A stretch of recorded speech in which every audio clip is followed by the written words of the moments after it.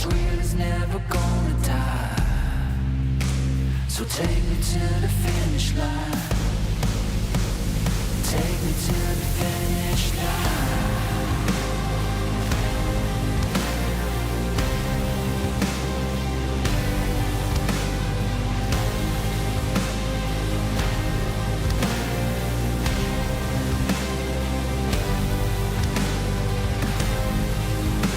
So take me to the finish line. 'Cause what's real is never gonna die. Yeah, you're never gonna stop me trying. So take me to the finish line.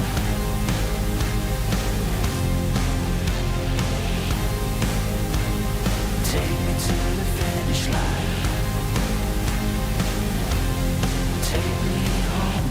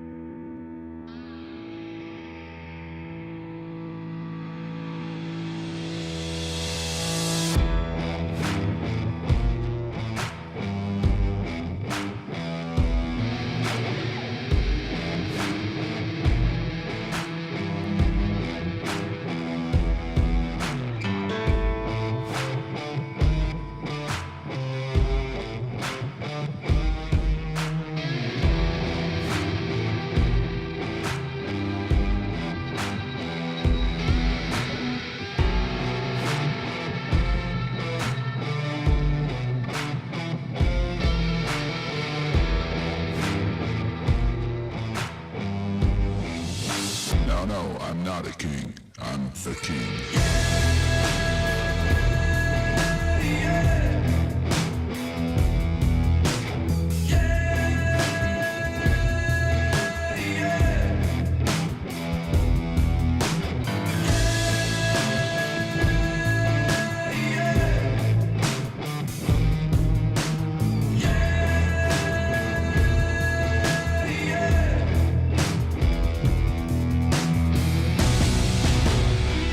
Just wait.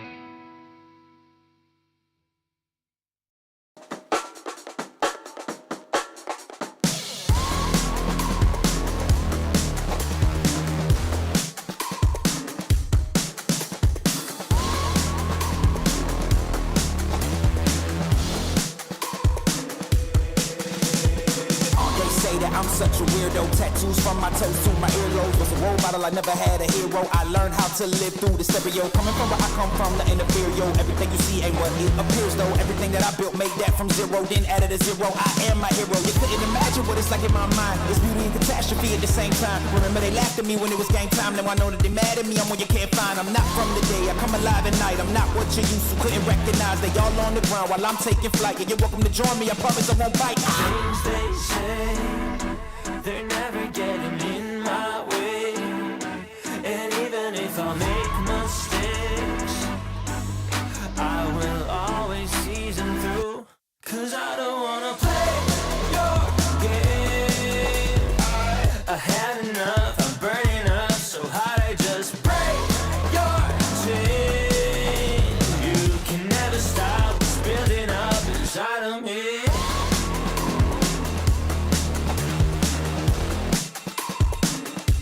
Inside of me.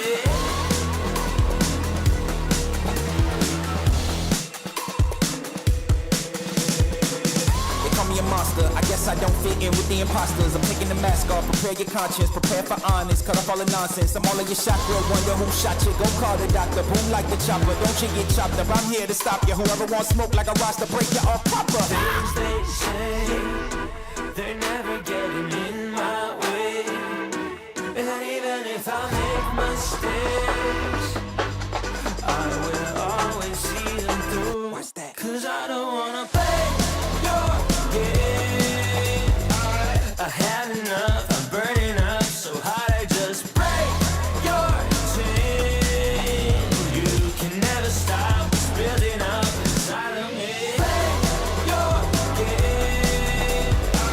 I had enough, I'm burning up so hot I just break your chain. You can never stop what's building up inside of me. They say that I'm such a weirdo. Tattoos from my toes to my earlobe. Can never stop what's building up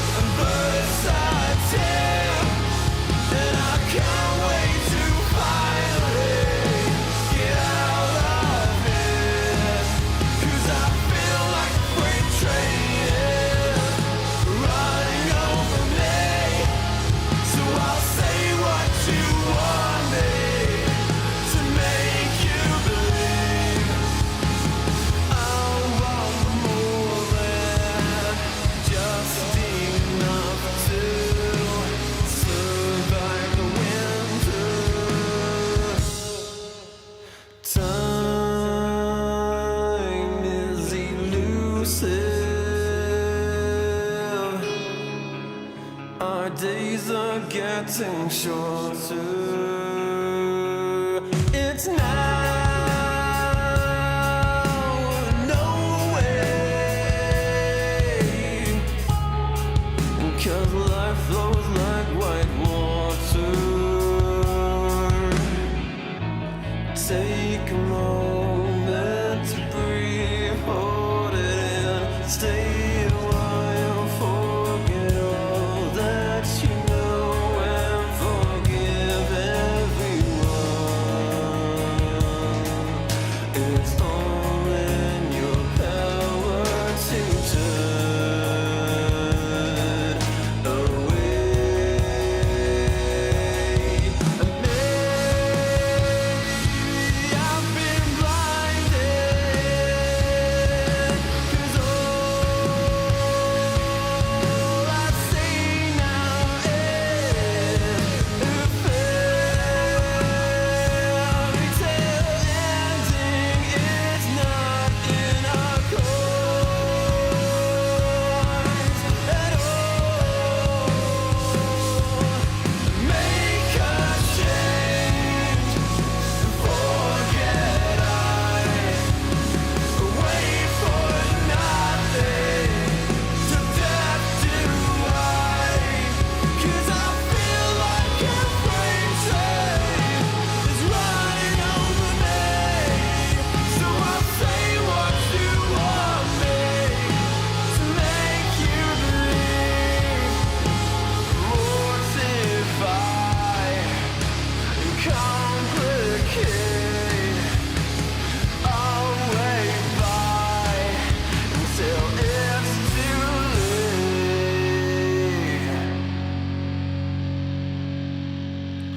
But I think that you know much better. Wait forever. My head is on straight for once, and you will pay for it.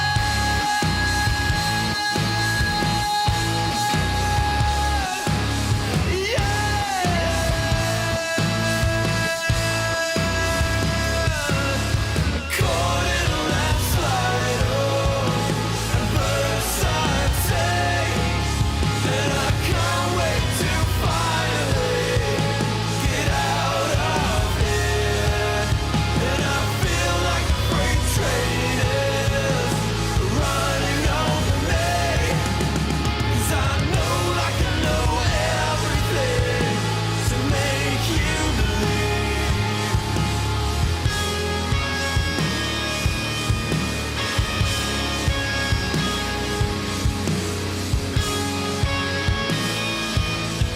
Take every piece of me, and don't be fine for a little while. Forget everything.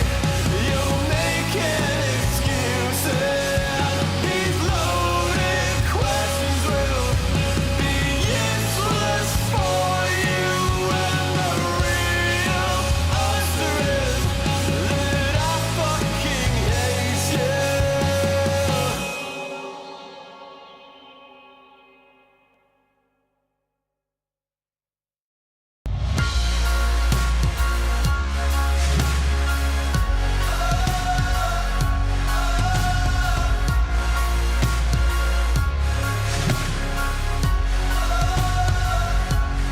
Neues Kapitel, weißes Papier, Seite um Titel, Mitte 20 und hier, Zeile für Zeile, offener Blick, find nur beim nach vorn sehen zu mir selber zurück. Und auch wenn's irgendwie nur eine Plattitüde ist, der Augenblick zerfällt, hält man ihn fest. Und wenn ich's richtig sehe und verstanden hab, dann sagt er selbst, wenn man ihn ziehen lässt, ich geh einfach nur los, irgendwo hin, auf jeden Weg. Ob klein oder groß, wartet ein Sinn und wir haben's erlebt. Nein,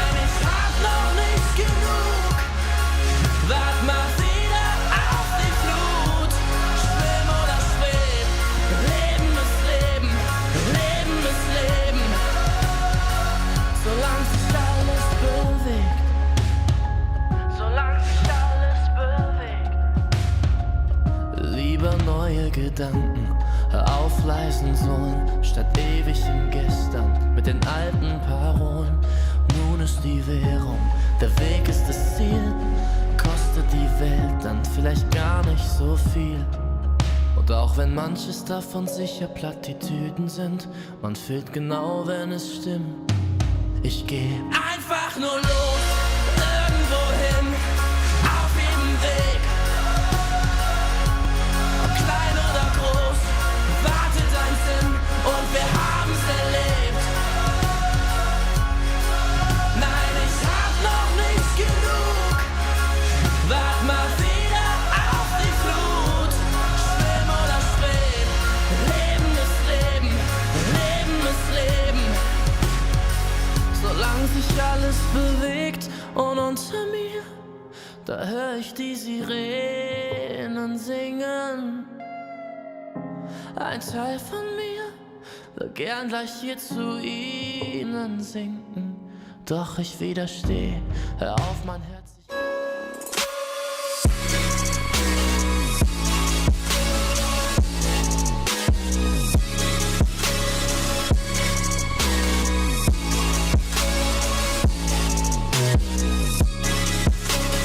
You love it, you wear it. What's your style? Get your merch at shop.eslgaming.com.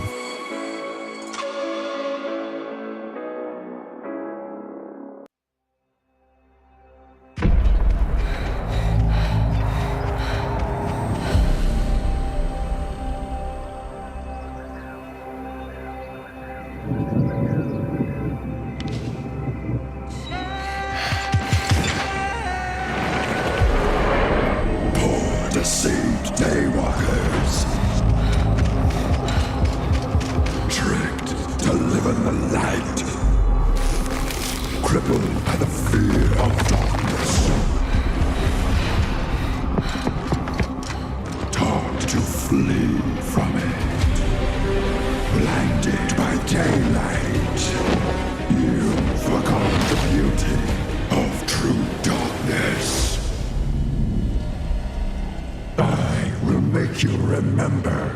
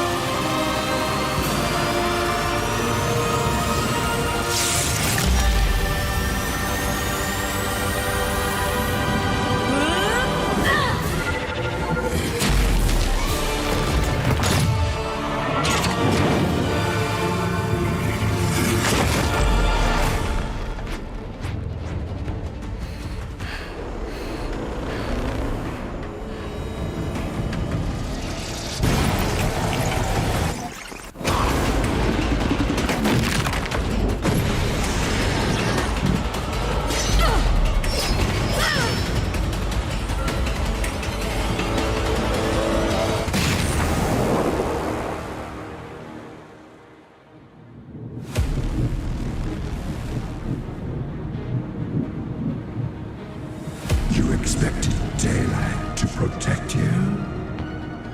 Your sun sets.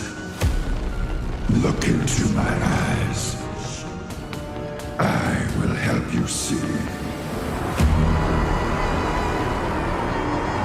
I will set you free from the chains of lies and bring you back home. Into the shadows.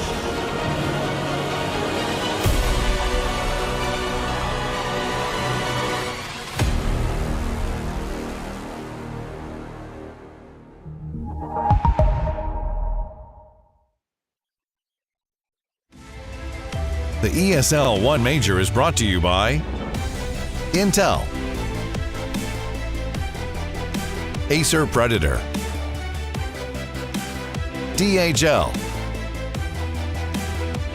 and Monster Energy.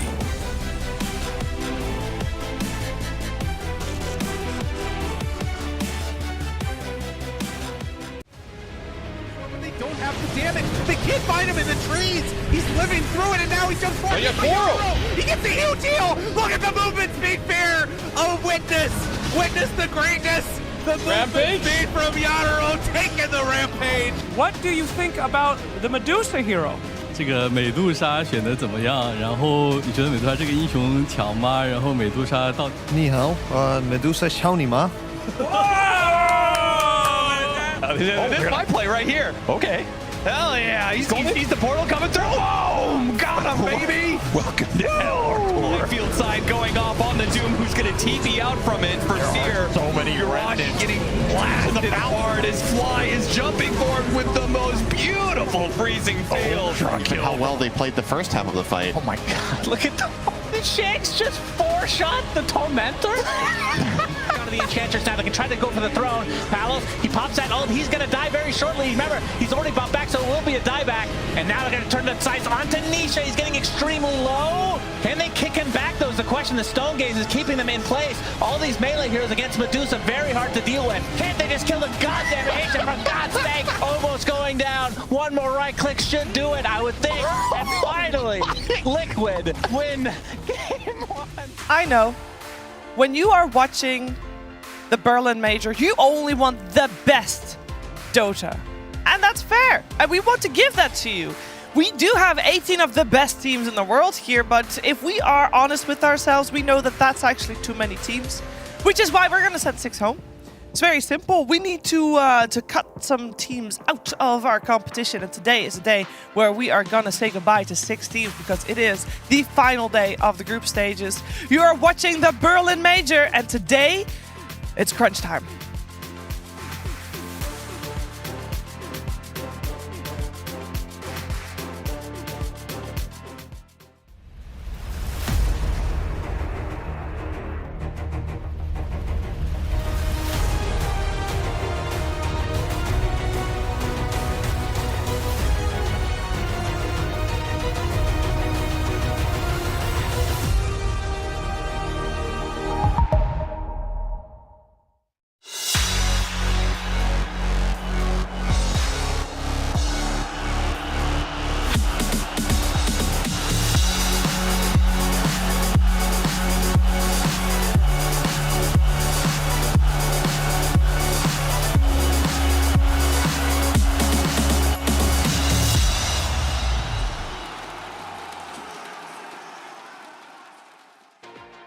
Only the best Dota for our viewers should be coming your way. That's right, we got you in mind here in lovely Berlin, and we want those final 3 days in the Velodrome Arena to be magical. We want the best. Only the best. That's why we have the best people on the panel as well. Sheepstick, PPD, and Jenkins here to take you through day 5. I know time flies. Day 5, final days of group stages. And it's a bittersweet day. They keep waving. As long as I keep talking, they just wave. Good morning, Sheep. How are you? I'm great. It's good to be here. Yep. Good morning, gamers. Yes. Ready for some dotes? Ready for some dotes. Yeah, I wasn't ready for this morning, but it happens every time, so whatever. Let's keep going. But you were more prepared this time than you were previously. All good. We're getting there. We're getting there. Bring on the games. Yes, we want to bring on the games because the games have been pretty good. As I said earlier, 18 teams here. It's really nice to have 18 teams. Isn't that right, Jenkins? That's right, Cheever. I was looking at the tiebreaker scenarios, trying to figure out how we could get a 6-way tie because that's a good time. But, you know, a few of these teams have gotten knocked out. A few of them have underperformed compared to what people were expecting. A few have overperformed, notably the teams with the stand-ins. Of course, Sumail popping off for Team Aster. OG, you got Kitrak, you got MC. They're both having an insanely good time here. And it's all for these points, Sheever. It's all for the points, it's all for the money, and it's all for the pride and glory as well, as you want to be the best. And a team that has had the title of the best team is Gaming Gladiators. They're topping Group A, and that's all nice. Group A is, of course, very, very close. We see Gaming Gladiators at the top, and they are the only team at the moment, Sheep, to be a guaranteed upper bracket for Group A. Really? Yep. That makes sense. They are really damn good. They kind of own their group super hard. They were only troubled a couple times. Like I know they got stomped in the, I think it was versus EG that game, and then they also struggled versus 9 Pandas yesterday. Went 1-1 with them. So like, you know, little cracks, stuff that they're figuring out. But overall, yeah, very, very good, very solid. If you're looking for a really fun game to watch, I think TSM Gaming Gladiators might be that one today. TSM kind of they're guaranteed elimination. Gaming Gladiators already guaranteed upper bracket. I don't know. Who knows what's going to happen in that series?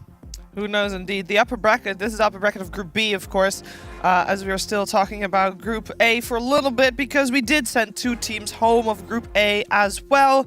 We saw Execration, and as Peter just said, TSM. They are guaranteed not able to do anything about their standings, even though they're still playing today.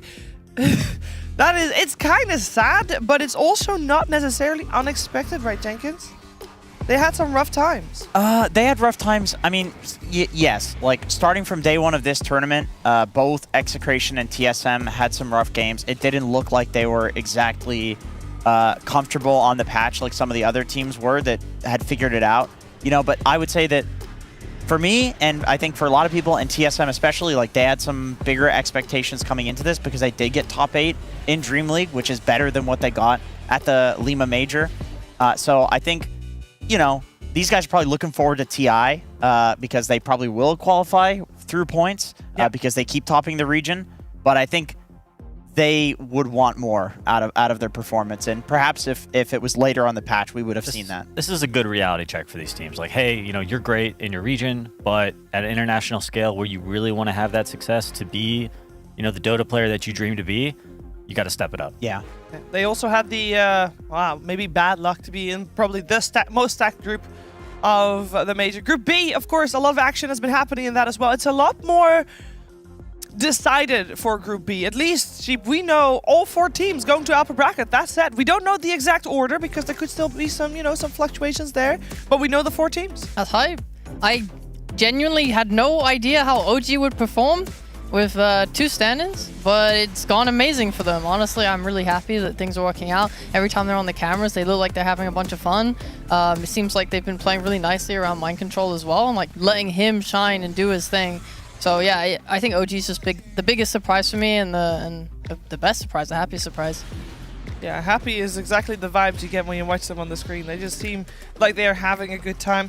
They're going to have a great time today as well because they could sit back and relax. They are the one team of Group B that is not playing today, and no tiebreakers is possible for them either, so they get a little bit of extra break day before playing in the upper bracket tomorrow. Good for them. We do also have to look at the other side, because we do have one team in this group, Peter, that is guaranteed eliminated. Correct, that's IG. Things didn't work out completely great for them. They did manage to get a win off of, I think that was OG yesterday, which was very surprising, but yeah, back to the drawing board for those guys. Back to the drawing board, indeed, and we see some of their final moments. They're still playing. Today, they're up against Beast Coast, which is, might not mean much for IG, but it means a lot for Beast Coast. It's the same thing. I mean, that's kind of one of the flaws of a group stage like this. Sometimes the game's towards the end. Like, sometimes it matters for some people, sometimes it doesn't. I think I'll say the same thing I did yesterday with Execration. Like, you guys are here still representing your region. You've got a number of fans that are still tuning into the broadcast to watch you. You know, put on your best show. You know, try and beat them. Try and beat them. I mean, what better feeling is there to win and know that you're dragging someone else down with you? Dota players. That's what they can't do. No, You're laughing at it, but it's true. It is actually true. Dota players are spite motivated. That's how it is. We saw the interview after TI with Tundra.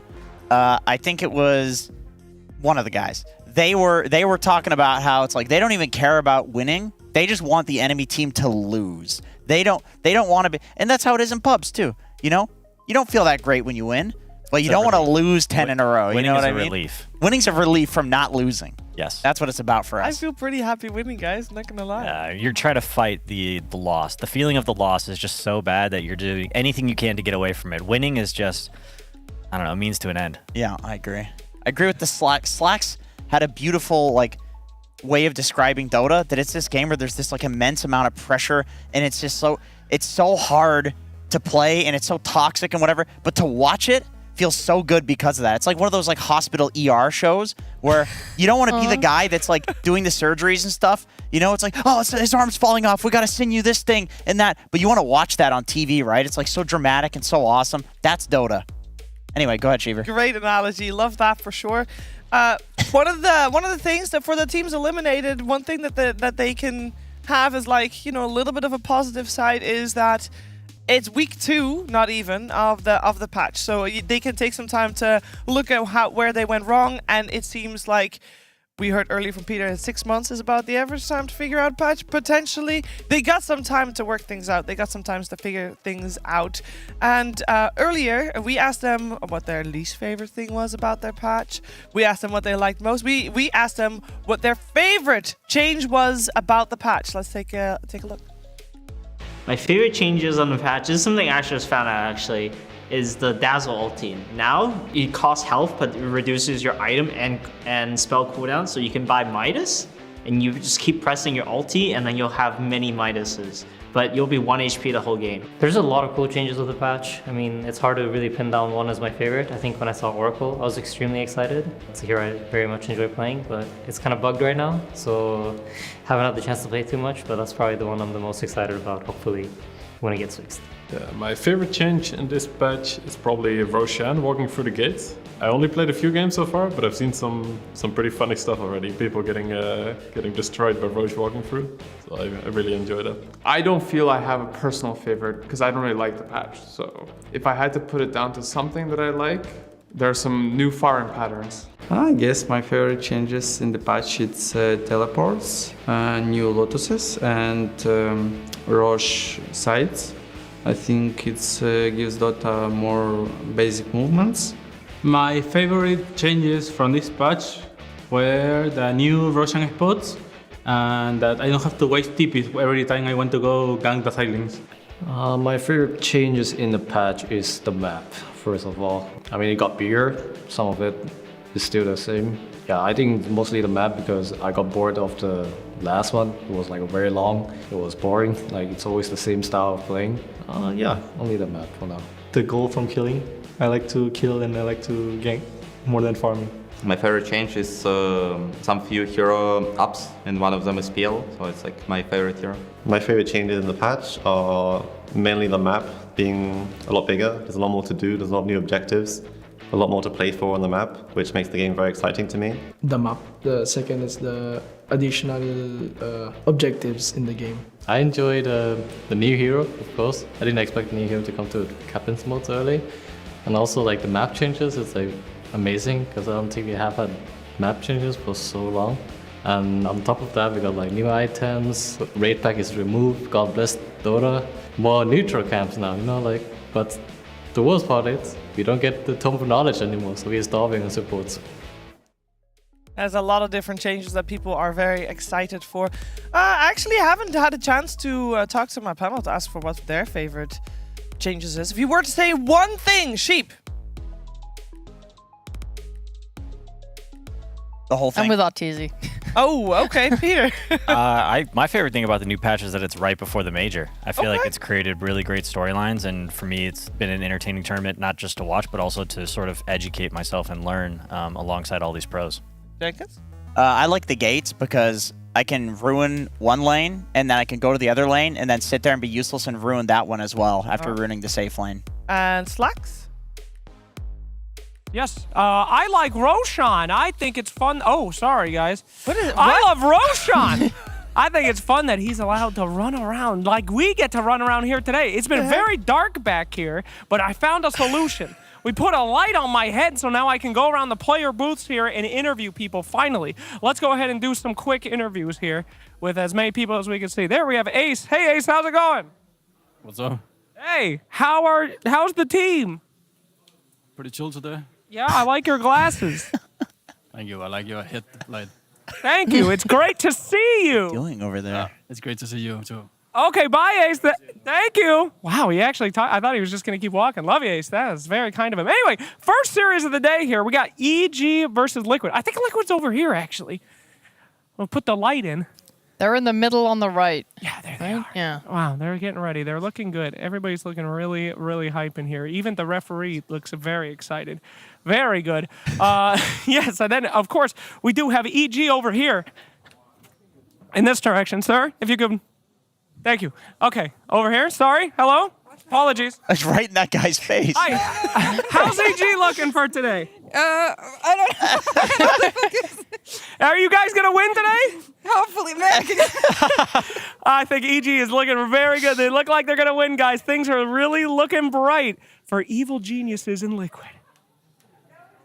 Oh, protect the players at all costs, I'd say. Blinded by the lights there. Evil Geniuses. We saw them earlier, crippled by air conditioning. Who knows? Crippled by the lights. I the question headlight. what was Ace doing in that crevasse? He was just in the darkness.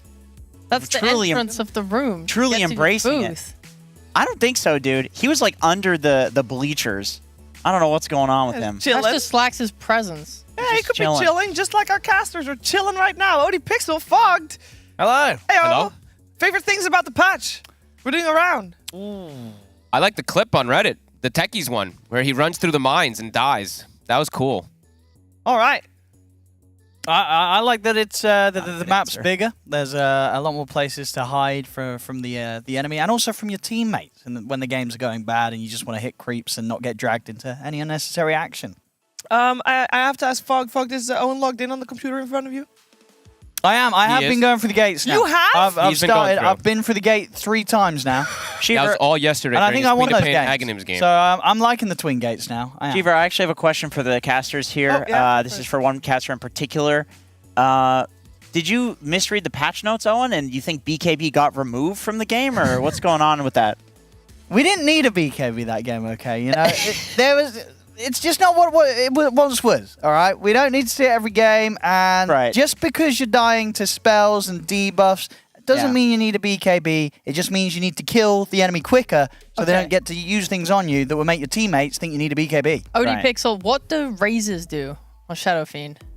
Damage? Yeah, so they help kill people, you would say, right? Again. So why didn't you skill them?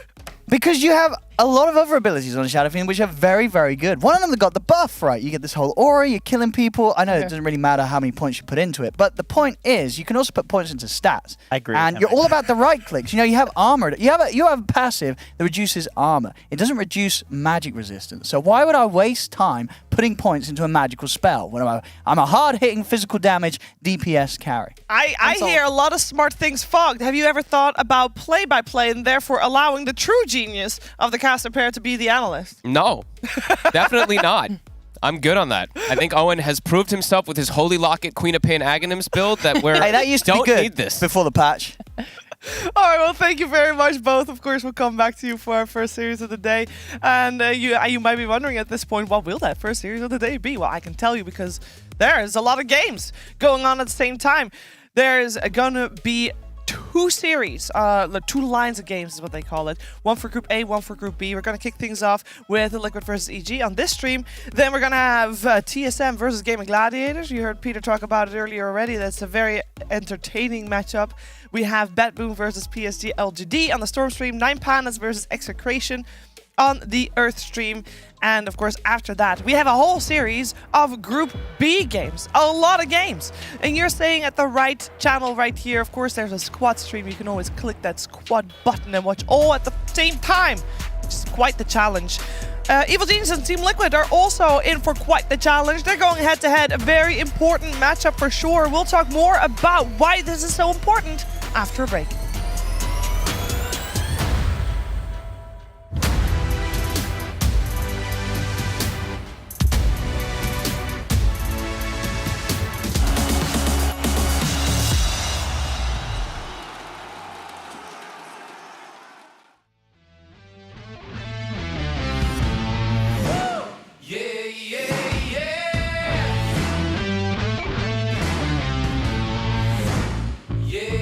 Yeah.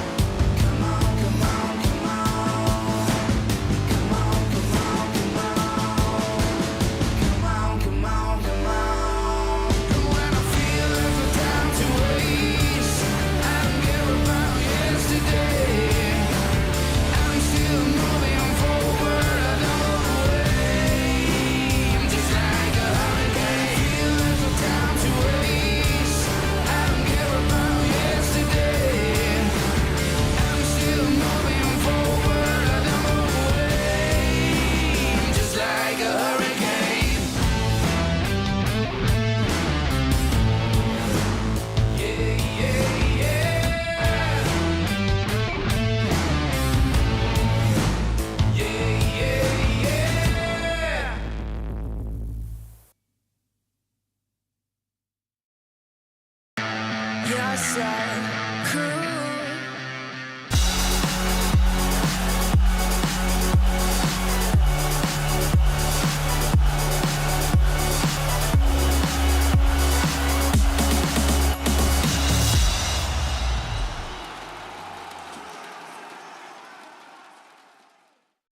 I'm here with a member of Team Liquid ahead of their series against EG. It's obviously a vital series that they have to play in. So just wondering, first of all, this kind of series, this level of importance, how do you prepare the team mentally for something like this?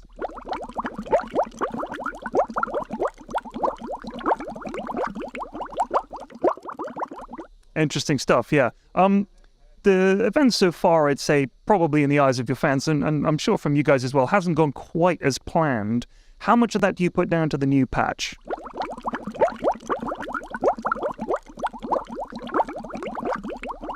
Yeah, that's absolutely fair enough. Very insightful stuff. Anyway, we wish you guys all the best in the games to come, and I'm sure we'll be seeing you on the main stage if you can play at your best. And just last, very quickly, any shout-outs to the fans, any words to the fans you'd like to give? Wow, okay, well, take it away. Yeah, a lot of pressure on this match for sure. It's Team Liquid and Evil Geniuses. Both of them are sitting in an 8 and 6 in the rankings, and that means they could either get eliminated or they could go upper bracket or lower bracket. Anything is still possible, but a lot is riding on this series, on this match. If they win 2 games in a row, either one of these, the chances for upper bracket are very, very, very high. Again, I don't believe 100% guaranteed, but very, very, very high. Let's focus our attention first on Team Liquid, because we just heard Pyrion talk to them, and he was 100% right. I think in their eyes and in the eyes of their fans, this result, Sheep, not as expected. Overall, yeah, I guess we thought they would do better. It's kind of crazy how you take the 2 best teams of like Dream League, and one is just doing fantastic and the other is just really feels like they're crumbling. I mean, maybe that finals did affect them. It feels like they've kind of they're a half momentum. Sometimes they're really good in these games and sometimes they just look lost. Yeah, that is a fair way of putting it. They have some fantastic starts, Jenkins, and they sometimes have some issues closing things out, or I would say maybe playing consistently. Yeah, that I would agree, Shiver. Seems like there's some surface tension in this Liquid, this roster for this tournament. But I agree with what Peter said yesterday, that you know, every day is a new day. You can wake up and be a fierce competitor that day. It just depends, you know, how they slept, how they ate. Blitz, what did he say? These guys are a good team. They're good players. Can they bring the best version of themselves today when it matters the most? Yeah. I think that's what we're here to see. I had another question. I don't know if you guys know too much about Liquid, but from my perspective, who's like the Giga Brain on their team? Who's that guy? Who's the Owie 2000 with the crazy cool ideas about this new patch? I've heard Boxy's a big voice for them. Yeah. Which is why when at the Lima Major they couldn't play with Boxy, it was a huge blow to them. They were like, well, not only are we losing who we consider to be one of the best 4 positions in the world. Well, if their Giga Brain is buying phylactery on Rubik every game, I've got some, they've got some big problems. I did see 33 get that on Medusa offlane. It actually looked kind of sick. I saw the phylactery and Bounty Hunter. That one was cool. But that one's good. I don't think Boxy is like the Giga Brain in like the Owie sense. He's just like the in-game shot caller in the early game, sure. which is like why he's so important, because he like makes all the moves happen and he would be the most active on the map, at least last patch. I think like Zion and Blitz just talk like all the time together about drafts and stuff and do like draft simulations and things like that. So they're usually the ones that like talk a lot. And then other people will just like give their opinions on what they think is good. Yeah, I think that's, I don't know. I mean, maybe it's too much of an assumption, but I feel like maybe there's somebody else. There's a team who wants to kind of see the patch shape out. Yeah. Maybe kind of copy, emulate what other teams do, and then expand upon it. But when they're tasked with kind of creating their own individual thoughts about, hey, how is the best way to play the new patch, they're not as sure. Yeah, a large part of that is indeed normally the coach. We know AOI is probably the biggest brain of the coaches that likes to experiment. And coaches overall very instrumental, especially at the start of a new patch and especially during a group stage where there's so many matches happening at the same time. You need to adapt on the fly, adapt every day so much.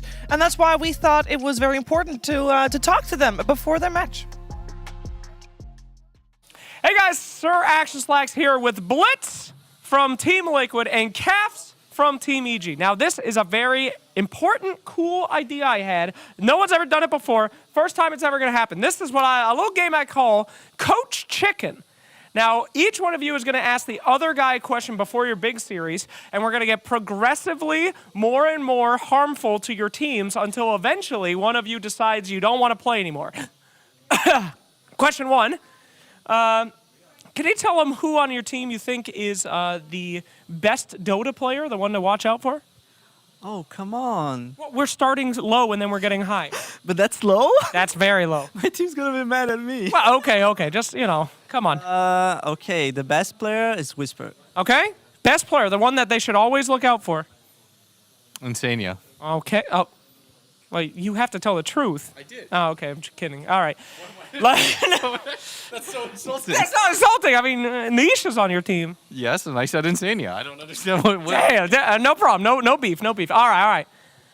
Name one hero you guys are gonna ban. Chen. Name one hero you're going to pick throughout the series. Meeple. I don't know. Storm. You guys are lying. If you don't pick Meepo, I'm going to be super... All right, now it's your turn. Tell one thing that your team does not want Team Liquid to know. We don't want you to know that we're, I don't know, man, scared of her Chen. Name one thing you don't want them to know about Liquid. I don't know. We're really scared of Whisper. This is really hard. You guys are not backing down. Okay. If you don't do this, tell the first pick of game 1. The first pick of game 1. Hey, give up if you want to. All right, it's chicken. I need to know if I'm first pick or second pick. All right, get over here. You want information? No. All right, let's say it's first pick. Let's say your first pick. What's your first pick? Enchantress. Are you actually... this is really bad. All right, are you going to answer this? If your first pick, what's your first pick? Chen. You guys are cheating. You're cheating. Are we cheating? All right, I can think of something harder. Okay. What is a hero that he doesn't think you guys are going to pick that you've been practicing? Batrider.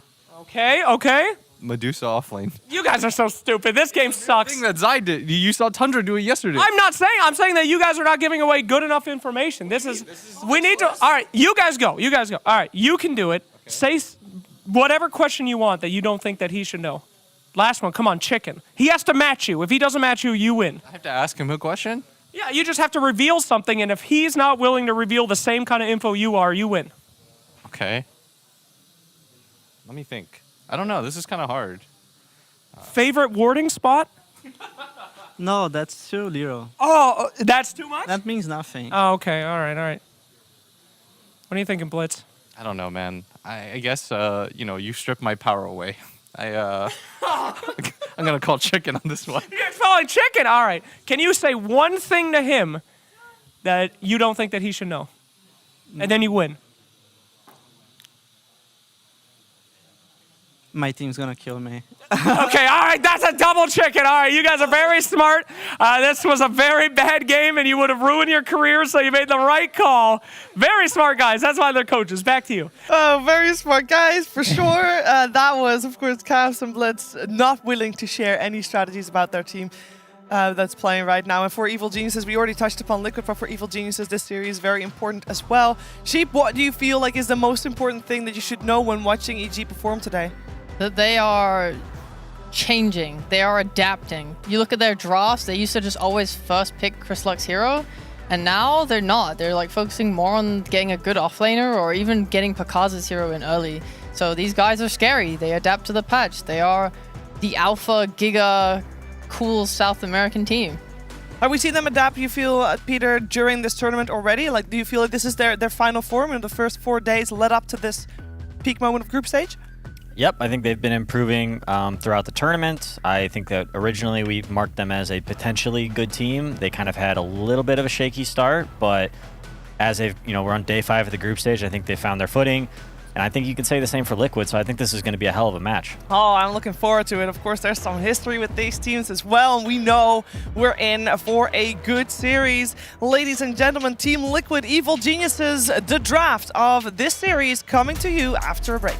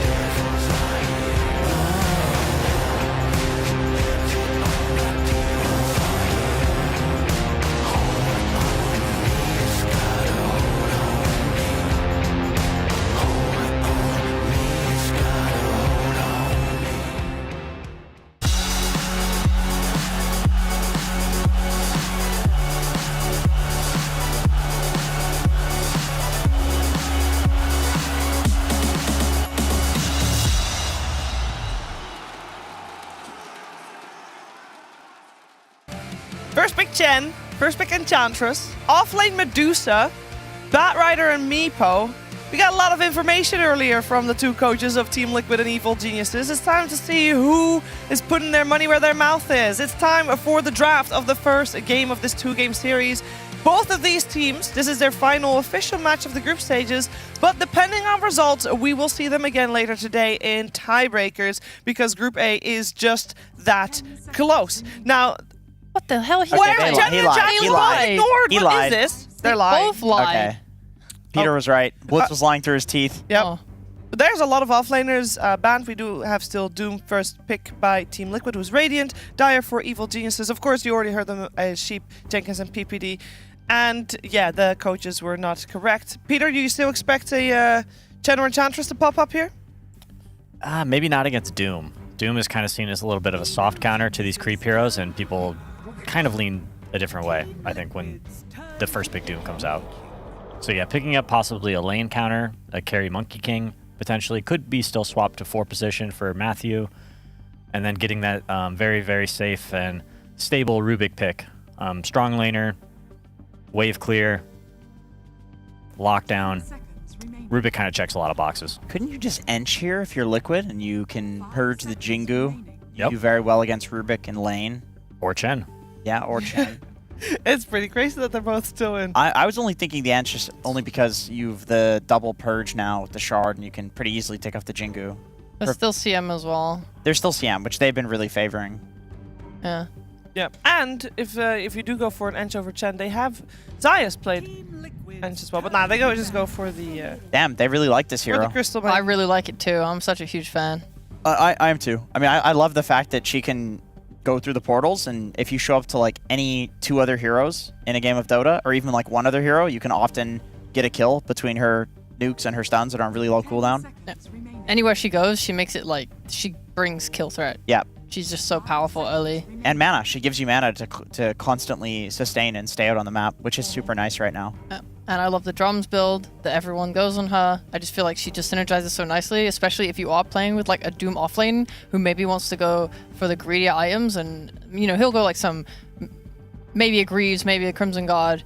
Well, he still wants his like blink and stuff. CM picking up like the drums just makes that burden a bit easier. Dude, with drums and the 250 health talent, she's actually really tanky. Yeah. Especially with all these auras. You can actually get in there and tank for your team. But the AoE Nova talent. No, you don't take that one. That one's garbage. You take it if you're having fun in an unranked game. Yay! Yay! You can still do it, Sheeps. I felt personally attacked just there.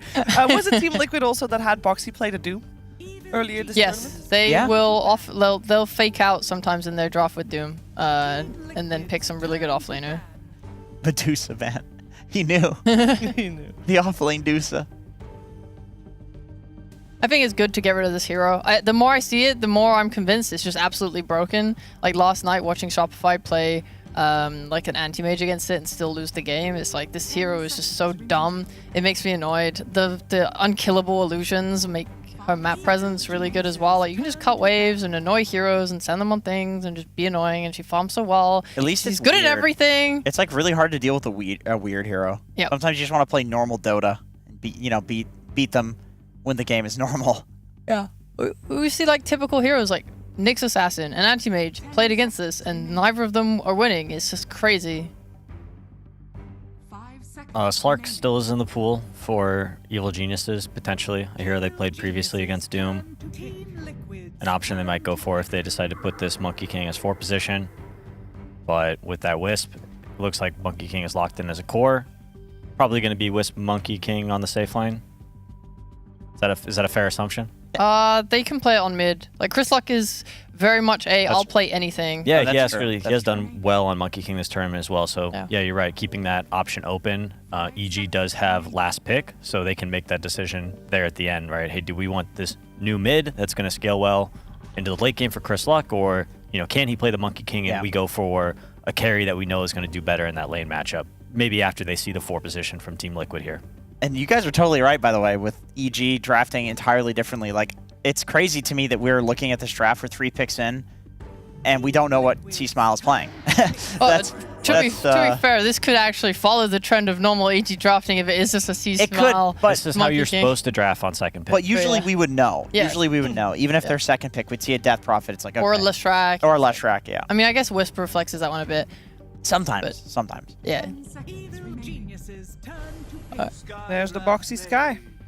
Yep, and the Nisha Void Spirit. So they're going to last pick their carry, and EG needs to think about, do we want Monkey King mid versus Void Spirit, which I think can be good. Those Skywrath rotations plus Void Spirit can give Monkey King some problems, but if Wisp is ready with a teleport to, come in and save him when that gank does come, I think he'll be okay. I think EG should be happy with the mid matchup they have, and maybe they could double down here with a carry that will do well on the safe lane.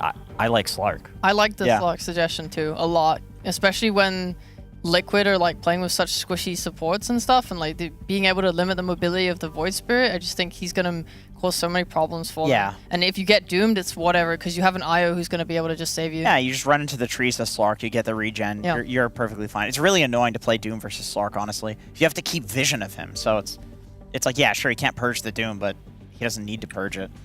Surprised that Liquid didn't ban it. They chose to ban Terrorblade, which makes sense, Darkseer, which makes less sense, I think, and then Disruptor, which can be good, but I don't think anything on Liquid screams, oh my gosh, we got to ban Disruptor. So maybe Liquid's ready for it. We'll see how they respond with their final pick. You know, what is going to be sort of their answer to this overcharged Slark, you know, beating them in the game. I guess maybe. I mean, if they can catch him off guard, I suppose their heroes are pretty good. Like, you come out of Fog with, like, a Skyroth Silence and you just burst him, because they have a lot of nice spells. Like, they do so much magic damage on Liquid that they should be able to kill the Slark, potentially. I don't know if also Void Spirit wants to go, like, Ags, and then you have the Silence, too. They have a really, really good poke on Liquid, so their games are going to just be, like, either we find you and we burst you and catch you off guard, or we just poke you and try and force like a reaction, like an item or a spell, and then we'll just back off again. Are we going to get the Whisper Bat Rider in the offlane? I hope not. Why not? That hero's looked really weak to me. Yeah, but it's Whisper. He's one of the goatest Bat Rider players of all time. That I is feel like true. it's a way better side laner these days too, with the 330 move speed, increased damage on the Firefly. They ban out the bat. Yeah, see? I was also why going you to say doubting PPD? That doesn't mean it's good, and it doesn't mean it would have done I've called well. every pick so far. Like, I'm going to call the next two. All right. So what's a carry counter to Slark that's not Bloodseeker? Because I feel like Liquid kind of needs something to answer the Slark right now. Let's get a Void in the game. Yeah, Faceless Void, yeah, sure. That seems really good with the other heroes that they have. Plenty of damage for the Chrono. I feel like Liquid has not been a fan of Faceless Void for a really long time. I would love to see it, like I completely agree, but I haven't seen them favor that hero in a long time. I mean, there's like Morphling, where you Let's can... see if they've played against a Slark. You can turn into the Slark and steal some stats. They always do like the Morphling. I will say it's a bit of a go-to. Yeah, they had a Bloodseeker against Slark, which is super ideal, but that is banned. Yeah. I don't think they have another game against Slark this tournament, so we'll see what else is in their toolbox. Yeah, they got a full minute. Think about it. The thing is, not a lot of bonus time used. They could just keep going for this Sven thing they've been playing with. I feel like Slark plus Monkey King against Sven is... They're going to go for it anyway. Okay. They're But you were confident. saying that you don't like it because? Because Sven uses his armor buff. He's inherently tanky. Slark will just feast off of you. You can dispel the Sven stun as well. Yeah. Like in a 1-to-1 matchup, I don't think it's that great, so they're going to count on the other heroes to deal with the Slark. Monkey King can drop the Wukongs, and he can actually man up against the Sven and out-lifesteal him. The one thing Sven has in terms of advantage is he's going to out-farm these heroes. Like, they don't have the cleave that Sven has, so Liquid is just confident in their other hero's ability to counter the two cores of EG, and that the Sven will just out-farm. What is Whisper going to play, guys? I'm trying to figure this out. You could play a... Oh, Doxy's banned. Something to own Sven in lane. Last pick, like Venomancer Necro seems okay. you want a range offlaner? I feel like Sven is a really easy carry to punish in lane. The only problem is like the heroes that I just mentioned are not great against like Crystal Maiden and Sky. Like these heroes have a lot of magic damage for something like a Necrophos. I kind of wish we would see more Legion Commander, given all the buffs. No Ogre Magi. I mean, we've seen it before. That would- Tanky. He definitely annoys Sven. That would unironically be like pretty damn good. I'm trying to figure out what it is. Like, we've seen some crazy hipster offlane. We saw Earth Spirit twice yesterday. Yeah, from we did. Execration. Like, this is Whisper. What do you want to play? Yeah. What are you going to beat Sven Crystal Maiden in lane with? You have Rubik, a great pair. Magnus. Okay. You like it or not?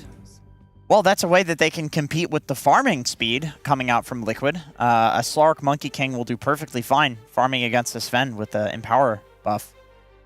Yeah, I think it can work. I don't think it's the great gotcha last pick, but I'm not sure that great gotcha last pick was there. I think Liquid had some good last bans here with Timbersaw and Batrider, choosing to, hey, let's double down on our Slark. It looks like a great Slark game. So if this guy gets an item above everyone else in the game, I could see him taking over. Yeah, I don't like your answer to Slark is meant to be you doom him and you don't have to worry about him in these fights, but that just isn't the case when there's an IO playing. So like Nisha and these guys with their blinks, they need to be able to find this IO and pick him off at the start of these fights, and then I think things could be a little easy for them. It's just hard when you're playing like a Sven and you can't rely on having your BKB to allow you to get all these initial hits off with your like God Strength, when there's the ability to buy a Basher on Slack, there's the ability to put your Dark Pact and your shot down, and like Magnus is going to be able to RP you. I think it's just a little rough for Sven as this game goes later. It's fair to say that Team Liquid's lineup is just harder to execute. They have a lot of things that they have to do in order to make their fights be successful? Yeah, the onus is on them. I mean, they have heroes that are pretty easy to do with, though, I would say. Like, they have Crystal Maiden plus the Sky Ult, they have Void Spirit plus the Sky Ult. Yeah. So they do have ways of picking off and poking, like Sheepo was saying earlier. And they can snowball with the Doom getting auras and just taking over the map. However, if the game goes late and it's even, I think EG can pretty well dominate the game with the Slark. Okay. We're going to find out who's going to take game 1 of this 2-game series. We're heading over to a commentary duo. It's OD Pixel and Fog. Thank you very much, Shiva. Yes, Liquid versus Evil Geniuses. Fog, what do you make of this? We've got Liquid coming out with that last pick of the Sven. Mika, we've seen them have some good success with this, and they're able to run some pretty good timings as a strategy around this hero.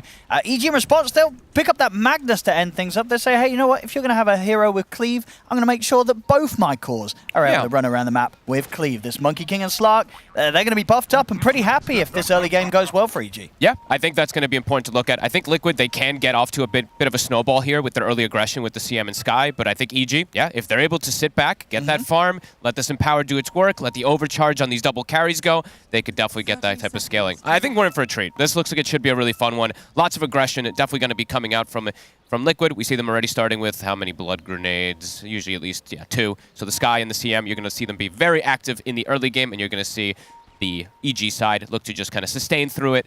Probably just look to try to get that big farm going. Yeah, let's see. I think rotations are going to be big to look at because this Monkey King versus Void Spirit matchup should be good for Chris, but I think that's where we'll likely see Boxy make rotations over, likely with Insania. Even though it's in toward the mid lane, which you don't see too much, this could be one of those. Oh, they're going to try for first blood here onto Matthew, but does mean Whisper's able to get the skewer onto the two of them under the tower. Matthew's still alive. The Powerless Strike comes out. Matthew, he's going to be fine. It's Nisha that goes down first. Whisper there with the big plays. Level 1 skewer under the tower you go. And EG will claim first blood. They were ready. Super ready. The IO in perfect position to get that heal going there for Matthew. And yeah, great skill there coming out from Whisper. I think the Fairy Fire, did it end up saving? I think it did. It's close either way. Great play. Good stun from Chris, connecting literally perfectly on the two. I mean, it really did, yeah. Chris saving the day as well with that follow-up boundless strike. All in all, just well coordinated there from EG. Very much ready to react to that sort of move. Teamwork. And just a bit of a wake-up call for Liquid. This game in particular against the Magnus, you've got to be careful how close you fight towards those towers at any point of the game, because Whisper, he's going to look to get you under them. Yeah, and especially like bottom, this is like the tried and tested duo, right? The Rubik Magnus, the double ways of displacement in case people step up too far if the lane pushes out. Top lane.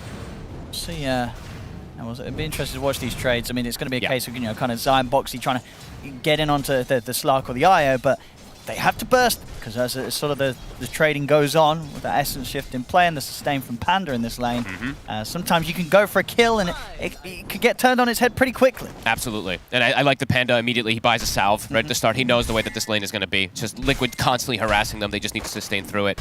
Mid, because we said Chris, he should have this advantage over Nisha for the most part in the lane until we do see rotations. And yeah, right off the bat, he's 5-5. So excellent start for Chris. Mr. C Smile. Yeah, and sort of looking at the side lanes, I mean, as you say, how high the importance probably will be for sort of a +1 to come in from Liquid towards that mid lane. Will both of the side lanes cores be able to deal with being left on their own? I mean, top lane, Zai, can he sort of survive on his own early on if so that rotation comes towards the mid around that 3-4 minutes? Not so much. No, it's hard, definitely a tough one. But I mean, they do that to Zai sometimes, right? They just stack him a little bit. So I think there's definitely potential where they will be looking for those swap ups and everything. But yeah, there's kill threats everywhere. These lanes are. It's going to be a very active game, so it should be a really fun one to watch at least. How's the regen looking bottom? Mickey does have some extra tangos. Okay. Tons of regen. I like that the way that EG's itemized here in this laning phase.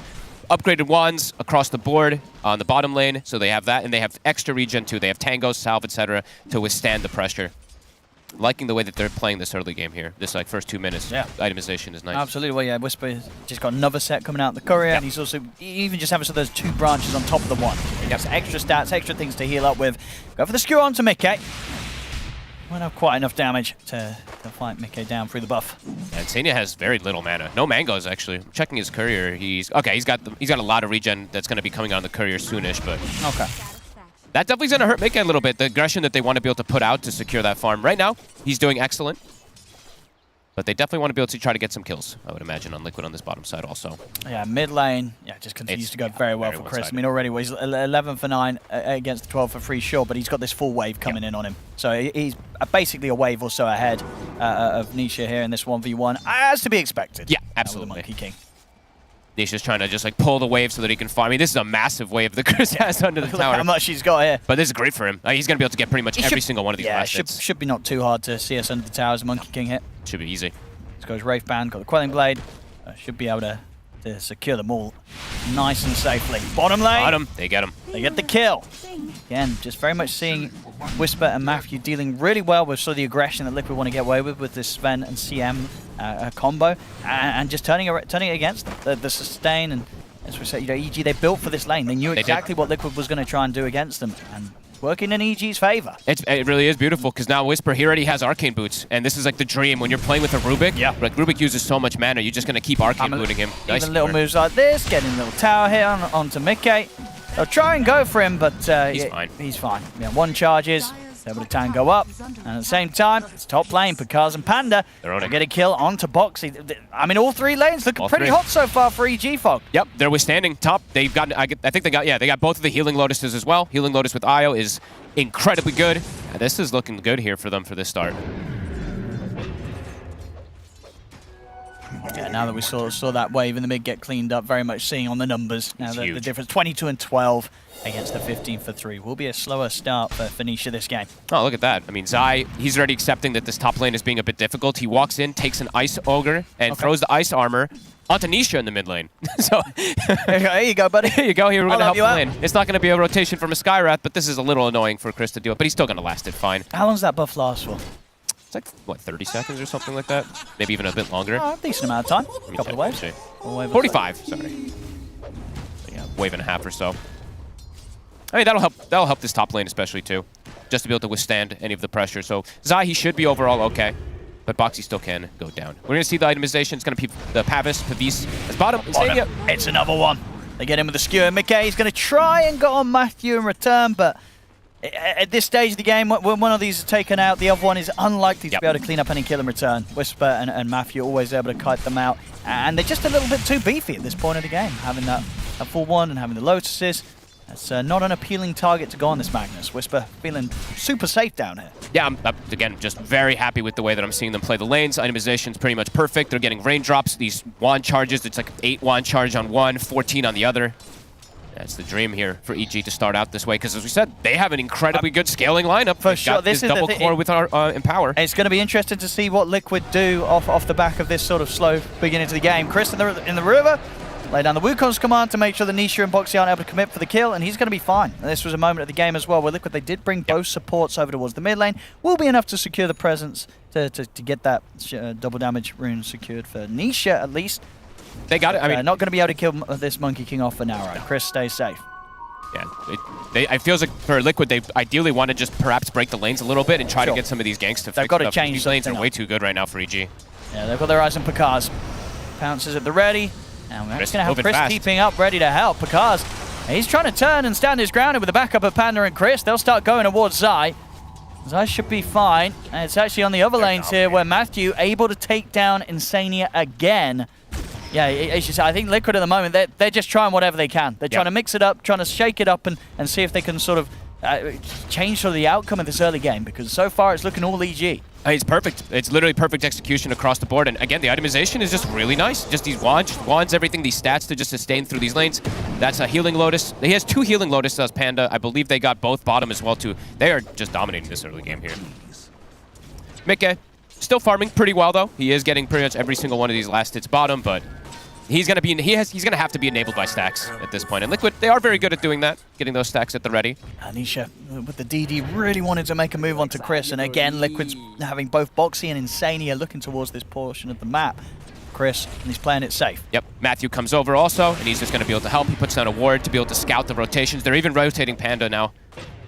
They're going to go for Panda. But Panda, he's going to be over with the tether. Boundless strike to hold back Nisha. Does Nisha want to go in again to finish off the kill, get held back by the telekinesis, and he'll back out with the dissimilate. Does not want to try and jump in aggressively whilst there's the 3 heroes of EG here. As EG, they'll now start chasing out towards Insania. Jump forward from Chris. They're in onto the Crystal Maiden. They'll take out Insania. Chris falling a little low, but Panda's in with the tether. Chris perfectly fine. Nisha not going to be able to take anything in return here as he has to split. We'll be able to at least secure the power room once more, this time a shield one, but still unable to get any kills here, Liquid. It's not even close to them getting kills either. Like Panda, he has the double healing Lotus. So even if they commit, he can just get that heal. The tree, looks like it did get cut there for a second, but can't punish it. 2K lead, 6-0. Supports moving together, playing around Chris. These two side laners, they're independent. The Magnus is fine on his own. They're both getting so much farm right there. Yep. But he's having a great time. He's having the freest time ever. And this is sort of in the pre-empower phase of this game for Picard. Going straight towards the defusal. It's going to be a quick one. Oh, and Whisper, he has Blink Dagger in 70 gold. Looks like Panda. they should be able to get Panda, or should they? They'll finally get a kill on the board here, Liquid.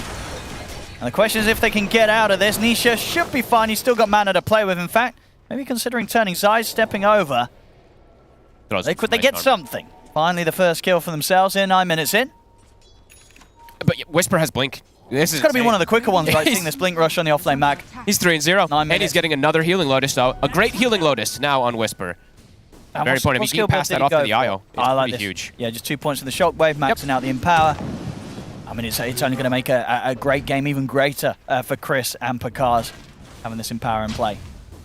Yeah, this really is the perfect start for them. Level 5 supports, they're very high level also. They got the Wisdom Rooms were split. Boxy was able to claim one, but we saw Matthew also got his bottom one a few minutes ago. This is perfect stuff coming out here. Do they have any stacks? Yeah, they do. So even Matthew, while he's been making these good moves with his with the supports and everything, they're getting some stacks on the same side. EG's getting some, so is Liquid. Sure. So yeah, covering their bases, even while making these moves.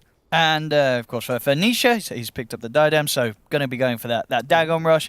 Is this pretty much the build now in Void Spirit, or are we seeing some other people try some different stuff still, or with it being universal and the stats that sort of Dagon gives and the burst it provides, Dagon is the way? I think in this game, when he's playing with like Sky and versus Slark, you want to just try to delete the target immediately, so I can see it. I think I've seen this build and Echo Saber, right? I think that's the two that we've seen most of the time. So. Do you have preference? I think, it depends on game to game, right? I think this one it's because he has Sky, he has the amp. You got the seal. Yeah. So, yeah, I can see why he wants to go for it and just pop targets or pop the IO immediately before the fights kind of kick off. So I can see why he wants to do that. We'll see how quickly Nisha can get it online. Yep. So far, only a 1k gold deficit, but definitely the concerns being, this is a game where, Liquid, they're the ones with the Doom. Exactly. And they're also the ones that could have potentially had sort of that lineup that would have been set up to get the early kills, and it just hasn't really. And EG, they're just going to be able to farm it up at a pace that could be difficult to keep up with. I mean, sure, they do have a Doom, and they do have a Sven on the side of Liquid, but we'll see how those two come into play against a very farmed Monkey King and Slark. It's the double cores. That's the important thing with the Empower, because there's a Doom, so he's going to be able to get rid of one of these targets in most of these situations, perhaps. But this Magnus is just enormous. Blink Dagger's done. He's making rotations. Even get the setup on potentially onto Nisha here. An Illusion Rune. Could be a tricky grab. Let's say. It's going to lead in. The Skewer. They've got the RP. They've got the Boundless. Throwing everything down here onto Nisha, and absolutely worth it. Just continue to sort of shut down the Void Spirits game. What feels worse? When you like the worst feeling probably. What the hell? 10 minutes in, Magnus got Blink. Like, what is going on, team? Well, that's definitely when you ping your safe laner. Yeah. You're like, what happened down there? And actually is absurd how fast Whisper was able to get this. So yeah, Mikke. I mean, he was picking up these kills in lane, right? Was he 3-0-2 so far? Absolutely smashing the entrance to this game. Yeah, perfect execution. And after that walk mid too, he gives the Empower to Chris, right? So Chris now walks into jungle. He's gonna be able to clear these stacks as well. Yeah, pretty much a perfect start here for EG. Yeah, I think the real test for Liquid, it's going to be in particular how Nisha can kind of keep up in this sort of game. Because Void Spirit already, right, it's one of these heroes that can fall behind if you're not getting the kills. And in this sort of game, you're going to fall behind massively when both the mid laner and the carry are going to be able to farm in such a fashion. So pressure on Nisha to get that Dagon as soon as he can, to sort of team up with the Sky and with the Doom as well, and just find these kills, because they need it. 11 minutes in, still only being able to find the one kill so far, Liquid. And there is, honestly, there is a decent amount of disable, as we see from that gank there. Like, even Matthew, this is before he has spell steal. So he has the potential of getting quite a lot of good steals to shut down this Void Spirit even more too. Like the Skyrash silence, if he gets a Sven stun, CM bite, he's got a lot of potential just to get even more lockdown to deal with Nisha, who's already falling behind. Sure. And a quick farm of the Ancient stack here with the Empower on Chris. Yep. Easy peasy. I know, what are we getting? I like this build. Chris? Yeah, the Mage Slayer. Yeah, this is really good versus the Void Spirit. I mean, look at their damage early. Liquid, it's all really magic damage early until the Sven comes online. And Mika, even then, him showing up early, it's scary. Tons of damage. Even if you have this Warcry, you're playing versus the Slark, it doesn't feel good. And because, yeah, a very ideal build for him too. Diffusal. Excellent this game versus the Doom, versus the Sven, versus these squishy supports.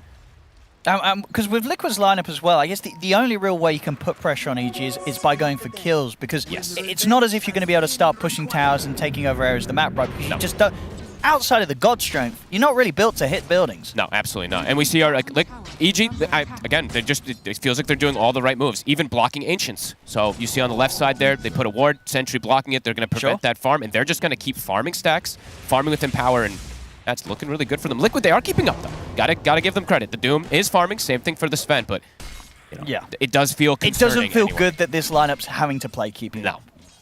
They want to be playing ahead.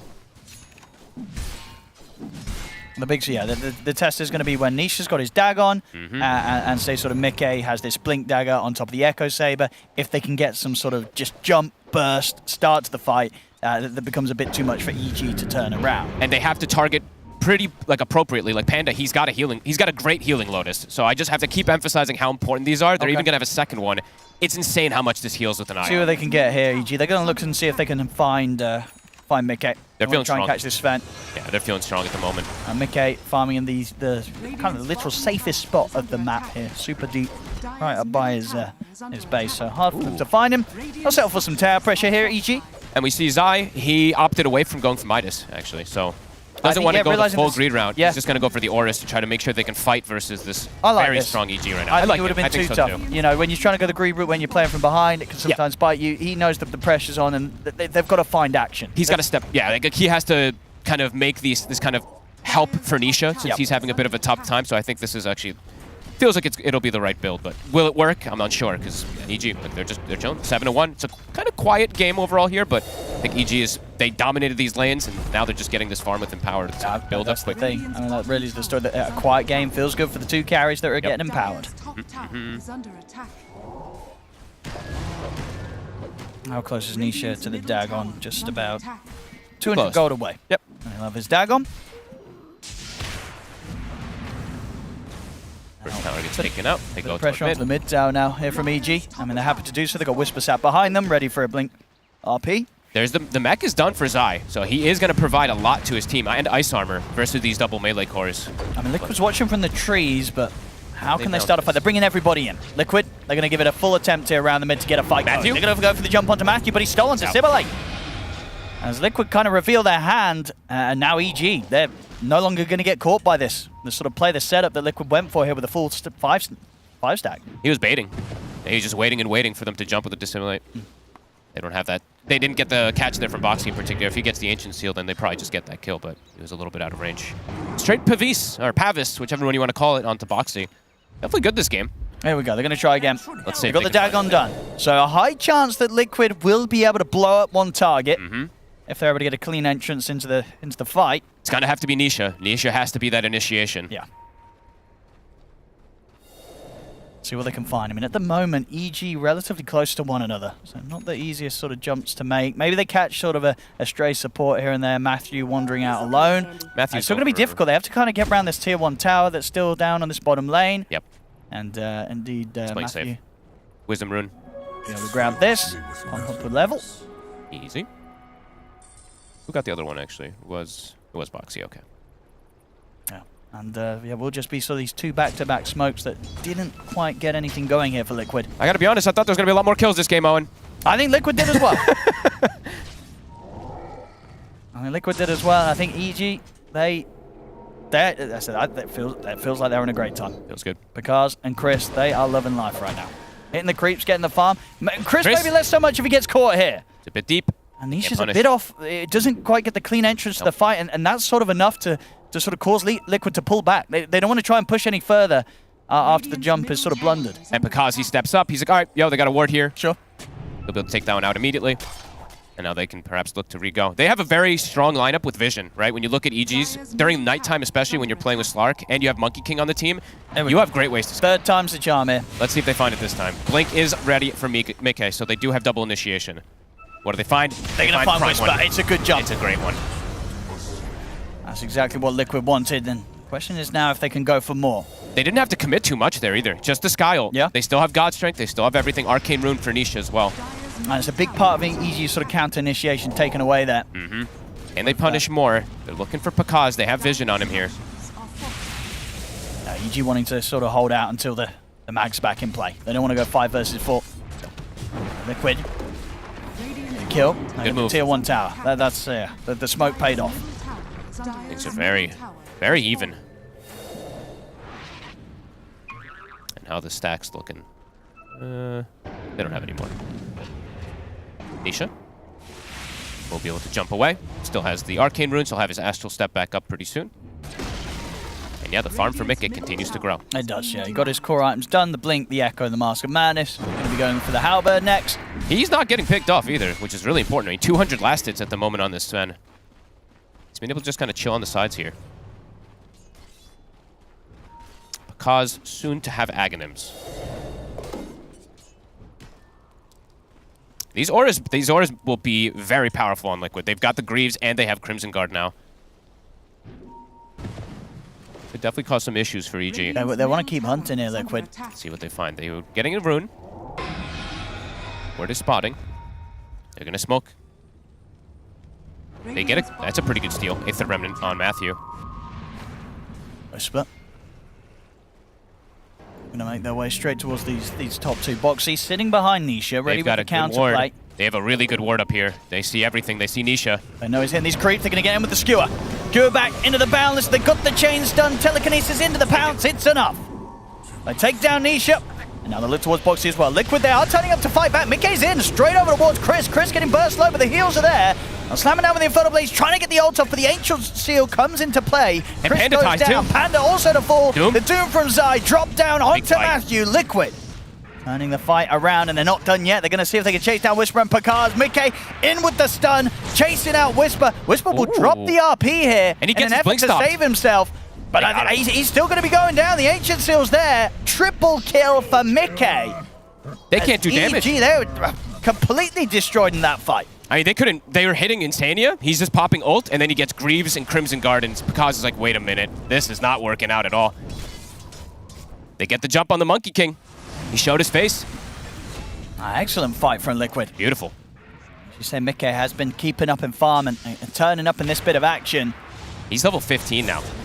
I mean, yeah, cleaning up this triple kill. And I like his itemization, too, to adapt versus these double melee cores. He's got a Halberd, so pretty ideal for him now at this point. Pulling ahead.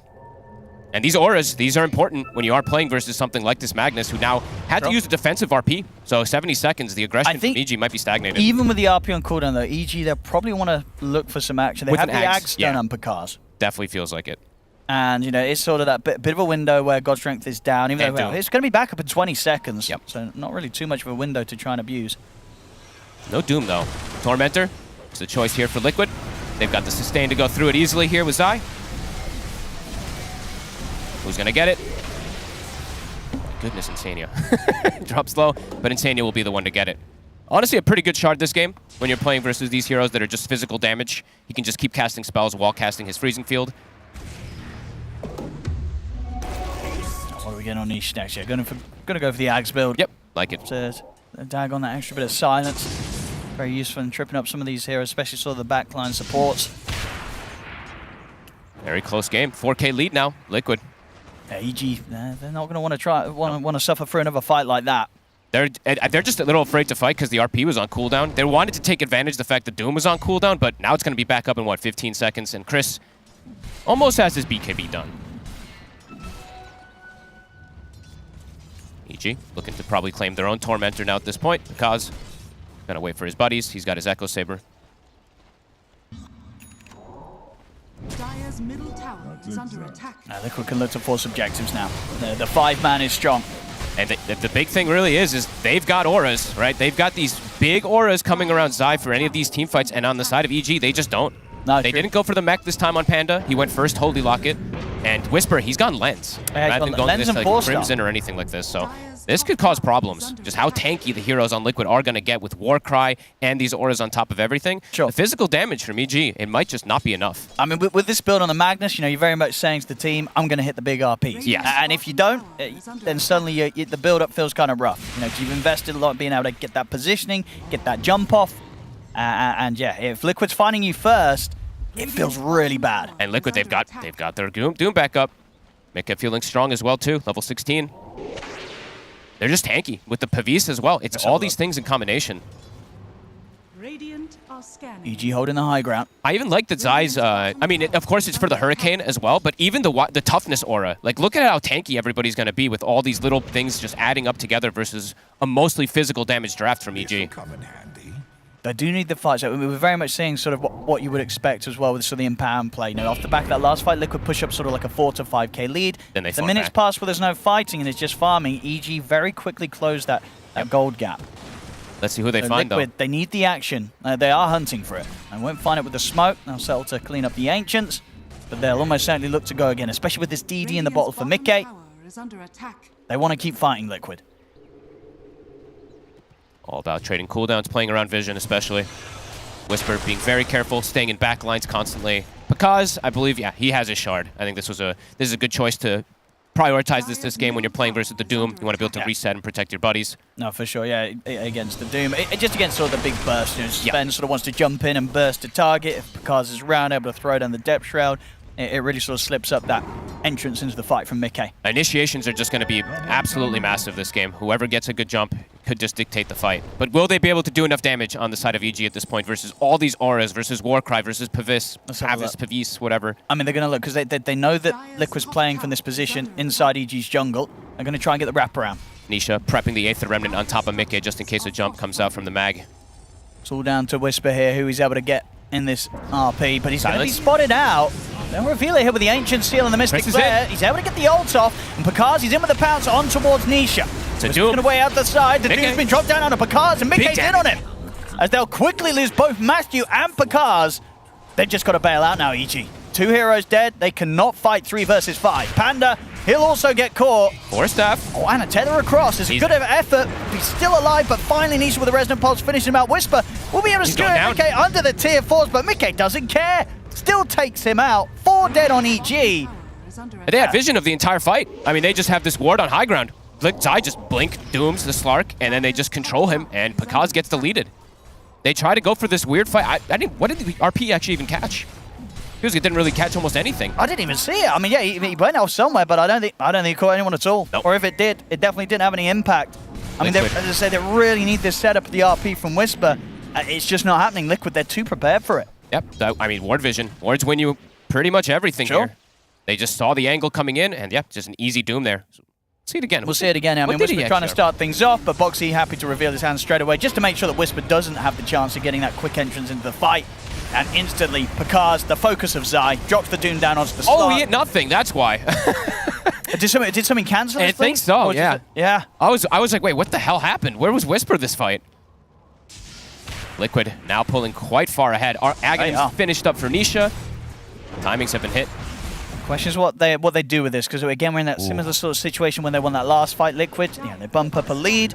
Let's see what they can take from the map, because EG, now that they're all back in, they'll be able to start closing the gap once more with the farm. Picard's going all in on the attack speed. He's going for the Aghanims into the Moon Shard. Interesting. That's what the plan is right now. I guess it's a big thing about vision also, right? It's attack speed, but it also allows you to get that angle, perhaps during nighttime especially. But yeah, Whisper, after having pretty much the best start for Magnus we've seen in some time, has not been able to find the connections. Yeah, it's just the risk you take when you go this sort of style on the offlane Magnus, right?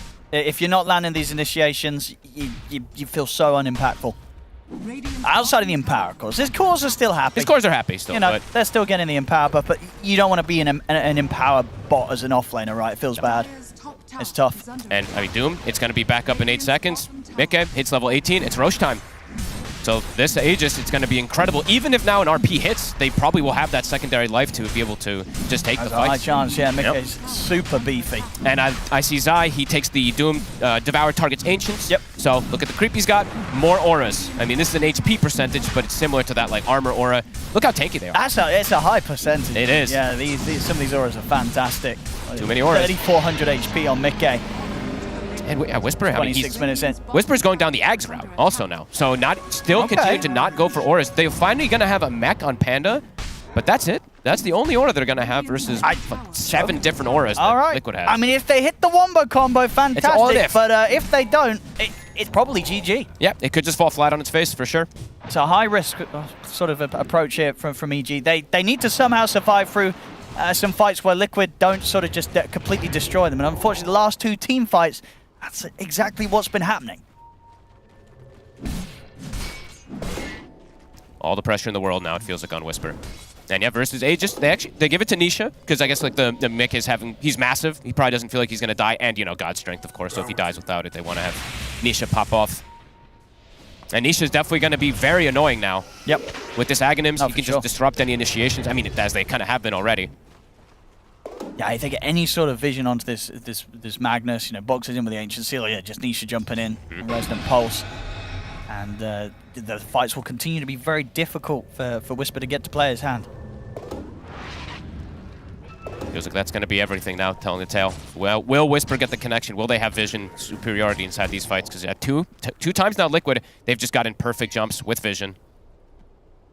Chris, Deso is done. Still continuing to get this good farm, but we'll see if they can just connect with those spells. Because at the same time, yeah, you've got Deso, but you're playing into all the... got to keep emphasizing all these auras. Yep. You know, a whole lot of damage and a whole lot of survivability. Even if you jump in with the BKB, you've got to get that Wukong's command off, so you've got that bonus armor. Otherwise, you will not stand a chance. And Liquid, they've got vision. Mikke, they've got vision. Chris is gone. Deleted. Liquid, clean. And it's at the time of a Wisdom Rune. Foxy will go claim that one. Thank you. Will he take it away from Insania? He will. Hey, yeah, first come, Insania first stops serve. for a second. You know, that's the rule. Excuse me. Shiva's another aura. The aura meta continues. Radiant's top tower is under attack. Nearly got the axe on Whisper. Can they even kill targets now? They're just so tanky. If Liquid's grouped up, I mean, it does feel very difficult now at this point with only physical damage. Because he switches it up. He is going to just go down the route of Scotty. Oh, I mean, yeah. Definitely preferring this over the Moonshard. I feel like the Moonshard build is kind of something you can get away with when you're ahead. If you're starting to fall behind, it's a little bit risky to just go all in on the attack speed without any sort of benefit of stats or survivability. Whisper's about to have Ags. See if he can connect the Horn Toss. All right. I'm ready for the big play. I hope we get to see some big plays. I hope so, but I don't know if we will. Especially even if he does connect on him, will they die? These tanky heroes. We see Mikke now, Orchid. He is just, I mean, free farm. 604, 350 CS. Elven Tunic as well. I mean, all these little things. Every little thing does matter when you're playing versus just so much physical. Little evasion, armors, etc.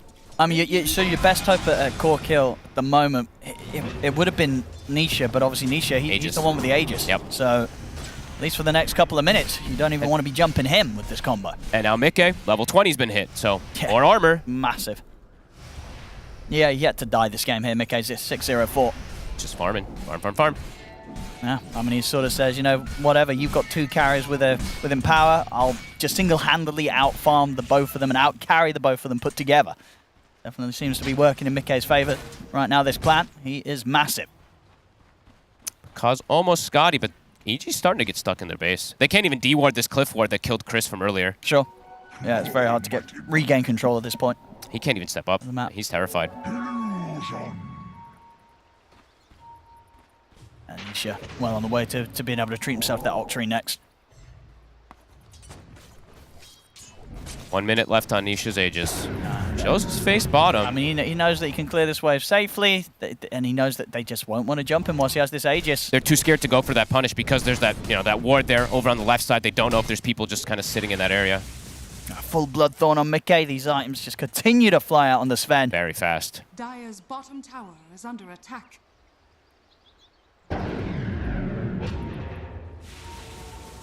Nisha, 30 seconds on Aegis. Chris has been... How long has Chris been sitting here? Chris has been on this tree now for, what, 2 minutes? It's a nice tree. Nice tree. Go on, Whisper, cut it. Get him off the tree. Hey, it might happen. What if he skewers through it? Nisha, 10 seconds. Clearing the wave. As soon as the Aegis is looking to expire, Liquid's running over to make sure they can back him up. Sure. Smoke. I mean, Whisper will dispel the smoke. I mean, Whisper. They're going to get found in the two Chris for the silence. He'll put the BKB. Chris turn with the Boundless Strike. Will give a chance for Whisper to get back onto the base. But Chris just gets destroyed through the Wukong's command with the damage coming out from Mickey. The rest of EG have to back off, and Mickey will get a couple of hits in onto the tower. Whisper's in with a jump. And the tree line, Nisha has been able to spot out Matthew. Zai's caught under the tier 4 tower. Okay, Mickey, go. In with the cleave, takes out Panda. Even Picard has to be a bit careful. A triple kill as he finishes off Matthew there with one final blow of the sword. And the fortification will come out, but Liquid taking 3 down on EG. They'll keep this push going. Chris standing there for 3 minutes, it feels like, and Whisper reveals his positioning, and then Chris feels like he just has to Wukong's and stand his ground, but Mickey, overwhelming damage. Just eats right through him. Who cares how much plus armor you have? Yeah, I mean, the first 10 minutes of this game, it looked very promising for EG. First 10 to 15, but then everything after, it's just been completely downhill. Whisper hasn't gotten any catches at all. Radiant's top tower is under attack. Especially that top fight. I mean, RPing the floor. Yeah, it's been rough. Painful. It's been rough. It needs the BKB. He's got it queued up next, but even then, right? There's just they have no auras. They have a mech. Liquid. They just have all overwhelming auras, and Doom is still online. There we go. Mickey being nice there. He'll let Insania take the wisdom rune. That's sweet. EG with the smoke. They've got to find something with this blink RP. Tormentor. Quickly brought down. They know. It seems like EG does know this is happening, but they just cannot find a catch. This guy now has doing so outside of the base. It's so risky now, whilst Liquid is so far ahead. They're everyone just getting tankier and tankier by the minute. A shield rune now also on Nisha. Triple bounty at least. Bit of money here for EG. Small. Yeah, still plenty of money needed to get Whisper up to the BKB. Next aura is soon to be finished also for Mickey. AC on the horizon. And I'm just looking at Nisha's health when he's standing next to Zai. Yeah, 3,159. So tanky. Box even. 2,200 HP. Everything falling into place very nicely for Liquid. Completely outplaying EG really in these last 20 minutes. Yep, just playing it careful, clean, methodically, playing around vision constantly. As we see the damage there. I mean, look, they haven't connected anything. It's only 5k damage dealt from EG. Mick has done pretty much more damage than ever. Actually, he has. I was just doing the math. He's done not more quite, damage. But one more fight and he will have. He will have Yep. done more damage than the whole of EG combined. Yep. Yeah. They just cannot find a connection. You see Picaz's next item. He's queuing up AC on Slark. That's when you know things are rough. Yep. Catch. Do they have enough for Zai? They're going to try. So tanky. And that's a half HP. Chris? And Mickey, he's in on a Chris. Picasso turns attention over towards him and drops down the Death Shroud. They have the Boundless Strike. They're going to be able to get Mickey. Big fight. Not a bad start here to the fight. RP's there. Stewart back into the Wukong's command. They've caught the 3 of them, holding them in position, but the Doom has been dropped down onto Picard. So Picard, he can't kill anyone. Any follow-up. Chris, he's going to try his best to survive, but the Wukong's command comes to an end. Chris goes down. They'll also find Matthew off to the side. If they're not winning that fight, Fog, I don't think they're winning any this game. No way. I mean, they kill Mickey perfectly kind of at the start of the fight, but then the team carries this time. He's like, all right, guys, I did my job. Now it's your turn, as we see. Yeah, Insania actually does the most damage in that fight. Yeah. A CM ult to do 5,500 damage. That feels like it could be the last one there for EG. Connections look good, but they're too damn tanky. The they Greaves, really are right now. Crimson, etc. They're massive, and that fight's got to feel rough. Yeah. You kill the carry, this carry that's been destroying you every single fight, and then you still just get completely annihilated by the rest of the team. Yep, Zai just gets the Doom onto the Slark, deletes him. Dire's middle barracks are under attack. One last attempt here, EG. Can they get some catches? They will get a skewer here onto 3. 3-man skewer. Mystic Flare's laid down, Panic coming in with the heels, trying to Bell Whisper at it, but he's caught by the Remnant, taken out by Zai. He'll buy back immediately in an attempt to see if they can catch anyone on the retreat, but Liquid, they're already out there. Nobody's getting left behind. Liquid able to safely disengage. They don't even get low. Yeah. The barracks stay up in the mid lane, but it's still further sort of financial damage. 23k lead for Liquid, being able to push out with those 2 buybacks from EG, and Outsiders just keeping the mid barracks alive. That's it. They can't get any kills out of Liquid. Liquid back off and continue to maintain this massive lead here, 36 minutes in. Kaz trying to find something, can't quite. The aura meta continues. Box even, soon to be treating himself with an E-Blade, kind of like, not an aura of course, but another way to just protect versus physical. Roche, it's on the menu. And woo, whoa. Oh, here we go, Dagons. Many Dagons. The Dagons are coming out now. Was that maxed out? It's level 4. Level 4. One recipe away from being at full power, Nisha. EG. Because the guys on mid-game. Gonna try and start. It's a decent RP, but Zai's got Axe done. He's in with the AoE Doom on towards Whisper. Whisper won't manage to break out of it. In fact, Picard's going to get taken out as well by the relocate. They'll bail out the Slark, but Whisper and Matthew taken out. Chris completely surrounded. He's out of the game. GG. They'll call it. GG's called. Liquid will take this game 1. As, this just slowed down massively. I think EG ended up on 9 kills. I think they got 8 of those in the first 10 minutes of this game. And then just absolutely nothing happened for them. Nothing happened for them. Liquid, with the outplay, they completely crushed EG in sort of the final 2/3 of this game. I actually think Zai's idea to just not go for Midas and everything was so crucial. It was, yeah. They just, they took every fight really cleanly. They played around vision, and EG, they literally just didn't find RPs. Like, you can see the frustration on Whisper. He's just like, well, I had like the godliest Magnus start I think you could possibly ask for. Yeah. And then he doesn't land any RPs when they kind of crucially needed it as Liquid run away with it with the auras. No, I think that's definitely going to be a bit of a tough loss in this game 1 for EG, considering how things looked at the start. And we're getting the farm, they were getting everything, but then they got nothing. Liquid coming in style, building together perfectly around mid-edge stage side, bang on with the itemization, 5-0-16, and just everything falling into favor fantastically here for Liquid in the outcome of this game 1. We'll see if EG can pick themselves back up in game 2 for this first match. Liquid definitely feeling on fire today. Thank you very much, ODPixel and Fog. Team Liquid win game 1 here against Evil Geniuses. And of course, we're keeping track of every single game that's going on at the same time, as it has massive implications of where teams are going. And we can now already say that regardless of what happens today, for the first time ever in DPC history, in this case, a team that has 8 wins in a group stage will be eliminated. And that is a scary, scary place to be in. And, well, the day's not done yet. We still don't know exactly where everybody's going. But, of course, win here for Liquid puts them at 9 wins. So that's very good for them. EG still in a tough spot. And they were in a tough spot in this game as well. We said that it was going to be a game where Team Liquid was the one that had the onus on them. They were the team to execute.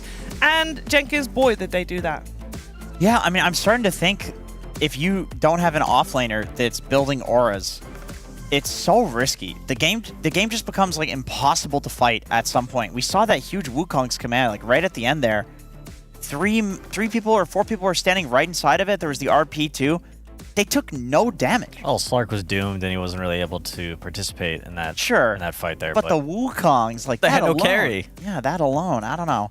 Crimson Guard's pretty sick. Definitely sick item. Important to call out like the team fight items. You know, Liquid had a Solar Crest, they had drums, they had Guardian Greaves, they had a Crimson Guard, and EG had none of that. Yeah. So they were just kind of all in on this Magnus getting the biggest RP ever with the Blink Dagger, and we saw a couple of attempts and engagements by EG, but where was the RP? Like just mix execution, and I wasn't really favoring Liquid's draft originally, but I think they just played way better as a team. Yeah, cohesion was definitely there. It was also great to see Mickey Sven in action. And Sheep, we wanted to highlight the carry-to-carry matchup. Pakaz versus Sven, the Slark versus that Sven. What did you think of it? I think Liquid are really comfortable with this Sven. They know exactly when they know exactly when he's strong, and they'll bring him to these fights, and he'll just two-shot someone, and it feels really good. Like, they're really good at getting him the exact farm he needs. I mean, maybe... I don't know. I just feel like he's so enabled, because you look at Nisha going on Void Spirit, and he's buying level 1 Dagon only, and then going into Ag. So he's able to just, like, go into these backlines on EG and silence, like, everyone, so just no one can really stop this Sven from just hitting who he wants. Like, they just play really well together to enable each other. I can kind of agree also, like, conceptually on a new patch where everything's, like, really confusing. You know, they're clearly trying to find their footing in this tournament to just keep picking this one hero they know is working for them and just keep doing the exact same strategy so they know exactly what to do and who they're rotating around and everything like that. Sorry, we're watching that. That was that first fight where Crystal kind of chased after the Crystal Maiden and then baited his team into a pretty poor engagement. That was the Whisper's first big RP that he had to use very defensively as trying to escape. I think that was the problem there too. They had to play almost always defensively. So even if we're saying like they were playing for this big RP to get, then if you want to get the best RP possible, you have to be the one to initiate. And almost always did we see Team Liquid at the forefront of these fights and playing from like it was a rough game from the get-go. That much is true. But Sheep, I would imagine that there's stuff to learn from this. Yeah, you couldn't always learn. I think they had the lead at the beginning of the game, right? Yep. You have this 10-minute blink dagger on Magnus. You're kind of in a commanding moment. Everyone's strong, winning their lanes. So they probably could have just taken like better skirmishes or just, you know, itemized differently. We talk about the lack of auras. It's like, okay, you get your blink on Magnus, that's fine. Now like go back for something else instead of going for like a 4-staff, I think. Yeah, he did. And he went the Ags as well. I'm not a big fan of that.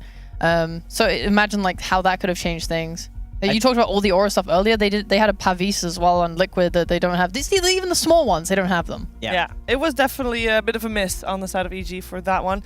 And they need a break. They are getting a break. That's fine. We're getting also a break as we listen to what Slacks has to say. What's he up to? Hey, Cheever. I am here in the player area. Yes, it is 5-minute break time for Team Liquid and Team EG.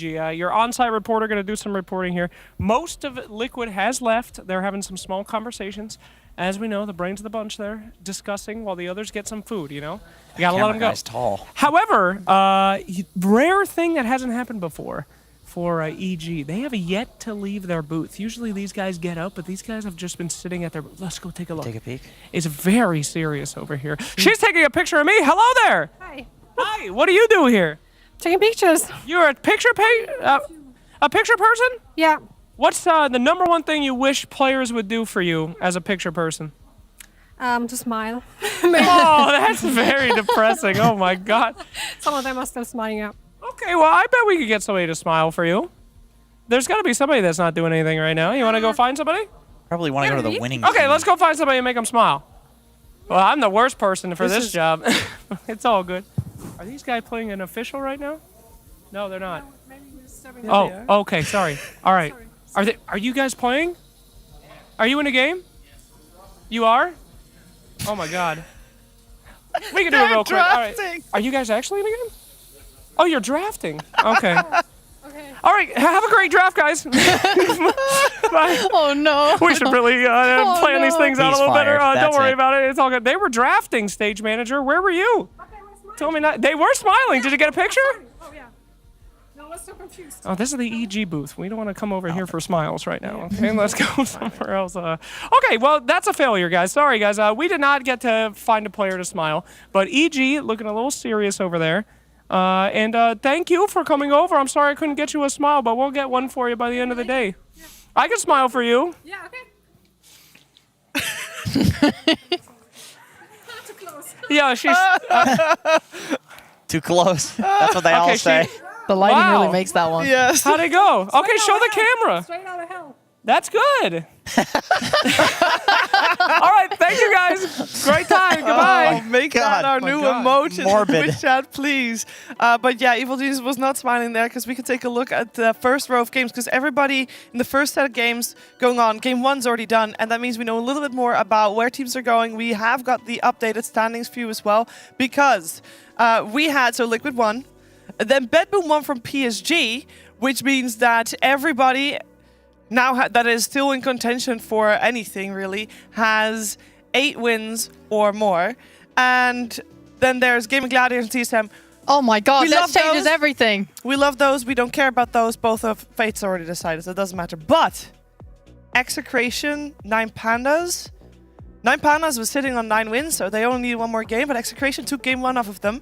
And that means that Execration has made life for example, Team Liquid a little bit easier, because they have got also 9-6 is both Team Liquid and 9 Pandas. It's all very, very close. There's one team that is shaking in their boots right now, though. They're not playing today. It's Aster. We are seeing the results of Aster later today, but at the moment it's looking likely that they're either out or tiebreakers.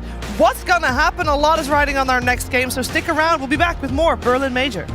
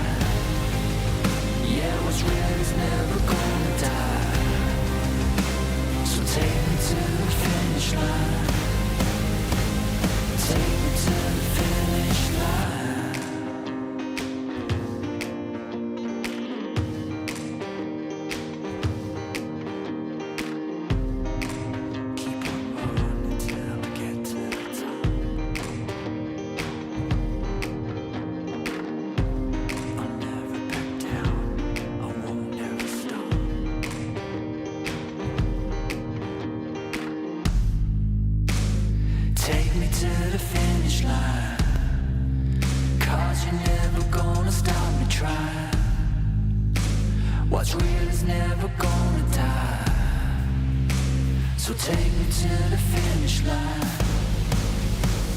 Take me to the finish line.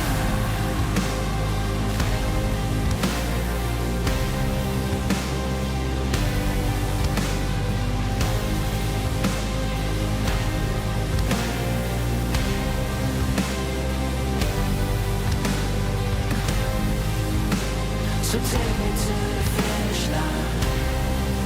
'Cause what's real is never gonna die. Yeah, you're never gonna stop me trying. So take me to the finish line.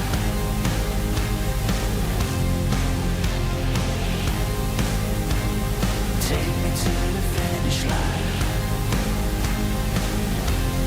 Take me home.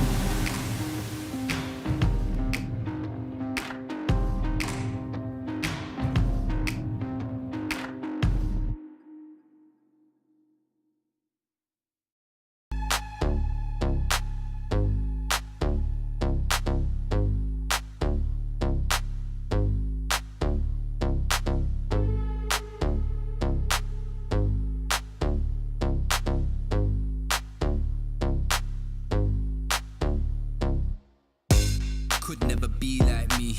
Flow so hot, but the jewels I see. Never think much of a fool I see. Them type of man we are school and teach. Fresh to death, head to toe. Smell the best fresh cologne. Finesse the best freshest clothes. I dress the best, yes you know. I'm that guy. Pose for the photo, never been shy. Drips in the chokehold and I got vibe. Wardrobe looking so cold, put it on ice. Yeah, I'm that guy. Pose for the photo, never been shy. Drips in the chokehold and I got vibe. Wardrobe looking so cold, put it on ice. Ice.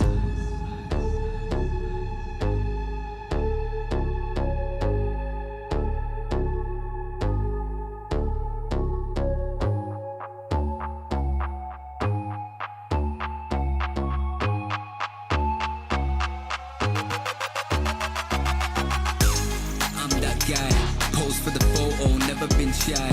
Drips in the chokehold and I got vibe. Wardrobe looking so cold, put it on ice.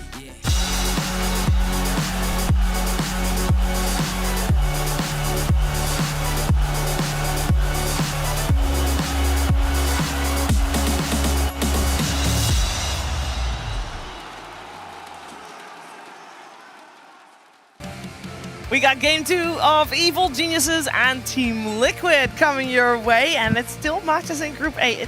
It's very close, it's very tight, and these teams are fighting for elimination on one side and making it to upper bracket on the other side.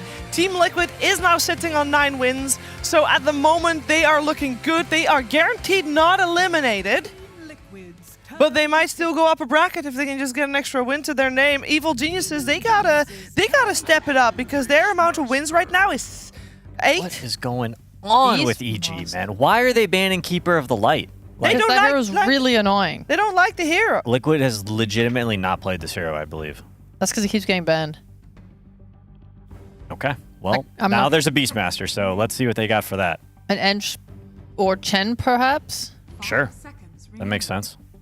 Or you could go... No, you can't go Doom this band. Crystal Maiden, take it away. Panda Boo doesn't like Ancient Chat. He does not. That's true. He loves Crystal Maiden, though. Yeah, sure. I would take that away from Liquid as well. Yeah, that's true. I was wondering, like, the 2 OP heroes are in. Like, has he been practicing? But, I mean, I guess there are enough 5 positions that are considered to be S tier now. Like, I remember at the start of the tournament, it was pretty much just Enchantress and Chen, maybe like a little bit of Disruptor, A+ tier. But now there are more 5s.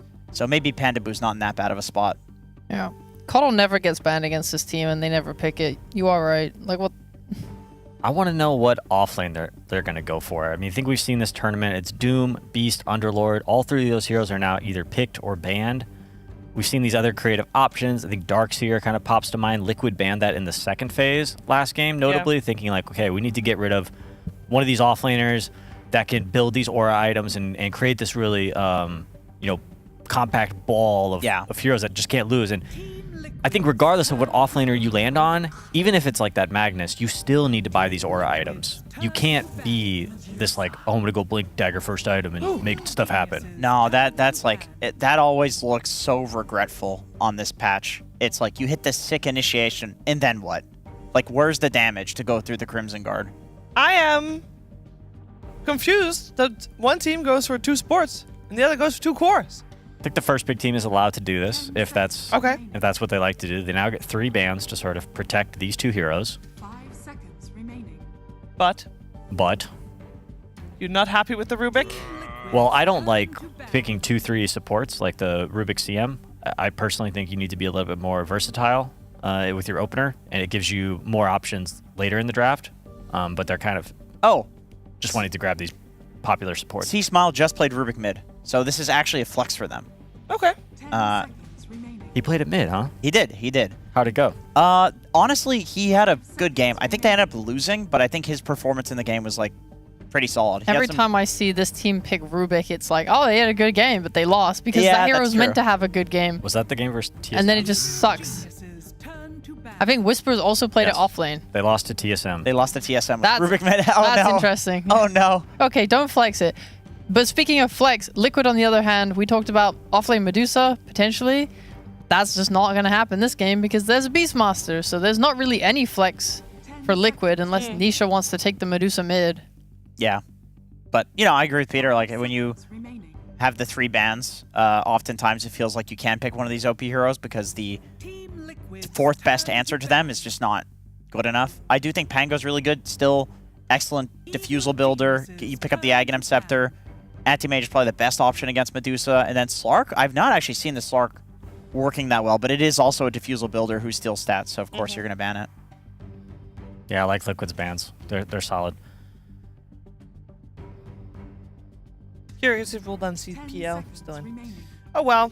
No, we remember the PL against the Beastmaster, right? Oh, I mean, is that matchup? Yeah, you're right. Can you pick it? Is it fixed? Or does Beastmaster just say, okay, no, we can't pick PL this game? Yeah. I think that's enough to not pick PL. I think you're 100% right. But when we watched that clip, the problem was the PL kept hitting him. So you could always just allow your teammates to deal with the Beastmaster. Silence him, yeah. You don't give him 800 illusions to lifesteal off of. That's true. I do also feel like the Wild Axe's buff being so low mana cost does end up beating all the illusion heroes in lane anyway, so I'm not sure if like Naga and PL are the same heroes against Beast as they were on previous patches. All right, the cameras made it to our room, so smile, Jenkins. Nope. I'm smiling because they're C-Smile. I think Medusa is probably the carry. Is that safe to assume at this point?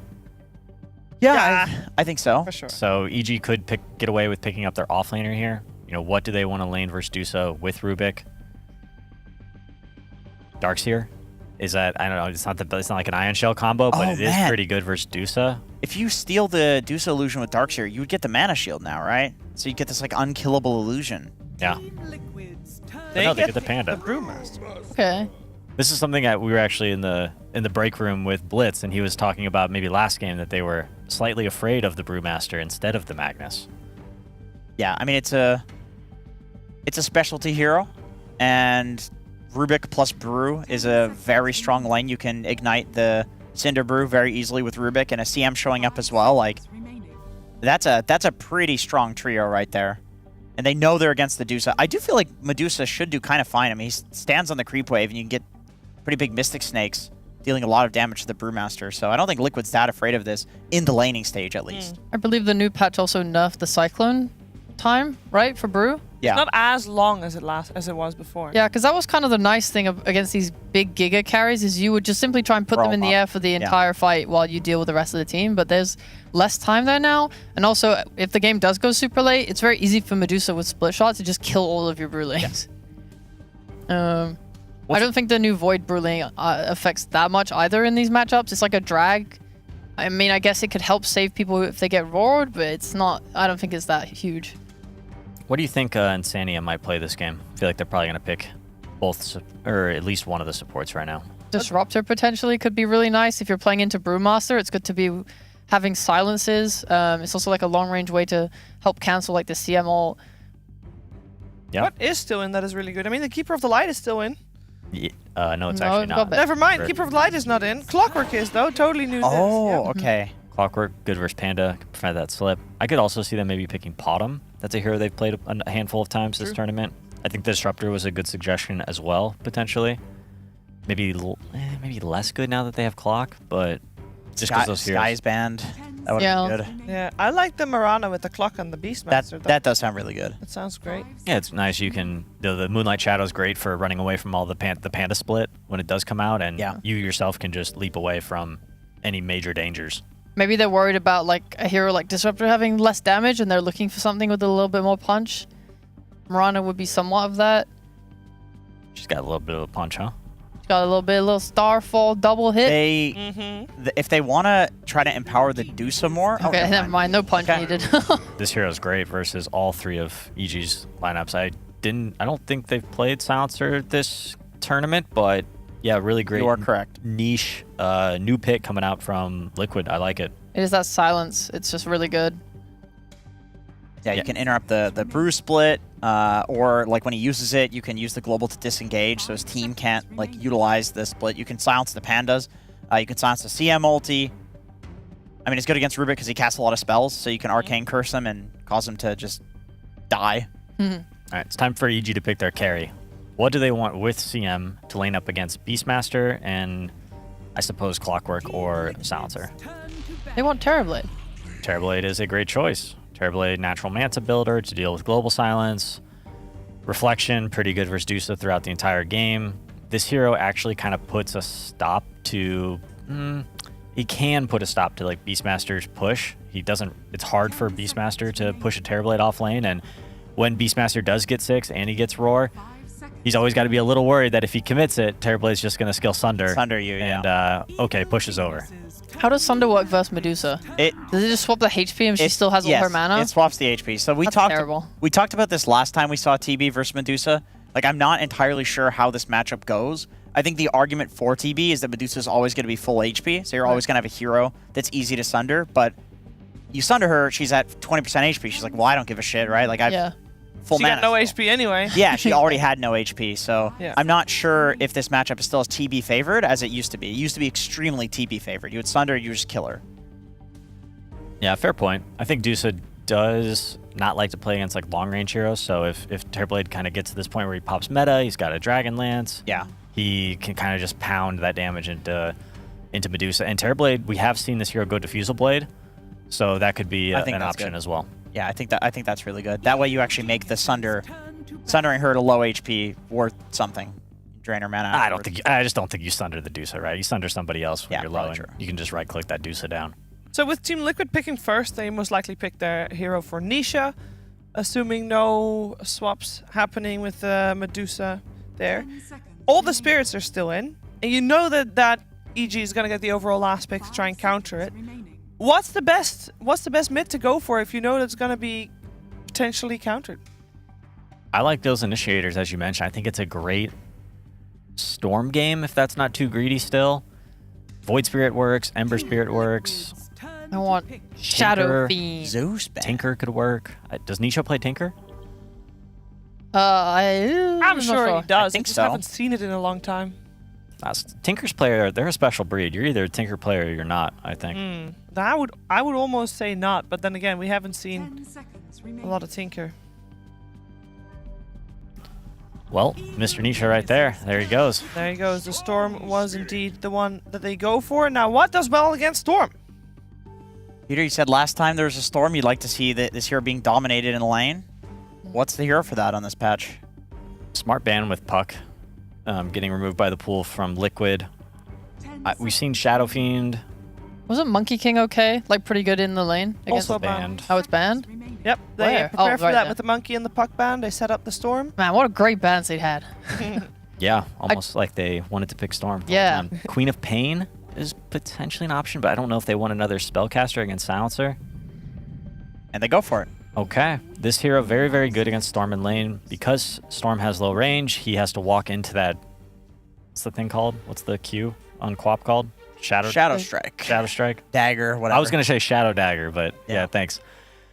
Yeah, looking for Chris Smile to get off to a great start versus Storm mid and sort of snowball that into helping Panda put pressure on this Dusa. I'm very curious, and what I'm going to be watching in laning phase is how Matthew and Whisper are going to do up against Insania and Mickey. Silencer Dusa, very, two ranged heroes, can be a problem in lane, but if, a good lift into the Cinder Brew plus the clap, I could see them maybe start snowballing that advantage. Especially with a potential CM rotation from the portals. I think that could go really well for EG. They want to be very active this game. I just think there's a lot of tanky heroes on Liquid that makes Quap's, the amount of damage she can do not as effective. I'm worried about Liquid's ability to, counter rotate and initiate with this Storm Silencer clock. They seem very powerful to me. They're going to be able to play really nicely on these quick pickoffs, which I think EG maybe have a little bit slower heroes to be able to do and pull off. So they might want to go as more of a 5-man unit, which, I don't know, maybe Liquid can abuse that by having a lot of split push in the illusions with Medusa and the Beastmaster, which Terrorblade will have to try and mitigate. It's a lot of... It's a tempo hero. Yeah. He needs to get ahead and stay ahead. Exactly. I agree, Sheever. That's it? Yeah. Back to you, Jenkins.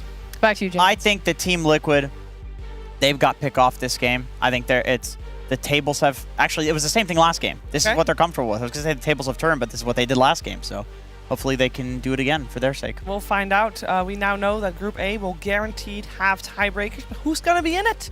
We'll have to wait and see depending on all the results of all the teams playing right now. Let's find out if Team Liquid or EG is going to get a head start on the game. We're heading over to Pixel and Fogged.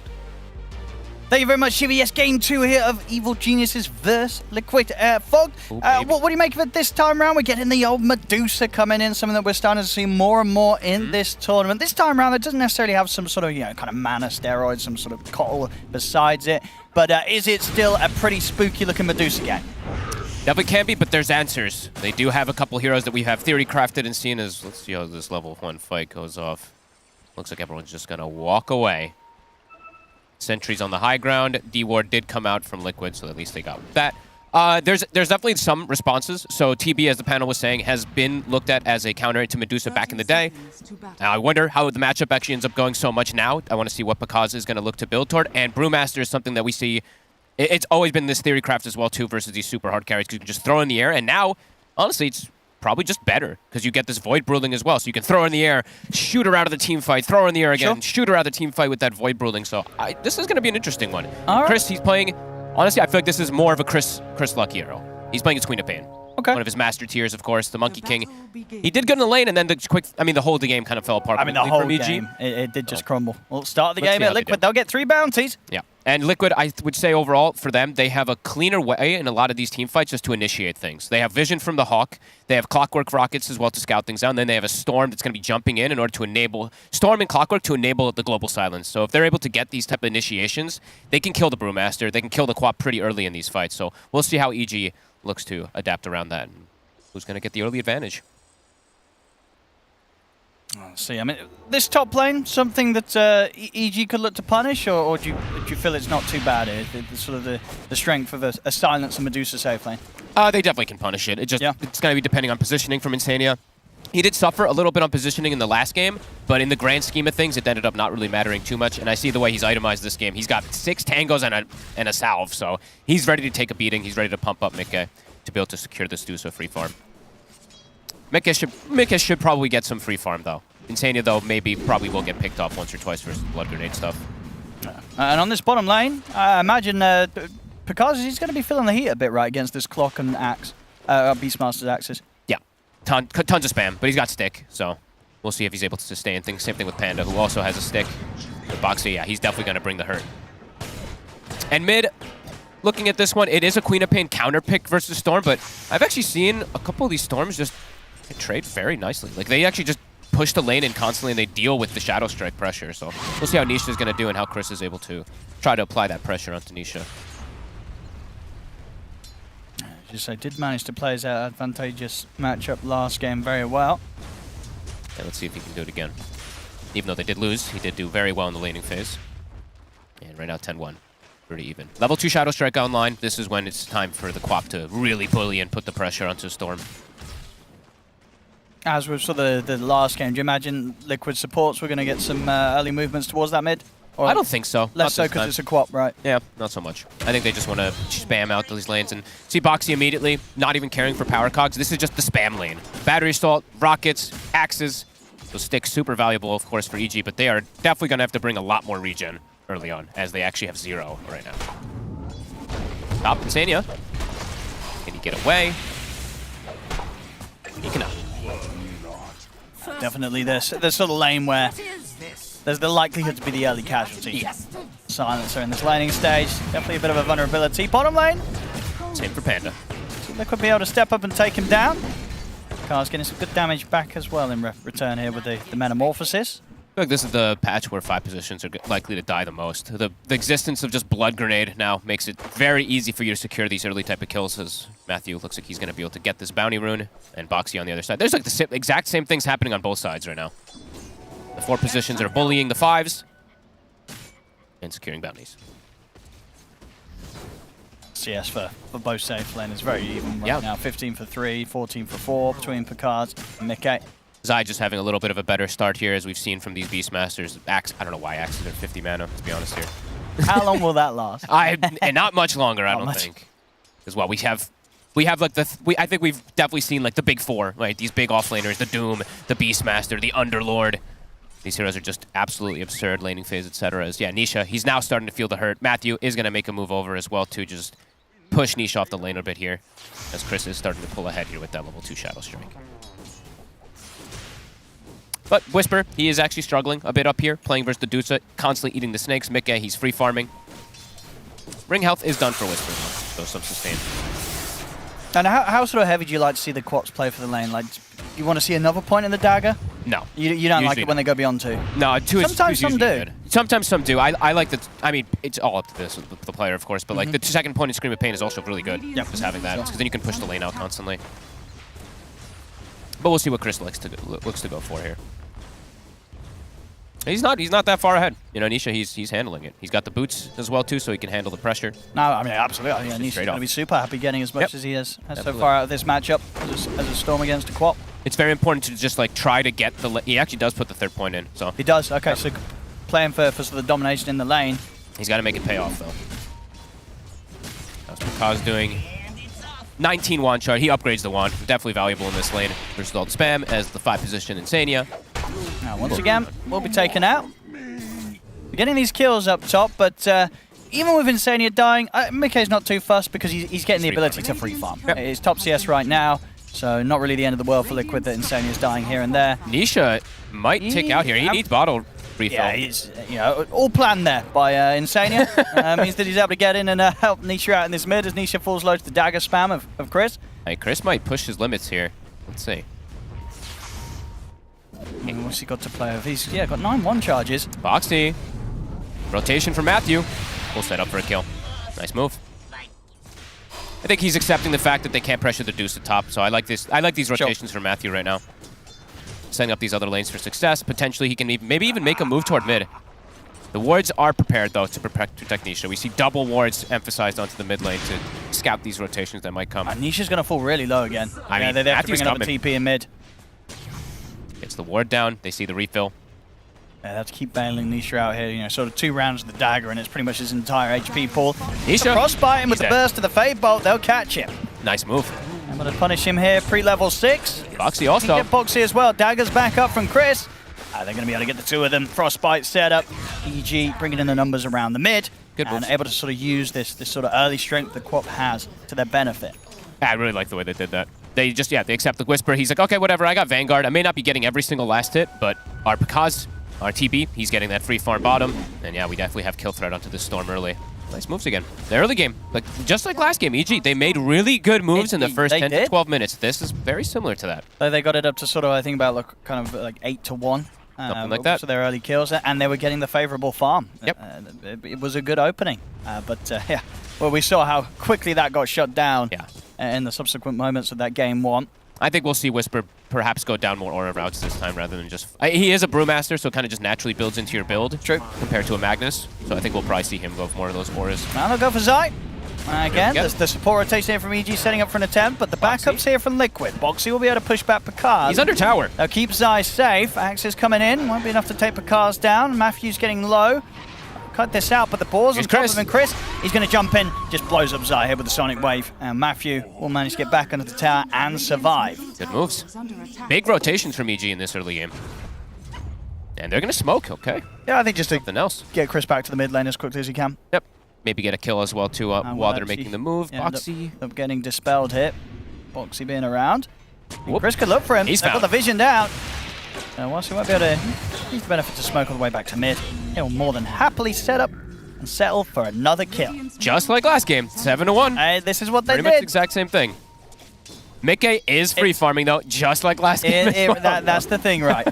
After seeing how much that game one turned on its head, sort of up beyond the 10-12 minute mark, every reason to believe that this early game, whilst it looks as solid as it does for EG, the real difficulty is going to be turning into the mid game. As Zai, he killed him. Woke up sort of with the level 6 with the roar. He just roared axed him. Yeah, just roars and kills him. Okay. Over the that's river, a big kill. Chris.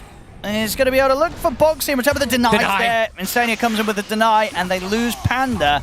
And they lose Matthew. Nisha having just enough mana to play with to take out both supports. And the rune top, Insania gets rid of it. Liquid, they strike back. And yeah, Mickey, top of the net worth. Zai, that's a big kill for Zai, honestly. Sure. Him getting a solo kill onto Pakaz. He's near level 7 now. And does he have any stacks already? Oh, he doesn't. All right, I saw his boar set up around the Ancients for some time, but I guess he wasn't able to get the stacks off. Interesting. This time around, though, I would say that Whisper has a easier response to something like a Dusa. Because last game, after having such a 9-minute 30 Blink Dagger, Brewmaster naturally just pops ult and is able to just throw Dusa in the air. So we'll see how that all is going to go down in the mid game once we get there. But Queen of Pain behind the storm slightly here. Nisha getting that double kill, pretty important for him. This'll come in handy. Backups in again here for Liquid Boxy. Ready to help out if anything goes down in the mid.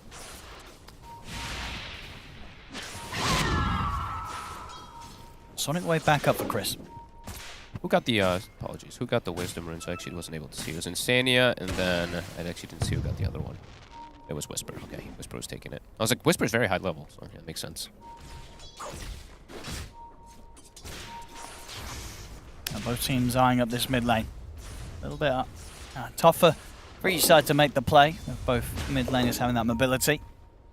Pakaz holding a skill point bottom just in case of anything. He's now tanky enough to sustain through all the axe spam. He's got his Dragonlance treads and his occult bracelet, which is actually a really nice item on something like TB. I think this item is pretty damn good, even though everyone loves Faded Brooch. It gives innate magic resist now, which is really nice for something like TB versus all this magic. On top of course, giving that mana regen when you get hit. But 7-4. Close early game here. Liquid. Boxy, very under-leveled, though. He's level 3 on this Clockwork. I want to try and find some kills. They get Panda. Nisha's got the jump. They get one. Rotation's coming in from EG. Nisha's mana, he's still got stick charges and an illusion rune, so he's got waves out of this one. They'll settle for the level 3 clock instead. He's got level 4. But he's got still 5 deaths. Indeed, a very easy kill for EG. Support for support. Boxy just tanking everything here. But that is a big rotation. That's a Whisper rotation. He does get earn charges, which that at least feels good, but now he's out of the top lane, so they're going to have to send Matthew up here to occupy versus Mickey. But yeah, top net worth. I'm interested to see what sort of build Mickey goes for. You think we'll get this Manta into Diffusal that a fair few carries are finding quite popular right now in the Dusa? Perhaps. Perhaps indeed. I'm not a big fan of it personally, but I can understand why people are doing it just because the stats are good. You get like that extra agi, that extra int that comes from it when you just upgrade it. Top tower almost drops with that glyph from Mickey. I usually like just the build that we saw the other day, I think from a couple different people. It's just a Manta, Butterfly, crit, and then you just trade really effectively. Maybe you can throw a Scotty in there perhaps this game since you're versus double range core. I mean, yeah, I mean Medusa are definitely one of those rare heroes where an early Butterfly does not feel bad. No. Especially not when you're matched up versus something like a TV or something like that. Because you know, don't want to build MKB, etc. So. Yeah, keeps you having that high chance of surviving through that portion of the game where Terrorblade's likely going to be grouping up and trying to run you down. Trying to get the setup. He is they pretty can burst tanky. in before the split. They can't. Split's off. Can he pull Zai back in? And he's got Chris here as well. They should have the damage to blow Zai up. Proper Sonic Wave, but the Roar's going to be there before the Sonic Wave can come out for Chris. There it is now, though. Roar comes to an end. The Sonic Wave comes out. They'll blow up Chris. Can he pull him? Sorry, blow up Zai, and they'll look towards Boxy. They've got the trap here. Chris jumps in, cleans up the clock as well. And now with the push, they can go for this tier 1 tower. Picard. I mean, Insania is just like, nope, I'm out of here. This Terror Plate just comes charging in beyond his tier 2, and he's not having any of that, Insania. That was pretty hilarious. I don't even think Picard was going for him. He just... Bit of a jump scare there for the Silencer. So there we see the effect of them not having the levels on these supports in particular, right? If Insania's 6, they maybe have Global and potentially can finish off Whisper. The fact that he is under-leveled now allows Whisper to get that split off, and really good micro. Some nice Void Bruling action there. The Astral Pull coming into play. Pull his eye out. And it gets bigger and bigger. Of course, goes from 300 to 500 to 700 distance. It's pretty nice. Oh, whoops. He's all right. And Whisper, he's got Vessel done once he disassembles. Yeah, well, why is he favoring the full Vessel build this game? I mean, it's really good on Brewmaster, just overall. Sure, just Brew. But he's caught Whisper. Good the way you want to play. And indeed, stuck in the cogs. And of course, with no ult, very big little way damage. out. But the backup comes in. Whisper does die. But EG, they'll clean up 2, maybe even more. They'll look towards Zai. Panda laying down the ult. Mickey's in though. Panda's going to go down. Zai's going to be perfectly fine. And Chris blinks back up just in time. The Snake's going to follow, and Chris goes down. Mickey able to turn up and picks up a big kill, taking out the enemy mid. My God, that burst damage on Nisha, though. He just exploded from all the nukes. We'll see it again. In on the front, but did everything focus down onto Nisha. Gets caught by the clap, the scream, the blast from Panda as he dies, but indeed overall Liquid Roar. More than happy with the outcome of this fight. Matthew, he's got Zip. Does he have enough to get away? He might just be able to get away. All right, good steal. Yeah, they're not gonna spend time chasing him up the high ground right now. And Whisper's around as well. Whisper, 5 seconds, and he'll have split back up. How's Picard's doing? Picard's still doing very well, but Mickey, he's doing a bit better, especially after getting those kills, and he's got stacks. He does. And Picard's side of things is he doesn't have any. Nope. Or at least if he did, they're already gone. Insania, still level 5, but he's going to get blessed. The Wisdom Rune is there for him. So a finally level 6, 14 minutes. So important about these Wisdom Runes. Foxy, he's going to go to look to claim the other one, but he's actually going to run into Picard's. He'll get pushed away. Yeah, doesn't want to mess with Picard's this deep on the map. Nope. Mickey, Manta done, and it'll be going for the build that you like. Yeah. The Manta Butterfly. I just prefer it so much more, especially versus TB. Global comes out. Matthew in trouble. I mean, they're trying to go straight for Zai. See Insania turn towards Matthew. Hook shot in. It's a deep one. He's able to get straight in on top of Panda.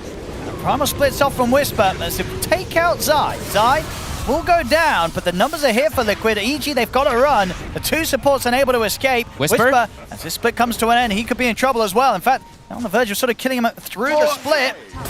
Forward.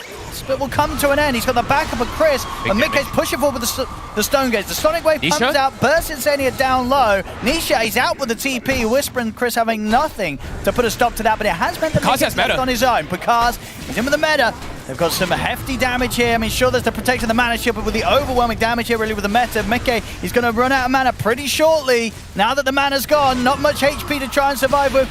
It's the daggers are there from Chris. Jump forward. He'll get lifted back into the 4 of them. Picard's in trouble. Low, but the backup's coming in. In fact, Picard, he'll die. Mickey, he's still alive. Oh my God, they couldn't Medusa. quite do it. This they hero went is all so in tough. on him. They were bringing him low, but sort of between the 1 charges and such, just giving them an extra burst of mana. They couldn't finish him off, and that is one of the reasons why we're seeing a lot of this Medusa hero fogged. When you think you've killed them, you haven't. Oh, and the Snake restored what, like 700 mana? I think? Yeah, he got we have pretty much with the wand into the Snake. I gotta we'll see it again. I mean, you can't blame him for going. The Lotus. I mean, he had what, a great hero. I think that maybe was the Lotus. Did Insania pass it off to him or and something? that was the wand. And then in this last moment, they just didn't have anything else to go with as Liquid. They're in with the backup, and that's got to be frustrating for EG there. They can't kill him. I think I didn't get to see when Insania bought back. Did he have the great hero, the Lotus? Oh, was he the one who gave it to him? I think he's the one who gave it to him, right? I didn't get to see. I didn't click him before. He did have an empty slot, Mickey, so it may have been his. But okay, maybe Mickey was carrying. But if Insania bought back and handed that to him and changed that whole tides of it, that could be a game-winning buyback from Insania. I didn't see who was carrying it though, so I could be lying. It could have just been Mickey holding. It sounds more exciting. Sounds more your exciting version of than events, so we'll go with it. Yeah. A huge swing. I mean, yeah. if you didn't kill the Medusa then, with that much effort, with that many heroes sort of focused on him, it's not going to feel good the next time you run into the Medusa. And especially now that Zai also has Helm of the Overlord, so now enabling this Dusa when he groups up. I think Liquid can just take every fight at this point. I think so. Boxy sets up with a hook shot. Nisha's with the follow-up. We get the vortex drag back onto Chris. They'll get Chris as well. Oh, God. Double kill. Mickey, the one to land the final touches onto the two of them. This Medusa. She's getting big. Pretty spooky. Boxy, you'll die here. 9 deaths for him, but valuable ones. This money's gonna. Mickey, he's got the Eagle song. He's pretty close. Well on the way to the butterfly. I mean, when that's there, what are you gonna do? I mean, is the strat with Dusa just buy out the mangoes constantly too for your team? Like, Insania might just be this feeding frenzy and just toss mangoes at Mickey in every team fight, toss healing lotuses and everything too. It feels super valuable. Well, how much effective? Let's do the maths. I'm not to this fight actually. Whisper. Throw him up in the air, Zai. Using the raw to hold back the Brewlings. I mean, Whisper can't fight any longer under this ult. He's got to keep his distance. He's dead. He walked back in. I thought he couldn't fight. We were correct. He went back in. That is a good use of Cap's voice line there. Okay. Well, that happened. Now the push comes in onto the tier 2. And a hook shot. He's going to be able to get the reach in behind it. Matthew will manage to get out of the cogs. He's getting slowed down. He'll get away. Able to get back to the high ground in time. I mean, Liquid, they can just focus their attention back towards this tier 2 tower. 18 minutes in. Pressure's on. If they take this down, okay, we'll pretty much have that goal to get that butterfly sent out to him. Insania actually having the trusty shovel. There you go. Free mangoes. I dig up the mangoes. Even better for Mickey. Dig up the mangoes. And a Solar Crest, it's all about just buff Mickey up. And Mickey, he has no downtime. He can fight at any moment. Terrorblade needs meta to be able to fight. And because we saw what just happened. Yeah. So they're ready to dive in. Sure are. In they go. Matthew's gone.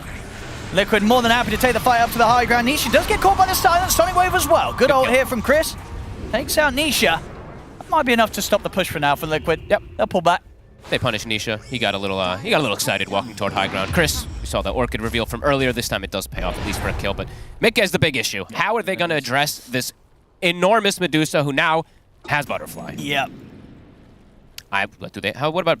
Okay, he has to go BKB on the Quap. I guess he can itemize afterwards to get something to be able to pierce through it, of course. But yeah, but whoa! I mean, how? What do you itemize? What's the build? What? I like BKB Bloodthorn.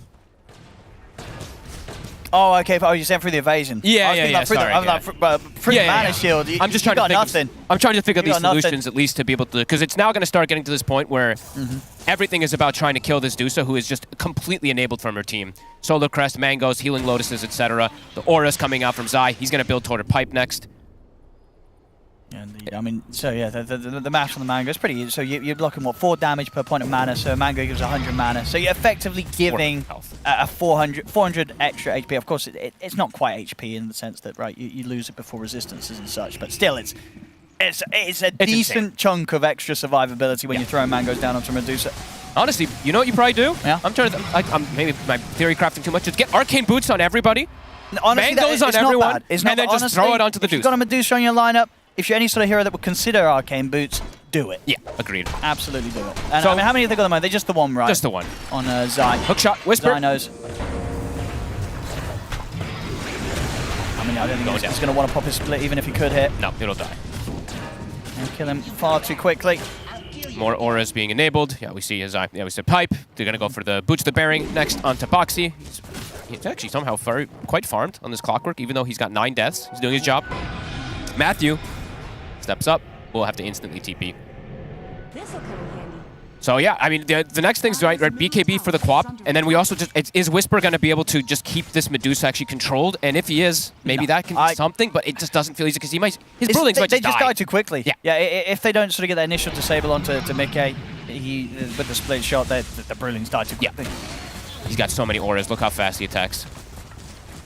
Oh, and is he prospecting as well? Did I see that? Yeah, he's got the little creep too. Oh, making that extra money. Kobolds, baby. And Insania with the shovel. Prospecting aura. It gets better and better now. Nisha, long zone. He's in. Hefty bit of mana used there by Nisha. He's still got about a third of the tank ready. And Mick is just standing there and looking at them. Bring it on. And he's got the crit. What do you do? Whisper. Oh, good angle from Boxy. He's able to sort of get through the front line straight over towards Pakaz. Pakaz, he's back. Backs off just in time. Liquid, they'll take the objective and now they're back off. Boxy, he'll end up getting caught by the Thunder. He'll go down. See if EG can push for more. They're trying to step out of the base, but Mickey's going to clean up these Brillings so quickly. Whisper's got to run, and he's dead. Gone. And because, be you careful. can't come near this Medusa. Chris, he's going to jump forward. Mickey He's can just turn towards him, take him out. Double kill for Mickey. It's 3 dead on EG. Amnesia, he's out just in time. And Mickey is just still completely fine. He has 21 charges as well. Rax, it gets denied. Mickey will give a little laugh to that one, but it's a laugh to the bank. It's a crazy hero, this hero. This hero is insanely broken. Let's be honest here. I mean, it had a pretty balanced win rate in pubs recently. Crap. What's it got? About 60% right now in high-level pubs. What's the next highest even right now? Who's close to it? Silencer. Silence. Oh, there you go. They got that as well. Yeah. So they got the Silencer and the Deucer. Both heroes with very good win rate right now. So when it comes to win rates, the maths probably does favor Liquid's draft here. Yep. Just math-wise, there you go. And it's a really good Silencer game, as we've seen, versus the Brew, even versus Pakaz, who he foregoed Manta in that last fight. It almost got him killed because he went for that straight Scotty rush. The global actually was almost enough. 26 in. Wait, 26? He's got that shard, It's pretty big. Getting that extra, +4. That's true. Kill. Very true. Oh, and look at the Time Warp aura. Ah, yes, the ancient Frostbitten Golem. Cooldown reduction as well. It's nice. I mean, sure, why not? Effectively extra survivability for Mickey, right? More Spam snakes. Out more snakes, yeah. Whisper. They've caught him again. Very well. This just feels impossible. It is. It really is. And to Roche they go. Dusa now with a Silver Edge, 2 lives. Level 18's been hit. Level 3 Stone Gaze online. How do you deal with this? Yeah, I mean, in terms of the draws, I've seen Medusa feel pretty crazy. I mean, it's been pretty much most of the games, but what feels great is not necessarily having sort of the ability like a Kotl to buffer up in the mana. It's just having these auras, right? It's everything. I mean, it's I all guess in that's combination. most of the games right now. Yeah, it's aura mana. Whoever has the sort of the more circles above the bottom probably is the team that's that you can look to favor. Yep, absolutely. Mickey well and truly enabled by absolutely everything here. Do they have a... Okay, yeah, they're building another one. Isaac. Okay. Next, Crimson Guard. Then we got to get a Greaves, and then, we've got them all. Yep. Maybe, and, And how are the auras looking on EG, or again, have they not... They've got a gone Solar for that? Crest. Okay. That's it. I mean, that's, again, what is the sort of the way they like to play the off-lane style with Whisper. Different. He's just not buying auras. No.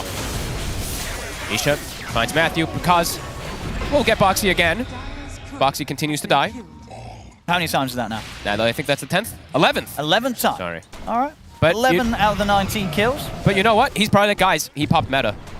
I mean, and he wouldn't be lying. He certainly did, because he did pop the meta for that one. And he is queuing up the MKB, so looking for this type of solution. But yeah, Boxy, you can see calculating things. Yeah. Giving us a wave. Oh, Pakaz actually does not go. He does not want to go MKB. Oh, he's changing it up. He just switches him. He literally goes to the shop and just buys the Eagle Song instead. So, all right, they're gonna definitely have some piercing evasion issues. And I think it's scouted immediately, so they have the Hawk and they actually see him buy it. So you see Mick instantly queues up MKB himself. Sure. I mean, I think that's honestly the reason why Pakaz is going for the Butterfly rather than the MKB. He's like, dude, if I get this MKB, we're not killing this Medusa anyway. I might as well get evasion so the Medusa doesn't kill me as quickly, and I have a chance to sort of kill the other heroes on the team. Yeah, I guess. I mean, the plan will be ignore the Dusa. Right? I guess that's the only route way out with of this Whisper. sort of game. Yeah, it really is. You've got to kill everyone else, and then maybe there's a chance. And Whisper, you're not killing the Medusa. He does have the Ags now, so he doesn't have to have Split in order to throw him up in the air. He's got this little Bruling on the side, the Wind Panda. Let's have a look. Oh, there's one. Up you go. Doesn't last as long, of course, as it used to. Can't actually permanently throw her up with this one. Trying to get her off the tower, but they just can't. There's no meta, so they just... Like, because 60 seconds where it feels like he just cannot show up to this fight, they just have to stall. Or attempt to stall.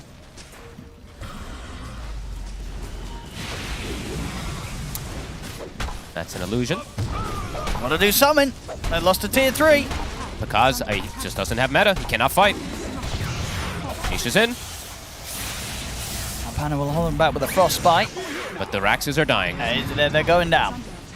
Up in the air again. Just doing everything to slow down Mickey.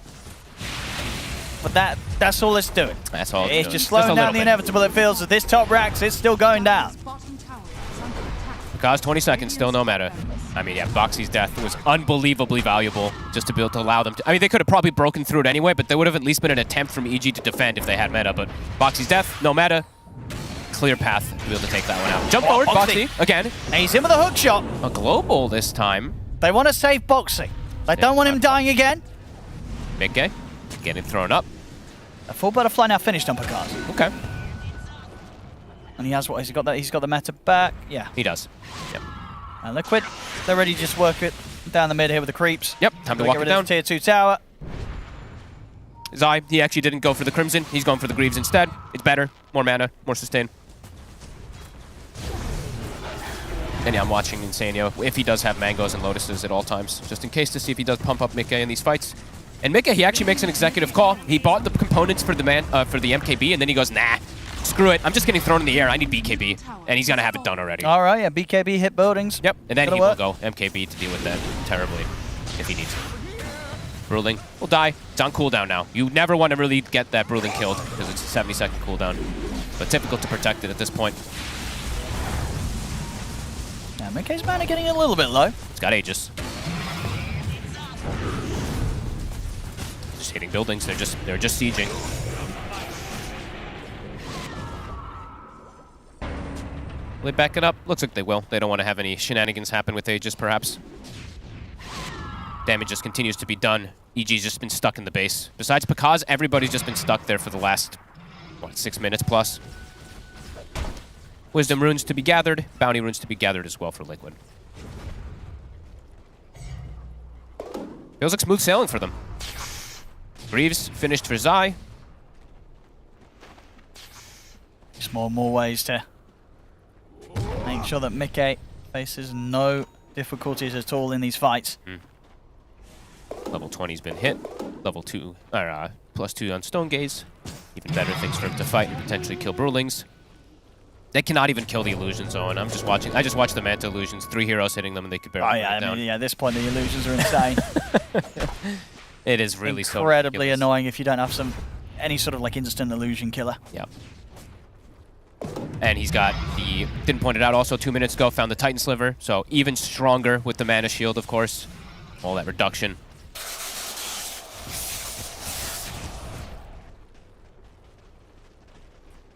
We'll see how much Liquid want to push it. They could look to wait out there the Aegis, but I don't think they need to. Well, you mean wait for the next one. Wait yeah. for the next one.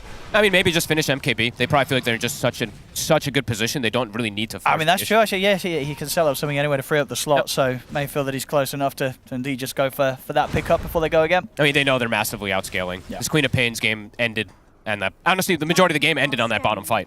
It feels like that was EG's big hope to be able to kill the Dusa, and then she turned and killed everything. And yeah, there you go, the silencer. There it is, Arcane Boots. I mean, this is for the Lotus, but either way, I guess, it's a good build. It's not going to last for long, but once he has them, if they get a push going. Yeah, they're just farming. They're just like, okay, we're chilling back. The emphasis is now on EG to try to make a move before MKB comes out, and there really is no move to be made. I mean, look at Panda. Look where he's playing. He's popping Freezing Field, farming the top jungle. He's just trying to find pretty much like anything he can because, yeah, it feels grim at this point. He knows eventually they're going to get walked down.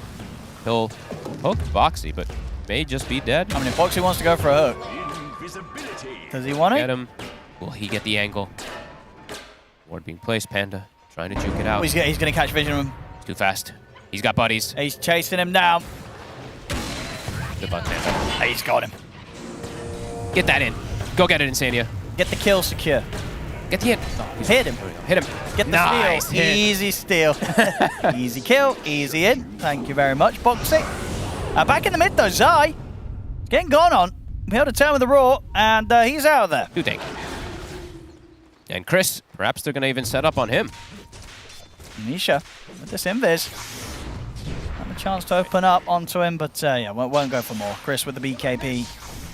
If necessary, would have been able to save himself more than likely against the Storm alone. Insane even bailing out his buddy with the global. 2 times now. Saved Boxy 1 time. Saved Zai the 2nd time. Zai pretty much back up to full HP. And there it is. Mickey. MKB's finished. He's ready to go. But now it's close to the point where Roshan's back. So now maybe... now just wait for the Roshan. Tormentor's up as well too. Maybe you know, Global's on cooldown. Just play it as safe as possible. You can go back up, kill Tormentor, and then wait for that rush if you really want to be super safe on the side of Liquid. And you may want might as well right, be. especially with, as we're seeing how crazy these groups are in terms of how close the teams are, and every win matters, especially if you want to avoid certain tiebreaker situations. For sure. You know, you've got to secure the win. Yep. EG, they will get their own, but their progression, it just doesn't feel like it's really helping Chris. Oh, no. So far behind because he cannot focus fire this Deuce ever. They have to literally somehow get these tornadoes and everything, control the Deuce for, what, 40 seconds, and then hope they can even kill her when she's isolated, if that even comes to be. There's a million different things they got to worry about. Another step as well, too, is Insania. He's been gathering Lotuses. It's a greater healing Lotus now, so 900 health and mana. Most of the mana is what matters. Don't tempt them, because now they'll be like, well, let's wait until we get the 3 of them, and get the block of cheese, put down the Medusa. I mean, but that's effectively 3,600 HP, right? 900 oh, mana. when he passes... If he uses yes, that onto make exactly, yeah. 900 mana, absolutely. 3,600 damage that shield will be able to block. Absolutely That's a lot. ridiculous. That's on top of course, what he already has, Mickey. And that's not even factoring all the reductions and blah, blah, blah as well, too. Well, what's the cast range on these Lotus? Is it the same as Mango's? 400? Yeah. 400, yeah. And yep, Roche is back up, back on the menu. Age of Cheese. EG, they're going to look to try to come out here, but it's going to get spotted immediately by the ward. They see Whisper. It's going down quickly. It dies way too fast. There's a lot of damage on Mickey. Uh-oh. And Boxy's already in prime position. He gets the D ward. EG. They really want to still do something here. I don't think they do. They got to run. As Liquid are charging straight at them here. Nisha's going to jump. He's got regen. He's going to be able to get the grab onto the 2 of them. Global silence as well. They still have a bit of distance between themselves and Liquid though, EG, so they can continue the retreat. And EG, by the looks of it, they will manage to get everyone safely back to base. Made it global, at the least. Nisha didn't really lose any mana, though. I believe the Pipe Aura from Zai actually blocked the damage that was hitting on him, so the regen kept going. And yeah, back to the mid lane. Other 2 side lanes are already pushed in. Mid is the only one that needs to go for, as EG. Best of luck on this defense, my friends. No halberds either that they've been able to acquire. Whisper, he decided to go for the Crimson instead, upgrading his Vanguard. But I mean, that's true, yeah. I mean, because that's been one of the routes that some teams do against the Medusa, and it felt kind of good. How do you sort of rendering sort of more moments to the fight? They got one. Medusa's kind of useless. Chris bought one. That's the most desperation thing I mean, he ever. knows. It's definitely the item that you want to have. I mean, at this point when you're 17k down, probably not going to do too much. But I mean, these arms are annoying. There's the jump forward on the 2 of them. Just 2. They're going to be fine. EG. For now, at least. Crimson to block a little bit of damage here, but the building getting sieged. It's dying fast. I mean, Picard steps up, but immediately sort of gets half of his HP shredded through by the Medusa. You have to kill this Deuce for like 4 times. He's in with the jump again. See if they can lock down Whisper. They've got the follow-up hook shot. The right click's coming in. Whisper, he's gone. Not a chance to get the ultimate off. No buy. 500 gold short. Well. Medusa. Chris. They're going in for the wrapper over the back. Lanisha pots the BKB. The Vortex is there onto the 2 of them. Panda goes down. Picard's frozen in position. He's out of the game. Also no buyback gold available on him. 3 dead, and it's over. GG is called. Liquid take this game 2, and with that secure themselves both of the wins in this series. 2-0 against Evil Geniuses. As once again, another masterclass really about around why this Medusa in the right situations, which there seems to be a lot of, pretty untouchable, Fog. Absolutely. I mean, all it takes is one fight for it to really happen, as she just becomes literally immortal. EG's sitting there, and they're like, well, that wasn't very fair. Yeah, I mean, honestly, one of the interesting things with this hero is we're definitely going to see a lot more of it, and we're definitely going to see more teams just try and come up with some sort of answer. The thing is that when you have the pick phase, the way that they did it, right? Yeah. They first 2 pick it because they're second pick, right? And then they just ban the 3 ideal counters, something like that, right? They ban AM, they banned Slark, and I believe they banned the Pango, I think it was. So all these like massive diffusal kind of carries that can actually isolate and perhaps deal with this hero, they're just not in the pool. I mean, they tried to go down the route of the Brewmaster, but it never came to fruition after that one fight. That's all it really took for this Medusa to just become absolutely immortal.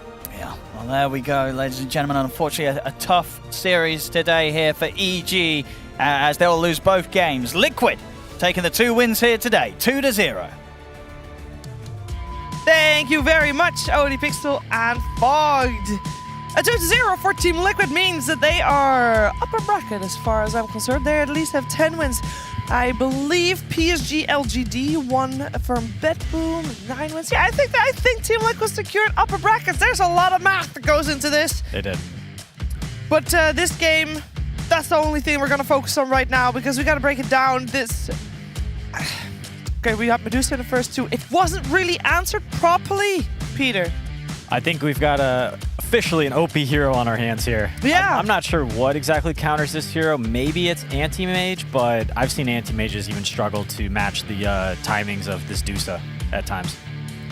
I remember making a YouTube video a long time ago about you who picked Medusa into anti-mage, and everybody thought it was so insane. You guys might have lost. But I remember the reasoning, at least that I was thinking of, was the timing of Medusa can push and win the game earlier than an anti-mage can kill the Dusa, right? She would buy like a second item butterfly or something. Yeah, right? and so would you say that's still true? You still have that timing versus the AM as Medusa? Yeah, I think that's part of it. I think, what you could say is the counter is, we just play better as a team than the other group. But when you get these good teams up against each other and they're both playing well, then it comes down to a little bit more strategic about who's got the better heroes. Yeah. And in that game, that one fight that Fogg was mentioning, the one where Mickey survived, like he used I think he had like a greater healing Lotus, the one where you combine 3, and it was enough to give time for Nisha to fountain zip. Look at this. Because I think Nisha had TP'd back. 4 heroes. And maybe it wasn't a fountain zip, but he walked out of the fountain. He had no TP, and he zips back in, catching the Terror Blade. Like Mickey just survived for way too long here. We're seeing this like, which supports can give mana back to their cores, right? You see Storm and Dusa like playing off of these large mana pools, and hey, you keep that mana up, these guys are just OP. Yeah, Coddle, Pugna, Wisp. There's a lot of really good ones right now. We're seeing a meta develop as we get further into this tournament. So Really do. I will say, you can't ban all the OP heroes. No. Make sure you get a couple on your side. Yeah, that sounds like a good compromise. They to gave make. up Beastmaster, who I would say OP hero. Then they picked Rubik and CM, which, sure, great. Like, CM's one of the best supports, but it's not going to win you the game. Liquid then gets the Dusa. Now they've got 2 OP heroes. What do you got? Yeah. You gonna get a Panda? That's not OP. That is not OP. It did not work out. Of course, Mickey is going to be very happy with that performance on the Medusa, as we have a chance to talk to him right now. Okay, well, it's not official yet. Mickey never does interviews, and I'm going to just try to go in there. He has declined to do the winner's interview already. They're taking a team photo right now, so I'm going to wait a few seconds so I don't interrupt this precious moment. Okay, now they're cheering. Now it's a cheer. Okay, I'm waiting for that. Okay, we're going in. We're going in right now. Fantastic. Now I'm here for the post-game interview with Mickey. Mickey, what a fantastic game there. Yeah, excellent job. Wow, that was incredible. Incredible stuff there. So, Medusa, is it possible to beat this hero? No. Okay, no theories? No. Do you guys know how to beat it? You don't have to tell us how, but do you know how to do it? I mean, we're waiting for playoffs to bust out the strats. So. Oh, okay, okay.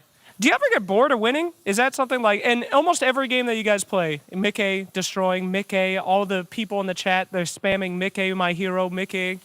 I'm doing this all for Effie, so, You're doing it all for Effie? Oh, that's wonderful, Mickey. All right, fantastic.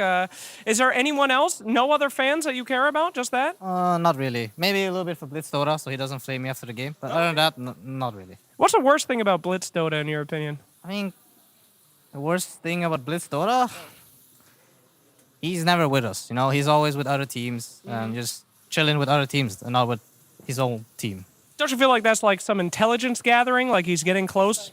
Networking. He's like trying to... Networking? He's trying to replace me or something. I'm a little bit scared. My goodness gracious. Okay, well, after that performance, I sincerely doubt Blitz Dota will be trading you to any other squad. But if he does, we'll always be waiting for you anywhere, Mickey. Thank you for a wonderful interview. Blitz, any final comments about trading Mickey? Yeah, I really want anybody. I'll take anyone. Okay. Well, Jenkins, looks like your career might be back on track. We'll see you guys. BSJ? I don't know. Jenkins? It could be you.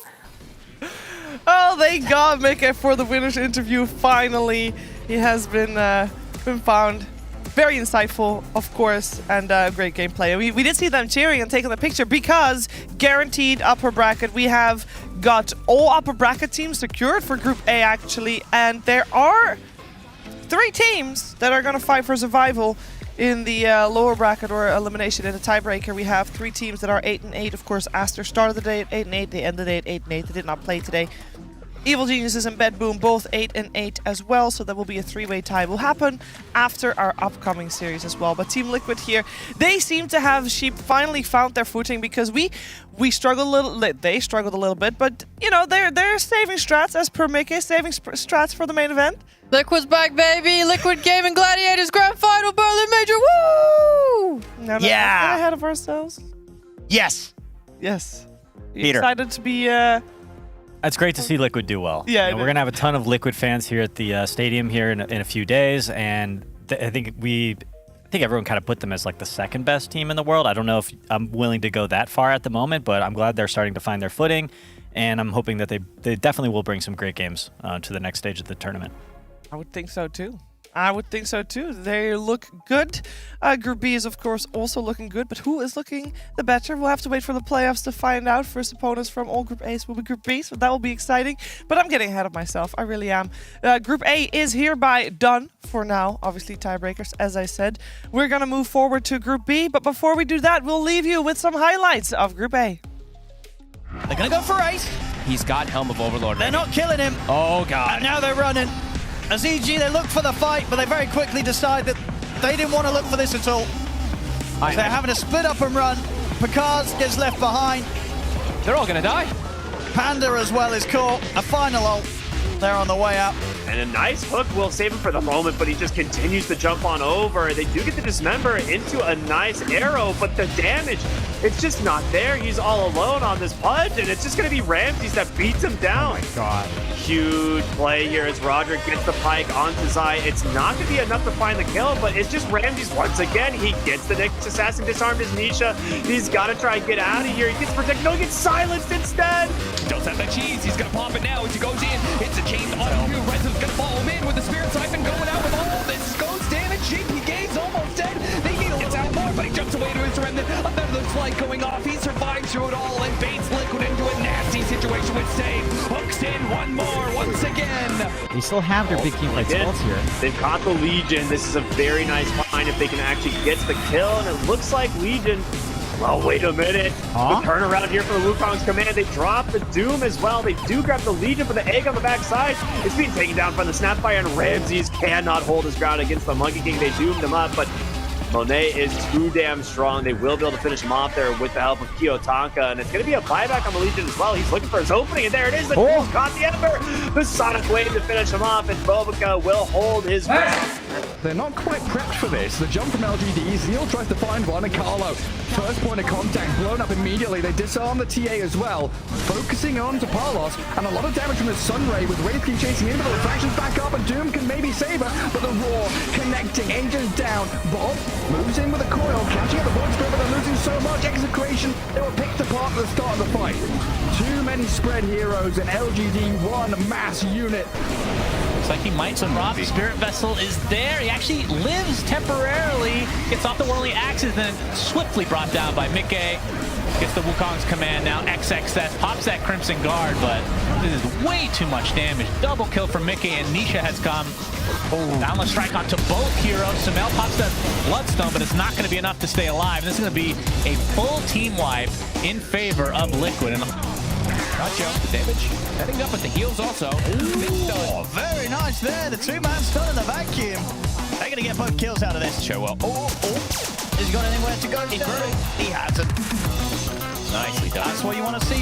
Pulls him down to the low ground. The Hex finally, as the chase continues into the river, and they get Tomato. But you haven't killed the Ricky. The Song of the Siren might be enough to allow them to reset. Tango stuck in this net for eternity. He can't get out. Finally, Swashbuckler's away, but Prowl, he's got the BKB. He's chasing after Bob. He gets the silence. He takes him down. A triple kill now for Prowl, as Paulos here on this Naga Siren is very tanky. Whitemon trying to chase down Tino, and the dieback on the Doom. It would be massive if they can get it. They get the Pit of Malice down as well as Ari. He's got it in snare. He can throw it from downtown. They get an ultra kill now for the Ricky as Paulos is on the run. This can't be real. This can't be real. Why is this hero like this?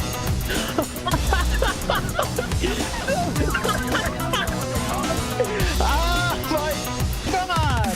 Oh my god. They're just going. They're not. Oh my god.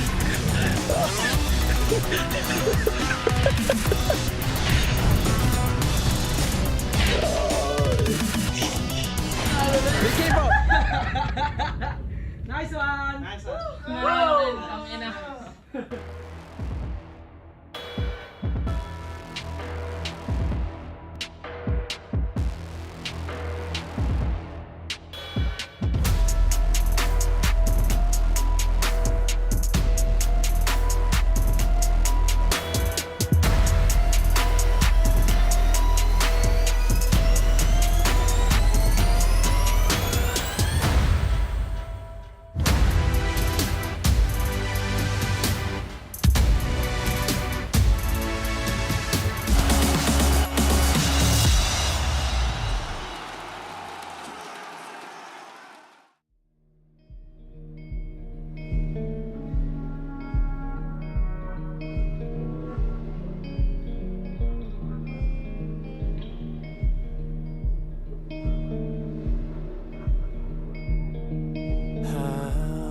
Strong is the hammer in my hand. How long can you force me to dance? There's a crisis in my heart and in my world, and I saw you smile when I fell into the dirt.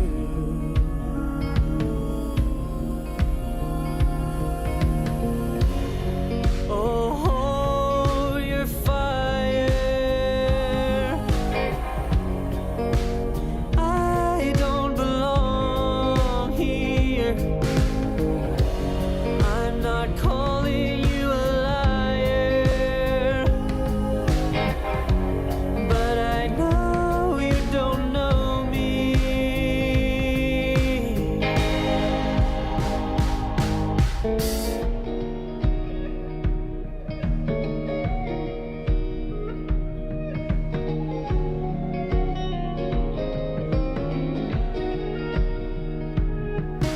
I'm too young for bitterness like this. I've grown too old to forget. I'm not a killer, but killing never fails.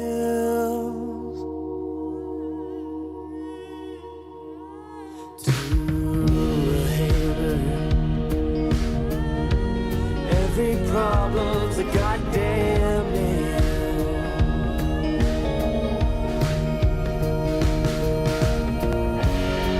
Oh, hold your fire, I don't belong here.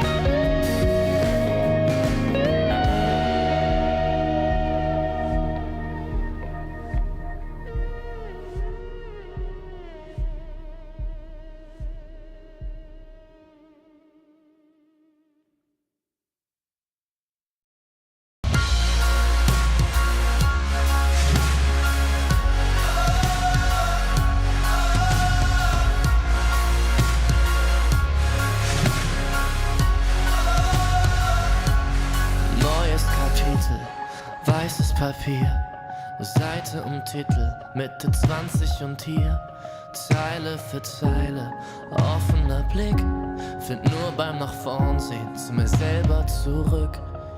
Und auch wenn's irgendwie nur eine Plattitüde ist, der Augenblick zerfällt, hält man ihn fest. Und wenn ich's richtig sehe und verstanden hab, dann sagt er selbst, wenn man ihn ziehen lässt, ich geh einfach nur los, irgendwo hin, auf jeden Weg. Ob klein oder groß, wartet ein Sinn und wir haben's erlebt. Nein, ich hab noch nicht genug, wart mal wieder auf die Flut. Schwimm oder schweb, Leben ist Leben, Leben ist Leben. Solange sich alles bewegt, solange sich alles bewegt. Lieber neue Gedanken aufleisen sollen, statt ewig im Gestern mit den alten Parolen. Nun ist die Währung, der Weg ist das Ziel. Kostet die Welt dann vielleicht gar nicht so viel. Und auch wenn manches davon sicher Plattitüden sind, man fühlt genau, wenn es stimmt. Ich geh einfach nur los, irgendwo hin, auf jedem Weg. Ob klein oder groß, wartet ein Sinn und wir haben's erlebt. Nein, ich hab noch nicht genug, wart mal wieder auf die Flut. Schwimm oder schweb, Leben ist Leben, Leben ist Leben.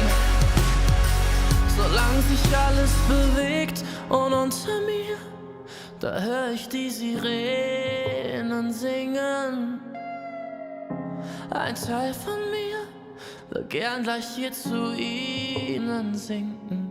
Doch ich widersteh, hör auf mein Herz, ich geh. Ich werd nur kurz zum Abschied winken. Und dann einfach nur los, irgendwo hin, auf jedem Weg. Ob klein oder groß, wartet ein Sinn und wir haben's erlebt. Nein, ich hab noch nicht genug, wart mal wieder auf die Flut. Schwimm oder schweb, Leben ist Leben, Leben ist Leben. Solange sich alles bewegt.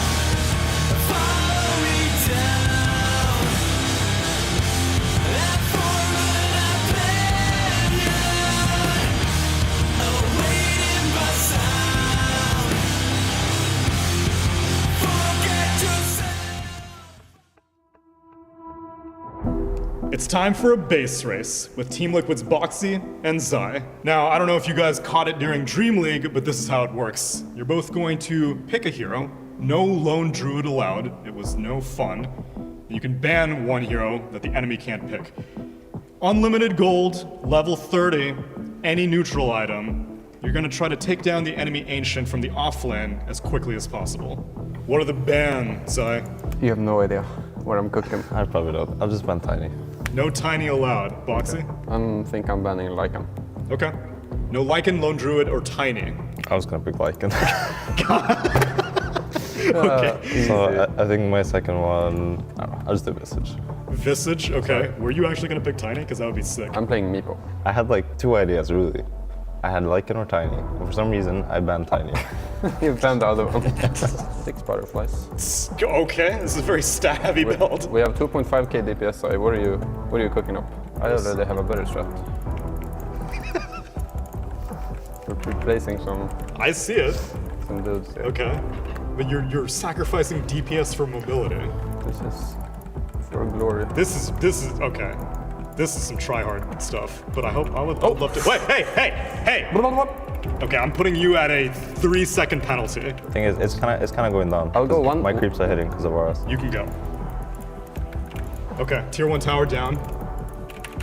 This man is bearing the boots, the poofs, the glyphs. Wait, there are creeps. Oh fuck. Of course there are creeps. You asked me like 10 times, Boxy, if there were gonna be creeps. I forgot about the backdoor. I don't mean to alarm you, Boxy, but Zai is already hitting your tier 3. Yeah, but that's because he has goddamn creeps. Well, yeah, I'm you go through backdoor protection. I'm going for backdoor. Yeah, I know. That's the point of the game. That's why you gotta get that Stygian Desolator. Big time fucked up his glyph. Okay, the glyphs are up. Okay. I don't know if it'll matter though. I have to heal my fucking bird. Wait, there are multiple glyphs. I only used one. Yeah, every tier refreshes. Oh my fucking god. He's going. Neck and neck. Which one's gonna take it? I think I win. Oh! Down to the milliseconds. I only used one glyph. My idea was way worse than yours. You just fucked up. Swapping sides, new bans, new picks. Boxy, this time you take the first ban. I'll ban Sven. Okay, I'll ban Elsie. No Legion Commander, no Sven. I get first pick. Yeah. Okay, I'll remember, play... you get unlimited items, unlimited gold. I'll play Alchemist. We got Alchemist. I played Tidehunter. This man is playing Tidehunter. We ready? Hold on, I'm getting ready. I mean, you better, yeah, you got 3, 2, 1. Hit your towers. Holy, okay, that was fast. He's out here with force boots. He's zooming. He's way too artificial. Oh, my courier died. Okay. My refresher is dead. He is lost. My refresher is dead. A great deal of net worth. Can I buy another one? No. You said I could. No. Pre-tower hitting is prep time. You have sacrificed the prep time. Oh, fuck. I'm panicking. Oh, my courier. Oh, I lost so much attack speed. This is so sad. Bruh. Blink Dagger, tier 4s. This is actually pretty close. I just need 20 seconds. Dude, is Anchor Smash gonna hit both buildings? I can't believe. Don't give him. Oh, don't give him. I mean, he's just standing there. I was just pre-evaluating. I think I'm gonna die. You are probably going to die, actually. Game number 2 goes to Zai. I forgot the glyph multi-hits. So that one hits my courier because you get split shot. Well done, Zai. Thank you. Winner of the base race. I feel like my strats were better. I was just worse at playing. There's no way.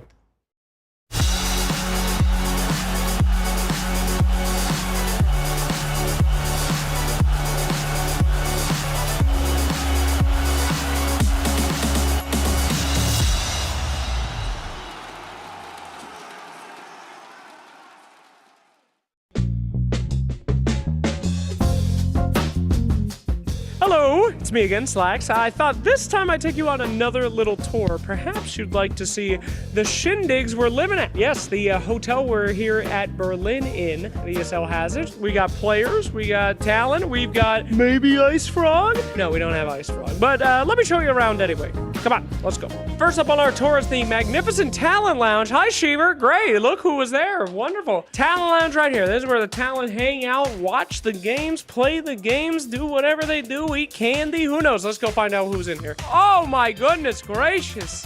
if it isn't the wonderful Odie Pixel Fog. Look, they're pretending like they're researching for the cast. Wonderful. There's even some PCs for us to lose pub games in the EU. Fog, how's the pub games been going? Good, winning. Winning, Owen? I actually won today. Wow. I was surprised. EU, easy MMR, easy MMR. But there's more things to see besides our pathetic excuse for enjoying ourselves. Thank you so much, Fog, for coming in on the show. And let's go to our next location. Player practice rooms, my friends. Yes, that's our next stop. We have our snacks yet again. Old Night Stalker, very motivating. Look into his eyes, give him a little smooch. And then the player practice rooms. Each one of our teams at the Berlin Major. You guys see that big thing right there? Holy moly, it's huge. Entire floor is dedicated to teams practicing. Now, typically, I would bang, bang, bang and be annoying and bother them, but, you know, we're getting towards the end of the group stage. Tensions are high, and I'd like to survive this event, so maybe we should go to our next location. Branded elevators. In case you didn't know what was happening, you can come in the elevator. Now you'll know. You're at ESL One Berlin. Here, watch out! This thing don't stop. Come on in. That was scary. This thing caught my foot the other day. Probably shouldn't put this on. Great hotel. Great hotel. Good elevator. Oh, here we go. Player lounge. We found it, my friends. I don't know if this is open. If it's not, this piece is definitely not getting in. Yeah, as expected. Don't worry, guys. I'm sure this will work. Nope, that's red. Okay, fantastic. Nice. All right, player lounge. Let's see if we can gain access. We can. This is my first time. I'm not typically allowed in here. Oh my God, there's players in here. That's not good. We were not supposed to film anybody. It's okay. Welcome to the player lounge, where all the players are. I see people are actually actively hiding as soon as we got in. This is where the players go when they're chilling. I'll be real with you.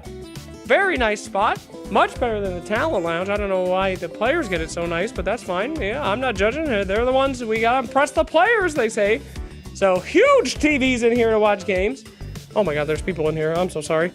All right, well, there you have it. That's the tour of all the wonderful amenities that we have over at the hotel. We treat them like kings. They treat them like gods over here. And ESL wouldn't have it any other way. So thanks for the tour, my friends. Next up, you're gonna see my personal hotel room. Come with me. Just kidding. You don't get to see that. Thank you. Goodbye. Thank you very much, Slacks, showing us around the hotel. We are now live with some Dota 2, though. If you want to stay in the hotel, you gotta win. That's how simple it is.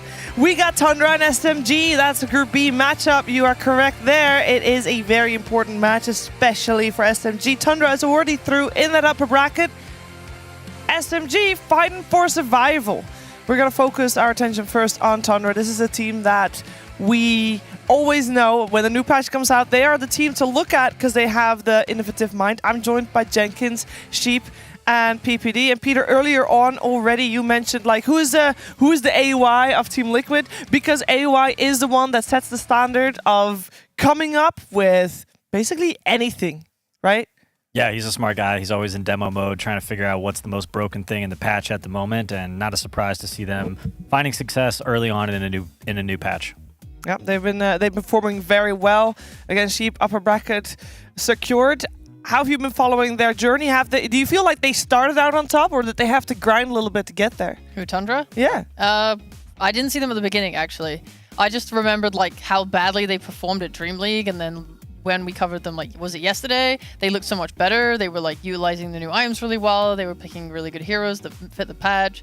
So they've definitely found their footing. Like at some point, they've definitely massively improved. They look like they know what's going on now. They did. They did. I thought it was just Tundra stands out there being like, oh, these guys on a new patch. Then they're gonna start owning. Then they're gonna start winning. Yeah, the stands were right. They're doing mid Omni Knight, offlane Medusa. Yeah. They're doing incredibly interesting, but also extremely good things. All the people that were saying that Tundra's going to be one of the best teams on a new patch, they were right. They were right. They did start up, I guess, because their first series was a 1-1 with Spirit. People are like, average. But then they did start 2-0ing opponents, and they are on top of the group right now. They are 12-2. I say on top of the group. We don't know for a fact that they stay that way. OG is also sitting on 12 wins. And they have 4 losses to their name. They already are done for the Group B.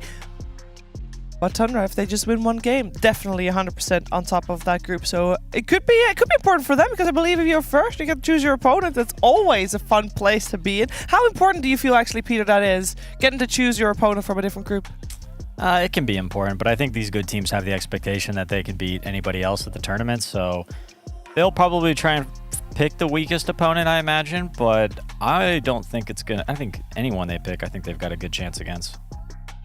All right, looking strong then. A lot of the strong strats from Tundra are often on the back of their offlaner, 33, who has had a chance to talk to Slacks earlier. Hey guys, I am here with 33, the man of the hour. How you doing, sir? All good. All right. Tundra, this is the first time we've gotten a chance to catch up with you guys here at the event. Can you give us, from your own words, how are things going for you at this event so far? Everything is great. As always with ESL, the setup is really nice. Only thing it's a bit annoying is the drive every day to play here. Yeah. But other than that, it's been great. You know, if we ever do develop the technology for you guys to never go outside, I imagine that everyone will have a better time. So we will try to get that rolling for you. Let's talk about the game so far. What do you think about the new patch? I know it's a boring-ass question, but let me just explain. As TI winners, everyone is very interested in your thoughts, because you guys, you had the last patch completely figured out. Does it upset you that the patch gets changed, For me, it's always the same when there's a new patch. I get really frustrated and annoyed at the first week maybe, because it's just I play this game for I don't know, so many fucking years already, 15 or some shit. And then I get really frustrated when I don't understand what's happening. I'm totally lost. I walk around the map. Should I take a right? Should I take a left? I don't know where I am. There's camps appearing out of nowhere. I feel super lost, and it's really frustrating to play like that. But after a while, I kind of get used to it, and it just goes back to being Dota, and then it's still a bit crazy, but still feels like just playing Dota. So what is it about you guys that you still seem to be doing pretty well on the new patch, despite, mastering the last one? I mean, you seem to not really be having that big of a transition period. In fact, it seems like you guys are just having fun with your picks, picking, whatever works. Is that kind of how you guys feel? And how do you get to that state? No, we just had some ideas of what we want to play, some heroes that looked strong to us, and we tried them out and they seem to be working. It's hard to say if we have really such a good idea. I think, we will see in the playoffs, but I think our group is probably a bit weaker than the other group. So maybe our strategies were not as tested as some of the other stuff that's being played. So yeah, we'll see how it goes when the playoff starts. But so far we are just enjoying playing some new heroes. The game feels a bit more fresh and it's fun. All right, well, good to hear. Well, the last question for you then. Now that you guys are going to commingle with old Group A, who are you most looking forward to facing off against? I guess just Gladiators and Liquid. We'll probably not choose to play against them, but hopefully if we do well, the time will come where we have to play them, and hope we can finally beat them.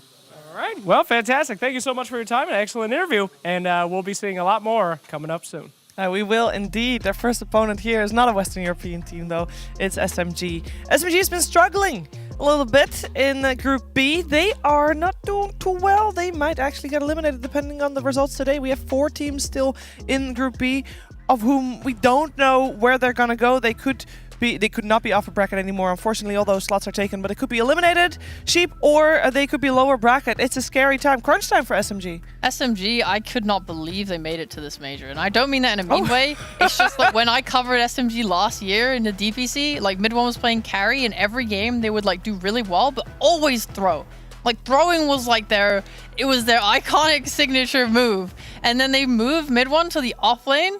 And I didn't realize, because I wasn't super keeping up with the teams. And then they bring in this new carry CDR, and they actually start owning, and it's pretty hype actually. The only problem is obviously things aren't super working out. You guys, I forgot that you actually hadn't been covering the second half of the games, but every time we covered some of the C teams, Jabs would always do carry from the off lane. I think mid one has been doing that a little bit as well. He's played Muerta 5 times in the off lane, and he's lost every single game. So I would kind of like it if they stay away from that in this series and go for the more traditional off lane. Yeah, you mentioned CDR being the fresh face on SMG. It's time to learn a little bit more about him.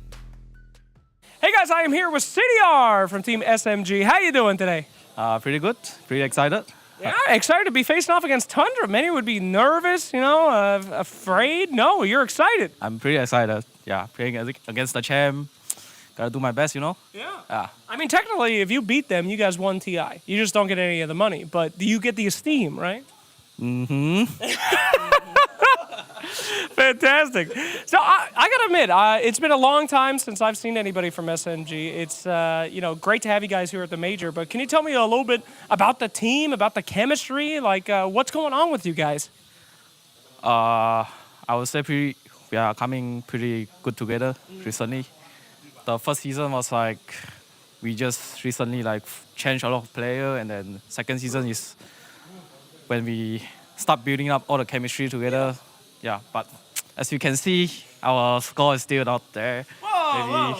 It ain't over yet. You guys have to 2-0 this series. Yeah, just these last 2 series, we're gonna prove ourselves. Yeah? Well, that's what I like to hear. Anything special in the pot? Don't share with us. Don't tell us exactly, but do you guys have any, cheese strats? I mean, it all goes now, no matter what you do. I mean, of course, we have a lot of cheese strats against the TI champ. You gotta have some to beat them, Mm-hmm. I'll tell you a cheese strat right now. You ready for this? Sure. All right, ban Dusa. First ban. Think about it, okay? Sure.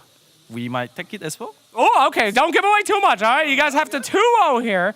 What should the people in chat be spamming to support you, my friend? You got a lot of fans out there. Last hope here. I don't know. Just say SMG maybe. SMG. All right. Sounds good to me. SMG will make GG. Or I don't know. Bye, guys. Thank you very much. Thank you. CDR coming in with some good energy there with Slacks. Thank you so much for that interview.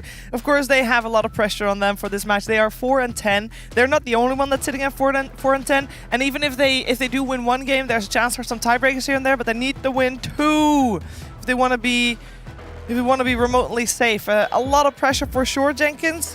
What do you think if they're having success? What are they building it on? What are they building it on? Offlane Muerta. Who are they building it on? Offlane Muerta, Sheepo. No. Okay, well, we don't have to question ourselves of what they're going to build it on. We can just experience it and watch it live as a draft of game number 1 coming at us after this.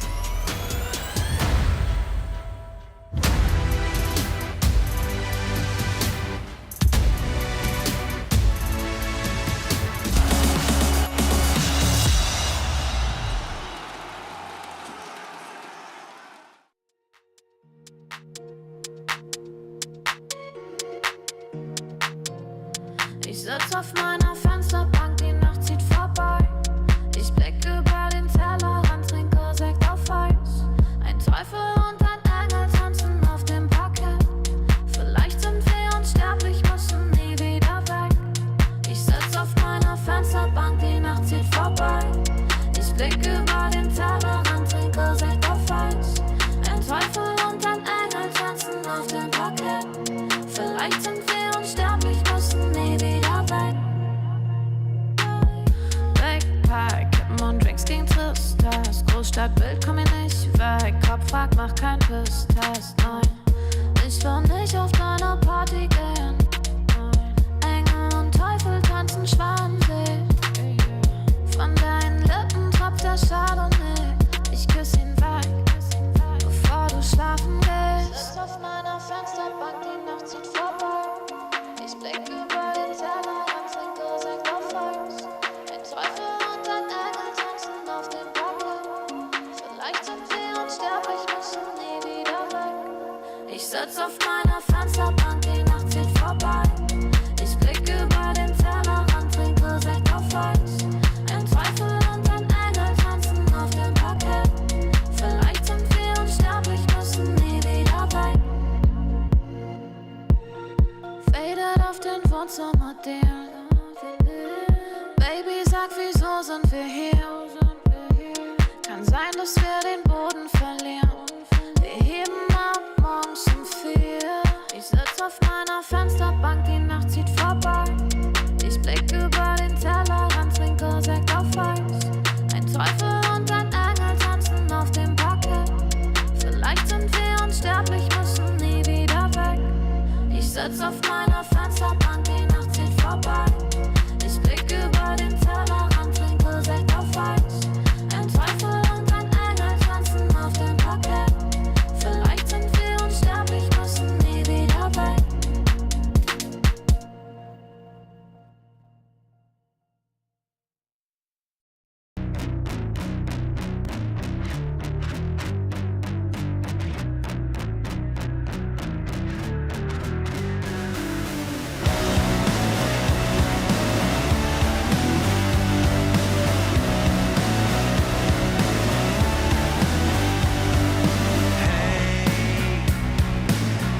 saw you riding on the train today,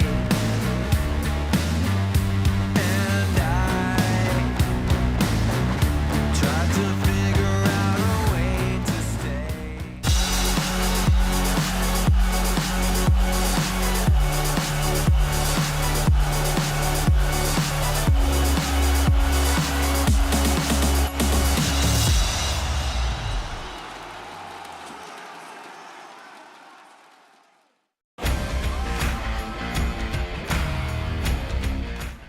We're feeling obviously pretty good about our current standing in the group stage. We have only lost 2 maps. In the grand scheme of things, it doesn't really matter. It's more of a training grounds for the playoffs.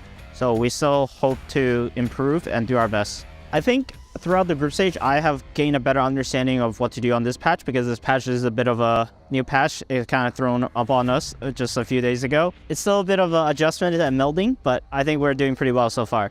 We scrimmed once against SMG, and we had a record of 1-1, so obviously they're still a strong contender. I don't think we'll underestimate them, and we'll just take it as seriously as we would against any opponent. I think we would want to prepare as much as we can and treat it as any normal match. We would not want to kind of let our guards down or start softening now, because now's the crunch time to finally improve and kind of really solidify our standings before the playoffs. Gotta focus on those playoffs. Before you get there, though, one more match here for Tundra. They are indeed only 2 maps down, and I'm sure that they want to keep it that way, but I'm sure also there's some itch somewhere to try to experiment a little bit more now that they're secured upper bracket. Let's see if they will do that against SMG. SMG wouldn't mind that. They need these wins so desperately. They they'll be fighting for it. They'll be fighting very hard for it, actually. We should be in the draft momentarily. I'm joined by Jenkins, PPD, and Sheep. And yeah, draft. Look at that. This is the nothing. Look at the draft. All right, I have something to say. I also have stuff to say. These guys, these players have not played each other in a very long time. Ever? The last time was Mid 1, DPC Season 1 in 2021. So it's probably good for SMG that they scrimmed versus Tundra and went 1-1, because I could imagine going against the TI champions could be pretty nerve-wracking, especially when you're potentially about to get knocked out of a major. Okay. So that scrim, you know, that could be the bane of Tundra, giving them that you know, positive energy, that hope. Yeah. Okay, now my thing. Yeah, go ahead. Tundra have picked Cuddle 8 times and they have a 100% win rate. Well, they did only lose 2 games, so. Yeah. And Underlord 5 picks 100% win rate. Don't give these heroes. SMG already super smart. Don't give them just don't give them Cuddle, man. They are so good with it. I hear a lot of people talking about Cuddle just being like straight up OP. I don't know about Medusa level OP, but the laning is so strong. Like having 2 abilities that you can nuke with into lane and that you can reduce the cooldown of with Chakra. Like it really felt like that Solar Bind ability was kind of meh for laning. But now that you have both Blinding Light and Illuminate, it's a crazy good laner. Beastmaster in the pool. Chen in the pool. Oh, Medusa in the pool. First pick, Medusa. All right. SMG, you have the entire Dota 2 hero pool to counter this. What is your answer? They can take the best thing. Anti-Mage, I would guess. I don't think Anti-Mage is the best thing. It's gonna be either like Pango or Schlark or something like that. Pango's probably safer. Pango's probably the safest option because Pango's just a good hero. Even if it's offlane Deuce, I think you're happy having... Oh, never mind. They're gonna go for the Schlark. I guess you're laning against Dusa if they run it off lane, or you're carrying against it if it's a carry, and you're okay with both of those things for SMG. Yeah. How do you deal with Schlark? What do you get? You just ignore it. You just go for the Cuddle Medusa opener. I mean, yeah, why not? I feel like, yeah, you just snag the Coddle. It would be nice to have something that buffs the Medusa up, because if SMG are finding ways to like counter it, just make it even less counterable by just giving it steroids. But maybe if they pick the Coddle here, SMG bans out like the Slark counters, things like Bloodseeker, and Tundra's not going to get that in the second phase. What's 9 going to play? That's what I want to know. This guy is a hipster mid laner, and they've already secured playoffs. Is he going to puzzle out the Omni Knight? Like what? I was Skywrath mid. Joke's on you. He's going to play Void Spirit. He's thinking like, his favorite hero. What's the weirdest hero I could pick right now? Ogre. Oh, hell yeah. I wouldn't put it past him. I would like to see. We saw offlane Ogre. Yeah. This major so far and collapses hands. I wouldn't be too opposed to an Ogre, say Ogre mid lane. That could work out. You can also, you know, it's also buff to Medusa. Ogre mid, guys. Yep. Not a mana battery, though. We were always looking for those mana batteries. Well, then why don't they just pick Coddle? Why take so long? They could They're even thinking about flex it. That's probably on their mind. Well, there you go. There's your 9 hero. It's Pango. Well, that's not very out of the box, is it, Sheep? I don't think 9 is that out of the box, to be honest. It's kind of funny. Like, he will play these Spirit Breakers and stuff mid, and you're like, wow, this guy's so fun. And then you ask him in an interview, hey, which mid hero do you wish you could play? Void Spirit. Yeah, it is It's actually like, Void Spirit every time that he says. yeah, he's like, he does just enjoy the simple things in life too. But I'm concerned right now for SMG because the way they play Dota, I think, is not very good in this patch, and it's not going to be very good against Medusa because typically, like, mid one went from playing carry to offlane, right? And I think that can work in Southeast Asia in that DPC, but internationally, and especially on this patch, it's awkward. Like, he's playing Monkey King's offlane going Echo Saber Diffusal Blade. Yeah, he's playing Muir going Dragonlance Maelstrom. That's also a carry. Right? He's just playing carries, and it isn't effective, especially when CDR, your carry on this team, he's also a hard carry player. He likes to play your Terrorblades, your Morphlings, things like this, things that farm and get big. So having 2 carries, you're just going to be trading farm with Medusa, who's just unquestionably broken. Yeah, you got to be the big beefy boy in the off lane, getting the Crimson, getting the pipe, running in there, tanking for your team, making sacrifices. Not the person that's sacrificing other people. I agree with you. I think SMG's drafts early on in this tournament were pretty misguided. However, they are coming off their biggest win, which was a victory against Team Spirit yesterday, where mid one played offlane Panda. He went Crimson Guard, Guardian Greaves, kind of, these team fight items that we want to see. So maybe they've got a firmer grasp on his hero pool for upcoming matches. Did I also have a Radiant, so he did a little bit of a dip into the carry, fun attitude, and then kind of back. Yeah, he became unkillable. Right, yeah, and then he's Crimson Guardians, and he's like, okay, now I can be a carry If guy. they're going to ignore me, how can I punish them the most? All right, it's getting that Radiance. A lot of teams spend a lot of time on this second banning phase. Seems to be the most important. Because there's so much possible, I guess. Yeah. It's really hard to theorycraft what SMG needs to pick because none of us know what counters Medusa yet. Because everything we've seen has just lost to it. Nyx Darkseer. Nyx Darkseer. You like it? I like it. I mean, I like it. I like it because I think that is just like generically also really strong on this patch. And also, Darkseer gets the Medusa illusion, so you kind of double down on how overpowered she is, and you can also like kite away from the Medusa with just surging your carry away or to get on top of the Medusa. And surely mid one can play Darkseer. He has not. He has not so far. No, I say he can. He can? Like, as in, for sure? It's a hard... Never mind. He's going Crimstroke. Darkseer's one of the harder offlaners, I would say, for a like non-offlane player to learn. Takes quite a few games. Grim is actually really cool because Darkseer, right? You can still just destroy the illusion like with a Dagon or whatever. It's a weak illusion. Grimstroke's Dark Portrait is a strong illusion, so you can't just clear it with the typical ways. So this is like a kind of a late game insurance item versus the Medusa here that they want to play. It's great against Pango regardless still, right? Yeah, that's true. Really good with Slark as well in lane. Mm-hmm. Even in the game, just showing up to Slark's lane and throwing the Ink Swell on him, he pounces somebody. Like full to 0, they're going to die. Okay, yeah, I wasn't expecting Grimstroke. I think I saw Crit play it the other day. Correct. I'm not sure. I don't think this hero's been picked too much. Yeah, interesting idea. You think he's going to go for the Ags and then try to make the illusion? Mm-hmm. I hope so. This bounty in Naga is really nice, though. Especially the bounty, he's going to make this game so uncomfortable for like Grimstroke and Rubik, where Grimstroke might want to like sit on some lane and try and just farm it to get that Ags.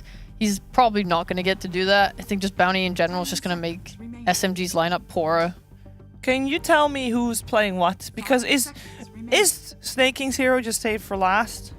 I think it might be it might be Bounty 5, mid Pango, Naga safe lane, off lane, Dusa. That's at least what my like instinct is telling me. Yeah. So still Saxa's hero last then in that. And they're picking Saxa's hero last. Okay. I think that is most likely at the moment. Because, yeah, Tundra have been playing the offlane Dusa. I don't know. They haven't played it on support yet. maybe there's like a really good offlaner that they see and they're like, you know what, screw it, just send the Dusa to 4. Honestly, they have played Soxa BH, and maybe with Dusa, you have the range melee. It's a hero with the body for the Dusa a little bit, and you maybe have some kill threat with the Snake plus the BH stunning. I would imagine just depending on these picks, they'll either rotate or flex the bounty from 4 to 5, depending on what SMG takes. No, it will be the Ember Spirit, first of all. They know that the Pango is most likely to go mid. Ember versus Pango. How does that matchup play out? It's a good matchup. I think Ember Spirit, people really like this hero. He's just generally strong, but sometimes he has a bad lane. But when you see your matchup, you know you can get away with it. You can fit it into your lineup. Man, maybe this is a bit of a stretch, but I remember in Dream League we saw a BH mid versus Ember absolutely dominate. It might have actually been Tundra. I feel like it was 9. I think it was 9. So they could run the BH mid and then flex the Pango as a support. As like a 4 with the Dusa. Yeah, I guess if you're playing into a Grimstroke anyway. Yeah, I could see it. Okay, I'll say one thing right now. I think Tundra need to pick some like actual stuns for Slark because it is a decent Slark game, and he has gone relatively unanswered. I want to see Tundra have a way to start a fight where they can lock someone down enough to just kill them. Otherwise, I feel like their fights are slightly strange, especially if this Medusa is not actually going to be their carry. I mean, Disruptor seems like a solid pickup. That's good, though. I mean, heard- stuns are just overall weaker this patch anyway, and silences are still really good. Yeah. I mean, I think BSJ said that Disruptor is the highest win rate hero in the Goodbye, game. Disruptor. Versus... Oh, it's out. Okay. Well. It literally just got banned. Against Slark, you were going to say? Yeah, it's high win rate against Slark by double what the next one is. So it's it's really good. It's one of the few supports that doesn't care that much about Dark Pact. Yeah, exactly. But that's out. So what other supports are in the same kind of... Well, it depends on if you sphere want as him? supports that are, popular right now, because Lion is always a good one with the instant hex, but let's be real, Kaka's not here. And it's... You can purge all of Lion's stuff, so it's like if a Slark is really good, it feels bad to be Lion against it. Same goes for Shadow Shaman. Yeah, I mean that hero's dead. Yes, it is. Oh, yeah, I think someone picked it yesterday, but it wasn't great. Like Night Stalker, if you're talking core position heroes, are really good against Slark because you have the ground targeted silence, but obviously we're not going to see that here. Hey, would they do Nyx Assassin? You got the Impale. That doesn't sound that bad. It's ground targeted, but it is also pretty easy to dispel all of Nyx's crap. So what's left? Or can you just go for Yeah, they have a very interesting draft on Tundra. I think it's kind of hard to complete it. They could go, I mean, this is crazy suggestions, but like what about Enigma or a Shadow Demon, a dead hero? I'm not really sure what kind of... As we said, I think they need a stunner disable, but they already have Bounty Hunter support. I like Shadow Demon. You got a save in there? Yeah. I mean, what about just a Skywrath Mage?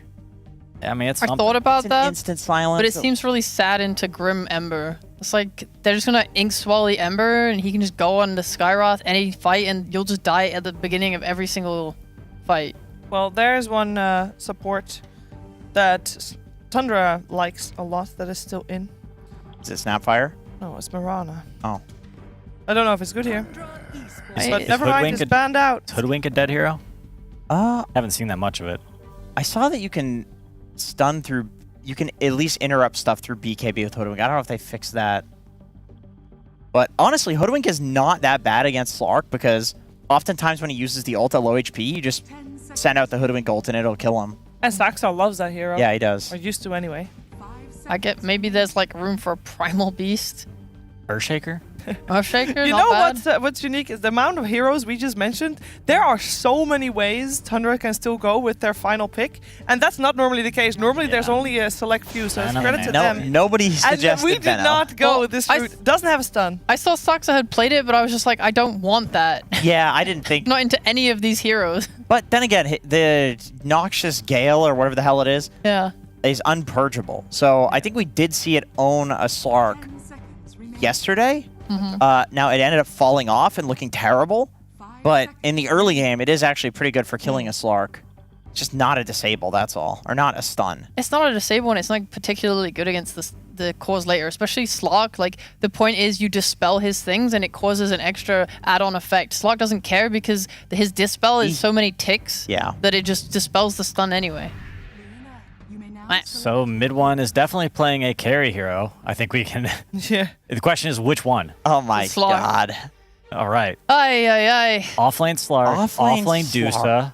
We're getting a fun game. I think that's the most Hunter, important thing. And then 5-position Venomancer. Okay, well. Okay. Yeah. Sorry I wasn't able to provide very good draft analysis on this we one, didn't everyone. understand. What are we I'd supposed like to to do? think I know what I kind of know what I'm talking about, but honestly, this draft really had curveballs every step of the way. You're just trying to figure out smart things to say, and me and Jenkins are just clown spitballing anything that comes to mind. And nobody is right. Nobody was right. Nobody was. Usually we're not right. Is that not a good sign, though? I mean, it's nice. It means that surely then Tundra also didn't see what was coming for SMG and vice versa. Yeah. You know, this is not Dota. This is going to be complete chaos. But you're playing Tundra. You're playing a team that absolutely thrives in chaos. This is what they've been known for since day one. Southeast Asian Dota. Speaking of chaos, Sheep, Okay. you saw daily last year. Yep. Surely this is something that Southeast Asian Dota thrives in as well. Well, this is the problem, right? SMG, they would just do something like this. Yeah. They would destroy the game. Like, I've seen mid one first picking like the wildest carries last year, and then they just throw. They'll be winning, and they'll go past some tier 2 tower, die, get wiped, and just lose the game. One last thing. Most C-pubs have 5 carries. Yes. This game, they've only got 3. Hey. They're used to this. There's going to be plenty of farm. They're super used Plenty of farm, plenty of chaos. Sounds like we're in for a fun one. Let's head over to our commentary team. It's Cap and Avery. Yes, it's very good to be casting some Sea Dota again, Avery, as we're going to be watching good old SMG back in action again, and we're going to be running some weird heroes for mid one. I guess one of the biggest things about SMG from our time casting them is you got to watch out for their offlane duo. Very, very potent and can oftentimes run away with the laning phase, so it'll be interesting to see with a weird offlane hero whether or not they're able to do the same. That is a big question. Is mid one going to have impact in this game? That's how I'm going to phrase it. I have no idea. I feel like it's a 0 to 100. Not succeed or fail, but is he going to have any impact at all? That's where I'm starting. I have no idea. Does offlane Slark even lane? I mean, he's rushing ring, which is another interesting aspect to this offlane Slark. He's just going to rush the Vanguard. I feel like Vanguard is... It's like that patch where Helm of Iron Will became the go-to. Yeah. Just rush for it. Sure. What else are you even getting here, right? Why buy region? If you get runes, you're going to have instant ring off the 700 gold now. It's a bit cheaper. And then you're just staying in lane. And the second you get Vanguard, you're just invincible versus almost all these safe lanes. Unless you're playing versus stack carry, which he's not. So, okay, he should have some impact here. Well, we're going to be playing stacked 5-on-5 early on here as both teams have opted to go for the bottom bounty rune. Skeeter just managed to grab his away. Meanwhile, Afu looks like he's going to die to Snake King, who came around the side. The help of Saksa, and they'll get the first blood. Let's go to Veno. Probably not who Tundra wanted it on. I think support Veno. He's okay at abusing first blood if you can get fast boots, but it's not amazing. They're going to look for the second killer on Pulse and be in the wrong neighborhood. Yep, and he's going to have to go for the TP out. Kicked out of the tri-lane, aggro tri-lane that they're trying to run with the Luna. Yeah, dodging this matchup, trying to force the Slark versus Dusa. Mid one will come to lane with that ring already. He has some regen, but... I mean, he's going to get abused really heavily early on. Sox is going to get in front of him. He has a blood grenade, too. I think mid one's just dead. Yeah, this is not the start they wanted. Yikes. As long as the downside of the ring rush, you don't have a lot of stats. 560 HP on Slark with 3 armor. Not really a hero. Kind of just a glorified creep. Mm-hmm. I mean, there was a reason why people were trying to abuse when the Helm of Iron Will. If you saw somebody doing that, they would have very limited stats, maybe one set of tangos at most, and you would just try and abuse the hell out of them in that first minute. You're going to be doing this. This is going to be the new trend of rushing Ring of Health. The same play is going to apply. Just all in, harass him. Just much hit him. as you can. Sometimes Dota's that simple. Just right-click him. Oh, big gold steal, too. And Bounty Hunter is by far one of the best heroes to do that in this patch. Oh, yeah. Hero steals your gold, steals your sanity, steals your life. Maybe mid one thought, I'm going to play against Dusa. I'm going to do my Dusa impression. Have no HP.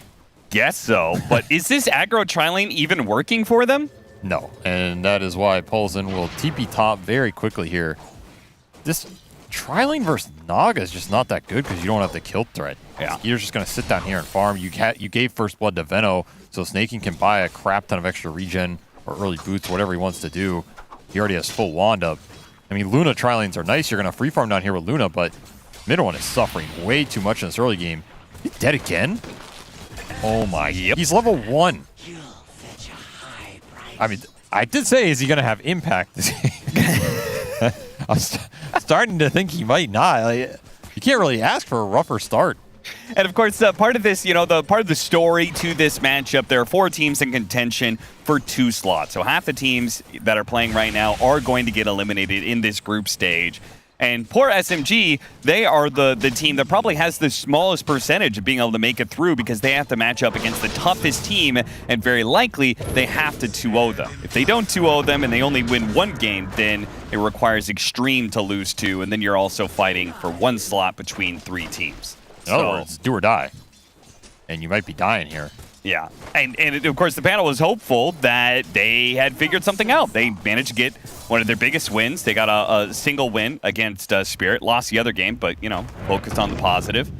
But this is looking like it's kind of looking like they looked at the start of this group stage, Avery. Not great. I can kind of see the Slark idea on lane if you got that Vanguard for free. Maybe if you had the better start, then you're just hitting Medusa out of lane with stacks, but even then, I think you have to kind of respect this hero's lane being a ranged carry with a pretty decent nuke. Yeah. And then it's a question of, okay, you first face Slark versus first pick Medusa, but is it going to provide you that much in the game? That's another big question here. I'm not sure that's true unless you can get a lot of items on mid one. So this is pretty much have to get this punish here. Yeah, this is. It's going to be a tough fight, though. Oh, that Mystic Snake doing tons of damage. If anything, we're going to lose Pelosin and maybe more here. Pelosin's definitely dead. Absolute disaster. They're pushing up against mid one now. Jeez. And is 33 is just going his phylactery build. Like, you have to keep in mind, this is not carry Medusa. This is all-flame Medusa. Yep. So you're trying to punish an all-flame Medusa, and you are just feeding in a 3-on-2. Is it safe to call this an absolute train wreck of a lane right now for SMG? Oh, yeah, 100%. Actually, I think the train has already wrecked. We're in salvage mode. Yeah. And you know what the sad part is I feel like CDR, aka Chidori, he was putting in really great carry performances for SMG, but now he's the guy who's maybe being let out to dry here. Is, they're trying to recover mid-Wan's lane, but that just means Chidori's up against a Venomancer without, well, for a time, without a support in his lane. Pelosin's now here, but the damage is already being done. Nice body block with illusions, get some extra damage in. This is not a fun lane playing versus Veno with blood grenades. Yeah, blood grenade hit the 2 of them. Pelosin is going to toss back Snaking here, trying to go for the kill. Once again, the supports are just rotating around together. Chidori had some stick charges, will be able to get the Inkswell off and gets the kill before he dies. So they'll at least get that coveted experience. Of course, Skeeter is like, oh, this is the freest lane of my life. This is barely a lane. It's just nobody doing anything. Oh, they need a win desperately, and they're going to finally get it. Moon gets a big kill on 9's Pango. Necessary. Absolutely necessary. Moon is going to have to put the team on his backpack here. Hop in, boys. I will carry you over the mountain. He's going to have to do a lot of work this game as both Silence just getting ripped apart for SMG. Yeah, Afu very likely to die here. They can maybe go for the deny. Nope. Skeeter snags the last hit right in front of Chidori.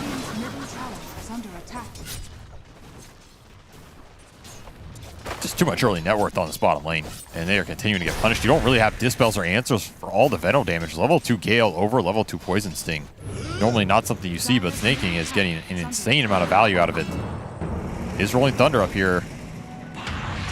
And looks like he's going to bring down Pelosin pretty easily. Trying to contest that 6-minute rune, you don't even end up getting it for Moon, as Soxa will steal at top.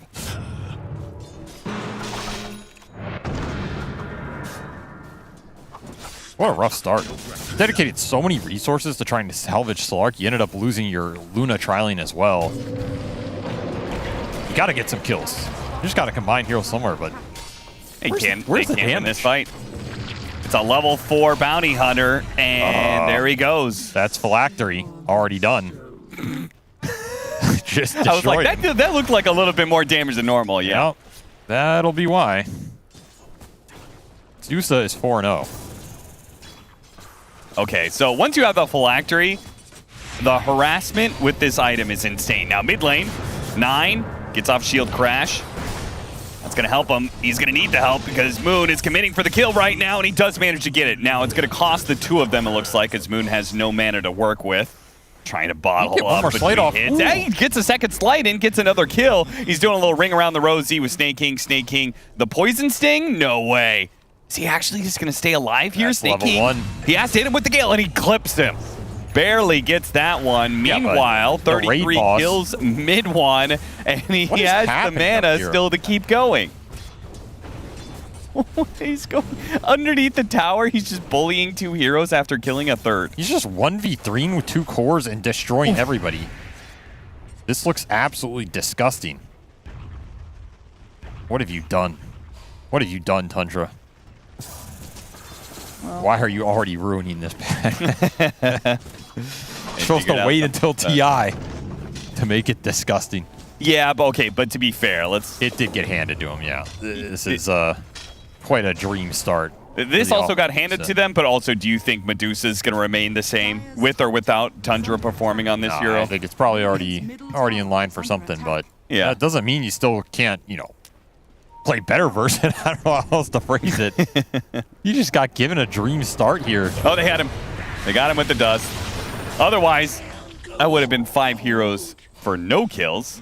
And mid one is still level 3, by the way. It's 8.5 minutes in. Getting a level every 3 minutes at this rate. He's on his way to something. Yeah, you could say that if he was a support. I don't know where he's going. He's literally half the level of 33 right now. Tap into the best of us. They'll bring Moon up here as Chidori has to tank up mid lane against his will. Okay, they're going to try and go for the Dusa. He's out of mana. He got off the Stone Gaze. Moon's going to sit in front of him, trying desperately not to have the Stone Gaze proc on him. Now, 33 doesn't have any source of mana here. No Lotus Flowers or anything, so he will die. Big kill for SMG just to try and bring this game to some semblance of parity, because right now it's 5,000 net worth lead for Tundra. I feel like this game is just how much Moon can get done before these Tundra cores kick in. Oh, Slight Chains. They had a sentry there. Okay, a second kill. Now we're beginning to pick up pace a little bit. I mean, Moon getting some stuff done. Having a pretty damn good game here, 5-1. They just got to keep playing through them. If I'm SMG, I'm bringing my supports to Moon. I'm doing whatever this man says. Manages to escape that mid gank as well, as 10-minute rune will probably go into Nine's bottle. Not much you can do about that. It's been a while since Moon was at the majors. This is his first since Singapore 2021, where he was playing with Fnatic.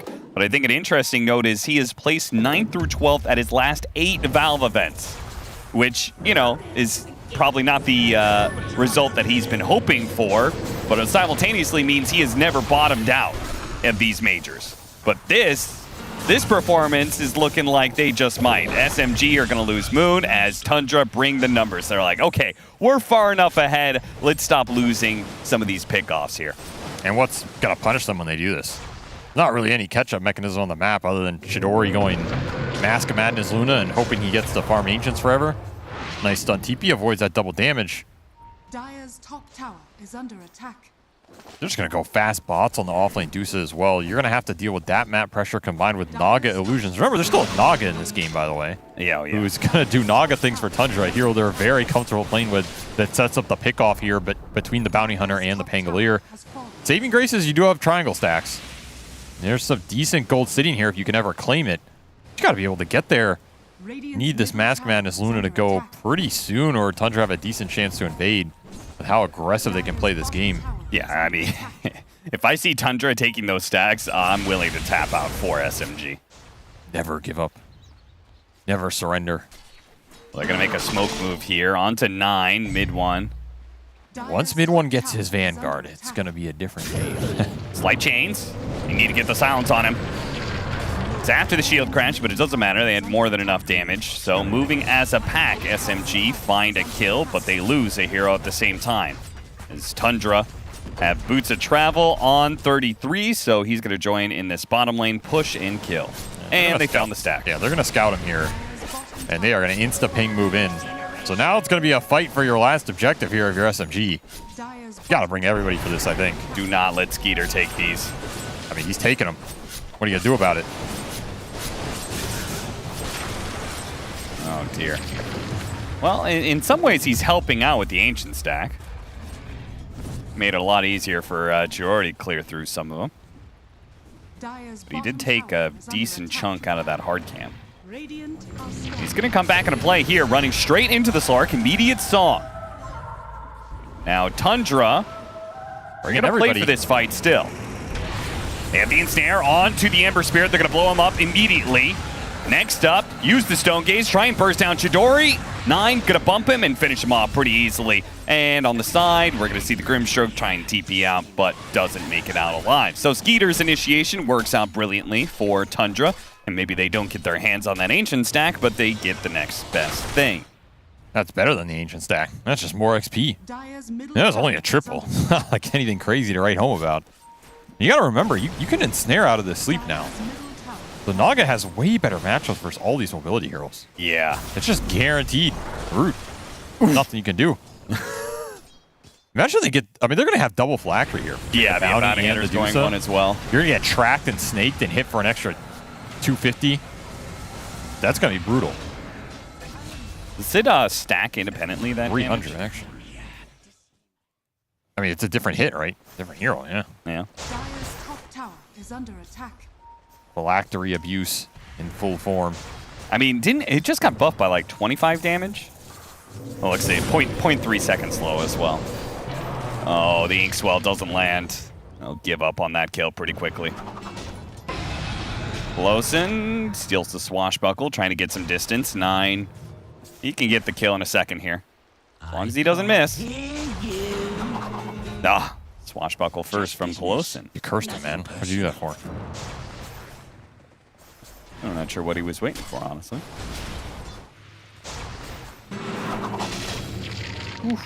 It's got that 10 talent, so very easy poke. So they're going to Swashbuckle, they're going to snake you with Phylactery, they're going to track you with Phylactery. There is insane... I mean, Midwan almost just died to the Bounty Hunter like that. He still doesn't have his Vanguard. I don't think he's going Vanguard anymore. I think the Vanguard dream is dead.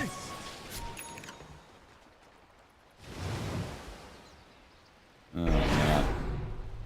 Solar Crest, a full-out Solar Crest for snaking. What is happening to Chidori up top, man? Well, we're going to watch the Bounty Hunter die, but Chidori got run down by 9. He literally got pinballed in the corner. Not much you can do about that. I guess you get the return kill. We'll delay the Phylactery for the Bounty Hunter here. Some true hopium.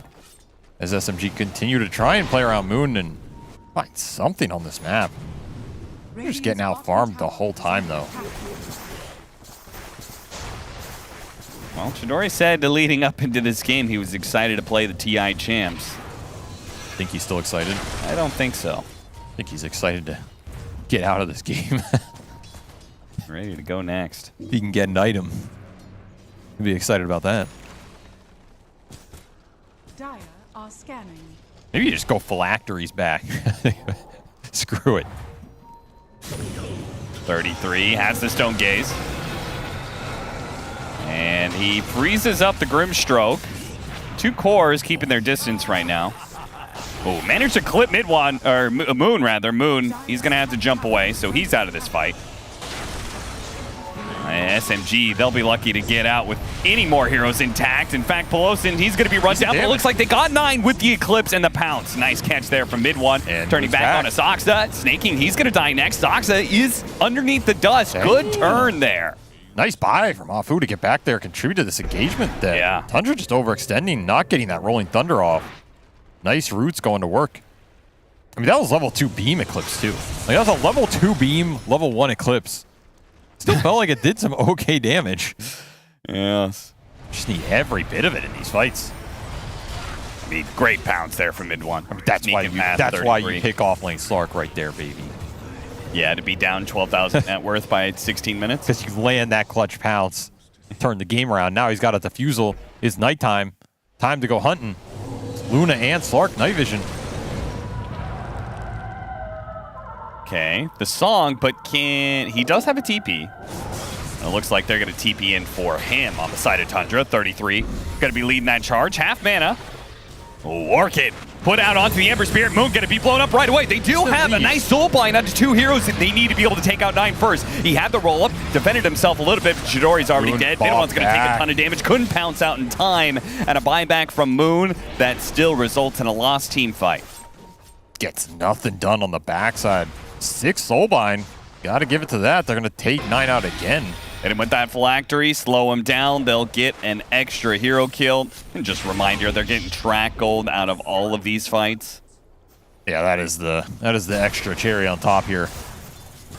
You have heroes that are going to be faster farming out the map. You also have heroes that are going to get more out of the engagements. God damn, did they make phylactery look good. They do indeed. I mean, if you get it early enough, I feel like it's a pretty powerful item. Oh yeah, the faster you get it, the nicer, the longer range spells you have, the nicer. They have both here. I feel like Moon gets poked to half HP before the fight even starts. Yep. And what are you supposed to do about that? I mean, I guess you just need a dispel. You need more net worth. Top the Slark, he's dead. And they did actually have a Plague bounce over to the Rubik, chasing off Ubak as well. Does get the steal. You have a Noxious Plague to throw back on somebody here. Octarine already done. Bots, Phylactery, Veil, Octarine, still waiting for the Aghanim Scepter. That was, I believe, his rushed item last time. Okay, got him with the Noxious Plague, but the Rolling Thunder's on its way. Losin's going to be blown up. And they're still going to go for Moon as well, chaining out this stuns. Bouncing in what? Oh, doesn't quite hit Moon there. Bounces into the soul bind. Okay, this is an opportunity with Inkswell on it too. The Eclipse going off. They're coming in with the 33 Stone Gaze, trying to relieve some pressure, but the outside heroes are going to get picked off. Now it's up to Skeeter and 33. 33 low on mana, but Moon's already dead. So SMG are going to retreat after their big mid hero dies. Honestly, SMG getting a lot more out of these fights than I thought they were, though. Yeah. Things considered how bad of a position they are in this game, down 15k at 20 minutes. Still able to find 3 kills twice. Eclipse looking like a damn good spell when there's not these illusions in the fight to soak it up. I mean, of course, you're not close to dealing with Skeeter here, and he comes in every time and cleans up. But at least you're getting your Slark back in the game. Yeah. And you're shutting down Pango. Like, he's really been debilitated in these fights by the Soulbind. It's the 3rd fight in a row. He's just gotten nuked down. Oh, that's an interesting idea. Oh, is it enough? He pounces away. It's daytime vision, though. Still on track on him. The rest of the team's going to come in, though. Help him out. Toss back into the Inkswell. But a song puts a halt on things. And boy, Knight is set up for a really good Rolling Thunder. He is going to just roll through them. Nice and easy. 2 fast kills. And searching for more. Actually, the Skeleton stalling up his ball a little bit. So can't keep chasing, but they can take down Tormentor. If this was a more even game, I think it would have been cool to see the Grimstroke Soulbind with the Luna having the Shard. Right? Because you use the Lucent Beam on one of the Soulbind heroes and you get a second Lucent Beam out of it, so you're effectively getting, double the damage every Lucent Beam. It's a nice idea. Yeah. Don't think we'll see it, but... Yeah, don't think so either, as I'm fairly certain this game's going to be over in 10 minutes. I think that Shard went to Bounty, right? Yeah. Extra Shadow Walks. This no longer has the charges, instead the reduced cooldown. You still feel like it's viable, that it's really good? Because you were hot in the last one. I mean, I just like Shadow Walk, Who doesn't like going invis? Inkswell does land. He's just all in trying to get a support kill, but it does leave the rest of SMG in trouble. And he couldn't get it. The Noxious Plague slowing him down through all of that one. Chidori is going to be caught by the Stone Gaze next. 32-16. Double the kills, but a huge, huge difference in net worth here. 23,000 net worth lead for Tundra in 22 minutes. You got bots, Octarine, Medusa, plus a Naga Siren soaking up the entire map. And then every time you fight, you're getting track kills. Look how even that damage dealt is. Everybody on Tundra contributing very evenly. It's a wall of pain. I mean, when your bounty hunter is putting out 12,000 damage in these fights, that's... It's a lot. This hero does a lot of damage now. I've been really impressed with this hero. It just seems incredibly annoying every game we watch. Yeah. You don't have as good detection to control the map either. He can get around a lot easier. He can steal runes. He can scout the fights. On top of all that, if he has a stun and he's dealing damage, like I don't know if this hero has many downsides anymore. Maybe only his laning, but it feels like a lot of these lanes is not even that weak with the high armor. Yeah, I think his lane is pretty strong, actually. Like, the downside of this hero is what? The actual 5-on-5 AoE teamfight control? I mean, you can make up for that. Okay, they managed to stop him from getting off the song. And chain that silence again, and they've got him. Godlike spree. Ooh, 2,500 gold?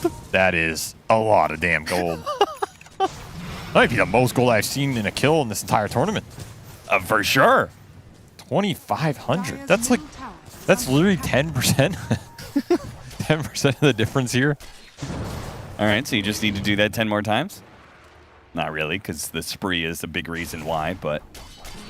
Yeah, he was 10-0. That is worth noting. I mean, who else has got a spree? I feel like 33 might have one as he finishes Ags. I feel like almost all of Tundra probably has a spree. He has 5-second Mystic Snake that stones you, hits you with a Phylactery, and he can buff it up with Veil.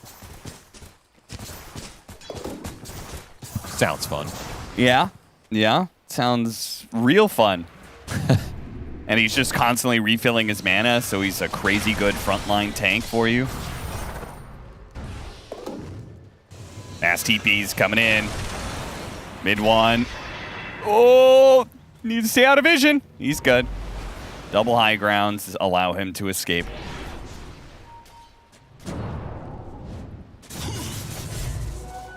Have the BKB on Chidori. Something to work with. If you can get a good overextension by Tundra in the fight, I honestly feel like you do have damage there on SMG. Like, we've seen it, right? They have the ability to kill heroes with Eclipse plus Soulbind. You have Grimstroke Shard as well. So you can keep these heroes in the fight versus the Orchid if you get a really good Dispel. And honestly, Pit is a pretty decent place in the fight, but they don't know what's going on. Yeah, they smoked on the illusions of the Naga Siren. And I thought that meant, oh, well, they know Tundra's going to go do Roshan, so they're just going to rush to the pit as quick as possible. But no. They actually don't, so... They have a decent angle. Maybe they can catch someone out of position. Maybe, but the tier 1 tower is in the way, and now Tundra's no longer on the low ground. Oh, Tundra see him. Oh, and Skeeter gets off the song. All 5 heroes. Okay, what's the angle of approach here? You just roll through them all. I think that's the angle. Yep, they're going to hit the shield crash. Gale onto 3 as well. Oh 9 bouncing around all of these heroes. Now, they do have the BKB on Chidori. He's going to try and do what damage he can, but it's hopeless. Absolutely hopeless. Hey, mid one got out, though. He'll die another day, I suppose. Hey, team, what happened that fight? And almost immediately, 33 is hitting mid. Big stacks. Okay, got a few stacks to work with. Still needs to stop this push, though. There's a Siege Wagon push. Sox, nice use of the Force Staff to try and get in front of the defensive pounce. Telekinesis back into the tier 3. Gotta be careful, though, of this burst damage. Oh, no, mid one. Unstoppable indeed. We'll get the Bounty Hunter return kill. And you got level 2 track on Polson. Okay. You can start getting some track, or you get some kills. Recoup the gold differential here. Yeah, you can get it back to 20K, because now it's 30K. Moon's desperately working towards an Aghanim Scepter. If you can get the Aghanim Scepter, that would be not only a big boost to team fights, but even just mobility around the map. Because in order to win this one, they're going to have to stretch it out. The Orchid is going to take out eventually here. Yule Scepter back into the Rolling Thunder, though. Very sad for Moon. Couldn't get the timing right there. You know, the funny thing about this offlane Dusa with this build is you actually end up kind of tankier because you get so much HP from the Ags and the Octarine. Yeah. Like, Dusa's sitting at 1700 HP. He has more HP than a lot of these dire heroes right now. And he still has decent armor because the hero has pretty good agi gain. Got its ult off. Mid one trying to slow down this Naga Siren, but at the same time with the TP coming in from 33. Man, that is not the prey that you were hoping it would be. The final snake will finish him off and bounces over to Afu. 33 keeps it trucking. This Dusa is untouchable, man.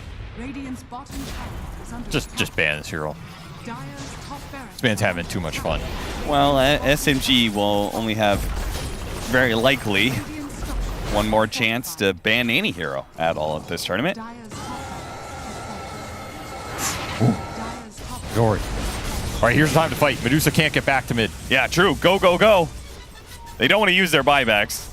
So by the time they're up again, that Octarine bots too will probably allow the Dusa to be here. It is actually back up again. So yeah, it doesn't That's a take 22-second cooldown, by the way. Very balanced.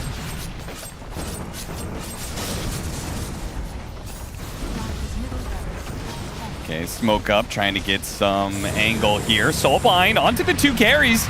Telekinesis trying to throw them together, but 9 is going to interrupt all of this combo. The damage is just not there. Look at him. 9 is the only one who's taking any damage really in this fight. Everybody else of Tundra is perfectly healthy through Eclipse, through Slides, through everything that SMG has to throw at him. And that's GG. I can tell you one thing that I've never said before and I'll probably never say again. Okay. They should have listened to Slacks. Oh no. He did tell them to ban Medusa. He did tell him. Chidori's like, well, we might take it. You did neither.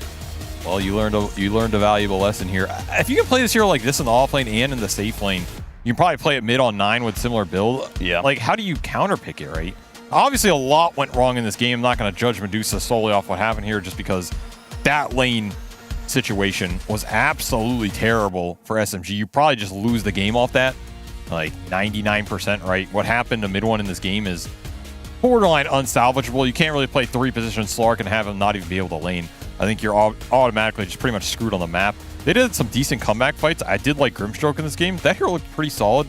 The lower CD ult doesn't look too shabby in a lot of these situations, but I mean, it's just a game you have to write off. I think Moon did as much as he could, had a pretty good mid performance as well, but 33, 22-second Boots of Travel, 5-second Mystic Snake. Most disgusting thing is the Mystic Snake cooldown is already ticking while the snake's going out. Yeah. So like by the time the snake comes back, you have another one. You just chuck it again. Like, get me out of this. Get me out of this game, man. Well, SMG, they do get out of this game, and they're going to be heading to a Game 2 soon here, which they must win and may already be eliminated depending on what's happening with the Extreme Series versus Shopify. But for all that information, we turn to our lovely panel. Thank you very much, Cap and SVG. Tundra take the game, and therefore SMG, they are either having a tiebreaker or are eliminated. It's all with pending results of the other games, and I don't have that information for you yet, but that's okay, because we're here to break down the game in front of us. I'm joined by Sheep, PPD, and Jenkins, and this game was gonna be a tough one. We knew that from the get-go, and I think, Sheep, we need to start at that Slark. It was terrible. It was awful. It was one of the worst lanes I've ever seen in my life. On God. He just like died instantly. It wasn't even like they stayed in lane and things played out in an even way until they lost. It was just straight up. He showed up. He got clicked down by Medusa Bounty Hunter. There's absolutely nothing he can do to defend himself. They have like blood grenades and stuff. And he just dies. And then he comes back and he dies again. And then for the rest of the game, he's like Ring of Health brown boots. He's super weak. He gets like swashbuckled by a Pango mid and loses 3/4 of his health. This guy's unable to do anything. He has to like ult to ever be in the middle of a fight. It's just awful. And for what? For what? To try lane a Naga that was free farming. That was getting kills. That is one of the worst things. I know you keep saying it. If you try lane and you lose, the game is just done. Yeah, you gotta win your try lane. Yeah, not much. I don't know if there's too much to say about this game. I think we see the power of Dusa. We see the weaknesses of picking 3 carries. SMG is not technically out. The Extreme did lose their first game to Shopify. So if they lose again and SMG manages to pull out a Game 2 victory, there's potential for a tiebreaker. So yeah, let's try something new. Oh, God. Ban Dusa. Oh, no. That is a yikes. That's a Dusa doing that much damage, too, by the way, ladies and gentlemen. The tankiest hero in Dota doing 22.3k damage. Okay, explain to me like I'm 5. Medusa has a carry. Slark is a carry. Why does Medusa offlane work, but Slark offlane does not? Medusa offlane works because there's a build that is an offlane build that you can run on her. You can go for this Phylactery. It looked really good. It does a lot of nuke damage early on into the game, gives her the stats that she needs. Then you build into the Aghanim Scepter, so your snake turns into a stun. Your ult is a very good disable. You could see that he didn't go for the multi-shot on Medusa until much later into the game because that's not an important part of offlaning. And with Slark, I think maybe 4 Slark works, but offlane Slark, you're gonna get a Crimson. How does 4 Slark work? Ari did it at the end of Dream League, and I saw a lot of people trying it in like top 100 pubs after that. Stop. This hero is built around right-clicking, and I think you need carry items to enable it. I don't think Slark works in other positions the way like a Dusa does, as for the reasons that you mentioned. There's other builds that are viable on the hero. Also, you have to keep in mind the supports are different. Like Medusa's playing with a bounty hunter who can tank damage, soak damage for her, and like has a really decent stun and just can do a lot of damage with her. Whereas they're playing like Slark with Grimstroke Rubik. Like Grimstroke is it was Grimstroke top, right? I want to say, or they were trying. They brought the support top at some point. They rotated Rubik top. Yeah. Oh yeah, Rubik, and it's just like he's kind of like weak to them. It's just like the damage that Rubik and Bounty are outputting between like Janata and Snake is just much higher than a Slark who died at level 1, plus support. The Phylactery actually helps. I hate to say it. This is like the one situation that we've seen on the mainstream where you're asking for the Bounty Hunter the whole time, and we actually saw it, as well as the Medusa. I think both of these heroes are 2 heroes where the Phylactery actually looks like a good item. We saw it on Rubik, didn't look so good. Maybe some other heroes didn't look so good, but these heroes actually look good. So the solution is, for SMG game number 2, they should actually ban Medusa. Is it that simple? I think they have to. I don't know why they went so left field with their draft. I feel like their previous game against Spirit, they had Rubik, they had Storm, they had a support Veno, they had an offlane Panda, he went the Crimson Guard, like super cookie cutter, everything that we've seen and expected and wanted from offlaners this patch. And this game where it matters the most against one of the toughest opponents in the group, and they're just trying too much. Like, go back to the basics. Yeah, I mean, they already beat one TI winning team with kind of normal stuff. Why not beat the other TI winning team with normal stuff as well? They've got another chance. They've got one more chance to do something here. It sounds like it's fixable. Just stay normal. Don't go for a 3 carry build. Is it that normal? I'm not entirely sure. Normally around this time we'll be checking with Slacks, but I believe we're not doing that today. Well, we are doing that today, but not now. Because we thought this was a good time. In case you are active on the social media, you might have already seen this, but a legacy in Dota 2, TI winner Loda, has released a song. That's right. It's a passion project. You can find it on his YouTube, and later on it will be on his Spotify as well. But you get to listen to it right now as well. Then the song is called Hero, and has a cool clip with it as well. Enjoy. Don't know where I'm going, don't know where I'm from. I'm going to the battlefield and where I belong. I don't know where I'm going, heading to the unknown. I'm looking for a reason why I cover the strong.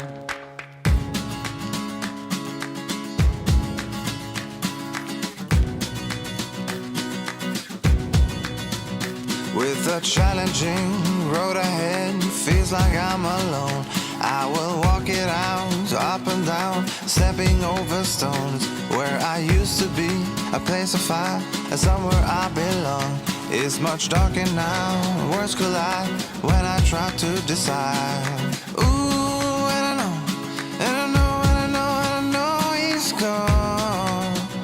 He's gone. I don't know where I'm going, don't know where I'm from. I'm heading to the battlefield is where I belong. I don't know where I'm going, heading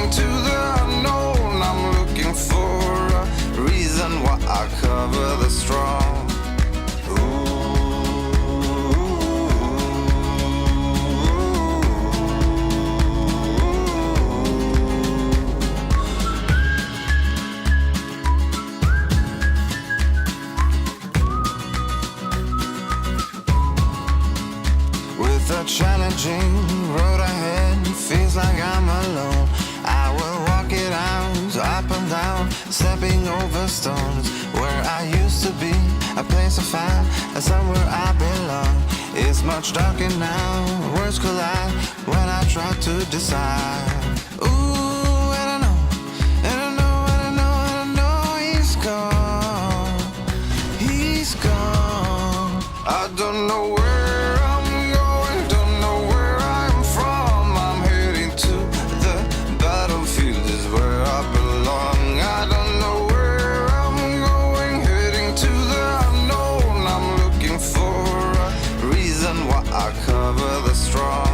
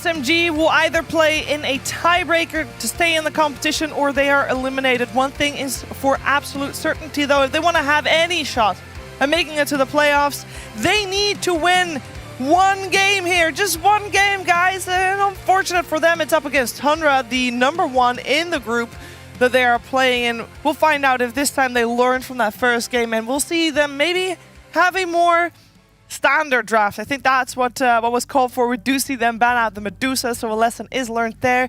We are having Tundra playing on Dire side, this time around SMG on the Radiant side. Doom first phase pickup, the Slark, the Alchemist on the side of Tundra, and that is an unusual opening. I will say that, of course, for Tundra, nothing matters. They are guaranteed #1 in the group. Sheep. So maybe a little bit more experimentation on their end? I'm down for it. I mean, the Slark has been a lot of people's answer to Doom, right? I'm assuming for the lane. And then Alchemist is just Alchemist. I think he's looking stronger and stronger every day, especially like the way 9 plays at mid has been interesting. You talked about, what was it, like the Armlet build, but we also saw the Orchid build. Those look really cool. Yeah, I don't know, like... Go ahead, Sheep.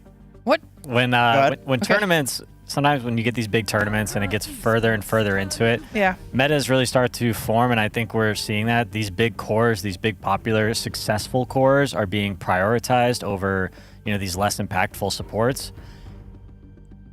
This is a great time to start trying these, how early can we pick this hero without being punished, I think is what everyone's sort of experimenting with. Tundra's got a bit of a free game here, so kind of exposing themselves with that 2-3 Slark. How are they going to make this hero work up against Bloodseeker, who I think everyone views as the biggest counter? They should run it off lane. Yeah, they should put it off lane. Well, possibly that. This no is where items. you could get a little crazy. Like you said, 4 Slark. I think that's a little nuts, but maybe it works, right? But maybe Alchemist could be support. Yeah, that's probably better support hero. I mean, we've seen a few teams run it as support. I'm not sure if Alk is exactly Medusa level, but it does seem like something that could get there by the end of the tournament, possibly. It seems really good in all the games that we've seen it so far, other than like maybe day 1 with Aster. Alk is a good hero. Dusa is an OP hero. You think that's on another level? Okay. I think Dusa. I think Dusa is the best hero in Dota right now. Agreed. Better than Doom. Better than Beastmaster. Yeah. I just haven't seen a counter to it. I just don't know what counter. I've seen it lose. No, I've seen it beat Nyx's. I've seen it beat Anti-Mage. I've seen it beat everything. I've seen it be picked at the end of drafts. I've seen it be picked at the start of drafts. I have seen every form of Medusa so far, and I don't get what is strong against it. And it seems so difficult to be able to get enough like mana burn to deal with it. I just don't know. Was it BetBoom that we saw beat it with like 3 Heaven's Halberds in the Faceless Void? Yes, either BetBoom or 9 Pandas, I believe. But that was right at the start of the tournament where maybe people didn't understand the power of Medusa as much, and the fact that you can also like flex it to offlane now. Yeah. You can bet tonight when all the or maybe even the teams that aren't playing right now, those offlaners they're practicing their offlane Dusa. For sure. They're looking at the 33 replay. They're like, all right, Phylactery, Octarine Core. Yep. It's always the 33 replays, man. It always is. Hey, you gotta copy the best players. It's one of the quickest ways to improve is just watching people that are better than you. Yeah. So we saw the Veno in the previous game was played as a position 5. We have seen it before also as the offlaner itself. Is there any position we prefer the Veno in? Because I know that a lot of people they're on the fence with this hero. It's like either it's really good or it's like I'm not really sure. Where do we want to see it? Where does it fit? For this team, they like playing it on support. I think OG throughout Tour 2, they played it off lane on DM very often, and it became more and more higher priority until they were first phasing it sometimes. Obviously, it changed a little bit on the new patch, so I'm not sure exactly where it fits, but I think it's good with farm. I just like seeing it be able to get the Ags, get the Shard, get these things, but they make it work as a strong like laning support. Yeah, do you feel like Ags and Ag Shard are necessary for this hero to do what it does? Depends what you want it to do, right? Because like the Plague Wards are going to be able to be used for like vision or dissuading like blink, initiation type heroes, and make your movement speed or mobility in fights really hard, even without those items. I think Snake King just personally likes this hero a lot as a position 5, so in this game I think it is going to be support, but throughout the future of the tournament, I'm not sure Veno really needs that much farm to do what he wants to do, so maybe it is a better support. I could see it. I could see it too. I mean, when we saw it off lane, it like kind of seemed like it fell off. So that feels like yeah. There's a couple of these heroes, like especially offlaners, where they farm their first and second item, and then they're like, okay, now I want to go fight. But then once they die once or twice, they get behind. All of a sudden, it's like, how do I actually find my footing in this game? Like you don't have enough damage to go through this Crimson and these Greaves, and you're kind of just this guy who's trying to make stuff happen. But we saw that in the game earlier with the Panda in the previous series. Yeah. Eventually, you run into all the auras and you just lack damage and can't fight. See, that's the thing. I've seen this hero, like, it's hard because I haven't seen him enough on this current patch. Like, watch from his perspective, because I just remember last patch when he would, like, die those couple times and not want to play anymore. I've seen, like, DM die 3 times in lane, and then just... I know DM's not playing this tournament, but I see him die 3 times in lane, and then he would just hole up really hard in an area, and he just wouldn't die again for the rest of the game. And he does buy... Like, Veno himself buys auras, so he's always providing something for your team. And, like, all of these annoying little weird stun things that he gets from his items... He's just like a massive nuisance, and you're losing so much health just by proxy of being hit by his spells, and it builds up and has an effect and makes you have to like back off. So with the Wraith King picked up, you have to pick that's Skeeter's hero. I don't think anybody else would play it on the side of Tundra, but that does mean that this is a Slark offlane or an Alk offlane. Are they DMing them? I think it's I think it's a Slark mid. You see Kunkka, that's when the Wraith King pick comes out, because you know that Kunkka versus Slark is fine, right? Slark should do fine in that matchup. He's just going to hit him. He's real tanky. It doesn't matter. Steals a bunch of stacks. 9 likes to play his crazy shit mid, so I'm sure Slark is right up his alley. That means it's going to be a support or an offlane Alk. That's also up 33's alley to play a farming offlane Alk. And up to Saxa's alley as well. He's been playing Alk. Yeah. Also plays the Veno as well. Also plays the Veno. On the side of SMG, I want to talk a little bit of flex there, because... Are we really looking for a +5/+4 last pick, Peter? Is that what we've evolved to? Well, on first pick, I don't think it's so bad necessarily. I do think I kind of feel like Doom is going to end up being a 4 position this game, with the Bloodseeker carry or offlane and a Kunkka mid. But who knows? We've seen crazy things this tournament. Yeah, we have. I'm happy to see the Shadow Demon though. Because this hero always has like 100 things in his toolkit, but it will still suffer in games when there's something that can really get on it.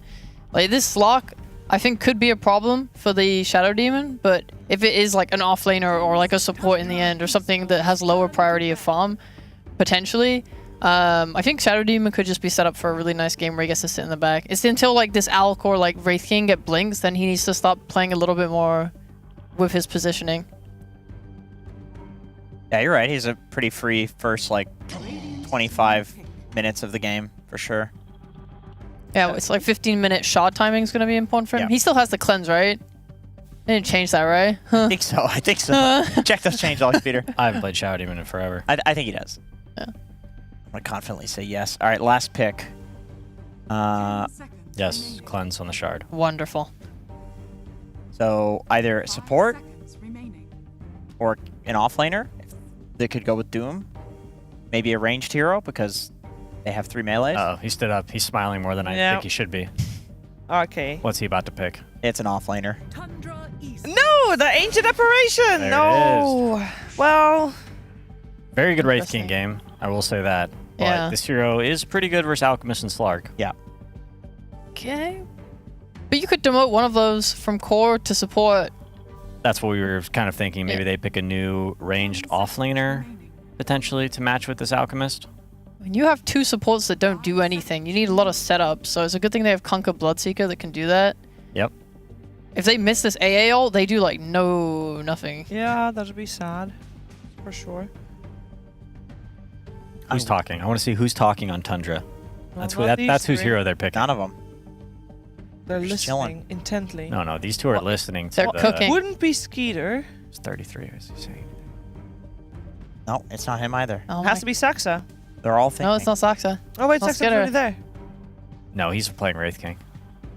Nobody's talking. 9's like chewing gum or something. They're actually just sitting there Skeeter's quietly. also chewing gum. I was like, hold up, guys. Wait. Then 1 second left, he hits the hero. The Galway has any power on this team. Jenkins, pick a hero. What would it be? You have 0 seconds of reserve time. Darkseer? Darkseer? God damn it. Darkseer. Okay, so yeah, probably Stoxa, Alchemist, Darkseer in the offlane. Do you guys like the Darkseer? Oh, it is Alchemist 9. Okay. 4 plus Oh, slog. here we go. The 4 Slark. Okay. You guys doubted it. Before the group stage ends, we'll see it at least once. Yeah. Okay. Yeah. Okay. I doubted it, and I'll doubt it again. And I think this team is just better than SMG, so they'll probably win with it, and it'll mean nothing, Jenkins. I will never agree with this. You try laning against this shit as a 5. Uh-huh. Now, I will say, I was Treant Protector. That's Okay. rough. So that was not great to trade with him. They also picked some really weak supports for laning on SMG, I think. So this Darkseer could probably get away with a lot. I was going to say maybe they try to tri-lane with the SD into Bloodseeker, Bloodrite, and then also the Cold Feet. It's such a horrible tri-lane. Question. It's all right. They just have such unreliable stun stuff. We said that previous game, SMG, one of their main flaws was that their draft was weird. They did not go for the traditional cookie cutter lineup. We actually have a proper offlaner, Peter. The Doom, the most coveted offlaner of all. Surely that's a good sign. Yes, I'm impressed. Good job, SMG. I can't wait for mid one to buy Midas into BKB, Blink, something overwhelming, Blink, Radiance. Okay, what can this Rapier. team do to impress you? Buy a pipe. Buy a pipe. Get that pipe ASAP. Yep. My friend. Now, you can Doom the Darkseer. Right? It's the last pick Darkseer. Okay. Doom loves to play against this hero. You just gotta find him. Get that Blink Dagger eventually. Get on top of the Darkseer. Easy game, SMG. Peter? Oh, I think Kunkka's got to get rolling, and then AA's got to get to level 6. And once that happens, those two can run the map. The support getting to level 6 is a bit harder nowadays, but we'll see if it happens. Sheep. Good things for SMG. Give them your energy. All right. CEO Moon, make it happen. Last game, his Ember Spirit popped off with his Grimstroke. You know, we got to bring those combinations together, just like PPD said. Get those 6s on your supports. Get those 6s on your offlane and carry. Stop playing together. Moon will make it happen. Let's go. Just get those good combinations, and we got one for you right here. It's Cap and SPG. Seems like everybody is pulling for SMG, and honestly, they seem like they kind of need the extra help. Right, Avery? You're pulling for them, right? No. Good vibes? You feeling it? You love it? You wear it. We're going to have first blood. Chidori's dead. This is why production loves me. You gotta get those little hashtags in there while you can. This is already going poorly. This is why I said no. Come on, SMG. Just give us 5 seconds of hope before you immediately lose your advantage. Oh, now they know there's a ward on the high ground, I believe. I do think they're much better set up this time around. Look at them, they're all dancing around the ward. Most importantly, I think mid one has a much better hero that can contribute a lot more and can use his Vanguard rush better, because he can just use the early Devour points. Once again, you are playing this Doom Darkseer matchup. We've seen this a lot this tournament, and I think it's another game where you might not get that lane, which I think can be very nice. Nothing wrong with going up here with Doom, as Bloodseeker also has a pretty decent matchup versus Darkseer. So I think either lane, the SMG were pretty happy with the outcome. As long as you don't die before you get there. Blood Grenade off the mark. Snaking has 2 more. Gale got 2 with the Gale. They're going to hit him with the Bloodrite here. But that silence won't stop them from just hitting you. And Afu is going to be the second death on the side of SMG. Gotta respect these level 1 skirmishes with Venno. He's one of the stronger heroes in these, outside of like a Dying or something. Yeah, seriously. And the problem is when you mess up before the lane starts, that just means 33 gets a free wave on Darkseer. Just not what you want to have happen with this hero. The first few waves are really important to make sure Darkseer does not get free CS, get to his free regen items easily. It's a rough start for SMG, and this game hasn't even begun. Now, it did mean that Skeeter was left alone, so he's already taken a lot of damage, but Tundra are going to rotate back in with both supports. Hit the nice 2-man Gale once again. Really putting these blood grenades to use. I mean, Tundra have a pretty clear MO when it comes to these early fights. Use blood grenades to get kills, and they're going to get a third one here. He has 3 permanent Agi stacks already. This is not supposed to be happening. No. He's level 2. He can get pounds. And honestly, these Vanguard rush builds for mid one are not really paying off in these games because you can't stay on the lane anyway. Yep. Like, these aren't lanes where you're worried about the regen trade. They're lanes you're worried about getting all in. Oh and now my God, he went to TP out and got pounced. Come on. Come on, SMG. We know you're a better team than this. It's just unacceptable. Like, there's no way around it, right? It's just unacceptable. Yeah. You have to lane better. You cannot make so many early mistakes going versus double support roam that can happen in this meta because of the gates, because of the blood grenades. Just have to be better ready on the map. I don't know how. There's nothing else to say. You're giving so much early gold to a team that might beat you without it anyway, as they are top of the group. Top of the group, they're running a mid Alchemist, so they're naturally going to have a higher amount of farm. We've seen this mid Alchemist go pretty crazy. Some like 30-minute victories with this hero. Bloodright is going to go out. It looks like the Star's going to take a lot of damage here. Vacuum together, they are going to be able to get the first kill before they lose the Shadow Demon. Something. Chidori pulling it back. Yeah, ever so barely. Getting a little bit out of this matchup. Man, mid one is still level 1. Get the last hit on this creep. Still not level 2. Jeez. They're going to try and kill him again. Like, why not, right? He's so low level. Yeah. He doesn't have Devour yet. It's approaching 3 minutes. He hasn't got a single one off. Well, why not just try lane the Doom at this point? 33's got enough. This is not a dual lane that can stand here or fight back at all. It's just food. 6 permanent Agi. I've never seen this before. I mean, I take that back. I have seen this before when the enemy mid is literally griefing and running down the mid lane constantly. Yeah, I think this is reportable. Moon. So last time, Moon was doing pretty well for himself. Not the case. Oh, he got level 2. Devour something. He got a skeleton. He got it.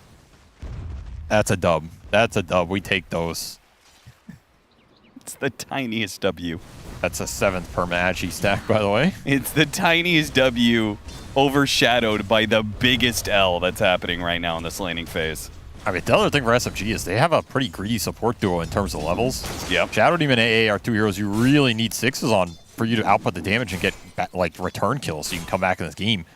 And right now you're lacking those because your lanes are going so bad. Polison is still level 1 as well. And he's playing in that off lane. He's got the mana for another round. So pulls. Zoxa comes in with another blood grenade. Torrent dodges that one, hits him with the pounce. The disruption is there. Oh, thank goodness for the disruption. Moon will not die here today, and Zoxa will not collect his 8th stack of agility. SMG fans with a sigh of relief. Every little small thing adding up here for Tundra in the early game. The roams, the grenades, abusing mid one, trying to rush this Vanguard. They've done a really nice job on it both games. We'll find a mana burn creep, so at least something going Doom's way. Yeah, last. that'll help. That is a powerful creep. The problem is these melee offlaners versus support Veno get trashed when you lose the early waves. Yeah. Absolutely trash. When you let this 5 Veno get to like level 3 or 4, yeah, he's just a god. He is a literal god. Anytime he lands a Gale, you're dead. You can't even run up in the lane. I mean, what does mid one's play here? Just go jungle, I think. Don't even go up here, man. Well, he went up there. Ancient Apparition is coming, but what does Ancient Apparition do? Nothing. The best he could hope for was get it denied before he himself also dies. Bottom lane, they also kill the Bloodseeker with the Ion Shell going out. Sox gonna collect another kill on the Shadow Demon, and he stays alive on the high ground, or the low ground, as that range creep was hitting him from the high ground at the same time. So 3 kills happening around the map all at once, all to the favor of Tundra.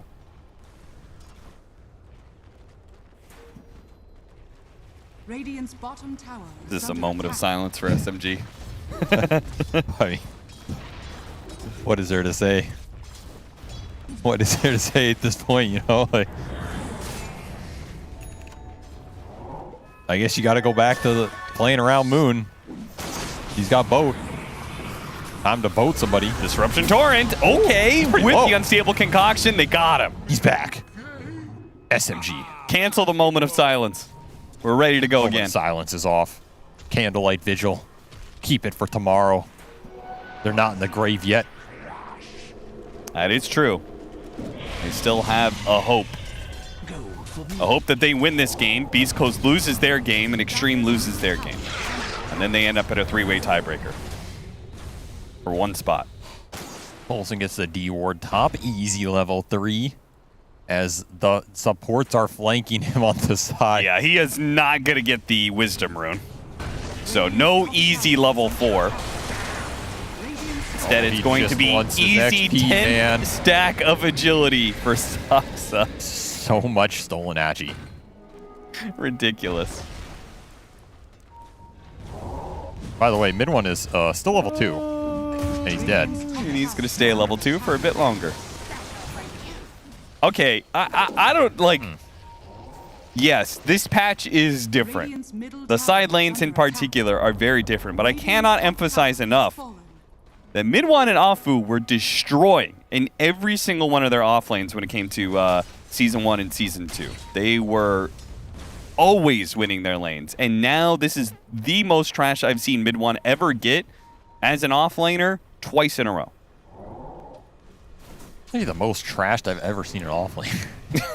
Here, he is absolutely out of the game. All right, pull back in with the Rupture. That'll be a decent boost of damage. Moon's still finding some stuff. It's impressive giving these game states.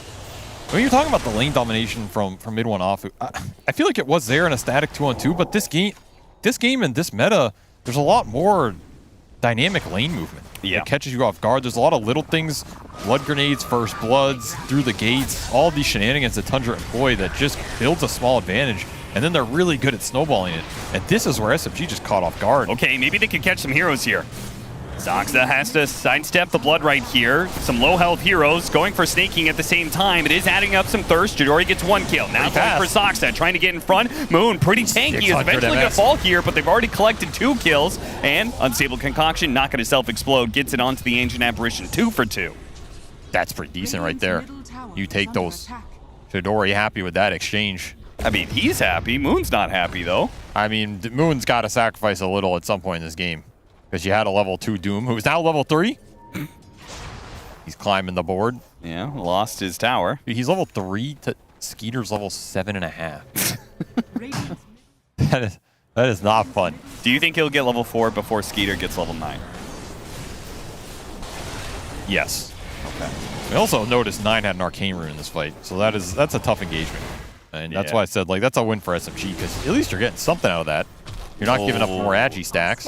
There's Surge, gets him out of there, but 33 with the Rupture on him and just has to fight back. I mean, he's fighting. And it looks like he's fine. You have boat here. Torrent's coming in, vacuum, back in, does manage to hit the Torrent on the 2 of them, but gotta get out. No, the pounce landed. At the same time, Saksa does die. The boat hits the Alchemist here, so Moon, Coco's rum. Gotta say, had a chance to get out. Maybe still has a chance. Unstable Concoction lands on him, but the Ion Shell burns him out. That's one way to deal with Rupture. Just stand there. Yeah.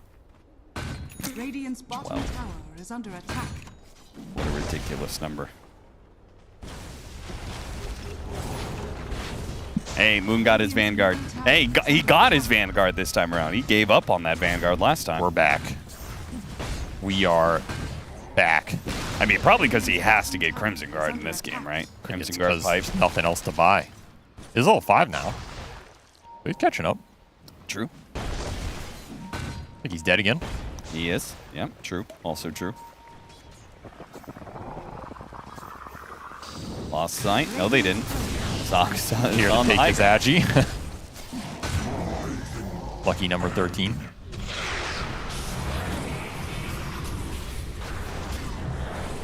Dire structures are fortified.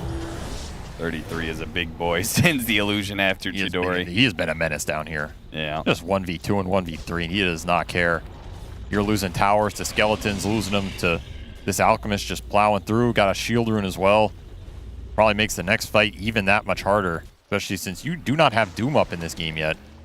Just Rupture and Boat. In fact, you're missing 3 ultis on SMG, and you need them bad. Should get the AA1 off mid right now. That is a must-have against Alchemist and this Darkseer. Your ults are still strong in this game, like Rupture, Boat, AL, Doom. Yeah. Start getting some core kills with it. I mean, anything can happen. Plenty of ways to hold a hero in place for a successful Ice Blast. And X is guaranteed setup this game. There's no save for it. There's no reset. So in theory, you can guarantee land these ults. Sokka wants a high five, but... Yeah, he gets level 6 before mid-one does. I don't think mid-one's in a high five mood right now. No. The chat wheel mood, though, so he's still having a good time. You know, that's good to see. Is it, or is it one of those, like, he's just putting on a mask, but behind the mask he is angry crying right now? I don't know if he's angry crying behind the mask. Might be doing it in front of it. That move does not connect for SMG. Wasted smoke. Looking to use this A ult. Yeah, putting a lot of heroes grouped up and not finding any openings. And 33 just rushed Octarine. So he's going to reduce the cooldowns here, increase the farm rate, up his tankiness. 2,000 HP for this Darkseer. Hit him with the Plague, hit him with the Gale. Now TP out, but he's going to be hit by the Vacuum. Chidori turns around, throws out the Rupture. Only thing he can do, because he will eventually die here. Pelosin goes for the deny. He did not go for the deny. Does not deserve to get the deny. I guess not. Harpoon. All right. Well, that'll limit the mobility of some of these heroes. Pull them in. Just I want to mess you up build. Because I can. I don't know if you'd ever be going first item Harpoon. Maybe it's good. Radiant's bottom tower is under attack. I guess why not? You know, just go Harpoon. Radiant's bottom tower has fallen. Reel in the Doom. Yeah, it's a fun item. And Doom is up. He's level 6. Time to get busy. In fact, all the ults are up for SMG. Okay, go, go, go. Time to get a big smoke gank. Thing is, you have to connect on these smokes, which is hard. Might be able to find 9 here. Who's going to stun himself to farm the camp? It's the perfect setup. He's giving you the opening. Please. Okay, they saw him. Disruption. Ice Blast. Do they need to doom him? I don't think so. I think we're fine here. All right. Good kill. That's a 1,000 gold kill right there. Uh-oh. Chidori needs help on the other side of the map. Team TP. Bloodright Rupture. Somebody come in and help. Chidori, he's dead, and now they're walking into the wall. With the poison there as well. Sox is going to be pulled back. The Rupture is going to expire, though. So he's able to walk away now. Just too much gunk to walk through, and you don't have the levels. Didn't have the early game. The love boat. What'd you call it? Boat? Oh, you said love boat. I mean, there ain't no love in this game. That's a good one, though. Oh, that's a good boat. That is a love boat. Loving that outcome for SMG. They hit the two-man torrent as well, and they're keeping their heroes away from the guy in Shell Kill through. Oh, the fight of dreams. He got the last hit to heal him up. Now he's got to be careful of Skeeter. Skeeter does hit pretty hard. Skeletons. Oh, dear. Oh, the skeletons cleaned him up. Well, at least he's X'd. The fight of dreams becomes a nightmare. We've got pretty good chemistry. taking the love boat through the tunnel of love. No, it was not a love boat. It was a boat of pain. It was the Titanic. I'm still impressed with how well Moon has had impact in these games. Yeah, seriously. Somebody give Moon a helping hand here, man. I feel like he's doing it all himself. He's got my consolation prize, you know, like a sick boat, sick torrent. He's trying to clear through the skellies on the backside, fighting to the last HP through the rum. There's not much more you can do in this game. I mean, Snaking, MVP to the wards there. Sitting back, got 2 different cores on 2 heroes very low. He's level 9. He's higher net worth than Chidori. That's how you know this game it's out of control. It's been out of control for a while. The train went off the tracks, went off the mountain, went into the chasm, broke through the bottom of the chasm, and we're in some nether world. And then I think we went back on the netherworld tracks, and we're about to go off those as Midas is completed for 33 on top of that Octarine. So if you're not winning the fights, you're not going to win the net worth battle. Harpooned! Oh my God. Pulling back into the Ice Blast. It did clip him. Okay. They can get 9 here. They got the cold feet on him as well. Soxa is going to be run down by mid one, and they're going to be able to finish up the Alchemist. Oh, the and a fight's coming disruption together. after the surge. So 33, he's going to run out of movement here soon. Midas the Ghost. Gets Nice the Ghost. Gets another surge, but he's X'd. Control coming through for SMG. Maybe we shouldn't be counting him out so soon as Afu gets a double kill. Mech online. All right. I mean, it cost you a Bloodseeker buy, but was that really that expensive? I don't think he even lost gold off that. We got a game on our hands, boys. Somebody else besides Moon might be able to get higher net worth than Snake King's Venomancer. He's higher than every other hero except for Moon. I mean, mid one's recovering. Well, let's give him some credit here. After he was level 2 at 8 minutes. Yeah. He's level 9. He has a Crimson Guard. Pretty good Crimson game. Man, imagine if SMG's laning phase wasn't non-existent. I feel like they're playing the fights pretty well. Yeah, I mean, they are getting combos off. It's just the laning is probably the worst I've seen at this That event. laning phase was absolutely atrocious. But, you know, you've put on some serious weights for this training session you got going on. You're just banging a... What are you banging over there? I'm fiddling. Waiting for the next fight. All right, mid one's Banging my going... gavel in judgment of SMG. Mid one's going back for the Midas. I respect that. You're going to have to... I don't know what your timing is in this game, but it's probably not before 50 minutes. Yeah, gonna need a bit of a stimulus package for this, this economic Yeah, what kind of disaster. Midas is this? We had the medical Midas, Yeah. the mortuary Midas. Mortuary. And this is the... My God, Midas. The reincarnation Midas are already dead. Afu's dead. Glimmer Cape couldn't come fast enough. Skeeter? He tanked the jump. Okay, we got the X to save him. No problem, no problem. We got to be careful of these pickoffs now. Desolator charges are going to start ticking up for Skeeter. He's going to run into Moon here, spots him. They got plenty of stuns. But he has a BKB, so they weren't able to chain it quite right. Moon, he's still got to be careful, though. That Deso hurts. To keep in mind, that Depth Shroud is up for Soxa. The true role of Slark. The save. Yeah, now they X back into a boat or they rupture somebody, you just cover them up with the Depth Shroud. Exactly. What this pick is designed to do. Now, they won't be healing thanks to the Ice Blast. Hopefully that lands every time, but... Radiant's middle tower is under attack. It's a great hope for SMG. Radiant's bottom tower is under attack. Dire's top tower is under attack. I mean, you know what the old Dota saying is, right, Cap? I do not. If hopes and dreams were TI rings, we'd all have heavy hands. When did you come up with that one? That's an actual Dota saying. I don't believe you. I've never heard it before. Okay, but let's say I did just come up with it. That's pretty impressive, too. It was That's very a good saying. It was great. It rhymed and everything. It should be nice a little Dota limerick. saying. Well, now it is. I mean, it was. It has been. It always will be. The past, the present, and the future. If hopes and dreams were TI rings, we'd all have heavy. I mean, when you say it like that, sounds pretty good. It does.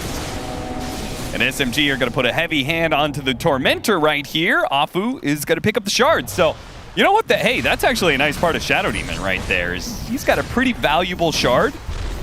You can rush an Aghanim Scepter and get a shard out of the Tormentor. He's going to be feeling pretty good. Granted, he's not probably going to be getting an Aghanim Scepter in this game, but...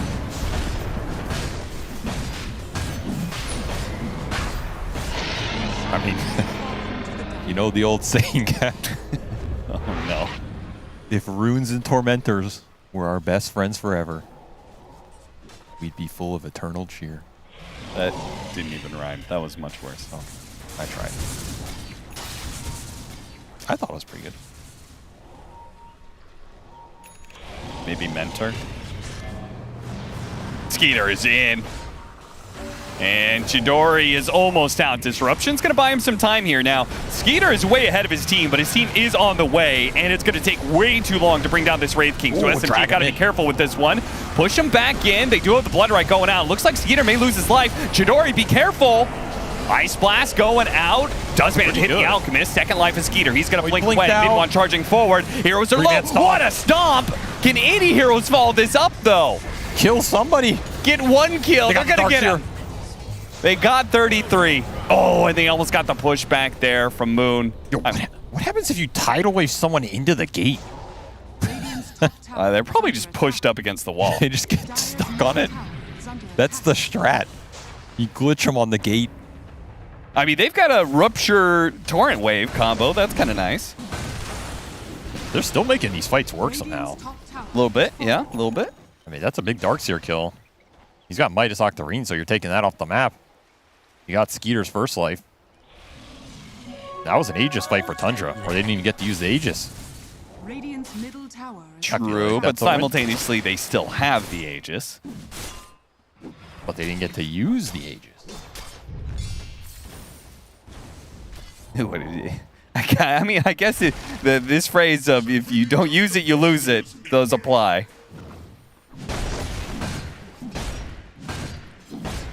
Three minutes to use it, in fact, for Tundra. They're getting a whole heap of utility items, including some shards. Very nice. I think, are they going to leave the experience rune for a support? No. You always just take that. All right, I mean, so these supports don't need it either, man. Yeah. So you got latent toxicity. Some more junk to throw in the mix. Yeah. Might mess with Chidori's BKB.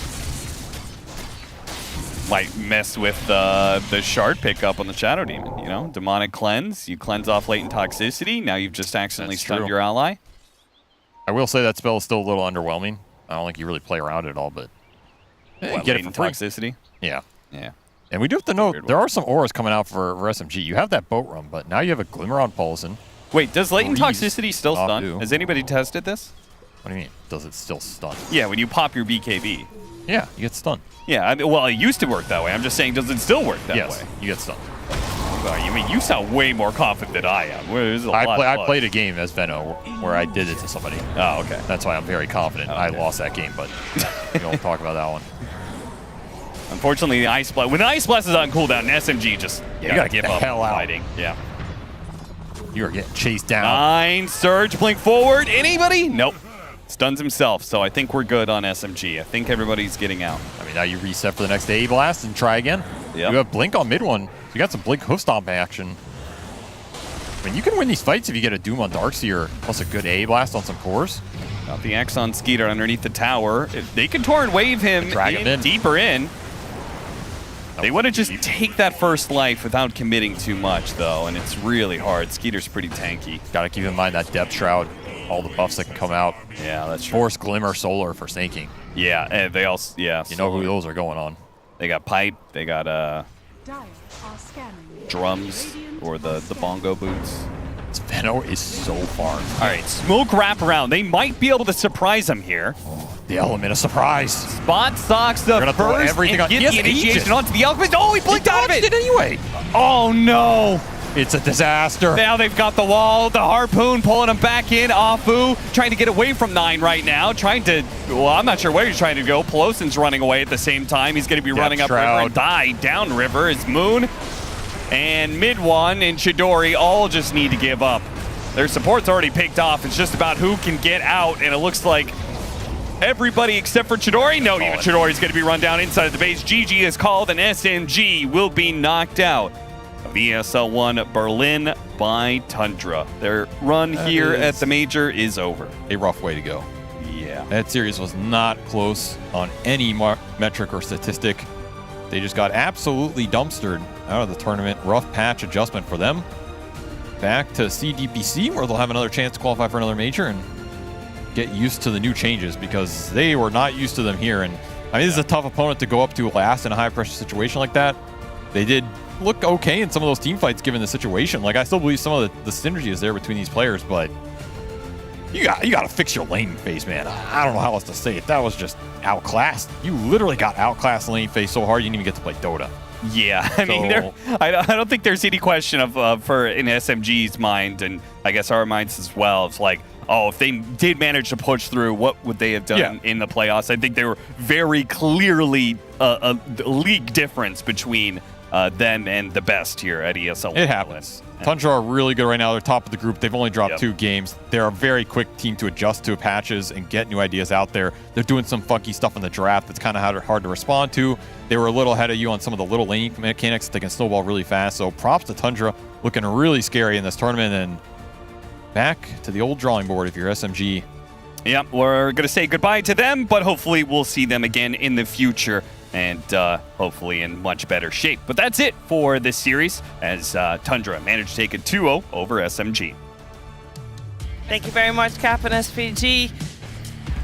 Well, bonus points for SMG. They get instant advice from SVG about where they need to start with the fixing of their gameplay because they did struggle quite hard in this game. I know they are up against Tundra, top of the group, TI champion as well. It's not easy, but you gotta do a little better than that if you want to advance here at the Berlin Major, and therefore SMG does not advance. This game was a struggle from the get-go. They did not get to play their game, Peter. SMG just did not get to play Dota. They played some Dota. It just wasn't their favorite game. No, I don't think so either. No, it was tough.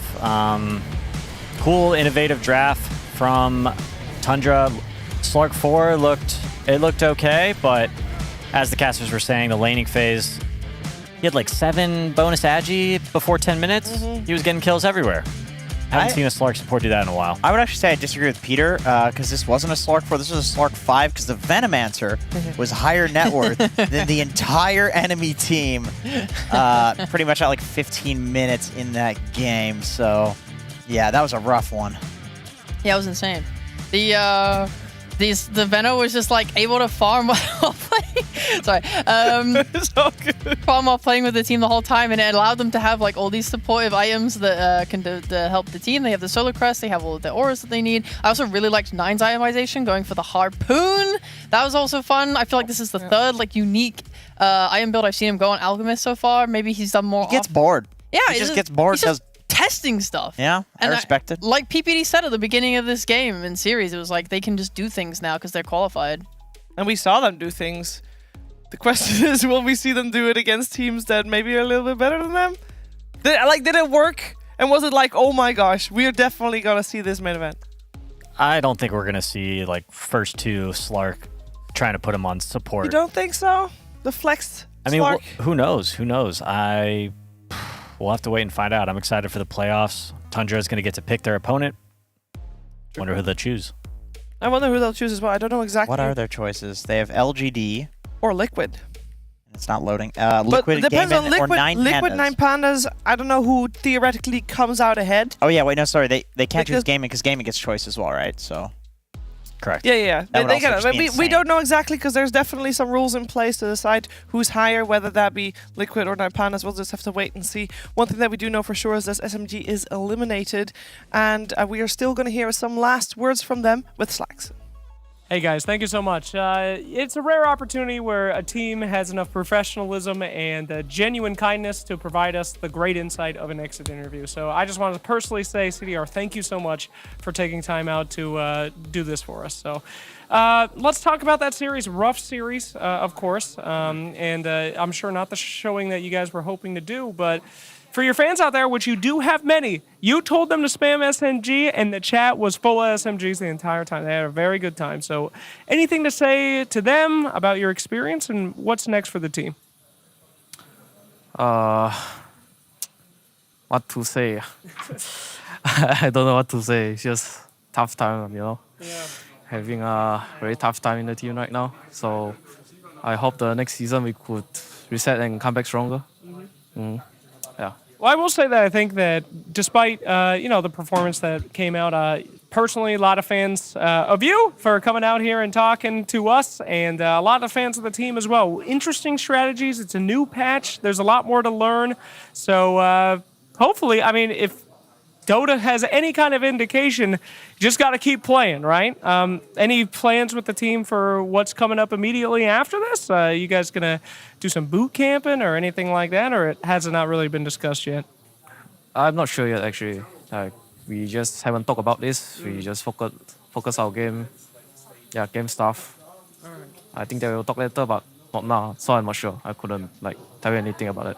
Okay, well, let's take the energy level somewhere else here. Now, if you could take one team with you, those son of a biscuits that took you out, curse them right now. Give them the curse, the CDR curse. Who goes down, all right? Choose one. Holy shit, I don't know do the bad guy, but I would say LGD. Oh! It's coming for you, the curse! Be careful out there. Sir, an honest pleasure and an honor. Thank you so much for taking time out to us. A wonderful performance, and I'm sure we are going to see a lot more from our boy here and SMG again. Thank you.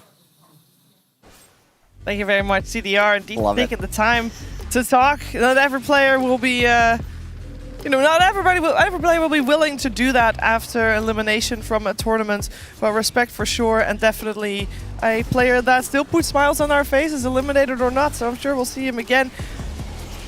Maybe some changes need to be made in this team. We'll see in the next season, of course. But for now, SMG will take their leave from this tournament. There are still matches going on for Group B.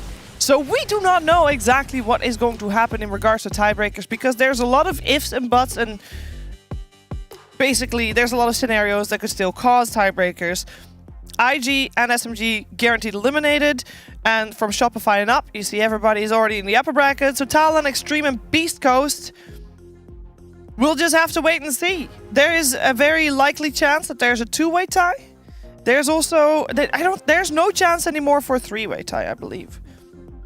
But let's be real, I'm not the expert in that, so you just have to wait and see and let the experts do their job. That's what I normally do. I have 3 experts next to me, and they generally do a great job in telling me all the things that I don't know. And telling, that's right, there can't be a three-way tie. You're right. What? I'm going to confidently say there cannot be a three-way tie. Wow. Do you want to explain your math? No, I just did it in my head, so. Okay, cool. Peter? Beast Coast did win their first game up against up against IG. So if they win their second game, they'll have 6 points, and they'll be tied with Talon.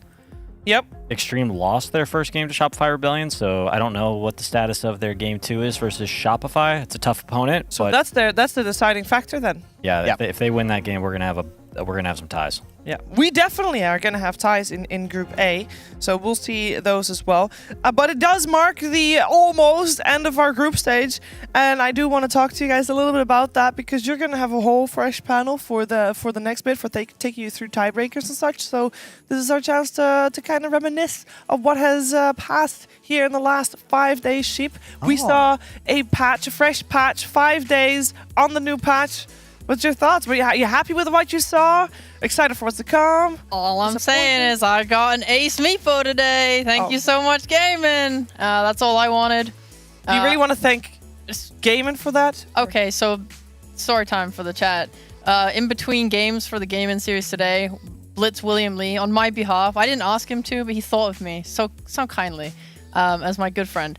He went up to them and just said, you should really just pick Meepo last on that game. You should just really do it. And they were like, Ace, do you want to play Meepo? I was like, yeah, sure, let's do it. And then the draft plays out. There's like a Brood and an anti-mage. He's like, what a great free game. Oh, that's a good Meepo game, actually. It's amazing, yeah. So they own with it, and I'm super happy I got to see it. So my heart's happy. Thanks, Blitz. Thanks, Ace. Thanks, Gaming. Thanks, everyone. All right, we're going to see more? Was it good enough to be? It looked good. He was like top of the net worth free farming on this hero. Did he mega Meepo? That's the real question. He did get mega. He rushed an Ags. And then went a Blink Dagger, which was hell yeah, dude. People, yeah. That's the way to do it. All right, Peter, 5 days group stage. What'd you think? A lot of Dota, hard to keep up with all of it, but learned a lot. It was really awesome to see everyone compete on this new patch. Not too many surprises besides maybe 9 Pandas kind of overperforming, I suppose. But playoffs are going to be great. Can't wait to be in the arena with everyone on Friday. Looking forward to it. It's my turn now. Yes, it is. I'm excited for playoffs too, because I feel like this patch feels like the games are either like a 1 or a 10, and I think the closer the teams are, the more likely we are to have like a 10. Mhm. Like I think that's why we saw in the Gaming Gladiators Liquid series in Dream League the like 50+ minute games happening so frequently is because things were a lot closer back then. I do think laning stage matters a lot. If you get a lead, it's hard to lose the lead. But then I also think that there's a ton of farm on the map. Good teams know how to use it. Good teams know how to delay out the game and go super late game. So I'm hoping we have long games for the playoffs. That's what I want to see, the long games. I'm hoping for some long games too, although I must say tomorrow is a day. So you guys know that there's been, every day we have the not before schedule. Tomorrow is an exception. We will have not before schedule for the rest of the event, but tomorrow is the exception because there's actually planned 4 best-of-3s. So if you want to have long games, we might have the longest day possible. So that will definitely be one where maybe we don't want to have them too long, but that's at least one to remember for if you're planning on tuning in, which you should, by the way, be planning on tuning in for the games tomorrow. We'll have some upper bracket matches, but first up, tiebreakers. So we got EG, we got Aster, we got BetBoom. 3-way tie for elimination. It's a rough one. We're gonna start things off with Evil Geniuses taking on Aster, and then whoever wins will be playing against BetBoom. All 3 games will guaranteed be played, and if they tie, they'll go up again and run it back. Infinite loop. All night.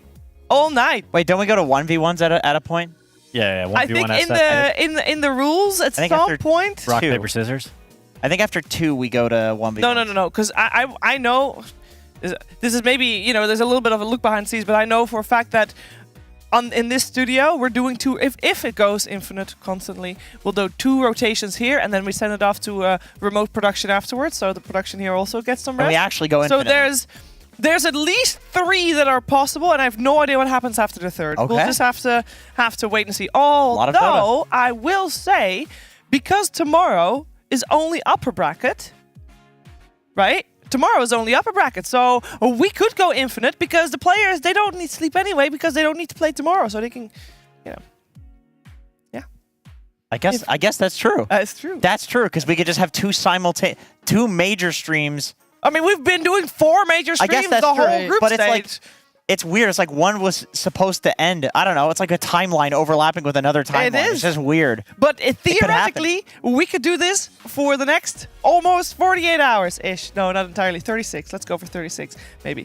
It's not going to be the case, by the way. There's no wood here, but there's no way it's going to be going over 36 hours. She knocked on wood there. That would be fun, though. Yeah, we've had a fun time in the group stages here for sure. Again, tiebreakers coming at you, but we figured we'd leave you with some entertainment regardless. Group B almost finished, and here are some of the highlights from Group B over the last few days, and the tiebreakers will follow after that.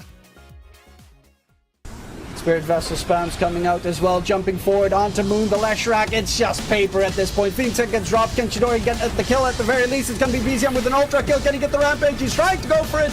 Dives into the fountain. Needs to loss it. And there we have it. Rampage for BZM. Well deserved. Crit no TP. He teleported mid. Abed's going to be able to jump. Oh, what a stun from Nine. Sets up for the Static Storm as well. Oh, there is shambles.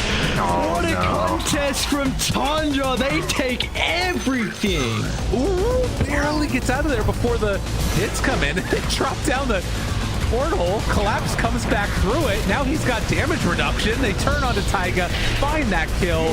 Broken on Solar, killed on Edge. The buybacks galore, but the Hex is there. They have an E-Blade to try and keep Tinker alive, but there will be no escape. Triple kill for Yadro, and the game number 2 ends as game number 1 did, with the PL getting a Rampage, because, yeah, that's just what this game is now. They're going to look for K1. He gets the concoction out. K1, is he able to get the ult off? He is. He's on to Saberlight. Good damage here with the kisses. They will manage to bring Saberlight down. But it's cost them 2, maybe more. I mean, Dark Margaret's looking for the concoction. It's pretty low. Yours. And he's able to get the chakram on. He's getting low. He's going to live. He's actually able to pick up an kill. Oh, he's looking for the rampage. He's looking for the rampage. He's coming for Stinger. 16 minutes in. Abed, he'll get the rampage as Timbersaw. Finds with some safety, but he gets taken off by the Nullifier. Kaka looking to finish up Makoto with the help. Maybe they can. Jump forward from Ghost here. Over towards the Nixon Sassy. Q's got a Q. He still has buyback. The Ancient's falling low. Makoto's in with the BKB Q. He's able to bar up. They're trying to control JT. Pam rushing with the BKB. Tries to finish the Ancient, but the fortification's there. JT as well trying to close things up with the Q. Pops the throw. It goes. Trying to end it. 23. Needle him. He gets the disarm. On Dread. They've done it. Strike's coming up soon, but not soon enough. 23 tearing them apart from the side. They're going to buy back. 23 actually dying here as the last bit of damage comes in just the nick of time. And Jabs needs a hook out. Gets hit, but the Ember Spirit Dark Mago follows him through. Maybe what a burrow strike hit from Sacred on the buyback. All of them low. Talon falling apart now as they could not stand up. They got Rupture. They're pulling him. Right, they've ruptured the Lancer. That's a lot of damage. Goes. They got him. Dead. And there's no, he gets a 3-man stun. He jabs up to the side. There's no Q with the follow-up. What, ladies and gentlemen, this game ain't over. It's not up. It's not over. And that's a gem. But QIQX keeps himself alive right there, continuing to go for more than great AoE electric vortex coming out from Emo, holds them in place, but where's the damage coming through? They need Luna to pump out as much as he can, but does charge that by Chidori, taken down the disarm cage a second too late. Another buyback from the Radiant side. Chidori gets Mystic Flare, another swap saved by Afu. Can they keep Chidori going? He has a buyback on the TA. He's still not dead. The heal keeps going. The refraction charges keep on stacking. TA is not dead just yet. Chidori is indestructible. The Brewmasters are finally out of spells, out of mana, out of life, and it's going to be a huge win for SMG. Why does RTC keep doing this? I don't know, man. Well, the last game... It's fine. Surely, this is all... Oh my god, he stopped him as he zipped in. There's no Doom. BKB anymore, but it doesn't matter. Look at the shard damage. Look at the shard damage. They're sharding on him. Abed drops down dead.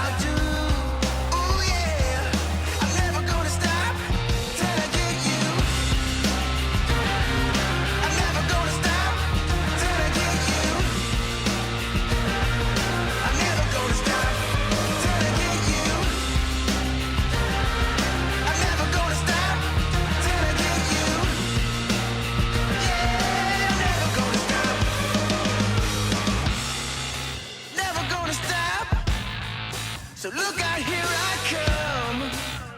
Yeah, baby. Hey. Never ever, never ever, never ever gonna stop. Yeah. I swam the river to get to you. I climbed the mountain, get to you. I called the preacher, get to you. I walked through fire, I see myself, get to you. Straight through hell. I'm never gonna stop till I get you.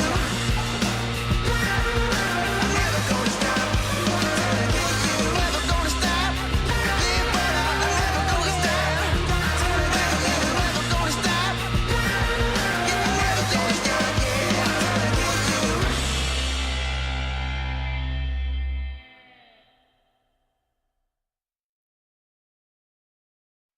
I'ma keep winning, winning.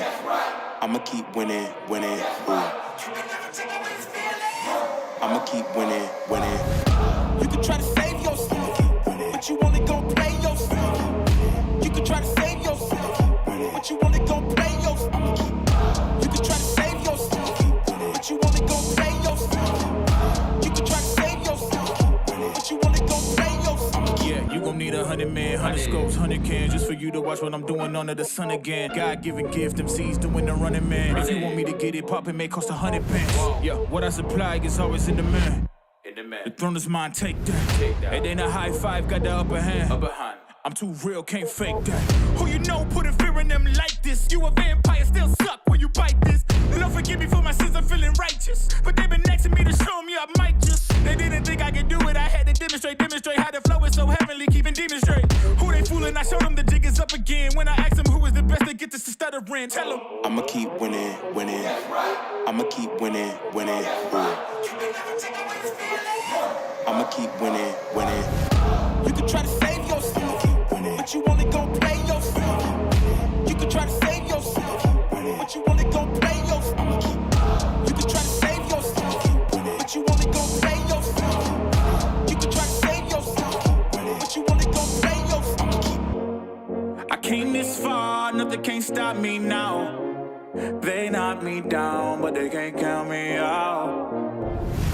I can't lose, I won't lose. I can't lose, I won't lose.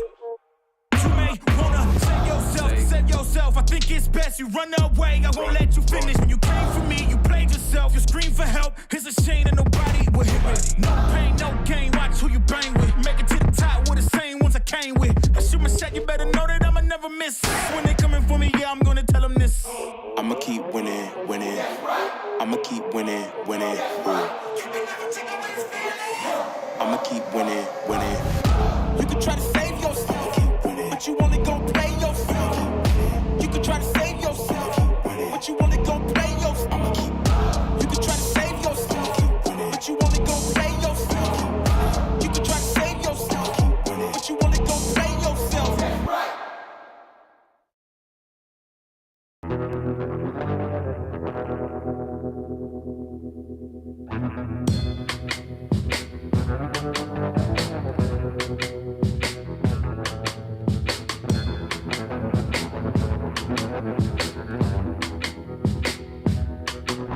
The soil and the dust are trailing behind my boots. Blown by the wind, showed me a piece of my past. The soil and the dust is where we go. 6 feet under, whatever your uniform says. The smell of the dust is sticking onto my clothes. Burns my throat, sends shivers down my spine. The smell of the dust makes us just the same.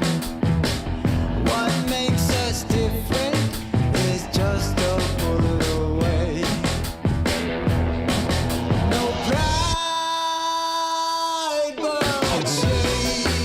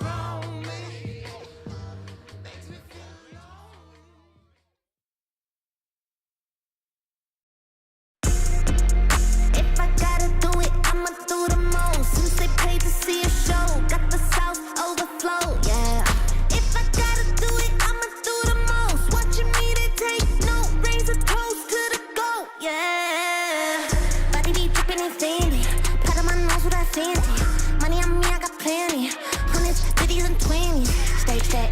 Lot of them, racks. House by the lake, bought that. Opposite the brakes, draw back. Paddock on my wrist, I'ma hit 'em with a drip. They gon' pay the VIP to get a pic with me. I'm a star. Brand new keys to the car. I'm the boss and they came down the czar. Got them so high, so addicted. Telling me I'm the only queen of his heart.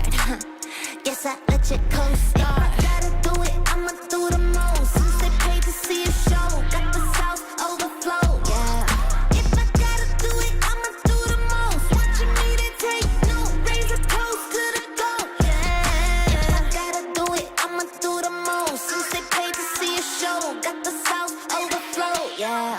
If I gotta do it, I'ma do the most. Watching me to take no razor toast to the goat. Yeah. If I gotta do it, I'ma be the best. You can bet I got the recipe.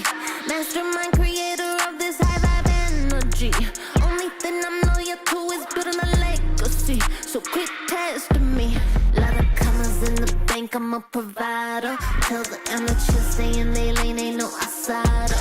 Bought a mansion in LA, right next to Mariah. Write a song, get filthy paid, price going high. Yeah. If I gotta do it, I'ma do the most. Since they paid to see a show, got the sauce overflow. Yeah. If I gotta do it, I'ma do the most. Watching me to take no razor toast to the goat. Yeah. If I gotta do it, I'ma do the most. Since they paid to see a show, got the sauce overflow. Yeah. If I gotta do it, I'ma do the most. Watching me to take no razor toast to the goat. Yeah. It takes a lot to be the best.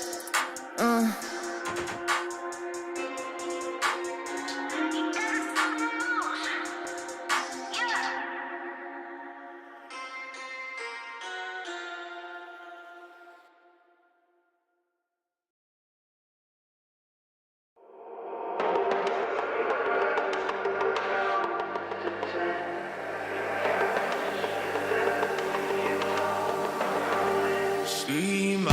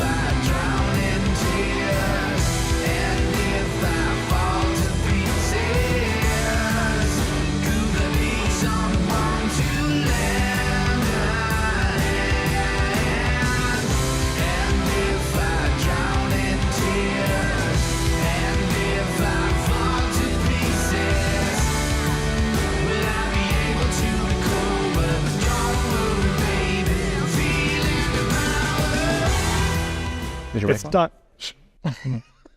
It's time for Ward Sweeper. I got Tundra here. Saksa and 33. I'm gonna play a little game for us. I'm gonna have you guys pick Slark, and I'm gonna test your warding and dewarding capabilities.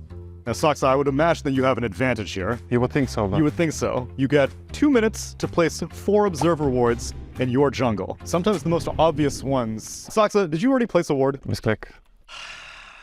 I was gonna Quelling Blade, and it happened. What can I say? Okay, sure.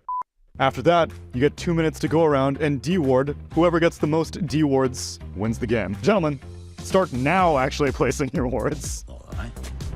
That seemed like a very YOLO ward. What's the strategy behind that one? I feel like those are the ones that actually end up working. So okay. We'll see. We'll see. Oh, that's a slick one. That's very clever. I like it, it's not. That's right. I gotta say, Saksa, you're taking strategies I have not seen before yet. Is that a good thing or a bad thing? We're gonna find out. I feel like I will not get one, but we'll see. Okay, you've placed all 4 of yours. Kinda wish I took more time though, but I was getting stressed. Bad mindset to enter a game with. Yeah, it's not good. It's not good. All right, please make your way to the enemy jungle. Be gentlemen, don't, I saw that right click. None of that's funny business. I have not seen a single ops. Dude, where did you place them? I have not found a single one. Oh, come on. The most obvious one. I don't know. I felt like he's gonna do it. Dude, I have not even spotted a single ops. Am I in the wrong jungle or something? No, I don't know what it is. I can verify. He has planted 4 observer wards on his side of the map in the jungle. I mean, I heard that, but I feel like I don't believe it. Oh, I'm getting heated right now. Oh, found one. Oh, we got one. Let me fin. Now, technically, Saksa would have won now because it's now 4 minutes and it's 1-0. I got one. Oh, okay, wait, okay. Oh, it's 1-1. And he got it before 4 minutes. Gentlemen, it's sudden death time. What the fuck is it? The winner. No. You're still struggling over this one. I'm you gave up on this one. Hey. Okay, okay. Oh, I mean, I feel like that was the one that you told me he was gonna find, but it took him like a while. Nope. You're getting way colder, colder. Colder? Warmer, hot, very hot, red hot, incinerated. It seems a bit like cheating. You've won, Netta. You won. Don't worry. I got the W. You got the dub. Nice, nice. Oh, wait, he's not. Oh, that's a good spot. Found it. Congratulations, 33, the winner of Ward Seeker. Thank you, thank you.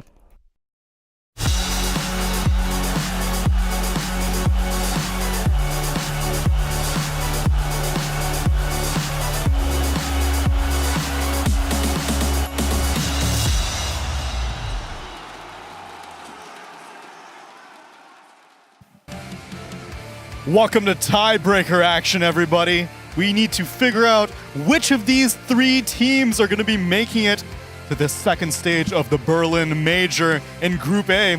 Group B still has to figure some things out, but we won't be covering that on our stream.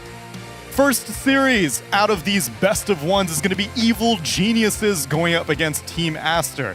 And then we will find out which of those teams will be facing off against BetBoom, as we have 1 elimination to determine and 2 lower bracket places to determine. But before we get to all of that, we have a lot of calculations that we need to make, and I know one organization that is very, very good at making these calculations, and we've got a video for them right now.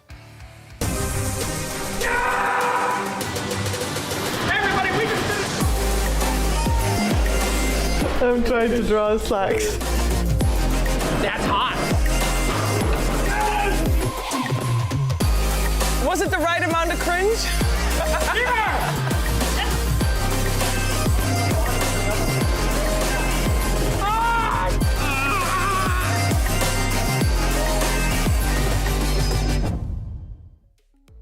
We keep seeing these trailers about what's going on at DHL, and if you're curious to see what will happen next, we'll keep an eye out for the next episode that will premiere over the weekend. And don't miss your chance to win a trip for 2 to the next ESL One event, where you can get a chance to watch another episode.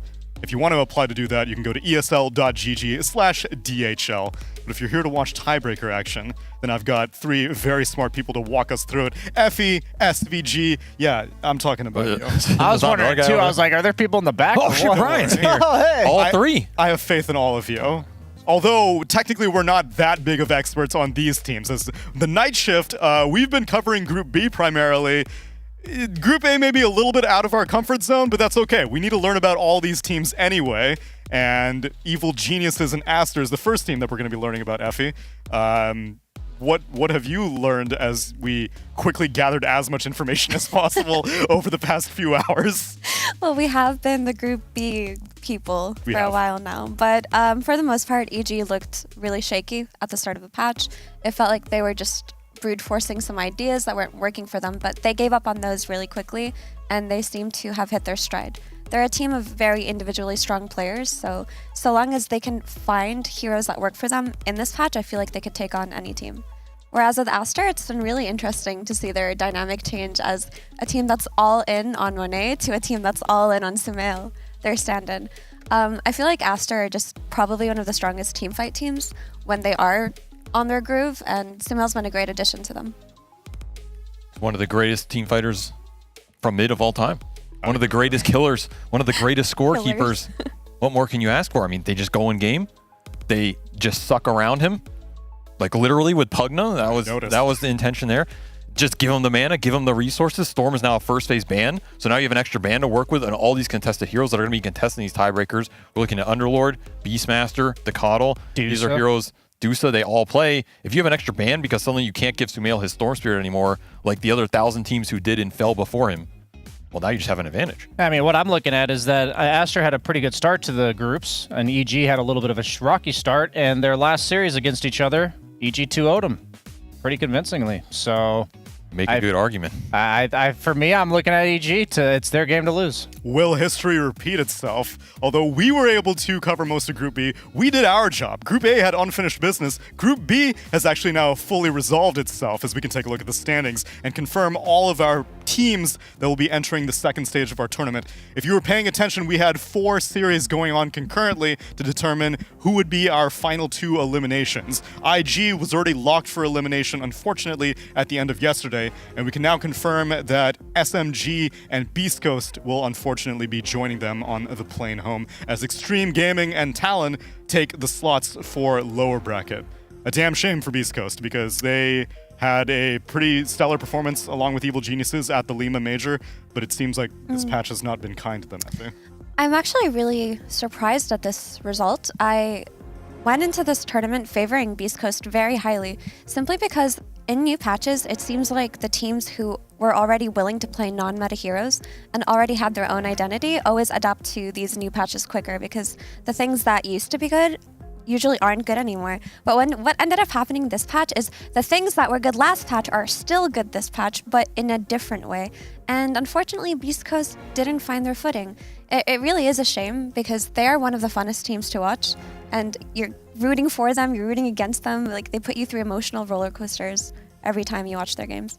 Yeah, we got to watch an interview with Dark Mago, and they were definitely a little bit miffed at the timing of the patch, because they felt like they had a very strong grip on 7.32E, but unfortunately, adaptation is the name of the game here at the Berlin Major, which Extreme Gaming managed to do, but not so much for SMG. Avery, you casted that game. A little bit underwhelming. I don't want to remember that game ever again in my life. It's so disappointing. These C teams always seem so promising. Cast them for a while now. They have synergy, they have the skill, they have the players, but they get to these lands and they just can't figure out these metas quick enough. I mean, this one you have a new patch, okay, I get that. A lot has changed. You have to adapt really quickly. Someone's going to lose out on that. But that was just a disappointing tournament for them and a disappointing way to go out. Maybe they're taking it in stride. Maybe they're just chill. Whatever result we get, cool, we'll try and build on that. But I expect more from SMG. I think they expect more from themselves, especially in that laning phase. You cannot get crushed in the lanes right now. You just can't. Yep. I feel like it's a death sentence. We've seen very few teams come back from a level of decimation that SMG underwent by Tundra in that series.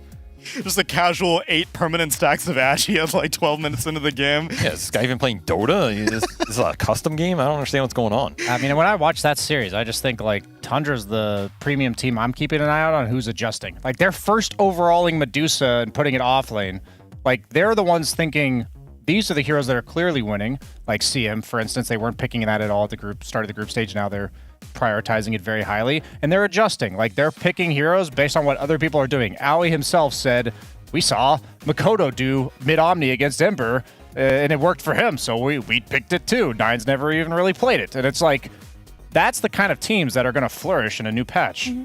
Yeah, and we'll see which of these Group A teams will be flourishing, at least enough to make it through the tiebreakers. And it's not just going to be us guiding you through potentially infinite Dota. We also got Pyrion on the floor right now, who's playing Dota. What are you doing here? Yeah, don't bother picking Medusa or Underlord, guys. I think these heroes are overrated. Oh, he's captaining. Sorry, I was just trying to helping some of the teams out with the drafting. They bring me in as a little expert. By the way, watch this. I thought this was cool. Yeah! I'll put it back. Wow. You're ruining the illusion. You animal. I was hoping that would be the name of one of the knocked out teams and I could rip it off theatrically, but we've got the tiebreakers coming up here, which is very exciting, of course. We hope it just goes on and on and on forever and we can just live here for the rest of our lives. I don't want to go home. No, me neither. Who would? I have no interest in anything other than the Dota, my friend. Exactly. You see EG or Aster roaming around. Which booth are you in right now? Oh, this is the Aster booth. Yeah, as you can see, they're ready to play. He was giving them draft advice. No, You this heard is that just just now. this is a booth. I don't think they use it anymore. There's no mouse pads or mouse mats or whatever. So, yeah, this is kind of like as teams go, I guess they have fewer and fewer booths that they need to actually use. So I thought, why not sit down instead of just standing around like a schmuck all the time, you know? Well, I'm a little bit disappointed that you don't have a note card. Usually you have some new stats for me. Oh? No, I left them downstairs. Oh, you hate to see it. I got no stats for you. You can make one up. I'll probably believe you. Yeah, Earthshaker, highest win rate in the patch so far. You buying that, Avery? Check it up. No. Try again, Ted. Sand King. No, Low just key, skip the that one. best Try bad again. axe, though. Lion. Guaranteed win if you pick Lion. Guaranteed. I know Effie definitely does not agree with that one. There's no way. As you can tell, I'm not winning drafts. Who the hell have you been talking to, man? Well, the teams that went home, they were giving me some of their strats. I see. Well, here, let's keep track of the teams that will be sticking around. Pyrion, we'll tune in with you later. Appreciate your I'll be input. here, baby. All day. That's what I'm looking forward to. As, it's our tiebreaker. I guess we can start picking apart some of the teams' evil geniuses. It would be a damn shame if both of the South American teams go home, because at least Extreme Gaming out of Group B made it, and of course LGD is comfortably locked in, but IG went home, and now we need to figure out what's going on with Aster. EG, though, they were continuously better on land than Beast Coast, but when it comes to their region, Beast Coast always got the upper hand. And now it seems like both these teams are a little bit out of their element. Which version of Chris are we getting today, Effie? Or this whole tournament? Are we allowed to mention the versions? I'll of mention Chris? it because Dream League, we had a variety of them. We have Christopher Luck, we have Christopher Drugs, we have Chris F. Hang on. This is a whole thesis. It is. Please explain. There's Chris Drugs, Mhm. Christopher Drugs, C Smile, Okay. Christopher Smile, and Chris Fuck. Can I say that? Sure. When do we go Christopher? When do we go Chris? So Christopher is the very, collected version. A Christopher Drugs does crazy things, but it works out in the best interest of his team. Okay. Whereas Chris Drugs just feeding. So controlled chaos versus just... Or chaos that benefits the greater good. Okay. So you know what? I do enjoy Christopher Drugs. It is my favorite variation because it's funny when it wins. But I think for this one, for these tiebreakers, you just need some good old, C Smile, stable mid laner, making the rotations, not doing anything too wild. Maybe some Leshrac, bring back the old patch. Who cares? No Lesh. This is very detailed, by the way. Yes, I had to hold myself back. We have covered every single permutation of this man's gameplay. But that's why he's so fun to watch. Oh, I love right? watching this guy. He's one of my favorite players. The thing is, though, when the whole SA trade/shift happened between EG and Beast Coast, a lot of doubters had this idea that Chris was the weaker version of Dark Mago. they assumed that EG just had the weaker trade when they took C-Smile, but I don't necessarily agree with that. While Dark Mago has a higher ceiling as a player, I really do believe he's very explosive when he has good games.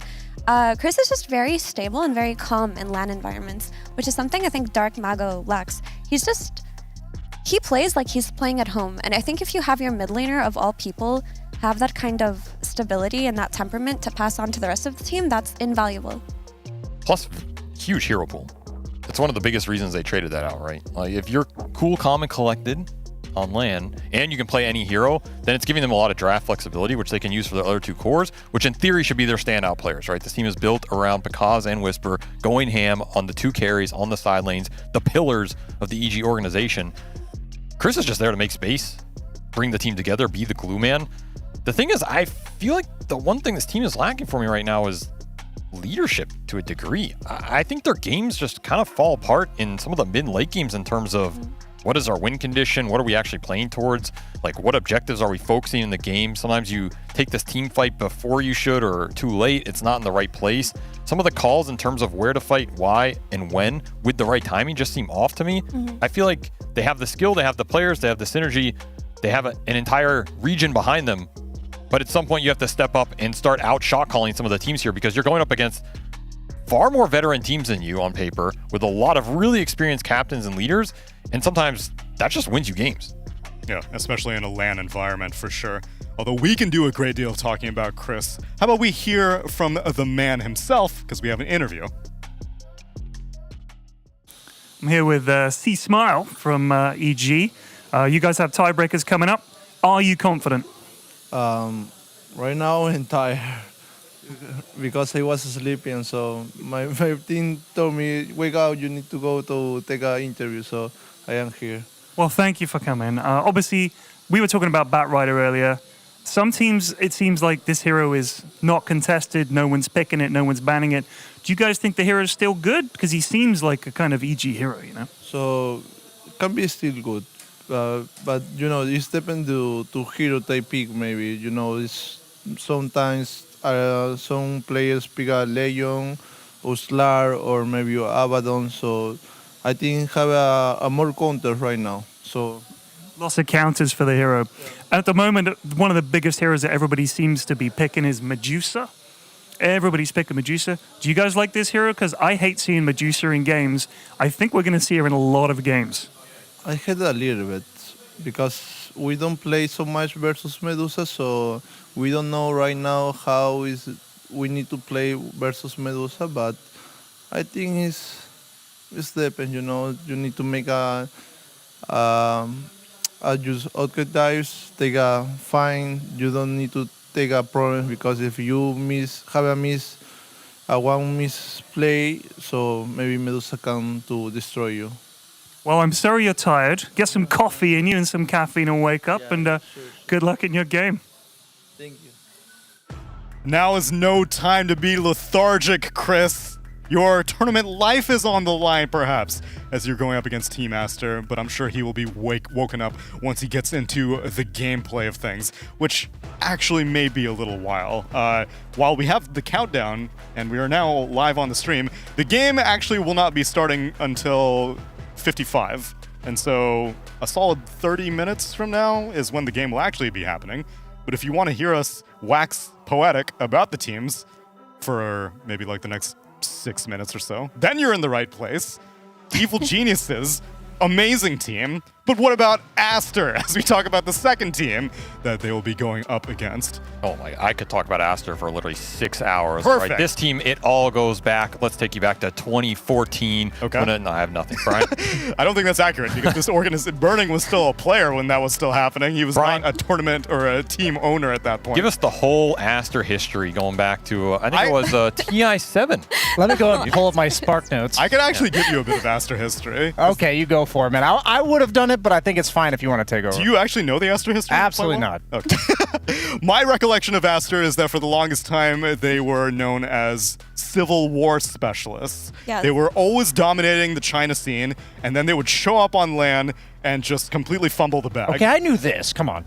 Well, then continue the story. No, that's all I knew, though. Like, I did know that part. Aside from that, I would say that they were, I guess, always picking very, very high-profile players and not really letting them spread their wings. And then ultimately, I guess over the past 8 months or so, I think Malaysia, ESL One Malaysia was finally when they were like, oh, okay, maybe this team can actually have some success on international waters. They didn't win. They lost to OG with a bunch of stand-ins, but at least they made it to grand finals.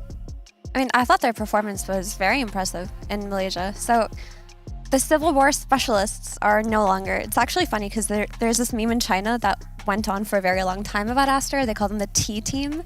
I assume it's because if you say Team Aster, it's Team Aster.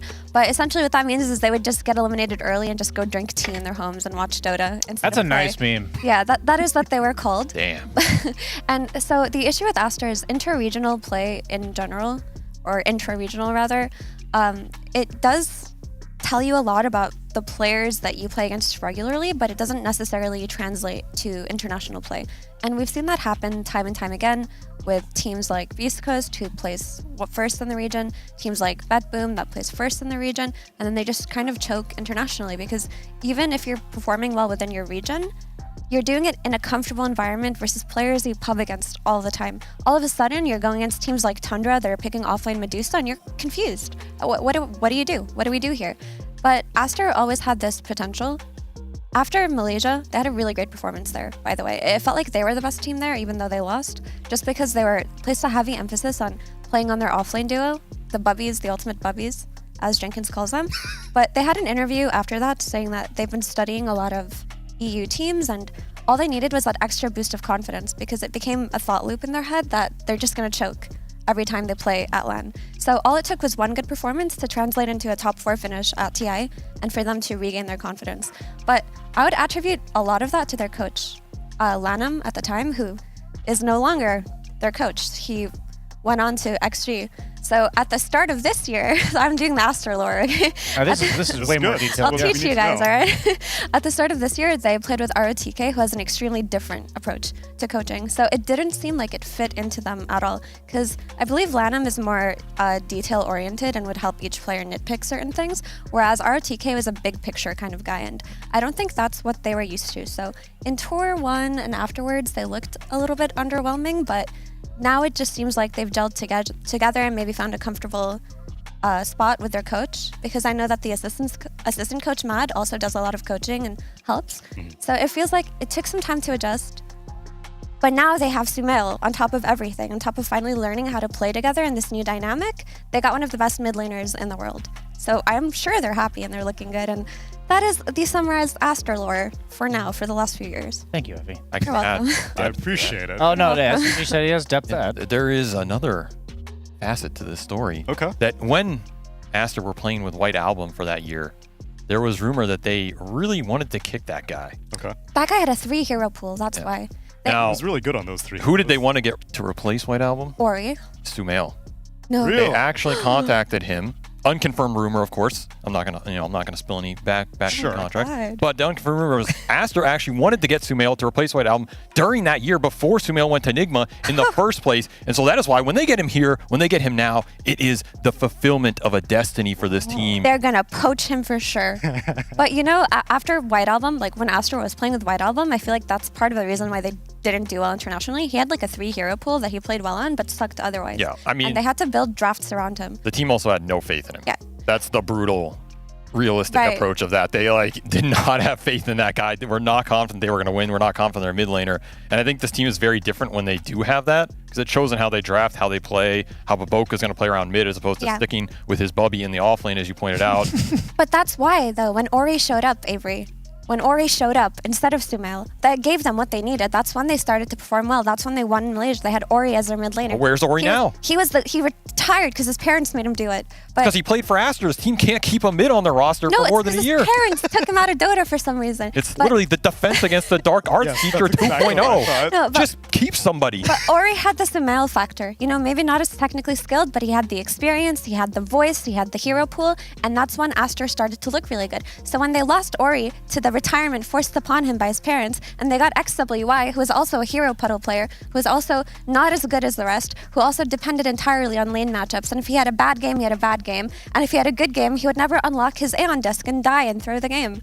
Now, that's not happening for Aster. It's very encouraging. They've been through so much, this team. I was just going to say, when we were at Dream League, XWY was playing the remainder of the group stage knowing that he was going to get kicked. Like, it had somehow been leaked to him. I forgot about, oh my Oh, God. dude, that was so bad, Yeah, actually. so, like, there's definitely been some unfortunate dynamics going on within this team during games, and that's something where you talk about having no faith in your mid laner. Imagine having like no faith in yourself because you know no matter how well you play, you're getting the boot. That's what I'm saying, though. There's something else going on with this team. Like, when you replace a single role that many times, it gets to a point where, okay, there's some other issue in the team, right, that you're not addressing, you're not fixing. It's not letting you get to that first place. I'm not hugely faulting the team because they're incredibly good. I love watching this team play. They've had some great tournament performances. They got 4th to TI. But it goes back to the question, if they're trying to find something and they don't know what they're trying to find. Like, that's what it tells me. The thing is, they found it in Ori. Like, I'm pretty sure they went on the record and said they would have loved to play with that roster. That's probably true. But Ori he didn't get kicked. He just left Dota. Got kicked by life. He got kicked by life. He retired preemptively when Aster still had so much potential ahead of them. You know who I want to see on this team? Because I don't assume Sumail's going to stay with them long term. As much as I'm enjoying watching him play with his 3 phrases of Chinese. It's got to be Somnus. They got to bring him out of retirement. Retired also. Slot him in here. Bring Ame back. Bring Jingqiu back. Get Zhao 8 as a coach. Rebrand to LGDB team, and you're in. You know, I actually don't like the idea of Somnus on Aster. You don't? Because every Somnus team makes Somnus the win condition. And Monet has always been the win condition of Aster. And if you have these 2 win condition players and Somnus and Monet, it's not going to work. And yeah, sure, Sumail is a win condition, but he can be whatever you need him to be. Like, he does not need resources put into him to have a good game. Whereas any team that's played around Somnus, specifically Elephant, when everyone thought they would pop off, it felt like they were pouring everything into him, and if he wasn't able to win the game, then there was like no failsafe. So I actually don't like the idea of Somnus on Aster. It needs like an Ori-style mid laner always. Someone who can carry you if you need to, but also just sit back patiently and just be your stable mid guy. I respect that. I mean, I respect you saying a team would not improve with Somnus, because that is a... Because it would change the dynamic of a team. No, I understand. The elephant comparison is apt because that was supposed to be a superstar Chinese team. I agree. And you were like, oh, how could this possibly go wrong? And then it constantly went wrong because you had 5 superstars. I don't know. I think Aster have a good formula in how they play around Monet and how they draft for Monet. And Sumail is just so gosh darn talented that it's just working out for them now, you know? But I don't think that they would entirely shift their playstyle to cater to Sumail only, because Monet is still a very vital part of taking the games to the late game. The fact that they're in tiebreakers right now just shows that Sumail can't always just be the panacea. There is no one guarantee. Although we do love seeing Sumail and hearing from Sumail, because Pyrian got a chance to catch up with him a little while ago. Hey guys, I'm here with Sumail for Team Aster. Obviously, you guys are going into the tiebreakers. How confident are you? 90%, I would say, yeah. Let's see what happens. So obviously, you're standing in for a Chinese team here. And I know we chatted about it at the hotel the other night, but I thought it was quite interesting. How difficult has the language barrier been in terms of communicating with your teammates? I think the bigger parts of the game, like objective calls, have been really simple for to say, but like clutch moments, like team fighting or spell casting and stuff, that's been a bit difficult. But other than that, it's fine. So you've been sort of learning to play together as a team as the tournament's gone on, right? Yeah, I mean, just gotta use the Dota knowledge, you know, to actually decide how to team fight without saying much. Because in team fights, there's so much to be said, to be honest. So coming into a tiebreaker like this, you've played these other teams before. What have you learned from the games against them previously that you think, okay, we figured these guys out, or is it you're just going to play one game at a time? I think first one is EG, so we played them fresh. We played them yesterday, so we have a good idea. But let's see what happens, because, you know, ideas can only take you so far. At the end of the day, you have to play the game. But we feel good. Good. Well, best of luck to you, and we'll see you soon. Thanks, Sumail. Always a pleasure to hear from the man. But I only look forward to the winners, as this is what we're looking at with our tiebreaker schedule for today on the mainstream. Evil Geniuses versus Team Aster is going to be coming to you soon in around 20 minutes. And then after that, the winner of the first game will be going up against BetBoom. And that... Wait, why are we doing... Yeah, it should be loser. Because then we we're playing two slots. We could end the cycle after. Yeah, because if the loser plays and loses again, it's over. Oh, we have to play all 3 regardless, it seems. You must seed it. To seed it? I suppose that is the case. Oh. I must seed it. It's because we want Dota. I mean, more Dota, more better. More better. Give me the BO1. Why do little Dota when more Dota do trick? Exactly. Why not Dota all time? Why not Dota all time? Why not learn about BetBoom now as we take a little glimpse at the 3rd team that is fighting their way through this tiebreaker? We looked at South America, we looked at China. Now let's look at Eastern Europe's best and brightest, perhaps. High expectations for this team since Tour 1, I guess since the formation. Although role swaps, stand-in issues complicate the thing. Where are you right now on BetBoom, Brian? Are you unsurprised that they're in a tiebreaker? Did you have them in the power ranking above 9Pandas and Team Spirit for Eastern Europe? I'd honestly say this is about where I put every superstar Eastern European team. Right in the middle. You never know what you're going to get. That's a superstar team in any region. China superstar team, middle of the Show pack. us where BetBoom would be. BetBoom is like right here. On a scale. Like right around here. I was going to make such a... What were you gonna... on a scale from Nigma to OG. Holy Jesus, Avery. This is tiebreakers. I didn't make You have to be a little bit more gentle right now. I mean, honestly, I think the team has insane upward potential, but I'll call them out because this is something I don't say lightly. GPK is one of the only pro players I have watched tilt in a crucial game. Like, not like play badly, but like literally feed down a lane mindlessly for 20 straight minutes. It was in the TI 11 qualifiers, the final round, best of 5.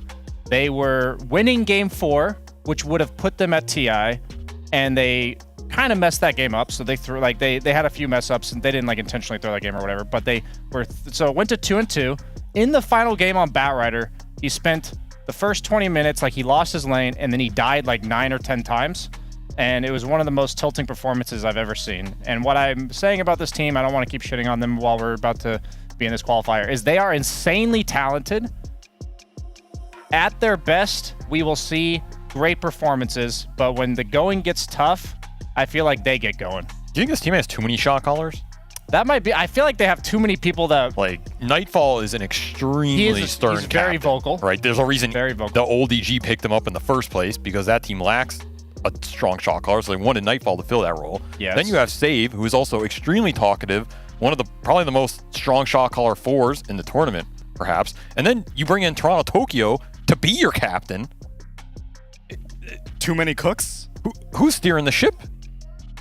That actually probably is one of their biggest issues, is that every single one of these players, I mean, with the exception of Reza, who I think is a very pliable player, he can fit into any team. That's why he's the perfect stand-in. He showed up at Secret Shout out- last minute for second place TI. I think he's such an agreeable person and so good-natured that he would never take up anybody's talking time or anything. So it's nice that he's there to alleviate that a little bit. But for the most part, every single one on BetBoom has strong Dota ideas outside of just shot calling. Like, each of them have different ideas on how to play the game, different heroes that they like more. We know how vocal Toronto Tokyo is about his drafting decisions too. And I think that there definitely has to be some kind of friction in the draft that carries out to the rest of the game. Also, during Lima, it felt like BetBoom played way too defensively, which isn't really in their favor, right? When you think about the skill level of these players, it feels like they can just try to outplay at every stage, but they were content to just farm, wait for item timings, and wait for the enemies to run into them. I feel like 9Pandas kind of did that when BetBoom hasn't been doing that, which is just like rolling with it. They look like they're vibing a bit. Whenever I watched BetBoom during Dream League, like you said, they were slow. They looked like they were hesitant. They weren't decisive with the way they were playing the map. Like, they had this early lead, and I feel like a lot of Eastern European teams of old would just continue running at you, like ramming it down your throat as you just kind of get consumed by this overwhelming pressure. And that's just not what I'm seeing from this team. And I think that's what they're capable of, because I mean, I know I just talked about GPK, but he's one of the best mid laners in the world. Like, this guy's like top 5 every game in a pub. He's like 21-0. Like, these are the type of guys that can just run you over. And I think they're a type of team that can get free wins if they do that. Which seems paradoxical, because whenever I look at a superstar team, I imagine them overextending, them being too aggressive as opposed to too defensive. They're like, dude, I can dive you under tier 2. Maybe they're like trying to correct that. Maybe. Because that's historically a problem for them, and they're overcorrected. I haven't watched enough of them in this group, so I don't know how their playstyle has adjusted. I would imagine they're not playing defensively at all because you cannot take that approach in this patch. And I would imagine like Roman has made resolution. He has made some shot calling himself and played a certain way to help them. But beforehand, I feel like Dota in general in the last couple of patches changed to a more defensive style. It became universally known as we're waiting for these timings before we can do this. So it's not that these teams changed their identity, they just adapted to the flow of the game because it became more unified. Whereas like maybe 5 or 6 years ago, it felt like every region had a specific playstyle. Now it feels like most regions play the same, with the exception of South America, who are enigmas at every stage of Dota. But everyone's just got this solid idea of how Dota should be played. But that doesn't exist right now in this patch because nobody knows yet. Yeah, the homogenization that we've experienced for the incredibly long period of time that we had 7.32 and similar patches is now starting to stratify a little bit. And one of the players that may be responsible for that on BetBoom was Nightfall, and we have an interview with him. Hi guys, I'm here with Nightfall from BetBoom. Obviously you guys started off really strongly in the groups, and then things kind of didn't go your way. Talk us through that. I mean, obviously, like we just lost yesterday against Execration, and it ruined our group standings. Like, besides that, we were doing quite good. And, I mean, of course, we hope to win Tiebreakers. So, coming up to the Tiebreakers, how did it go when you played these other two teams the first time? I mean, we just played them like 1-1 with both of them. But we made the conclusions out of it, so, and I hope we'll show better performance.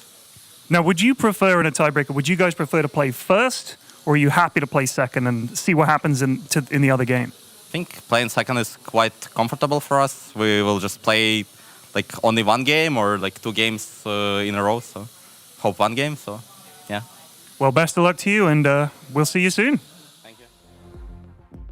I would imagine part of the advantage as well is being able to see what Aster and Evil Geniuses will be doing in their first game, because these are going to be best of ones.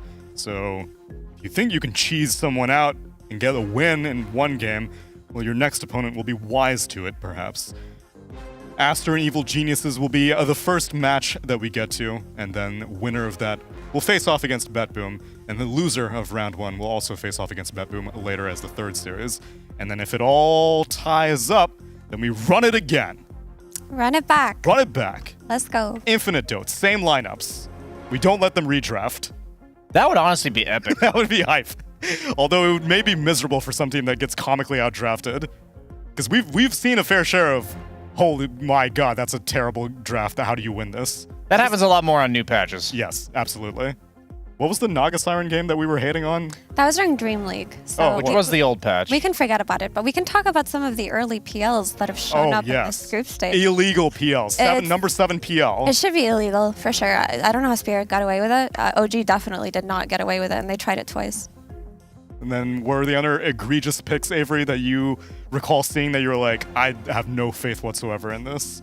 I feel like I've had faith in everything. That is absolutely not true. Maybe Wait, on is that not camera, true? but when you go behind closed doors... I just made an Enigma OG scale joke. I feel like that's going to end my social media career. Weren't you before. just like SDAA support? Oh, that's what true. What the heck? Yeah, but that was like a draft construction issue, you know? That's exactly what I'm talking about. What is draft construction? What is this? But I'm not against heroes in the patch, right? I'm not against any hero in particular. If anything, I would like to see teams embrace the weird picks that are working for them more because people don't understand them. And the biggest one for BetBoom, I feel like, is the Save Pudge. That I think actually looked really good in a lot of their games. That's a good one. Because they can duel the dual roam with it. Like, they get this Maiden Pudge combo, Enchantress Pudge, anything with a slower stun, Veno Pudge maybe, I don't know, Bounty Hunter Pudge. Just start dual roaming around, going through the gates, hooking people through the gates. Who cares? You start getting some flesh heaps up, and then saves a monster in the team fights. He's a save hero, initiator, does it all. I think it's a good way to solidify your support duo that's often been pretty hit or miss between like how are they combining and synergizing the game. I think stuff like that can work. Like the Pugna, a lot of teams have shown this hero to be pretty successful with the Storm combo. Yep. That's a hero. If I'm going to pick one out. I'm still a little on the fence about that hero just because I think his actual utility I think can be whack in some games, and he gets countered by like purges way later on. I don't know if his early game impact's enough for me, but I'm just a Pugna hater. What can you do? That's okay. Admitting it is the first step. I need pugnant therapy. You need pugnant therapy. What's an illegal pick that you've observed, Brian, out of this tournament? Something that made you... Because I know that Enigma pick that we had a little while ago that OG whipped out, you were not a fan of. I would say my legal drafts are not necessarily a specific pick. I'm with Avery here, where I don't mind if you. Yeah, it's the overall vision that you have of the draft. Where if you first round PL, your other two heroes better be running around the map for the first 15 minutes. Your other two cores better be running around the map for the first 15 minutes, getting shit done, because the PL, that's what he needs. He needs that much time to get Diffusal plus his next item in order to participate in the game. And when you go Enigma, last pick, with your first round PL, that's just one example of a few that we've seen. It's like, you're just going to get ran out in this patch. There's nowhere to go. Like, that's a game where we don't even want to watch it because we know exactly what's going to happen. Oh, here it is. Oh, wow. We have this highlight on deck. Oh, no. This was like the most uneventful game because we're just like, when do they ever have the chance? Brian, for clarification, there's nothing wrong with the first round PL, but this was like a 6-7 PL. Yes. Which, that doesn't work. But an 8 PL But can actually enable it, work. you know? An 8 PL can work. But we're seeing 6-7 PLs. We're seeing 17 PLs by the same team, by the way. OG. I'm still No encouraged, longer. though, that even after 4.5 days, now on to day 5 of groups, that there's nothing wrong with the heroes. It's just where you pick them, how you place them, where you lane them. And let's see what Evil Geniuses and Team Aster will be doing as we will be getting into their draft in just a moment. Stick around, everyone. We're beginning tiebreakers on Group A to figure out who's going to be making it to playoffs here at the Berlin Major 2023.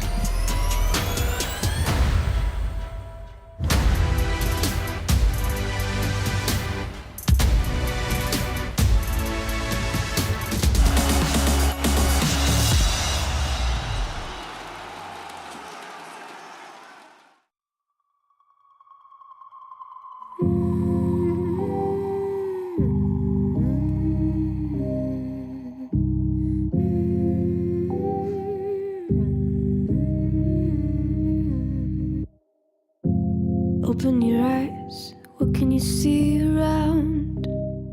Wind of the open sky, over the siren sound. This is a dream, getting the royal scar, holding a diamond blade, throwing it far. Holding your breath still, you jump the fire.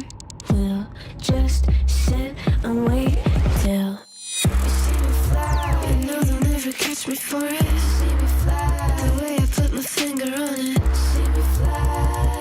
You got it, then try to tell me you got the wrong guy. See me fly. You know they'll never catch me for it. See me fly. The way I put my finger on it. See me fly. You got it, then try to tell me you got the wrong guy.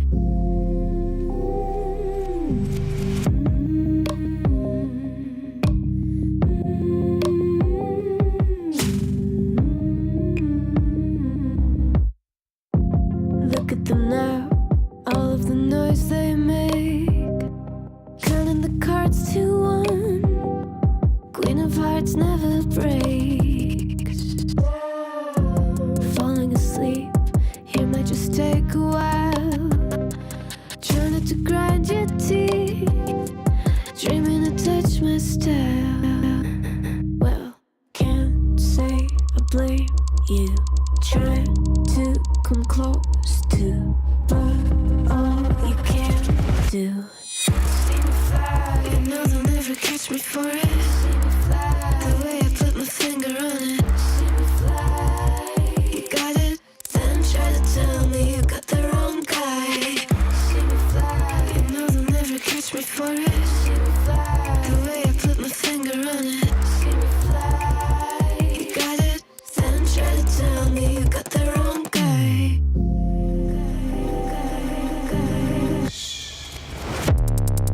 Got the wrong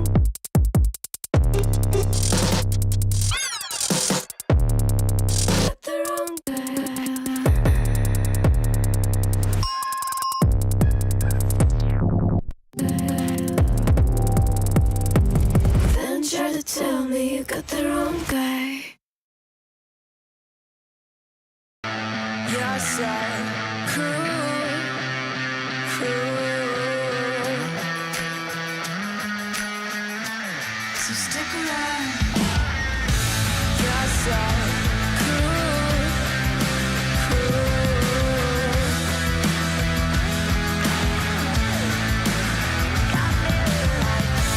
You're so cool, cool.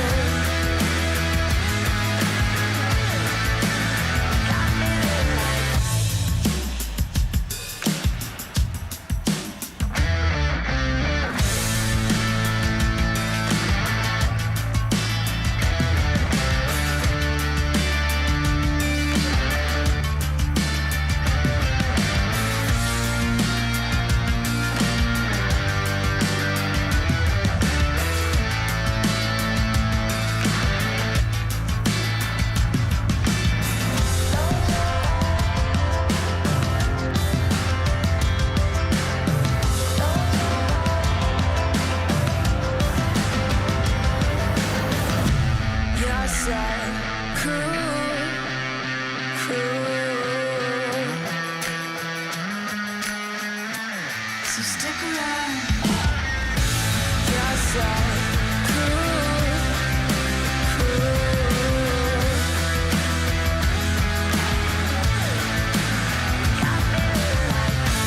You're so cool, cool. You're so cool,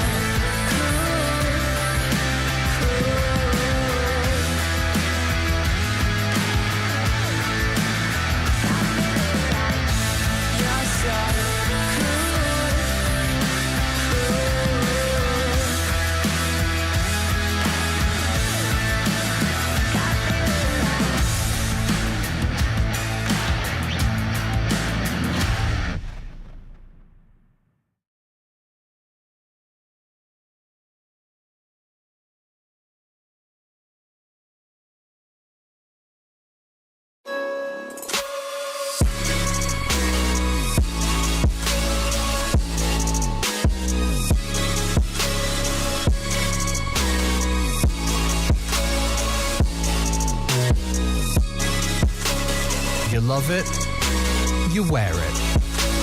What's your style? Get your merch at shop.eslgaming.com.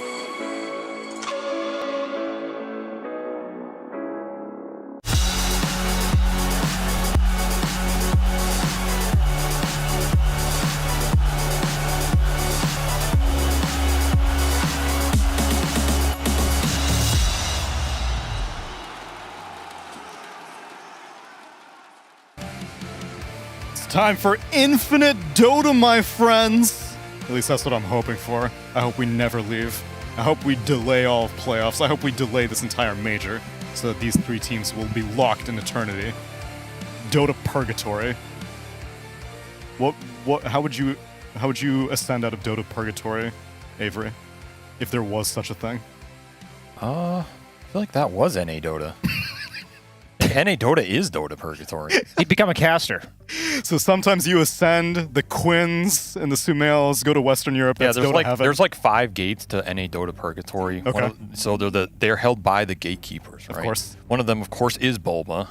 Man's actually all 5 of the gates. So there's only one now. He's the Minotaur. There used to be others. Yeah, you have to get to the middle of the labyrinth, then you escape. And that is what all these teams are trying to do. Or I guess you can be like Sumail and learn Chinese. Jumail. Let's see what hero he's going to get his hands on. Maybe he'll play in the Alk as we get into our first draft of this best of one. Bounty Hunter, Underlord banned out. Storm respect band every time, as well as the Medusa. Aster first pick the Alchemist, and EG respond with a Coddle +1. Gotta get something good here, right? Some good Coddle combo. Pango, Ember, Slark maybe, depending on how confident you are in this Slark flex other teams have been doing. Storm, Monkey. There you go. That's the combo. Boundless Strike. Now it's 14-second cooldown. Very viable. It's a good Alch matchup. I mean, maybe you're just very confident in the scale here. It is a Pakaz classic as well. We think of Pakaz on these aggressive stunning carries that can not only start the fight, but just win it with the overwhelming net worth. And the Roshan control is going to be pretty good here, along with Coddle just giving you the heals, the auras. This hero can buy so many buffs for the Monkey King. I kind of like it. It's not your map combo, but you can always get that later. I think the Monkey King is a good solution to the Alchemist. If the Alchemist is potentially flexed to a side lane, you can just put the Monkey King on there. We know Pakaz is an excellent Monkey King player, but also Christopher Smile. Oh, that's our the one boy. we're getting today? Yes. Christopher Smile? No, I hope we get Chris Smile, because Christopher Smile is too mannered. Too restrained. But he's also a master tier Monkey King. He plays the hero very well. He loves to play it versus any kind of mid melee hero. So I can see them putting this Monkey mid versus Alchemist if that's where it's going. There's the suck. But there's no Storm to suck. There's no Medusa to suck either.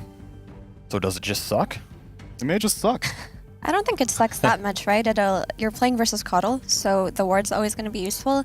You have Tower taking pressure with his Nether Blast, and honestly, he's a fine laner. Like, Pugna does not really need to mana battery anyone, but if he can do that, that's still pretty cool. And even if you're just looking at Pugna with this Alchemist, if you can keep his health alive when they're trying to burst him down until he can make a turn, that seems okay too. I think Pugna has value in this patch outside of just giving mana to heroes. That's true. Decrep already has a mad amount of value. If that Monkey is committed core, which it almost guarantee is here for EG, then just being able to Decrep someone in Wukong and reset that fight is already pretty happy with that type of team fight. The story of this tournament for me, I've said it so many times off screen and probably a lot of times on screen, is that this is a melee carry meta. It's really bad to be a carry that's gankable in the early game or be position-based with how open the map is, with how many flank paths there are. The only exception being Medusa, who if you really think about it, it's not really position-based. She's tanky or tankier than all the other melee guys. I like the other interpretation that you gave, which is it's a stand your ground carry meta. Yes. And so even if you're ranged, as long as you can just sit there and be happy. Yeah, as long as you don't mind 3 different directions of people coming and you just want to right-click or turn the fight. That's the archetype of carries we're seeing. And Pugna is good against all these. Like, Pugna loves buying that extra few seconds against the Monkey Kings, the Ursas. Like, even being able to stall out fights against heroes like Medusa, you can just decrep them and ignore them, and that's a powerful tool. Like, this hero's only been picked 21 times on Pugna, banned 29 times, but he's got a 67% win rate. Like, this hero is winning games, and I think we might see more and more of him than we've already seen, because he was being prioritized at the start of the tournament because he was good with what was good in terms of like the Storms, giving them mana batteries, but he's also developing into a hero that's good against what is good, like on these melee carries, if that makes sense. He's good with what's good, and he's good against what's good. Sounds pretty good. Very, very good. Thank you. Very profound. Much good. But I mean, Much wow. on that same note, I mean, that's where Coddle comes in, right? He just rose to popularity because of the sustain coming out of Chakra, the heal coming out of Illuminating, and his lane presence returning. Also, EG are the only team that I can recall watching, so don't fact check me on it, that have flexed it to offlane. Because most teams have just pigeonholed Coddle as a support hero, just because his blast is so good on lane, and it gives him a tool to fight early on. But yesterday versus Aster, EG first phase their Coddle, and then on their overall last, they picked Bounty Hunter and they flexed the Coddle to offlane, and Whisper owned. Like, he did a really great job on this offlane Coddle. One of the OG offlane Coddle players. Definitely something you have to think about if you're playing up against this team. That hero gets really fast auras from the offlane. We've seen it in some of the other regions that C really liked it, but C didn't play it here, sadly. If there's one hero I'm thinking about in the second phase, I feel like it's Queen of Pain. I don't know why. I just feel like Sumail's been playing it a lot. Chris Luck has also been playing it. It is a decent matchup versus Monkey King if you're trying to dissuade that lane. I think it's also one of the combos Aster likes in terms of giving Sumail a playmaking hero that Pugna can back up in the fight. Like, Queen suffers when she doesn't have survivability and sustain in the fight. Pugna's one of the heroes that can kind of slow that fight down, keep her alive. I think it's a hero both teams might be thinking about here, trying to dissuade at least. Because I don't know what else Sumail wants to play with the Pugna when the Storm is out so early. You take Pango and Lesh out in the second phase. Like, you kind of want this playmaker goes in. I mean, there's still embers and stuff, but then you're giving this free matchup mid to Monkey. Yeah, I'm not sure if you want to give away the Alk Flex so early on, though, right? Well, like, do if they you play pick it this off Queen lane? of Pain now? No, but if they give it to Sumail, so carry or mid, although Sumail has not played Alk yet this tournament, but the potential is there, I suppose. It's not exactly like a difficult hero. I'll just say Alchemist. So That like, is if, true. I think if you're a mid lane player and you're told it's broken, you play it in like you play like 3 pubs on it, and you're probably pretty good to go. Historically, Alchemist has been flexed to mid as well, so I'm sure all these mid lane players have some experience with this hero in the past, which definitely goes a long way when you have limited time to prep for it. I think what Team Aster is doing with their picks, as you already mentioned with the Decrep resetting the fight in the Monkey King Wukong, Avery, is that we want to be able to peel you off of us and re-engage you. That's what the Disruptor also offers to them. Alchemist, even though he's like a tanky frontline bruiser, ends up building Blink Dagger, has a low cooldown stun, so extending the fights definitely goes in favor of teams of heroes like this. And I'm already kind of seeing that come out from Aster's entire idea. But also, Disruptor is one of the best supports versus these high mobility heroes like Monkey King and Coddle, right? Monkey King, you can just put your Q on him and then you can glimpse him back from the tree line, which is very valuable. Coddle, if he does get flexed to offlane, is one of the peskiest heroes to catch. And you don't exactly have the best catch with your Pugna Alchemist so far. Alchemist is going to take some time, or he's going to have to build a Shadow Blade if he wants to catch this Coddle in the backlines. But now that you have this Disruptor, you can always find a way to catch the Coddle, and offlane Coddle hates buying BKB. That is if we're assuming that the offlane flex is still on the table. So I do like the Disruptor response, but now I feel like if they go Queen of Pain on Aster, they're not necessarily going to have that reliable stun to play with for the first 15 minutes of the game. Not sure how much of an issue that would be for them, though. But for that reason, I would like Ember a little more. Mars. Where did this hero come from? I mean, it is an Aster classic. I mean, XXS is extremely comfortable in this hero. They are very confident running those dual lanes between him and Viboka and just taking the lane win to snowball the game, but this is not a hero we've seen have a lot of success in this current patch. I think he just falls the wayside in terms of moving around the map, getting mobility, and then finding the fights. It just feels hard to find the team fights with this hero. He needs a lot of items to get there. Like, he needs a item accelerator, which, what is that nowadays? I guess Meteor Hammer? And then you still need Blink to be able to start the fights. Your scale's worse since that Ags that Omar abused got nerfed. But may I offer some counterpoints to why I actually really like this Mars I have pick? some too. Go ahead. You throw them on me. Throw them. You No, like- I want to see what yours are. Okay, Yeah. so first of all, we were talking about these high mobility heroes like Monkey and Coddle. Mars counters them completely. Like, if he gets these heroes in arena, they're definitely screwed. We were talking about a reliable stun being needed so that something like a Queen of Pain might come out faster, and Mars fills that gap. Also, if the Monkey King is flexed to safe lane, he's one of the better offlaners to lane against Monkey King because he can just spear him away. So I feel like he's giving Aster everything that they need right now in terms of a hero that can come out in first pick. Also, all he needs is some follow-up damage, and then it looks like a really solid pick, because right now it isn't there, but then it makes the Queen of Pain that you were talking about, Avery. It looks so good. I just think he isolates the supports on top of everything else you said. Like, if I see 2 squishy range supports where they're going to rely on glimmers, force stabs, items like this to keep them alive, you can blink arena these 2 supports. You don't even have to necessarily kill them during the duration of the arena. Like, they're zoned out of the fight. And as you mentioned, he is a pseudo-ranged offlaner. I think he's got like 250 range as Mars. So not only can he have that extra range himself, but he also can push you away, as you mentioned. And you destroy trees with arena. So he offers a lot of catch against Monkey King. This hero is, like, I think a bit underrated. Like, I don't think he's good, but I don't think he's like so bad we should express like doubt the second we see him show up in the draft. No, I mean, I understand the doubt because he hasn't had good performances recently, but this is one of the games where he's actually solid against all of the heroes that he's playing against. So in those cases, even the heroes with low win rates. I'm just worried are about worth his early looking game. I'm not sure I believe in this Pugna Mars lane. I mean, they could throw Disrupt up there, but even then, you're potentially playing in a Bloodseeker Maiden here. This is a really strong safe lane. You can even just rotate supports around for EG if you want to. I'm just worried for his early game. If he gets out of that, I can see the team fight potential. They wanted a hero that locked EG in this literal arena to play around the Pugna and Disruptor without just going in with some good timing. I think all of that makes perfect sense. I think the points you guys brought up are entirely valid. I have just not seen the pathway for Mars to get to that point in the current patch because I don't know what the optimal itemization is on this hero. And then it's just... His base stats are pretty bad. Yeah, like, his tankiness and lane ability is not what it used to be. He kind of just gets beat up, man. You just punch this hero and Just takes it to the face. There are very few offlane heroes you can put against the Crystal Maiden and Bloodseeker. It is true, To be yes. fair, I don't really think there's anything that can lane Well, against it. and that's so. what I was thinking. It's like, what are you going to pick there? That it's going to be a sacrificial pick no matter what, right? And in that sense, maybe the Mars is good because you're just going to sacrifice the Mars and it'll still have good spells for the game. So maybe it'll end up working. And now you're kind of down to like, do you want to pick a mid here, play carry Alk into Bloodseeker Monkey? Do you want another carry for Monet, who you're most of the time playing around to carry the game? I still think Queen is on the table. I do It's not like- going to get banned. Like, I do like Queen a lot, and the Ember van and the Primal van kind of give away that Yeah. maybe they're looking for some mobility mid laner like Queen who doesn't want to get jumped on. Is Batrider really unplayable? Like mobility? I don't think he's unplayable, but he's definitely a lot slower than he used to be. And the problem is you didn't ban the Queen, so if you take the Bat, well, now it's better because they banned the Queen. So it does open up Bat more, but the Sumail Fiend. Let's go.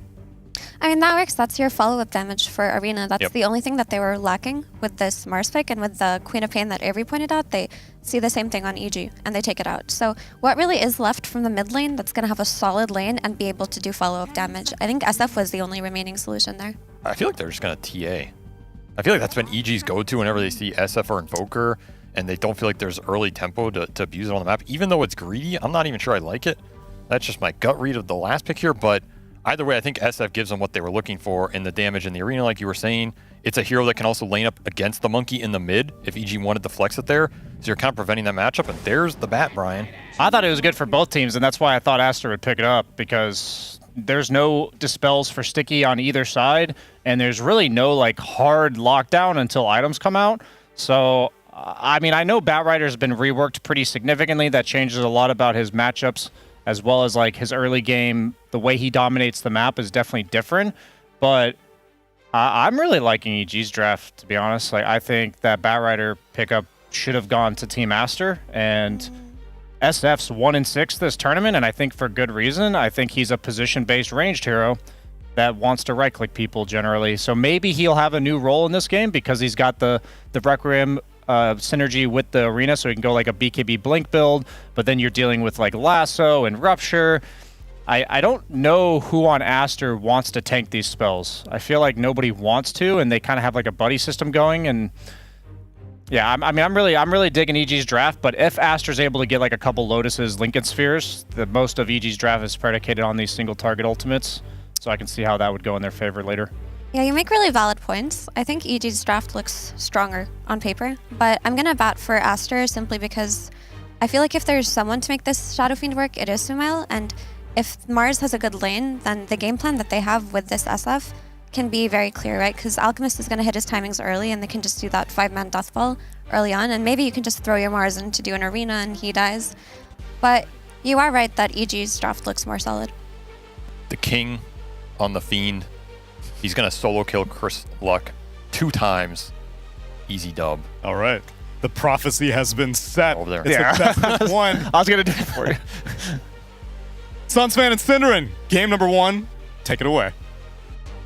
Welcome to the tie-break situation. 3 best of ones that could repeat infinitely into the night and the day. Cinderin, do you agree with the panel? Do you like, well, I guess it was semi-split. Most went for EG. 1 for Aster because they have a Sumail fanboy over there.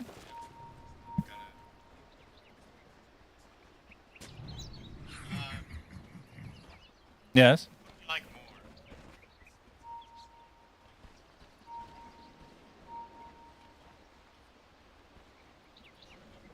Okay. I will be solo cast. I was wondering if anybody could hear Cinderin because he's next to me, so really enjoying his voice. I promise you that he is in fact here. You may have seen him on camera, but I'll just relay everything that he's saying, and we can do this via my voice. So he's saying that I'm the best caster in the world. I'm also his best friend. It's not exactly reciprocated necessarily, but you know, I really appreciate the sentiment, especially from somebody that has very little emotion. Okay, well, I can't hear you, but hopefully other people can hear you. He's continuing to give me praise. Really appreciate that as we get this game started now, as the bounty runes are about to start and spawn. Sumail, of course, playing on the Shadow Fiend, and he's not able to click fast enough to get the bounty rune for himself. So that is very unfortunate, but looking at the total bounty rune situation, EG ends up getting 3 out of the 4. Of course, if you're just joining us, tiebreak situation.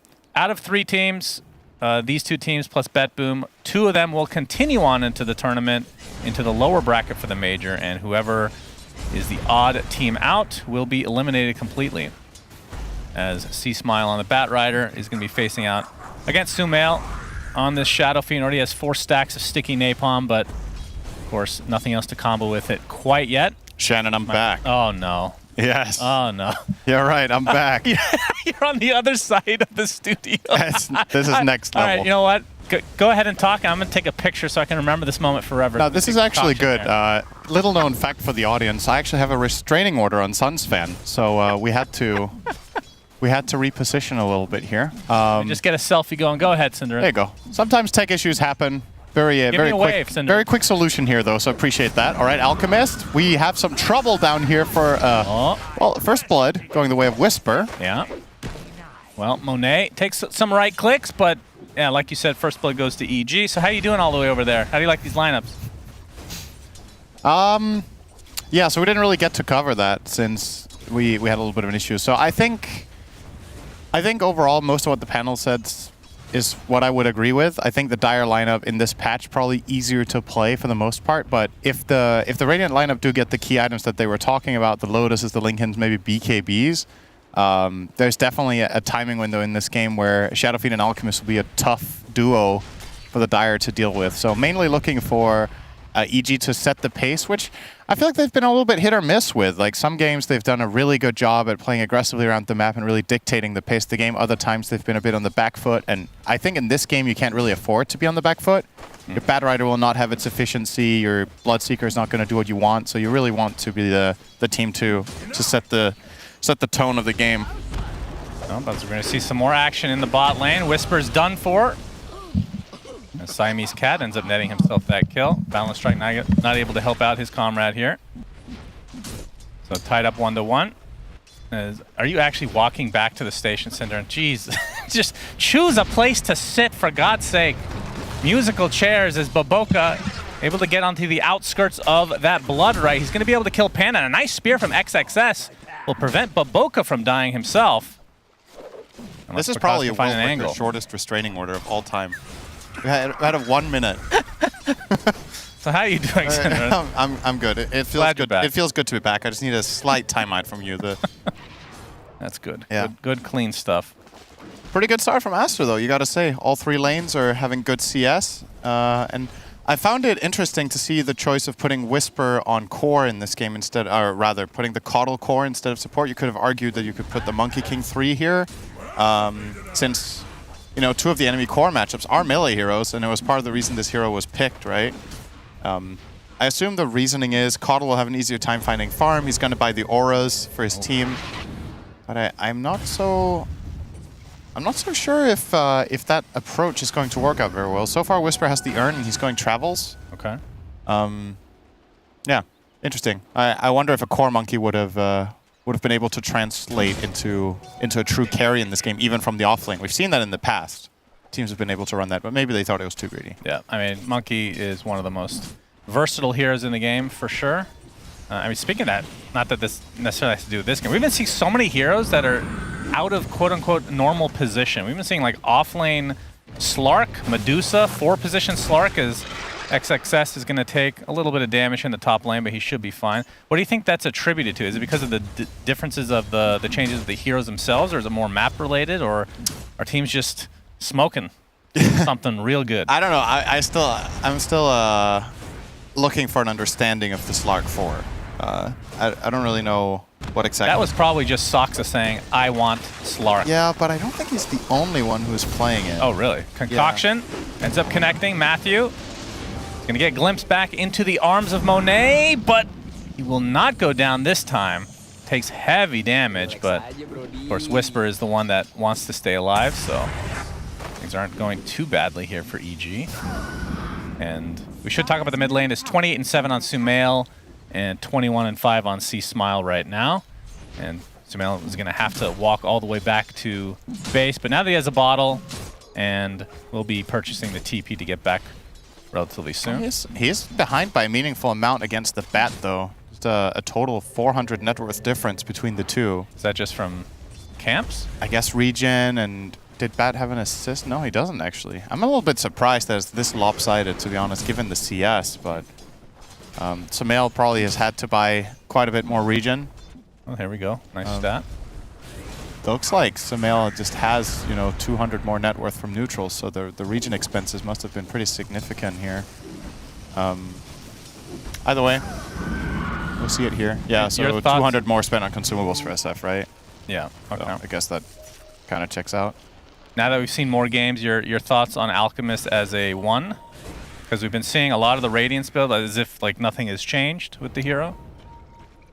I think I just consider the hero just full-on flex between all 3 core roles, and you look at the game, like game-by-game basis, what's the most valuable thing to do. That's why the hero is such a great first pick, right? Oh, see, Smiley wants to make use of the first lasso of the game, brings Baboka back into the tower range, and will be netting himself a nice kill, and he's going to snag this rune as well. He's going to take some heavy damage, though. He's going to die. Back, and he's going to die. Goodness gracious. Pakaz has come, though. As you can see, the right-click battle between Matthew and Sumail. Sumail should be fine. Siamese Cat, not so much, so Pakaz gets something good out of this rotation. But still, the mid laner dying for EG, not exactly what you want to see if you're EG. I said EG twice, so I'll say it a third time. EG. That's 4. Sumail gets his bottle refilled. Against EG. He used to also be on EG, unrelated. This must be a real grudge match for him. I mean, he was on contract for a while, too, and was just not playing for any team. So that was kind of a weird situation for, I want to say, like 8 months or something. I never even... Actually, didn't he sue them? We talked about this before. He actually ends up suing them. I don't even know what happened with that. Yeah, I'm not sure if that's been concluded just yet. Siamese Cat, he's going to take heavy damage. A big blast from Whisper is going to net himself another kill. So off to a pretty damn good start. 2-1-0 right now in the off lane for this Coddle. And like you said, he has the urn. We'll be going for the fast spear vessel this game. To finish the whole Alchemist talk, like this hero is flex between all 3 core roles. You look at the game. Is it a good game for the safe lane Alch? Is he going to get contested or not? And if not, yeah, I mean, you still probably go most of the time the usual build, right? You go Radiant into some sort of either Dagger or BKB. And, oh, hang on. He's actually going to get jumped here. Monet taking some serious damage. We'll have to TP out here, and we'll escape. We'll be fine. And meanwhile, the same strat is trying to be used in the top lane, but XXS will get lassoed, and will have to make the walk of shame once he eventually revives. Sumail picking up a haste rune. Oh, that's a nice juicy stack. Love that. Oh, yeah, that feels good. There's just something particularly satisfying about farming stacks with SF. Because you feel like you're using skill shots, you know? You're like hitting 3 back-to-back, and it's so easy, but... If I said that Shadow Fiend is the most classic Dota hero, would that make sense to you? Yeah. Is that the right word for it? I feel like something about this hero is just enjoyable, and it always has been. I mean, I think part of the reason he's considered that is that there was more... This was something that was way more common, I want to say, back in Dota 1, was players just playing 1v1 mid. And this was like the quote-unquote, skill hero for mid, because people, it would be about...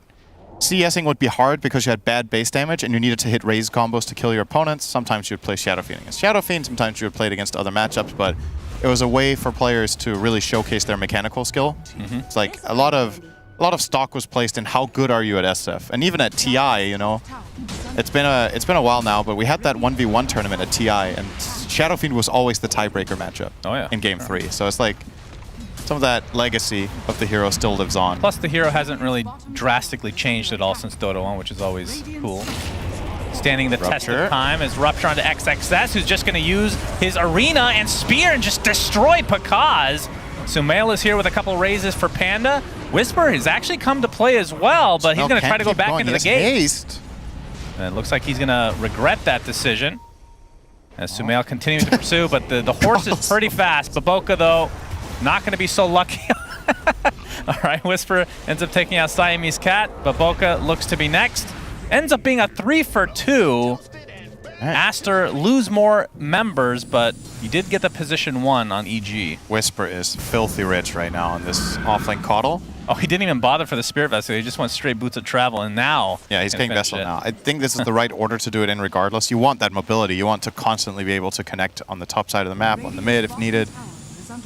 This is the standard way of building when you go this build, is to get the fast earn for the lane and for the early kills. Then you go for the travels into Vessel. So That's something we haven't really talked about since the patch came out. If you die, you get a charge now. Yep. So that's just a net buff for Earn and Spirit Vessel. Absolutely. If you're feeder, buy Earn. That's right. You're gonna have charges all the time. Unless you use it in the But you fountain. only get a charge if you have 0 when you die. Oh, is that true? I believe so. Yeah, I think you get a charge. Matthew, he's going to run right into a large portion of Aster, but you can see C-Smile already getting off his lasso on the Disruptor, who gets dropped real fast, and Sumail has to kind of just stand his ground. He's going to get healed from the low ground by Baboka, but I don't know if they have enough to save him. Decrepify is only going to delay the inevitable, as XXS and company now might have to back off. Concoction comes in from Monet, but there's only so much he can do. 3 members on Aster have already died, and now Monet's getting slowed perpetually. Baboka's dead. This could be a full team wipe in favor of EG. Concoction not there in time. Damn. Triple kill for C-Smile, and the entirety of Aster get destroyed. This approach against Elk, I'm actually really loving it in action now that we get to see it. So you give away a first pick Alchemist, and what you're doing is you're just picking this insane tempo. And we were concerned whether EG were going to be able to put this up, but so far so good. The Caudle is playing fast, the Bat is playing fast, Bloodseeker is by nature going to be fast. He wasn't even involved in this. This was a 4v5. Oh, you're right. He's just farming top while Caudle is just annihilating everybody. This hero is like, oh, why am I so snowballer. buffed across the map all of a sudden? Everyone's so it's low. like, oh, wow, this is fun. I'm fast. How's everybody else doing? That's well played. It's literally just on the other side of the map cheering them on. Wow, Amazing. that is... Cheerleader Bloodseeker by Bakaz. That might be worst case scenario for Aster. Not only do you get team wipe without even getting 1 member, but the enemy carry wasn't there the whole time. I mean, it doesn't get much worse than that, right? And you have to say, like, the pick of the game so far, enabling all of this for me, is the Caudle. I think the offlane Caudle from Whisper, I was questioning it would have been better to put it support and play the Monkey carry, or sorry, core, because of the 2 melee matchups. But, I mean, the payoff, they've definitely silenced me with this for now. This offlane Caudle has been working wonders, and obviously C-Smile on the Bat. Had a good lane matchup against the Shadow Fiend to begin with. He's now 7-1. I don't know, man. This is going to be a rough one for Aster. You're 4k gold behind minute 11, and you have Alk. Like, this is an absolute... Is trouncing a word? I want to say that. It is. Yeah. It means you're getting beat up, right? Well, trouncing? Yeah. It should be. Trounce is definitely a word. Right. Trounced. Yeah. So trouncing should be a word. Not very common, of course. No. You know, we should have a new thing where we just introduce a new word every day. I like that. Yeah. What was mine yesterday? You didn't know? Oh, I keep forgetting. Yeah, I keep forgetting it. Surmise. Nobody knows That's it. right. Surmise, yeah. That's right. Is the Maelstrom now online for Pakaz? Yep. You're now unpaused, so we can start talking about the game again. So what do you do for Aster? You kind of need to find a way of avoiding full-on team fights, I think, because the Caudle is just overpowering you with the Bat right now. So you need to find skirmishes where you can use Glimpse, where you can use the Raze combo, where you can use the Mars. The problem is EG are kind of just pushing out the lanes and feel very comfortable. And it's not like they're going to slow down the pace and start spreading out and letting you catch them off guard. They're going to keep the pressure up on you and smoke and make moves. Yeah, and I think there's a few items that Aster needs before they can start fighting. Like, Sumail doesn't really want to enter these fights. He has Dragonlance now, but obviously the BKB is the big one for him, although there Even is some BKB answers is- to that because you have Lasso, you have Rupture. So Rupture still kills you. Baboka, he's done. But then as well, Alchemist doesn't have Radiance yet, and you can't really fight with Radiance. You need something on top of that. So there's still, like, I want to say an 8 to 10 minute window where EG can probably just continue with this high-octane offense. Yep. What is that Absolutely. building? Is that a flag? It's a little hut. Yeah, it's a little... Wow, it's a well. Yeah. Wow. It's a wishing well. Okay, I wonder if that's going to be the next objective. That is... I think Aster should go there, all 5 of them, throw in some coins and wish for a remake. That's where all the tips go, into that well. Oh, that would actually be kind of cool if you could mouse over the well and see how many players had been tipped in Dota history and in your game. Yeah, that would be nice. very useful. That's such a good idea. You're really smart. Inside kinetic field. two He's going to roast get picks, too. speared like... No, not even needing. Okay. He will throw it just to get the kill. Do you have a tally for how many things you've suggested that have made it into the game? No, but it's a lot. I actually once got an email from somebody that was convinced that I work for Valve because he gave me a full list of things that I've said that have gone into the game. I can confirm most of that which that is people not the called case. me. Most people call me a moron. Yeah, I mean with they're each right suggestion. too. Absolutely. You know? And then this patch comes out. You're Yes. You're crazy scientist. Okay. you have all these crazy ideas, but some of them turn into greatness. Okay. Most geniuses of history were considered crazy. That's right. In their time. That's Yes, true. exactly. Yeah. And it's not until they're long dead before they're Yes, appreciated. you will so. eventually be appreciated, but you will not be around to experience it. Understandable, and I totally agree. The glimpse, unfortunately, there's still more heroes on top of that. You can't multicast it or anything. So that's going to be the death of Siamese Cat.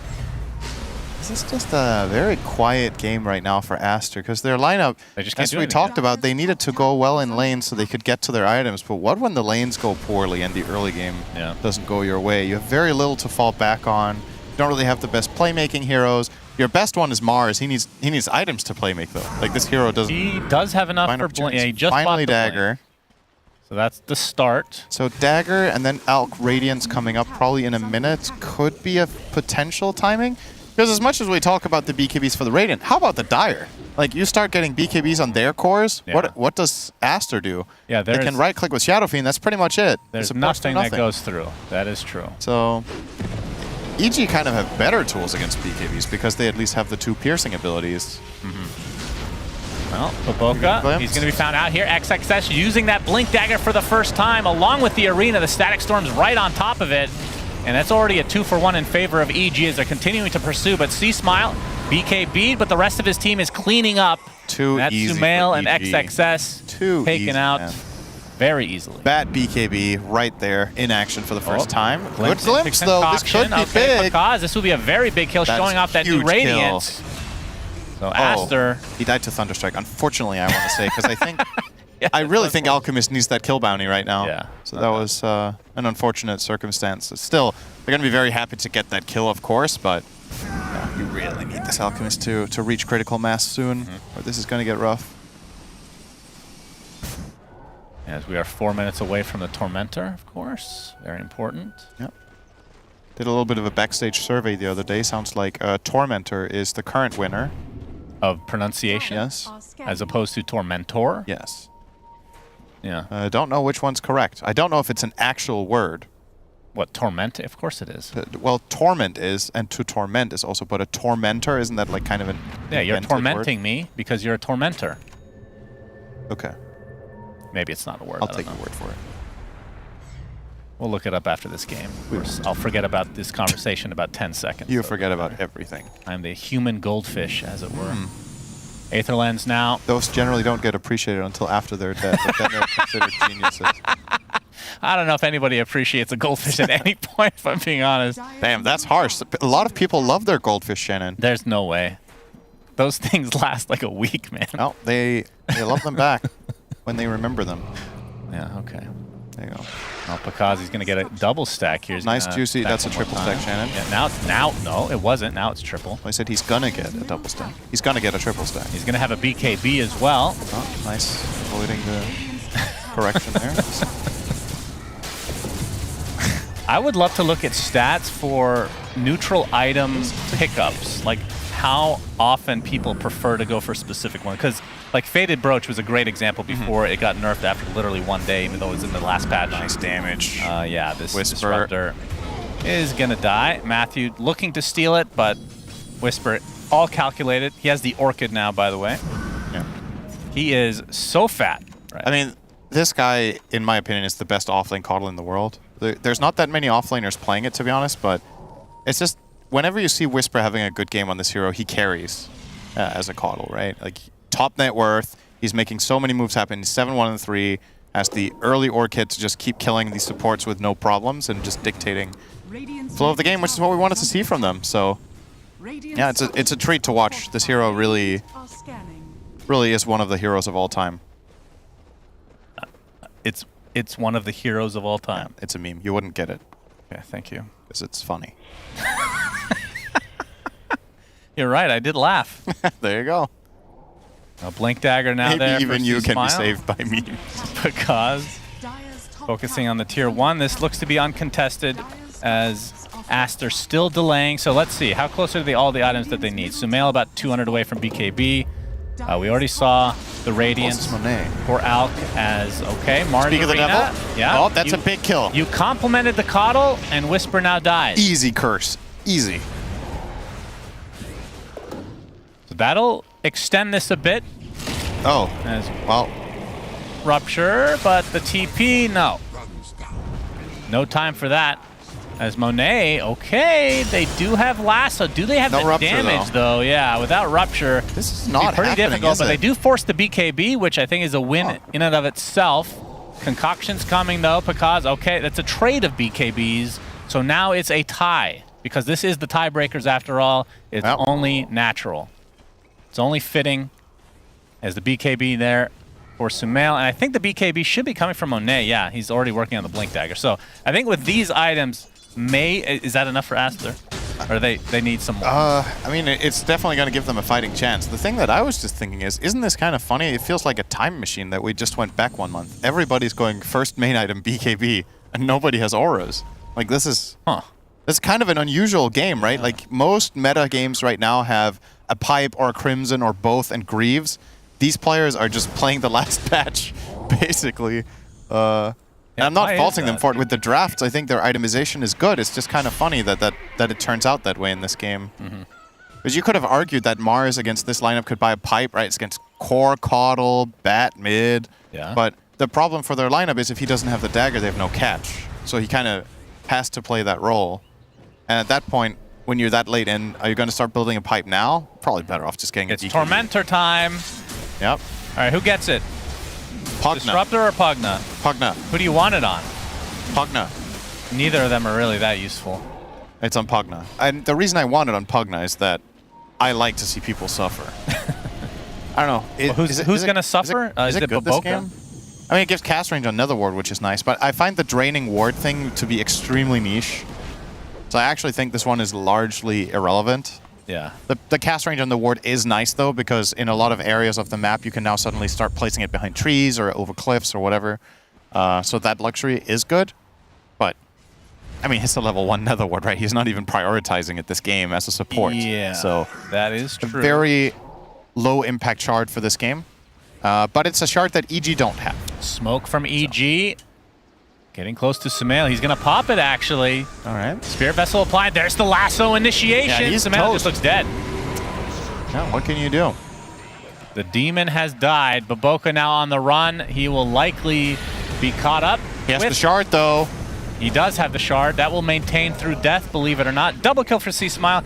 This is the interesting thing, though. That's actually a problem that he had the shard there. Now they got more gold. This is the interesting thing about Tormentors, though, that creates a new variable for balancing, which is really interesting because in game, like before, you just look at win rates of, you know, these heroes buying shards. How good are they when they buy them? How good are they when not? And that's relatively simple. Now, a lot of these supports are getting shards for free. So that could be a buff in and of itself now, where you don't need to, like, if these heroes are primarily support, then you can just buff the shard, and that is a bigger buff than it would have been before, right? Yeah, because before they would have to get it from Roche. Yeah. And most Or of the buy time, it second over Roche a long period would of be time. given to a core. Smoke is They don't popped. use one time. Roche has had half HP. There's the Rupture on the Monet. He's going to try to run through it. Pops his ult. But there's the lasso. Are they going to try to reposition him inside that Blood Right? He's just dead inside the BKB. Very unfortunate for Aster. I don't think they can fight without this Alk now. Especially fine. Sumail, who I don't even think has full souls after that recent death.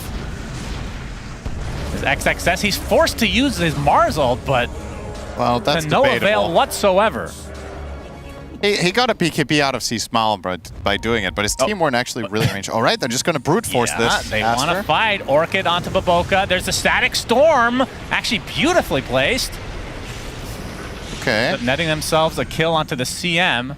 And What an somehow awkward they defend standoff this. I am is. actually shocked that they defended this. Yeah. Oh, that's a lot 4 of lotuses. Delicious flowers. Okay. Wait, are they going? No, they're not going in the pit. They're thinking about it, Roche though. is still It's- lit, right? Yeah. Lit. We've In been more playing a ways little than bit of one. Counter-Strike in our off time. We've been playing some Wingman, so it becomes a part of the vocabulary now to say I hit him for 20 damage. Roche He's is, lit. Roche is lit for 5k. Here come EG. Pagaz, he's got the blood right. That's a beautiful usage of it.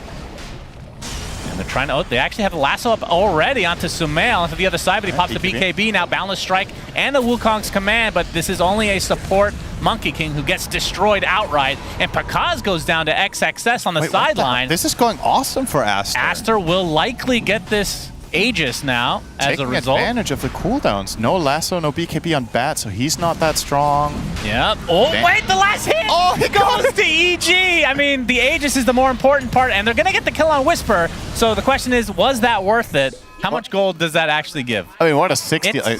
Yeah, he got a huge net. That was a pretty sick steal. Net game from that. Damn. All right. What a player. If you could go back as Whisper, would you do that? Yeah. I think so. You think so? Yeah, because it gives karma. Gets upvotes on Reddit, and as we all know, that is more important than winning tournaments. So, gotcha. There it that's is. so clutch, though. What a perfect timing from him. Nice reaction as well, though, from XXS to go and get him.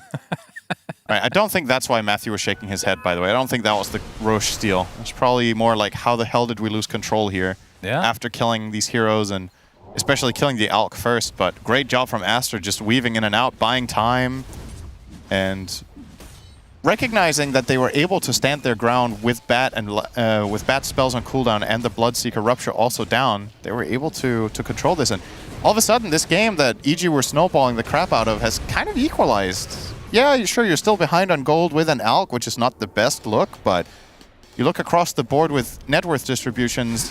The healthy sign for them is that it's not just, oh, Alk is big and everyone else is poor. Because those games Alk tends to lose, where the net worth is close, but you're the only core, and then the enemy team just counters you and you have nothing. But Shadowfiend and Mars can hold their own. So countering out the Alk is not enough. You saw a massive impact from Sumail in that previous fight when Alk was dead. So that is not going to be enough for EG. And it also depends on how useful this Aegis will end up being for Sumail, because you could technically put a gold number on that depending on how he uses it.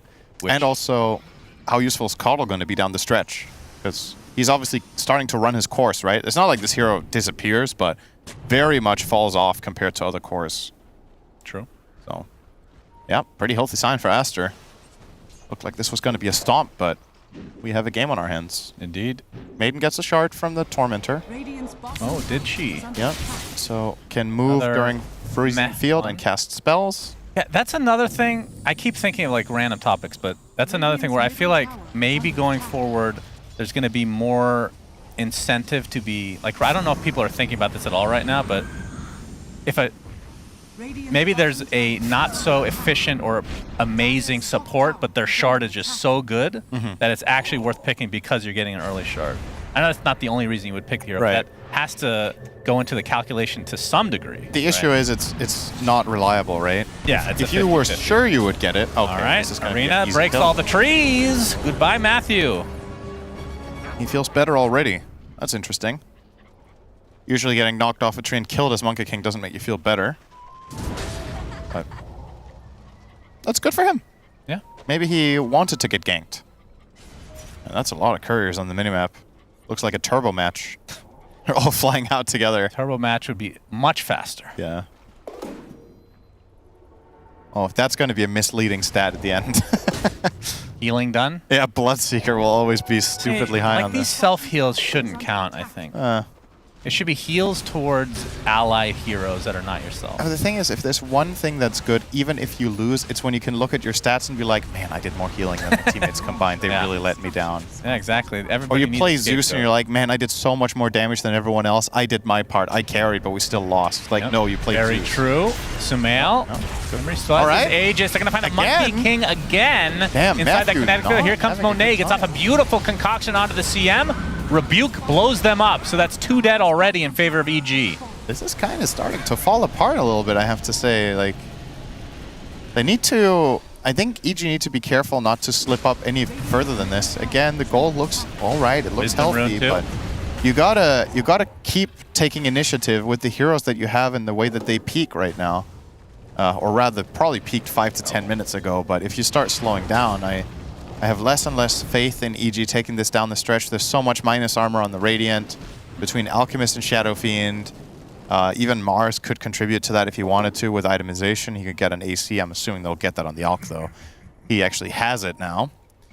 Mars will be getting Refresher. I don't know if he can support that. Does he have mana for this? That's borderline. Go ahead and do your math. We'll yeah, it's borderline. Maybe if he gets the right tier 3 neutral. If he gets a Ceremonial Robe, he'll be fine for sure. He does have a token available. See Smile looking for an opening. He's going to get Sumail again. The Aegis is still intact, though. 5 seconds. They're timing this to a T. Yeah, if they... Okay. 3. About to go out, and he's trying to kite them a bit. Pop the BKB. There's the bash, but a beautiful heal coming around from Baboka. And the Requiem. He wants it. Can't get it off in time. He keeps getting bashed. Sumail just wants to get off Requiem. Finally gets it off inside the arena, but he's not going to do that much damage. Still getting healed, though, from Baboka, who now has to be careful because he's almost dead. Continue to right-click onto C-Smile. Sumail looks like he's going to live, and 3 dead already for EG as C-Smile looking to be next on Aster's menu. Getting to the low ground, gets the flame break off, but the concoction does hit, and the air. Oh, the spear did connect, but the glimpse is enough. Yeah, give him the Beautiful tip. Sumail says Baboka. Suck God. Amazing fight. I kind of can't believe that he survived through all of that, but just full duration life drains coming out from Baboka twice in a row on the SF, and somebody from EG has to be able to cancel that, but they just weren't. Yeah. I might use Matthew now too. Will Orchid. He's fine. He's okay. Damn. That was crazy, because I actually really liked the way EG set that up. Yeah. They initiated on Sumail, they got him low, they waited for the Aegis to expire, and then they want to commit, but the heal's just too much. Somebody had to stop Baboka there, and nobody was able to. They obviously didn't have the lasso, they used that to set the whole play up. You know, it would be a good item. Wow. Pugna is... Got a replay here. Yeah, you can see the Aegis about to expire. Sumail trying to reposition Baboka behind the trees. Actually, really not that far away. It's like almost He's very melee visible range. too, like he's not glimmered. He's just standing there. Yeah. Is there really nobody that can stop? Monkey King isn't there yet. He's connecting mid. I was like, where's the Boundless? But I was going to say, I think Whisper, maybe getting the Will-O-Wisp would be really good this game. Will-O-Whisper. That's right. Yeah. True. Pugna's not going to itemize against that. Like, you're not getting a BKB on this guy. Wait, so how does it work if you're mid-life drain and it procs? I assume it, I mean, I'm that actually has to not be canceled, completely right? certain Am how it works. Am I dumb? Pure channeling there. Oh, I heard a BKB somewhere. Oh, okay, Monet. He destroys Whisper. Yep. And this is starting to look much more in favor of Aster now. Yeah. Abyssal Blade. Almost there. Just a Vanguard from Monet to be able to finish it. Disruptor. Only 800 away from Ags.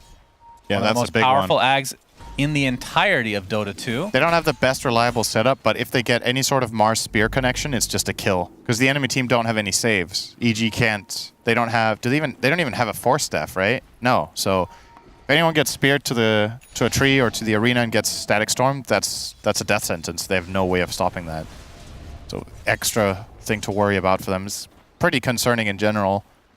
And also, not to get ahead of ourselves here, because no matter how this game goes, there's obviously a Team BetBoom waiting after this series. If you're EG and you end up losing this game when you had all the cards in your hand, you're playing really, really well, and you're playing super aggro and you drop the ball, you've got to be able to reset for that series as well later on.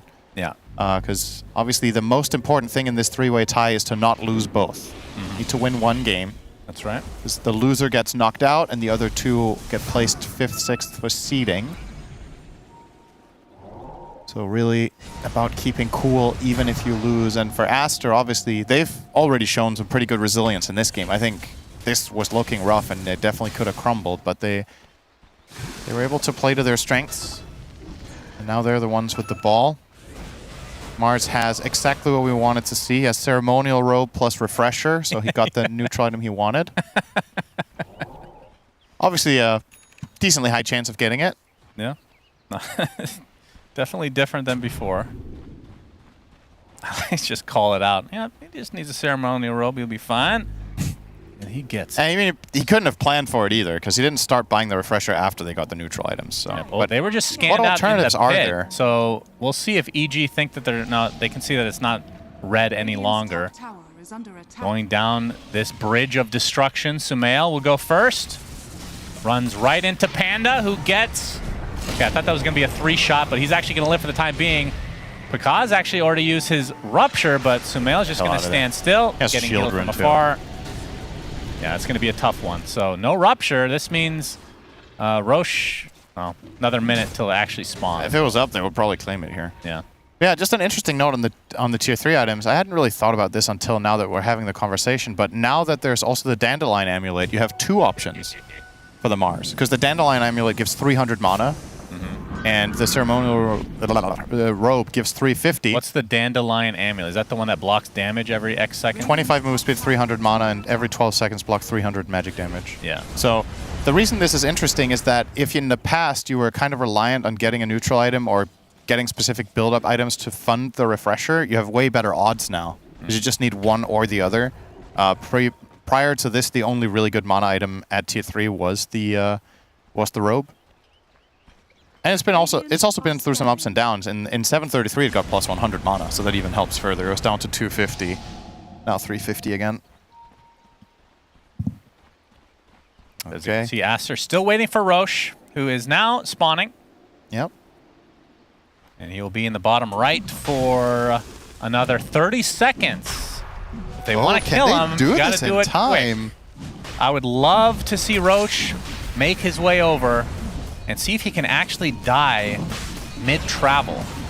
But they're doing it fast enough. Yeah, this is Someone call a unfortunate. timeout for Roche. He needs a moment to collect his thoughts. Roche, so weak. Aegis, Cheese. Aegis goes to Sumail, Cheese to Monet. Yep. Radiant's middle tower. Alchemist, a great cheese carrier versus Aegis, in my opinion, simply because you're a transformation. I think that was a wisdom rune or something taken by Panda. Yeah, indeed. He's going to pay the price. Though. And Aster will likely take their Tormentor, or maybe not. They could. And who is left without a shard at the moment? That is low net worth. Disruptor doesn't have it still, and Mars, so it'd be probably one of those two. Well, I guess definitely one of those two. Mars shard is good though. Yeah, it doesn't feel like a very likely game to get a double spear though, but the trail's always good. Sure, it's something. It's not. I feel like that shard is pretty underwhelming if you don't get double spears. It's a bit of something. It's a bit of I mean, if you slope. get it one time, that could just be game. Yeah, that's true. It's a super high impact one when it lands. But you look at the Dire lineup, it doesn't seem like... Yeah, it would be tough to get the opening. It's pretty hard to get a double against this lineup because they're so spread out. Coddle plays mega high range, Monkey plays trees, Bad Rider's flanking. Not going to be an easy task. Also not going to be a necessary task probably the way this is going. It seems like just getting a solid arena is more than enough. Doesn't have to hit these crazy spears. I mean, net worth-wise, this is really close game. Obviously, Aegis in favor of Aster, but this is an Alchemist game. They should be ahead by more if this was the last patch, but I don't know how it translates to this one. Again, a part of it for me is also, it's a bit dangerous, or misleading, I would say is the right word, to just look at the gold, because you also need to think of how much is the net worth contributing, right? Like, a lot of Coddle's net worth right now is kind of dead, because the Vessel is hard to use when the enemy team starts having BKBs and Dispels, so is the Orchid. So a lot of the value that he has in his hero right now doesn't necessarily translate into just straight up oomph in the fights. This is going to be a surprise Ags from what Aster has is very valuable. It's immediate bang for your buck, it's right-click damage, it's Refresher on Mars. Ooh, big items coming out. Nullifier for the Bloodseeker. C-Smile has Refresher, so double Lasso, double BKB. Are they going to Lasso the... They don't know Disruptor has the muting Static Storm. He's going to try to hide that as much as he can. Because, of course, you can just click the top and see Dandelion now. Amulet is really nice against Illuminate, actually. Huh. Oh, that's true. Yeah, just Boboka just negated There's entirely. the first All right, here we go. lasso. Actually bringing Sumail quite out, but nice Abyssal Blade initiation from the Alchemist. But Sumail's just going to die. That is the Aegis. Refresher pop by C-Smile. Another lasso with a Nullifier applied to the Alchemist, just trying to take him away from the fight as Monet's BKB now dissipates. XS, the worst name in Dota, pops the Mars ult, and they're going to find Pakaz relatively easily inside his own base. He does not have buyback at all, but Aster's starting to get low. Alchemist looks dead. Double kill from Panda of all heroes, and XXS is going to go down next. Triple kill. Ultra kill for a Crystal Maiden. Are you serious? The shard was god tier. That shard was so good. Yep. We talk shit about it. No, not that one. It was about the Pugna one. The main one's good. Yeah. I mean, yeah. Well, what do you know? It was looking like a great fight. They had to use 2 support buybacks, but the fact of the matter is that Aster threw everything at that. Their BKBs expire, and then they're just getting destroyed by a sticky napalm and maiden ult. So you see, they have to dive pretty fast, deep, pretty far for this. And Caudle also, as much as I talked about his net worth not being powerful during BKBs, once they end, this hero does a lot. He has a blind, he has tons of AoE damage, control, and yeah, okay, EG with a good hold. Find this game Indeed. very difficult to predict. I mean, this was a fight of reveals, right? Nullifier, which I don't know how much that actually did that fight, but more so the refresher from C Smile was huge. Other side, the Disruptor one could have had huge impact, did not. Yeah. So EG defend and have taken the technical net worth lead. And we'll see how it goes from here. But very exciting. I was going to say game number 1. This is a best of 1 tiebreaker. We will be having 3 to figure out which 2 of the teams will continue on in the major. Yeah, everything to play for. Pentage Sword will be found for Pakaz. Pretty decent. Get some extra flat damage on that hero. Never bad. Tormentor dies. Shard for XXS. So now we have the triple spear. That's not true. Double spear. This'll come in handy. Triple spear. Well, quadruple because he does have refresher, right? Yeah, actually true. Yeah. And he could have tripped. No, he couldn't. It doesn't work like that, Shannon. Stop saying dumb things. What do you mean? Yeah. You get 2 doubles. That's yeah, but I was about to say you could make it triple, but you can't. You can't like use it and not refresh and have. That doesn't make sense. No, you can have triple. You have 1. You just hit 1 time, and then you refresh and get a double the next. Oh, time. like that. Yeah. Martyr's Plate for Alchemist. Wow. And a Trickster Cloak and a Trickster Cloak. Yeah, of course. Trickster Cloak will always be chosen. Okay, talk to me. 20% magic resistance is really good. This is the first time I'm seeing this item at all. Because it feels like it's literally catered to Abaddon. But for an Alchemist, that's your position 1. Talk to me. What is it because he has crazy regen? He's able to dispel like the Solar Crest with the BKB or with his ult. Well, and first of all, potion. the flat 20% is really good this game, right? The enemy team has a ton of magic damage. Crystal Maiden, That means he Bat, didn't get Caudle. cloak then, is what you're saying. What's that? He didn't get the cloak then as an option. Yeah, probably. But also, redirecting to you when you have a lot of regen is valuable, right? It's technically just flat out lost damage for the enemy team if they go on Sumail and he pops this plate next to him with Chemical Rage on. He just out heals the damage that he takes. So I kind of like it as an idea. Trickster Cloak would have probably been better if he was offered that, I want to say, but I think for Alchemist it's debatable at the very least. For most other heroes, I don't think there's much contest. Yeah, it feels a bit niche for sure. It's a cool idea though. If the numbers are off, that's one thing, then you can just buff the item, but I think it's a lot of the new neutral items are kind of creative in nature, right? We haven't really seen much of the tier 1s, the ones that only work if you're within range of enemy heroes and stuff. They haven't really been popular. But I think conceptually it's an interesting idea for neutral items to work that way. Yep, I agree. And it's good that now that you have the option, a lot of the items share similar statistics, but they're just divvied up a little bit differently, so you don't feel too bad if you miss out on one. Like this magic resist, like you're talking about for both the cloak and martyrdom, or whatever the hell that item's called. And the good old ninja gear will be grabbed here by Pugna, so he can just smoke himself. Okay. Spell Prism for Pichu. So 7K lead for EG. I mean, would you put somebody in the driver's seat right now? I feel like it's a coin flip for me almost, because it's like the gold lead isn't really that instrumental. It's all about who gets the jump and who gets to use their refresher, who gets to kill the right target, who gets value out of their BKBs. Vision is everything right now. And I guess with that in mind, maybe you favor the Dire, because they have better vision tools. They have Bat Rider, they have the Monkey King as well. Try to get information. Maybe that could be a little bit of an edge. So Mel has a double damage when bottled, though. That kind of offsets a lot of advantage. And he has a butterfly, which they don't have an answer to. And he has the shard. He hits pretty damn hard. Yes, with a little mini fear on attack. He'll probably 3-shot the maiden. Well, if she's ulting, maybe not. Yeah, then he can. Well, he stops the ult with the fear. Oh, that's true. So but she doesn't have BKB yet, right? Yeah. Oh, she does. She does. Then he doesn't fear her. 8-second BKB. If that is active. See Smile. Oh, the initiation. Lasso, but it is a BKB Mars. There's the arena on top of it. Uses his rebuke as well as Panda actually using his ult on top of XXS, who just pops the second refresher into the Mars arena and his ult as well. Looks like the Bat Rider is going to be the dead one out of EG, along with the Monkey King as well. But you can see Bloodseeker trying to go to town, but Pakaz does die. The damage coming out from Aster is just too much. C-Smile, he buys back in the game. TP's in, but he gets two-shot by Sumail. Triple kill for the Shadow Fiend. Panda looks to be next. Make it an Ultra. This Shadow Fiend is out of control all of a sudden. And it looks like Whisper will be able to get out, but only 2 alive for EG with a bunch of buybacks. Did Aster lose 1 hero? Yes, they did. They got 2 buybacks. But on the supports, so the cores are still more than okay to continue pushing here. Talk about value from a double damage rune. Sumail hard carried that fight. He Pakaz ran in to try to get the kill on the Pugna who kept healing people, and he did get it, but Sumail just wailed him in. You're going to see the replay here. Yeah, there you go. You saw the last shot. He killed him before that too. Well, this one right here, C-Smile comes in with a fresh life. 2. 2. It was 2. Yep. Literally 2-shot. 1. Some good crits. A little bit of nice RNG here as well. Yeah.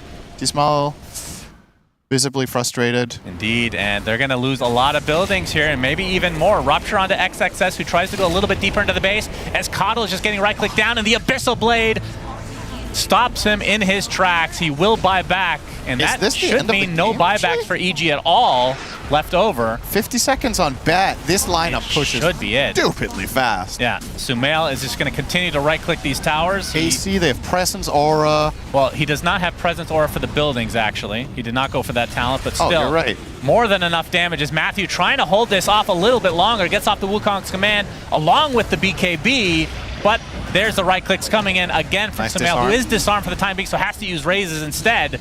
But they find the kill in the end. 1 tier 4 down, the next about to as well. Pakaz trying with all his might to try and delay, but XXS with another Mars Arena. Monet there with the Abyssal Blade. Down goes the Bloodseeker for 2 full minutes. And now all Aster has to do is focus on this Ancient, as Panda again really trying his hardest, doing quite a bit of damage, but at this stage of the game, it's just not going to be enough. And Sumail and Aster will win this best of 1 in very crazy fashion. Although C-Smile pops the BKB, gets a double flame break off as well. Sumail getting Hex now. There's a refresher, but the instant Hex onto C-Smile. And the 3-shot make it 4. Double kill for Sumail, and that's it. Aster take game 1 of 1. What a performance from Sumail. That double damage just ended this game, essentially. Hell yeah. You'll have to see smiles all around. I mean, that was honestly a pretty... That might be the most important rune of the tournament so far. And keeping in mind that this could decide their fate of staying in the tournament or not, winning that team fight was massive for them. They got absolute maximum value out of it.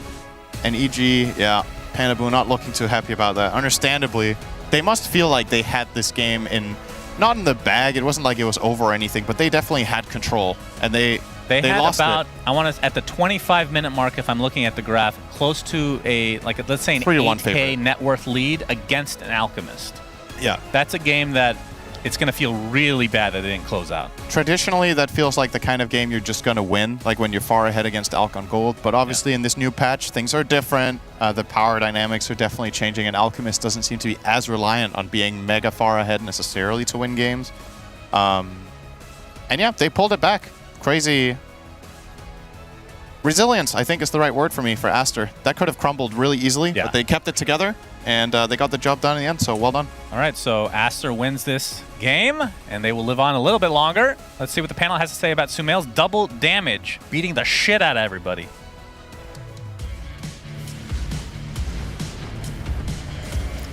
Love seeing me some big red numbers anytime, and if it's on Sumail and it's on SF, well, all I know is that YouTube highlight channels are rapidly uploading things right now. But it wasn't all about Aster playing well. It was maybe EG not playing so well. Brian, you were troubled backstage, it seemed. What was the reason? Yeah, so I wanted to pose a question to the panel without them having a chance to think about it. What have a lot of teams been doing at this tournament when they have a pretty commanding early game lead? Take objectives. I believe Guardian Greaves and Pipe are items that are in their inventory, and then they cannot lose 5v5s like they did at that initial Roche. In this game, they instead have 2 Orchids, one on Monkey King and one on Coddle. And I think it's no surprise that Pakaz uses BKB, runs out of sustain, and then they can't finish off that Roshan, which is like the crucial step towards like progressing forward in the game. And I just don't know why teams like EG are making these games harder for themselves than they need to be. I think they had all the stars aligned to take this game convincingly, and I just see their lineup. They're so good at killing people, and yet they're going 2 Orchids. So maybe, maybe I'm being a bit too harsh, but that just seemed like a really weird decision to me. It's a consistent theme throughout the tournament. Definitely. I mean, we ourselves have been questioning the prevalence of the auras. Have we gone too far? Slardars are out here building auras. But apparently that is the singularity of 7.33b. But maybe they thought they could get away with it. If you silenced the Pugna, then maybe Boboka won't be able to keep SF alive for an entirety of a fight. That was synergy for players who have been playing for years together. I saw the Reddit post of them reuniting from their All-Star game, but I didn't expect it to look this good in this game, Avery. This was warmed my heart to see. I mean, the man wanted the suck. You had to try and stop the suck, but you can't stop the suck. A man driven with that much dedication to the suck. If you don't stop the suck, you're gonna suck. Bars. Bars. Acer Predator head-to-head. Numbers. Really good transition. Lyrics. All right, Bars. It's Sumail versus Chris Luck. Those are both pretty good scores. Yeah, that's actually better than I was expecting from Chris Luck. I mean, Sumail did not get those solo kills in the laning phase like I was expecting. Yes. He had some help to get those kills, but nonetheless, he does pop off later. So I feel like my prediction was pretty accurate in that sense. And overall, going back to Brian's point, like the Orchids are nice in the fight to try and stop the SF heals coming out from the Pugna if you can land them. But I kind of agree. The biggest problem in this game is I feel like Pakaz just can't man up. This Bloodseeker is a hero who has to be able to go in during the BKB duration, during those windows when he can engage in the fight. And at a certain point, there's going to be too many arenas. Alex too tanky. The SF is sitting there getting sucked by Boboka. There's too much sustain in the tank, so you have to help him, and that's where the auras come in. Like, working the Pugna is not helping the Bloodseeker take the man up fight. Whereas the Halberd does, some of the Blinding Light and the Disable from the Coddle do. I mean, we have to mention, Whisper did put on a huge show in this game with second highest hero damage at like 37,000 behind SF's 38. So as much damage as Sumail did in that game, Whisper was doing almost the same from this offlane Coddle. So the damage is there, but maybe the utility is a little lacking. Then it goes back to, again, what I talked about this for this EG team. What's your win condition and who are you playing through? Is it Whisper killing people? Is it Pakaz killing people? Is it your mid laner killing people? There's too many people trying to kill people. Your supports are building an Orchid. Help one guy try and kill people, simplify it a bit, play through a single idea, a single identity, a single player, and I think it'll streamline a lot of their games. Too many people want the big lights and the big show. I know. It's not all about being in the spotlight. Pyrion's in the spotlight, though. Let's see what he's up to. Oh, that was a good dinner. Whew. Yeah? Zurich-style chicken and mushroom in a quite pleasant sauce with a spätzle, and I'd have washed it down with a Fanta, so I'm pretty full. Watched the game on my phone, then watched it with you lot. I was with you 2 minutes ago, so... Piran, I feel like I haven't seen you in ages. in the 120 seconds that has transpired since I last saw your face. Well, I can tell you what I did see that you did not, because you guys were running to the panel. I saw the teams leave. Okay. Except EG is still in the booth. And normally, I think that the team that gets up and strolls out is the team that are kind of feeling themselves. They're a little cool, they're sort of like, let's go for a smoke, we'll go for a walk around. The teams that sit at their computers, they're looking at it like, what went wrong? And they're trying to figure it out. And there's normally a bit of a pep talk and stuff like that. And they do that in the room while the game is fresh and they're looking at the scoreboard. That's how it feels. That's what I've seen from the teams here. So I think EG are really trying to get their mind in a good state. Okay, I can believe that because they actually have some time to do so. Because Aster, they got to do back-to-back games. Keep your eye on them, Pyrian. I want to make sure that they're at full power. I will. Bye. Bye. I'll see you later, Pyrian. And maybe Evil Geniuses are reevaluating Batrider, Effie, because I know we saw the interview with Chris Luck before the game began where they had faith in the hero, but was that faith misplaced? I wouldn't necessarily say so. The thing is, on the topic of what Brian was saying about auras, like it does feel that, yes, to win in this patch, you do need an offlaner that builds Vanguard into Crimson or into Pipe or something like that. But I think you can get away with this offlane Coddle so long as your mid hero isn't redundant. Like when we were initially looking at the draft, I had a thought that maybe they'd flex the Coddle to mid versus the SF and then just pick like some Tidehunter and buy auras, and that maybe would have given them a better chance to scale to the late game. But I think they were just banking and snowballing their lanes, and kind of being relentless in their pursuit of Aster's heroes, and it looked pretty good. Like their first smoke turned into a triple kill for the Batrider. It looked like Monet had nowhere to farm on the entire map, but all it took was like really, really clean teamfight execution one time from Aster near the Roche pit and getting that Aegis to turn the tides of everything, right? Suddenly your SF actually has damage, your Pugna has farm and a means to protect himself, your Bloodseekers may be questioning which target he goes for first. He goes on a guy, he gets sucked, he has to go on the other guy gets sucked, then he has to go on the Pugna, and then his BKB is done by that time. So I feel like that draft could have worked, but they definitely just, to be honest, they did not execute as well in terms of team fighting the way that Aster did. Thankfully, they will have some time to recharge and reevaluate because now it's Aster that are going to be going up against BetBoom. They got this win now, and BetBoom's quietly waiting, observing. Lurking. Studying. What are you going to do if you're BetBoom? Ban Pudge. Ban Pudge. Oh, no. No, the other way around. Yeah. Pick Pudge. Aster. As your Wait, pick it. who are they playing against right now? Aster BetBoom Oh. is our next series. I think they have a lot of heroes in common, these two teams. Yes. They have Chen in common, they have Storm in common, they have Pugna in common, they have Primal Beast in common, they have Ench in common, so I feel like they're just gonna, whoever gets the better heroes first is in a better position. They got their scores in common too, and I will not abide by such a thing. This ain't football or soccer. I need a winner. I need a champion. I need someone to make it to the lower bracket here. And if BetBoom are able to get back-to-back wins, maybe it's them. Otherwise, it's going to be Aster. Stick around, everyone. Our second game of this tiebreaker coming up next.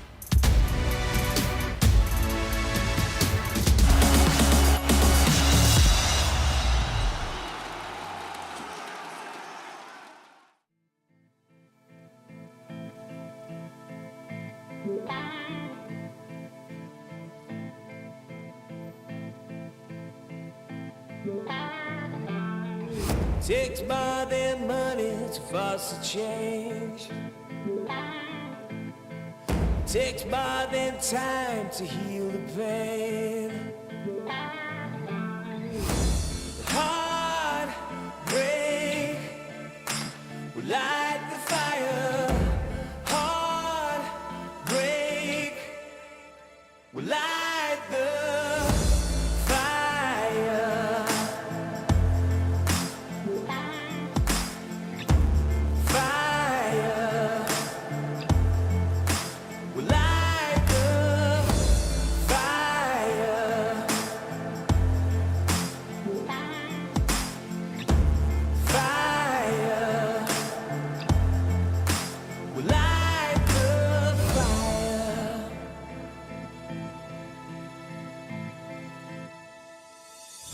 Takes more than money to force a change. Takes more than time to heal pain. Heartbreak will light the fire. Heartbreak will light the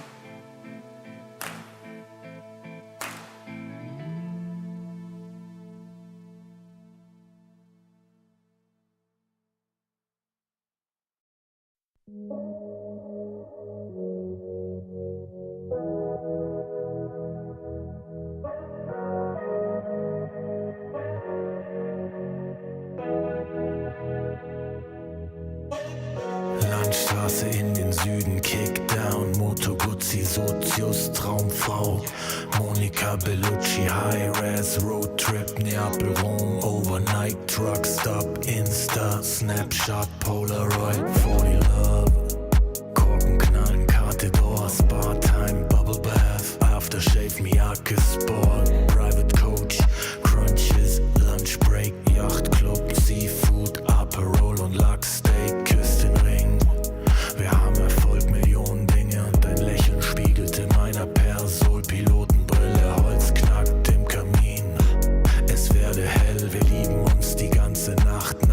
auf dem Bärenfell, Wüstenstraße, weiter Himmel.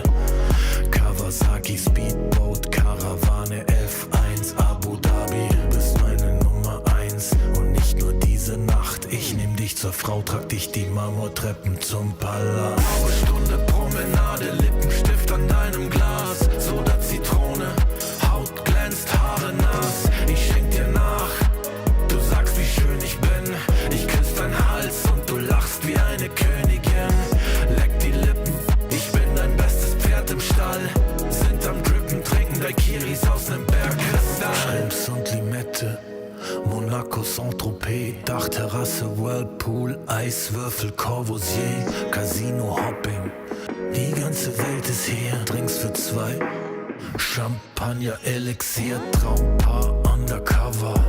Americans, unsterblich. Grace Kelly, Cary Grant, allein unter Palmen. Und dazu kalter Cider, Sommerwind, Küstenstraße, Sonnenbrille, Alpha Spider. Hors d'oeuvre, schwerer Wein und klarer Kopf. Zigarren aus dem Humidor, Cohiba und Davidoff. Candlelight, sanftes Licht.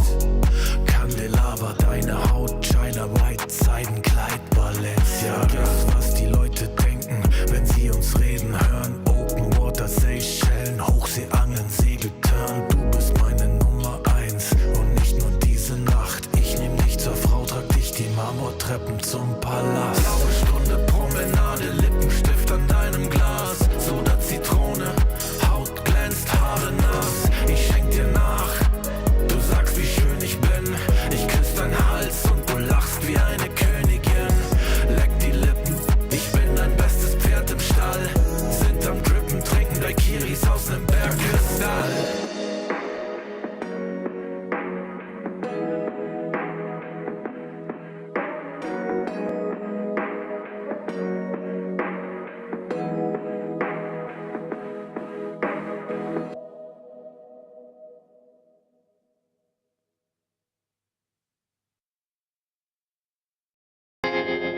The voices in my head, they say I'm lost, but I found myself in the dark.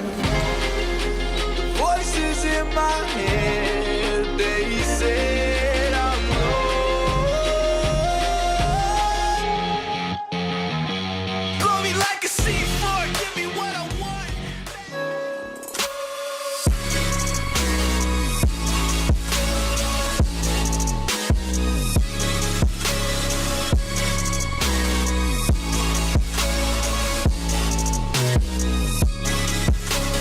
You love it, you wear it. What's your style? Get your merch at shop.eslgaming.com.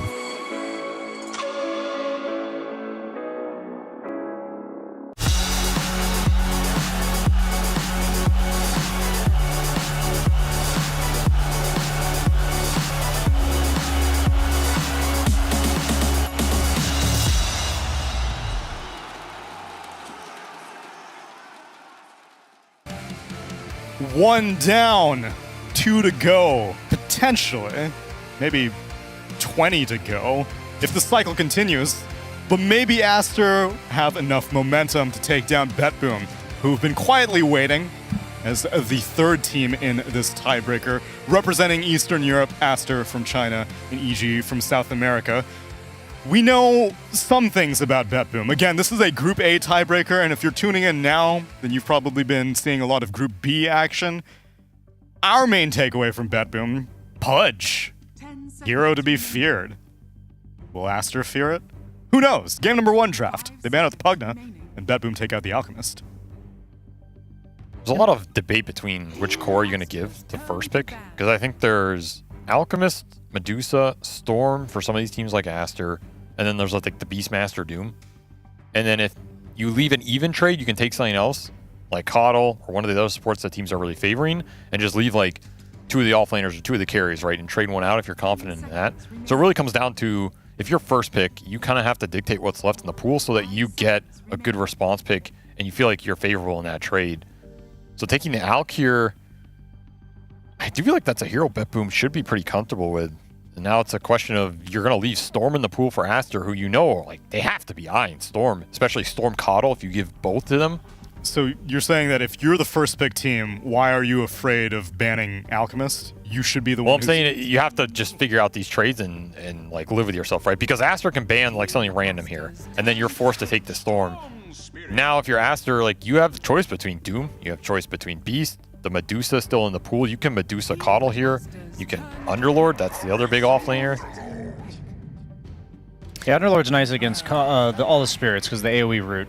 Like, it's almost certainly going to hit you if you go on one of his teammates. If you go on him, he's usually, you lack the damage to bring him down. So, Underlord, already a popular hero in the meta, and I think he's probably the best out of all the popular options against Storm. And I feel like normal teams would just pick Crystal Maiden here. Like, you lost the Coddle, you're Rubik if your BetBoom is gone. I don't think you want to go Chen versus Underlord Coddle. That sounds horrible. And CM makes the most sense right now. Can also Io, but we haven't seen him What? play Io. And Ursa is the Underlord counter. I mean, if you're going to pick a carry that you're confident destroying this hero in the game, that's probably up there with the best of them. Man, I'm just not a fan of first pick teams revealing both of their cores that are non-flex cores in the first phase. They feel way too easy to play into. I have said this about Underlord, that if you don't pick Ursa, Slark, or Monkey King right here, you will never get them. Those are always the three bans that people protect Underlord with.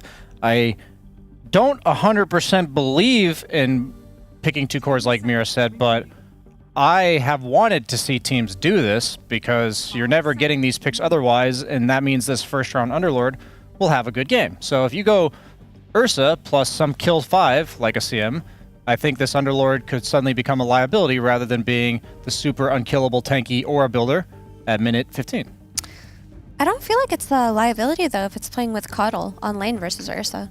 You can just blinding light the Ursa away from the Underlord. Like, he's always going to be able to have a lane. You can keep the lane pushed in, just play on pulls. You can make sure that your Underlord has a lane here.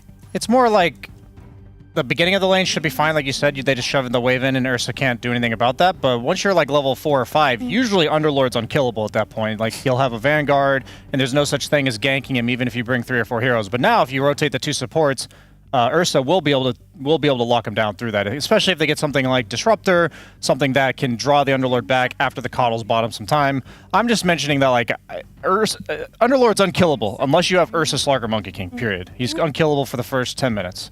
BetBoom need this Crystal Maiden now. I also like the idea of Disruptor because it'll stop or dissuade from an Ember Spirit for Aster, but you need some lockdown type of support.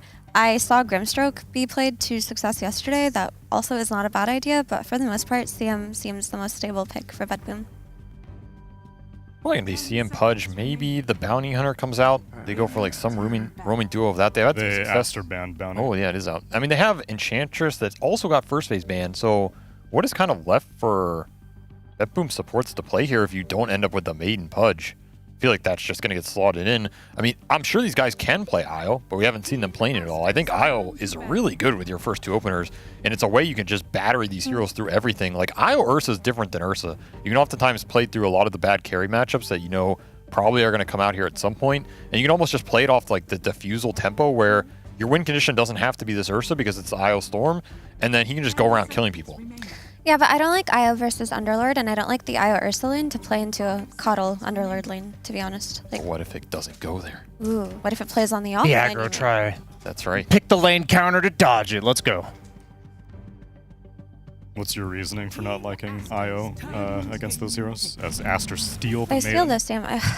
Man, BetBoom should have just taken that CM. Honestly, because the Ursa's not set up for success right now. And which support are you going to take now that BetBoom have banned out the Disruptor themselves to enable Ursa on lane versus a lane that's always shoved in?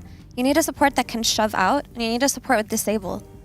I mean, Grimstroke matches those requirements, but I don't think it's the great enough hero versus Underlord. Jakiro. I was actually thinking Jakiro too. The dragon. I guess he does fit those bills. They've picked it before, and yeah, you need a slower. They picked it twice. Just go Jakiro Nyx. Boom bang. Stuns for days. And what's Sumail going to pick into that? What I like about Jakiro is it gives them some tower push when they've already revealed 2 of their cores and they have absolutely zilch coming out already. They already have the Roche, so you don't have to worry about that, but having a support that just helps you secure some early tier 1s, even sieging tier 2s as a group of 5, suddenly, like this Ursa with an Aegis, there's no like avoiding him. But they go for the Undying, which I think has horrible lane synergy with Ursa, so I hope they don't do that lane. I would even find if they like run the Undying 5 in the offlane, for instance, I'd be fine with that. But I don't think this. The only idea behind this, in terms of pairing it with the Ursa, is you mentioned, Mira, that they could just shove the lane in and kind of bully the Ursa away from them with spell usage. The Undying can kind of just walk past the Firestorm, walk past the Coddle Blast, and zone them away from that. So if you have a hero that doesn't get zoned by these spells, maybe the idea is that the Ursa gets solo XP, pretty much free farm, and you play for like a roaming 4 that comes in and secures the deal with Tombstone dropping and all that. I agree. That's what the idea of this Undying is. They just want it to stand in front of Underlord and just press Decay on it, make sure that Underlord gets nowhere near the creep wave, and let Ursa farm comfortably under the tower. But I feel like Coddle can sidestep this Undying and just try to bully Ursa under his tower CS. We'll see. This is all theory crafting. There it is, the Pudge. Can we get the camera back on that plushie? Pudge is cool. I saw it on their desk. Pudge is cool. Pudge is cool because there it is. Initially, I was not a believer in the +4 Pudge, but when I saw some teams do it effectively, I just realized you walk through the Twin Gate, your hook is so fast, you can kind of surprise anybody and grab them, but it looks the best when you have a setup for it, right? There's just not a single setup, so you're relying entirely on Save's ability to hit the hooks to actually make the Twin Gate ganks succeed. How powerful is Pudge right now against Medusa? Because I know Medusa is pretty unkillable, but most heroes that are unkillable are suddenly killable if dragged to 1200 range out of position. Yeah, I would say displacement has always been Medusa's counter.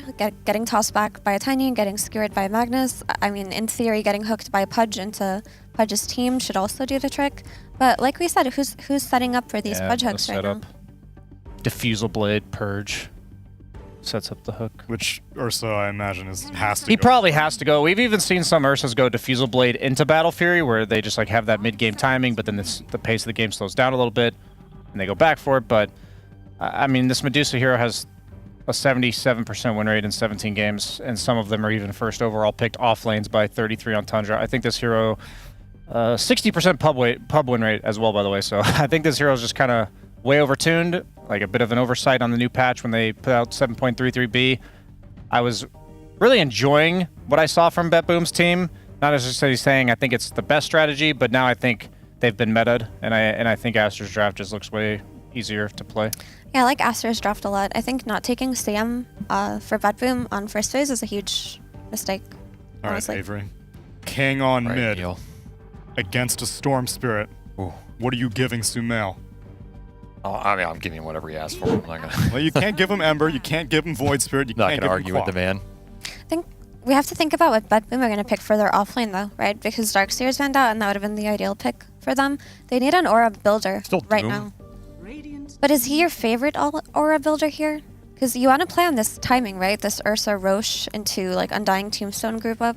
You need someone to enable that. I mean, honestly, I Offlane feel like anti-mage. Death Prophet's pretty damn good here, but I don't know where the hell that hero's been, on vacation or something. So I'm not gonna expect to see it here. But I think they want a hero that gives them the auras and helps them deal with Dusa. Rezo has played Death Prophet. Yeah, he is a big Death Prophet player.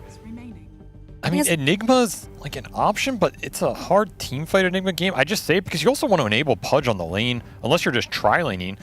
Then Enigma also becomes an option in terms of like you just throw you just sack an Enigma or Doom up there and you tri-lane this Underlord, give Ursa a really good game with like fast diffusal. Maybe just play through that. What about Razor? I like Magnus, but then you have 4 melee heroes and a Storm Spirit, which feels kind of awkward. Oh god, not this hero. But it's the core diffusal Snapfire. Is that the one I was talking about for your 10,000 dream, Mira. years? What are you saying? Okay, No, wait. it's happening. Listen, I don't like Snapfire, but I've been theory crafting core, little shredder Snapfire. You buy a diffusal blade, you press it every few seconds, and then you just drain someone's mana completely. If Rezo actually does this, I can't wait to tell Quinn that he was wrong, because yesterday in the lobby he told Quinn, he said it was a horrible idea. Quinn was scoffing at your idea. He was scoffing at my idea. I also To be honest, I don't like the Snap pick though, still. I don't like it. But he's your boy. Or your girl. He's probably just gonna go like the Greaves or Ags on Snap. I think, man, I actually think they should have taken the Wind Ranger. I forgot about that hero. But I've been theorizing that Diffusal Wind Ranger should own Medusa. As an offlane? Yeah. Yeah, Why probably not? would Rezo instantly used to play shred it. that. And it's a ranged hero that has a setup stun for Pudge, so your lane's strong, you're pretty happy, you get some extra kill on Medusa. Aster were instantly ready to pick that for Sumail. I would not be surprised to see the Diffusal Wind Ranger for Sumail either. He could also go the Orchid build, but just draining the mana out from these heroes running around in the fight. They don't really have anything to deal with like this win run when he gets later in stages in the game. That's 100%. Yeah, I think you just go full damage on this Wind Ranger. You don't have to do the mana drain builds because it seems like he can run in the back and kill their core and snap. He can kill Undying with ease. It's a good hero to play into Ursa because Ursa doesn't buy MKV. If he does, he really, really hates that, right? And it's like his fourth item. Also, it's just solid in lane versus Storm. It actually wins the rune battles because Storm has to expend mana to lightning to a rune, whereas Wind Ranger just runs there. So it's a good pick.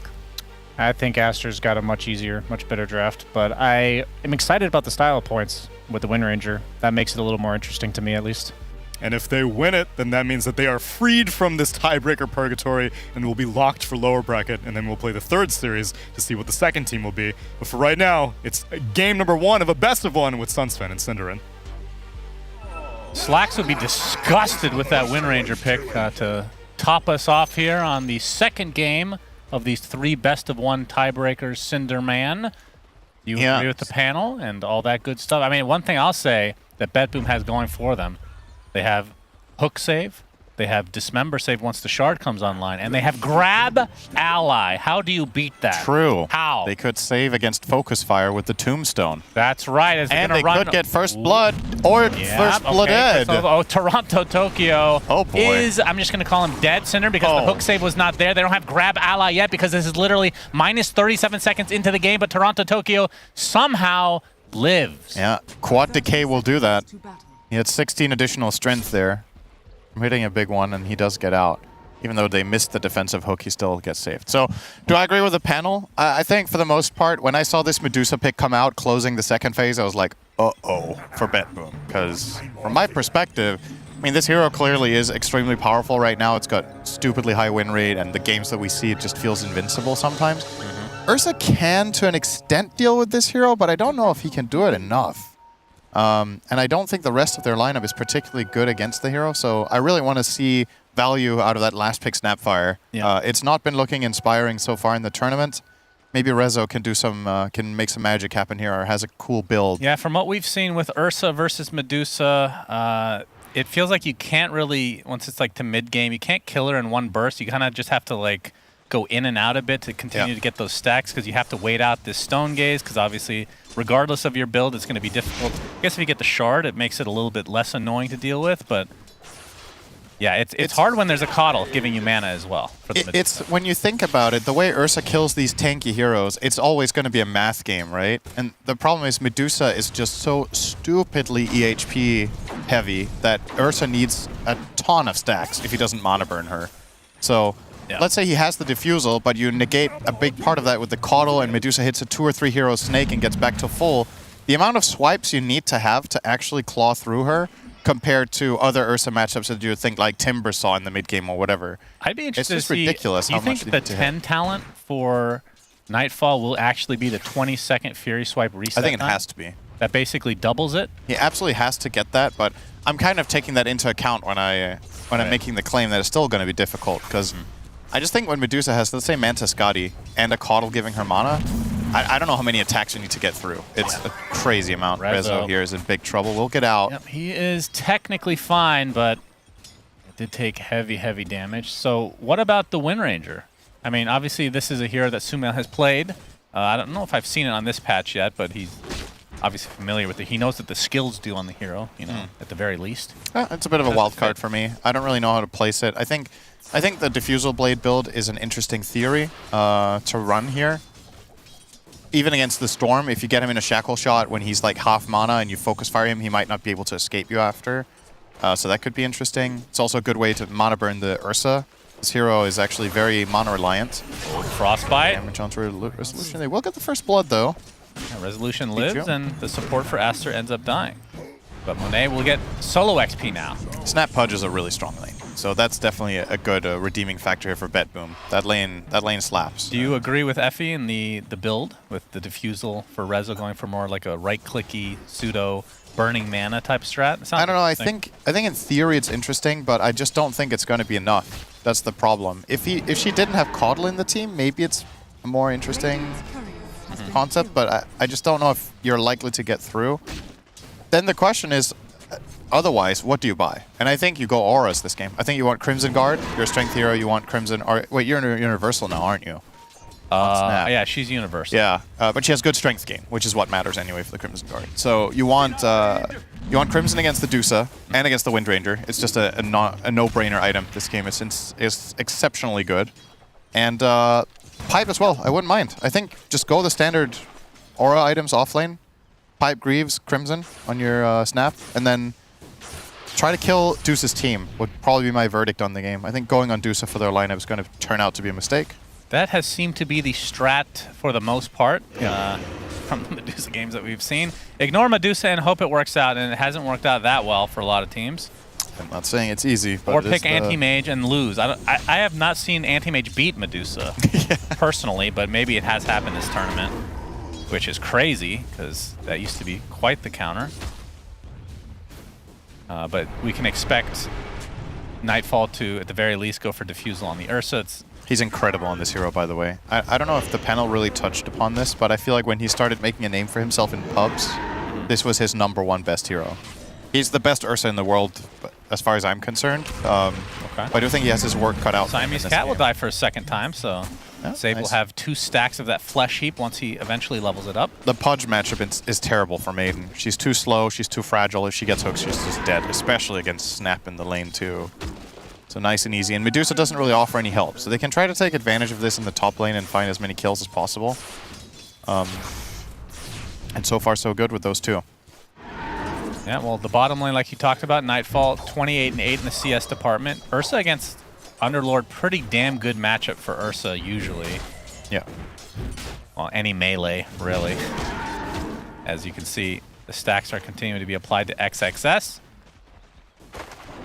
And along with Toronto Tokyo just throwing out those decays, it's not a very tanky Underlord. Usually his MO. This is one of the hardest lanes for Underlord possible, right? It's Ursa as the carry and Undying as the support. I guess it would be worse for him to play against, let's say, Maiden Ursa. I actually think that's way worse because the Ursa gets to stick. At least with this lane, you can kind of create some distance. But just in the individual role, each of these heroes are considered. Oh, they're going to try to go on top of Toronto Tokyo. He missed the decay on both heroes, so actually cost him in the end. They get the Tombstone down. Nightfall gets 1 kill onto Baboka, and he's going to force XXS away. And yeah, he was forced to go back to the actual fountain, so it's going to be a long walk back. Yeah, I asked you this before. What do you call Ursa's second spell? His second overpower? Overpower. Yeah. Okay. Why? You could also call it overpower. This is a verb. Overpower? Yeah, you overpower the enemy. That's true. Are we doing this again? Yeah, we are.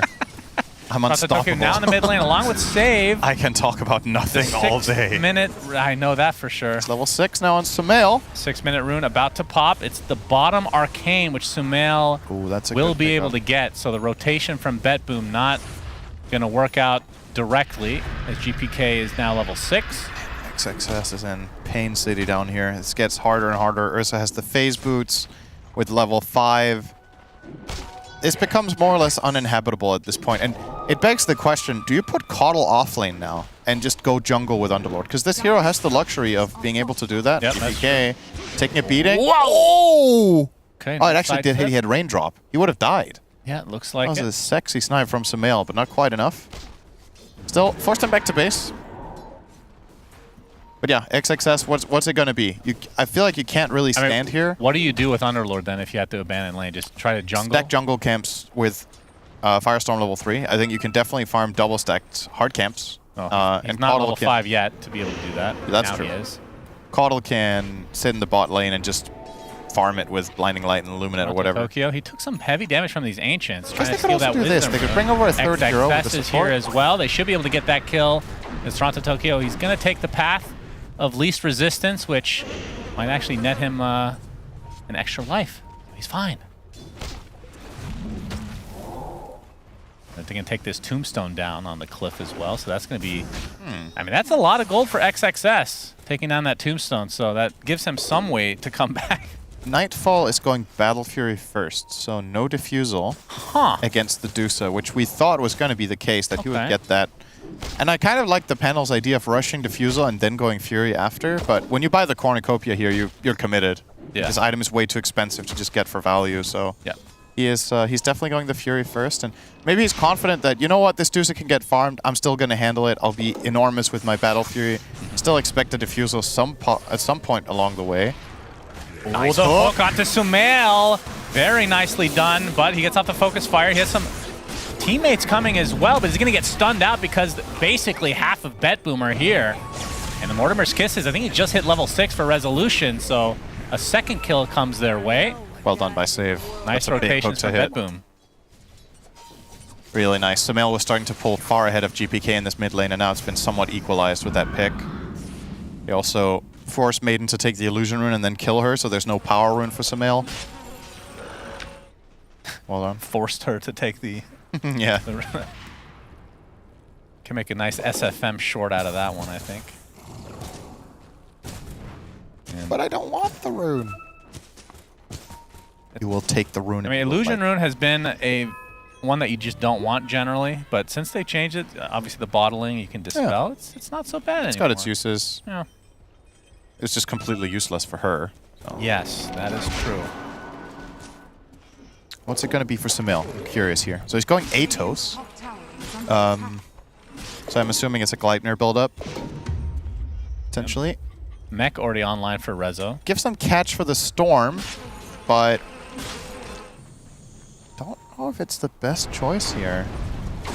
I mean, just look at the difference of net worth between the offlaners, so Underlord, Snapfire. Just crazy. 1,500. Mech for Rezo, XXS is just about to finish his Vanguard, which we've seen people finish at literal 4 minutes. Yep. So, very, very bad start as the Shackle will connect for Sumail, and this will lead to the kill onto Toronto Tokyo. Oh, Siamese Cat was the one to actually get the kill itself. The support tax and whatnot. 10-minute rune about to spawn as well. They're actually scanning it out. Sumail will be getting a double damage, so been controlling the runes for the most part, other than that one where he ended up getting hooked to the entirety of BetBoom.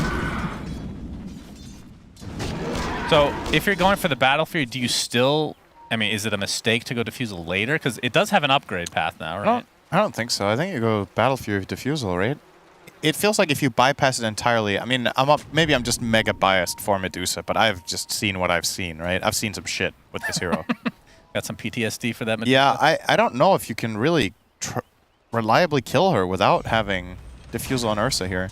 It is easily the best damage per gold against the hero that you can buy. And if it seems to be the primary problem you need to solve in the game, then for me it's kind of a no-brainer to get it at some point at least. So yeah, get it after the Fury probably. Okay. Hook. Save. Hook connects onto Siamese Cat. Sumail will cancel it. But let's see if it's at a cost, because Siamese Cat is certainly dead. Sumail already at half HP thanks to the rotation from GPK. Mortimer's Kisses too far. Sumail gets away. As Toronto Tokyo pops his wand, Monet. Almost. Not going to be able to finish him off. So it will be the Aura build for Rezo. Likely to be Greaves into... You said you wanted Crimson, and you do a Crimson and Pipe and Greaves? Yeah. You're just a monster But if I had Aura? to pick one of them in this game, I think the best one is Crimson, because against Split Shot from Medusa and Focus Fire from Windranger, it's not going to get much more valuable than this to go Crimson. And since you do have good Strength Skin on Snap, even though she's a ranged hero and it might not be the most intuitive thing, I still just feel like it's too good to pass up on this game. So. Okay. See if he ends up going for that.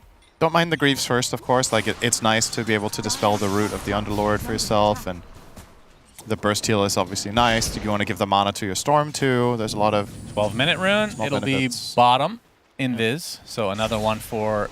Has he got every rune? Except the Invis that, or illusion that Maiden was forced to take? I think he's gotten every rune, yeah. So guessing correctly, Sumail Sumail got on fire. two, but I guess those might be bounties. Well, yeah. So. Awesome. I mean, it's water runes as well. Oh, yeah, true. Yeah.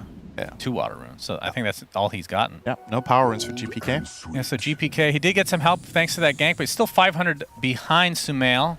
The other 2 lanes are doing very well, though.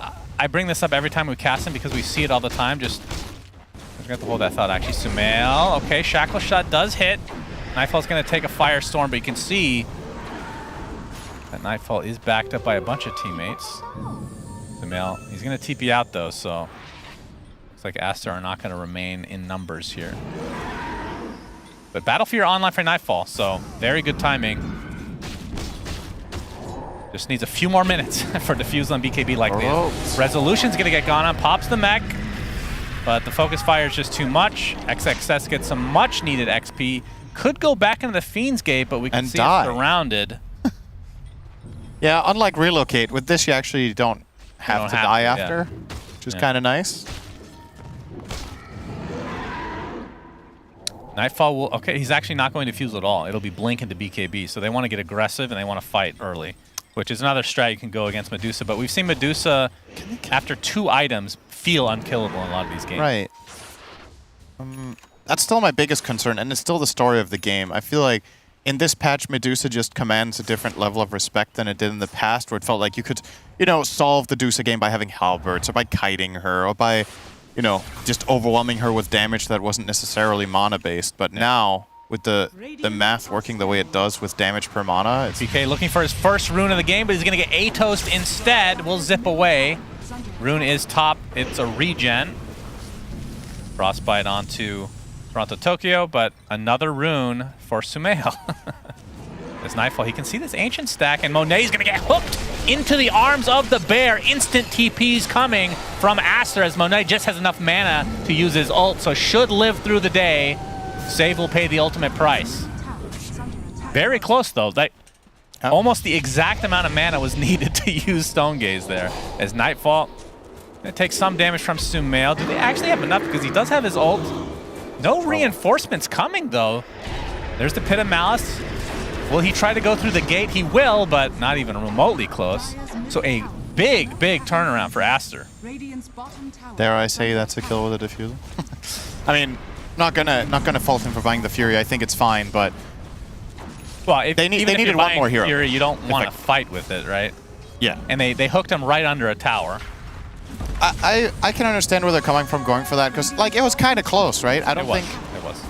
If Monet was just a slight bit less tanky, this whole play is perfect if they had one more hero there, but it's lots of ifs and buts, and at the end of the day, misjudged the situation, and it's a big win for Aster. They get Monet saved, they get the kills, and they get bot tier 1 in one fell swoop there. So now they finally, for the first time this game, have the gold lead, and their lineup is definitely one that I would just overall just favor at this point in the game if the gold is even. Like, I think that's all they need. They don't need to be winning. Dave, hook, successful onto Sumail. Not the greatest layering of stuns, and that might actually cost them the kill. But Mortimer's Kisses is there to help finish him off, so eventually they do find it.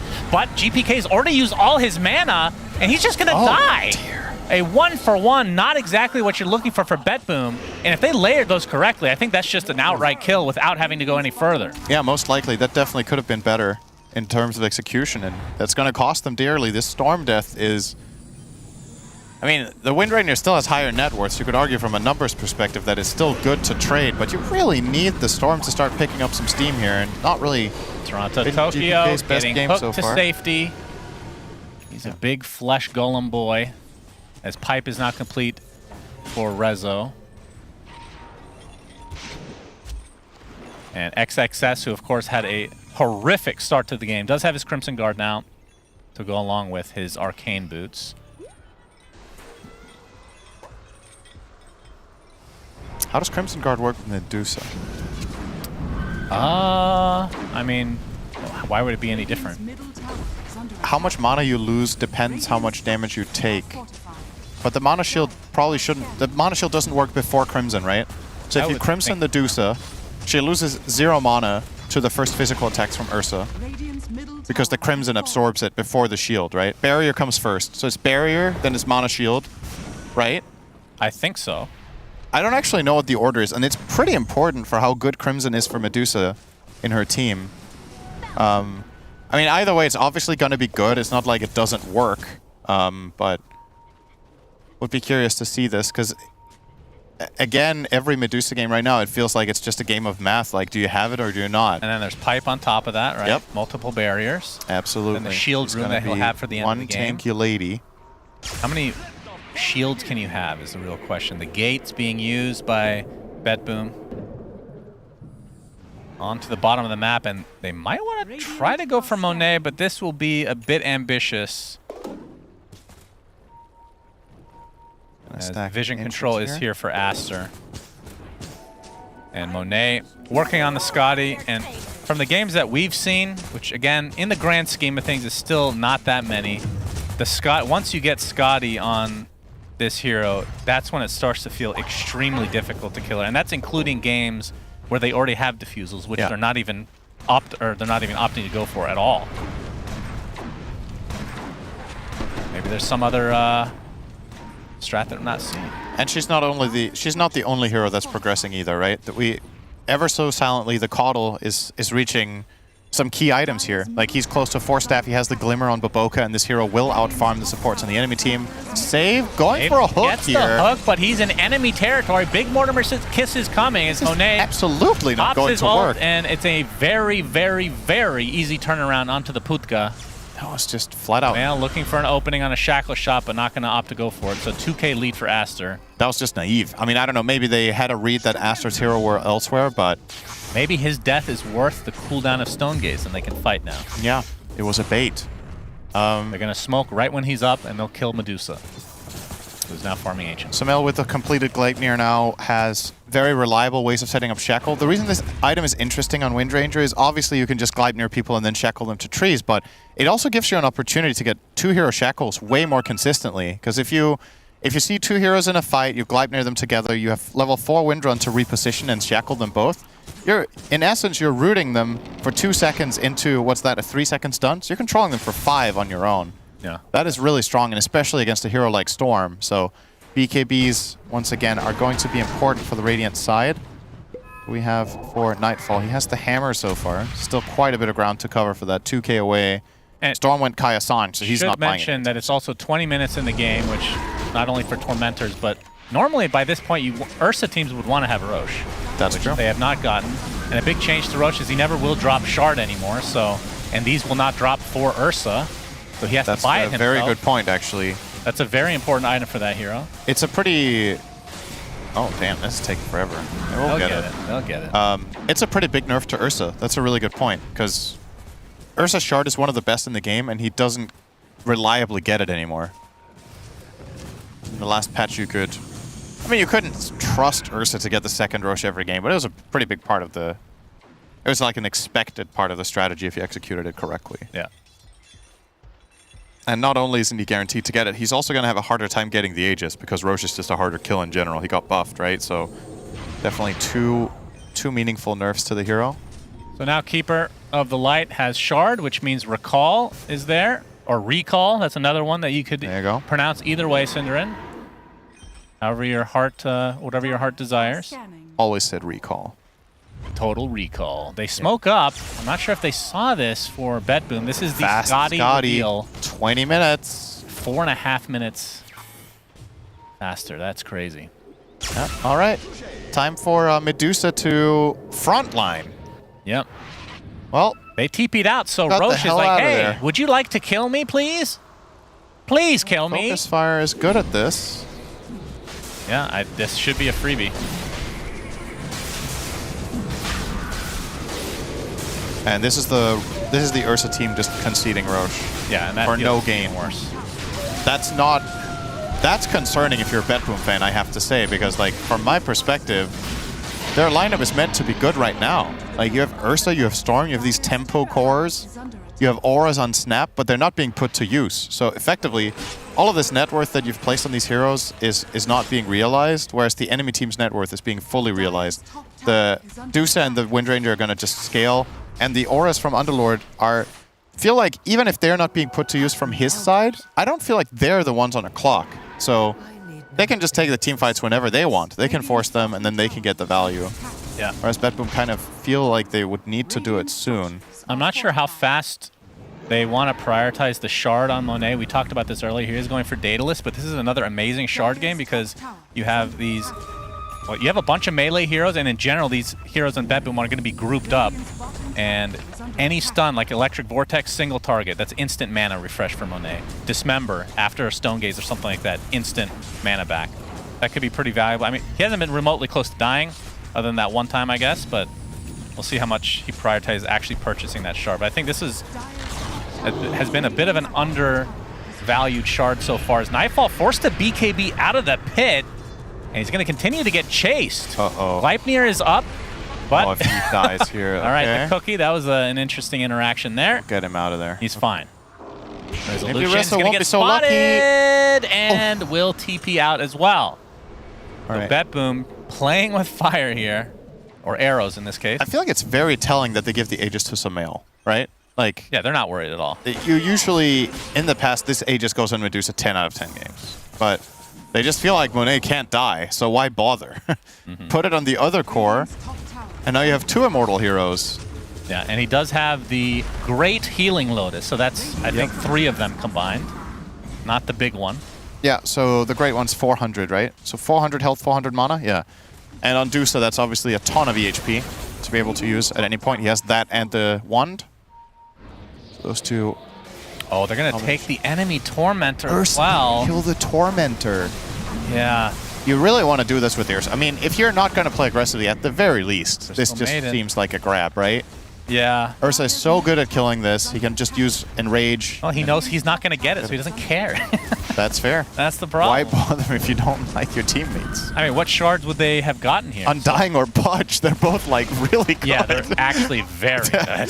This, yeah, I don't know. They seem a little bit hesitant, I guess is the right word here for BetBoom. What I'm Very missing here quiet. is the overall strategy from BetBoom. Like, at what point are they going to be ready to fight? Because Medusa, it's not like this was a last pick, surprise, in-your-face hero. Like, what's the idea here? They're not bothering with diffusals.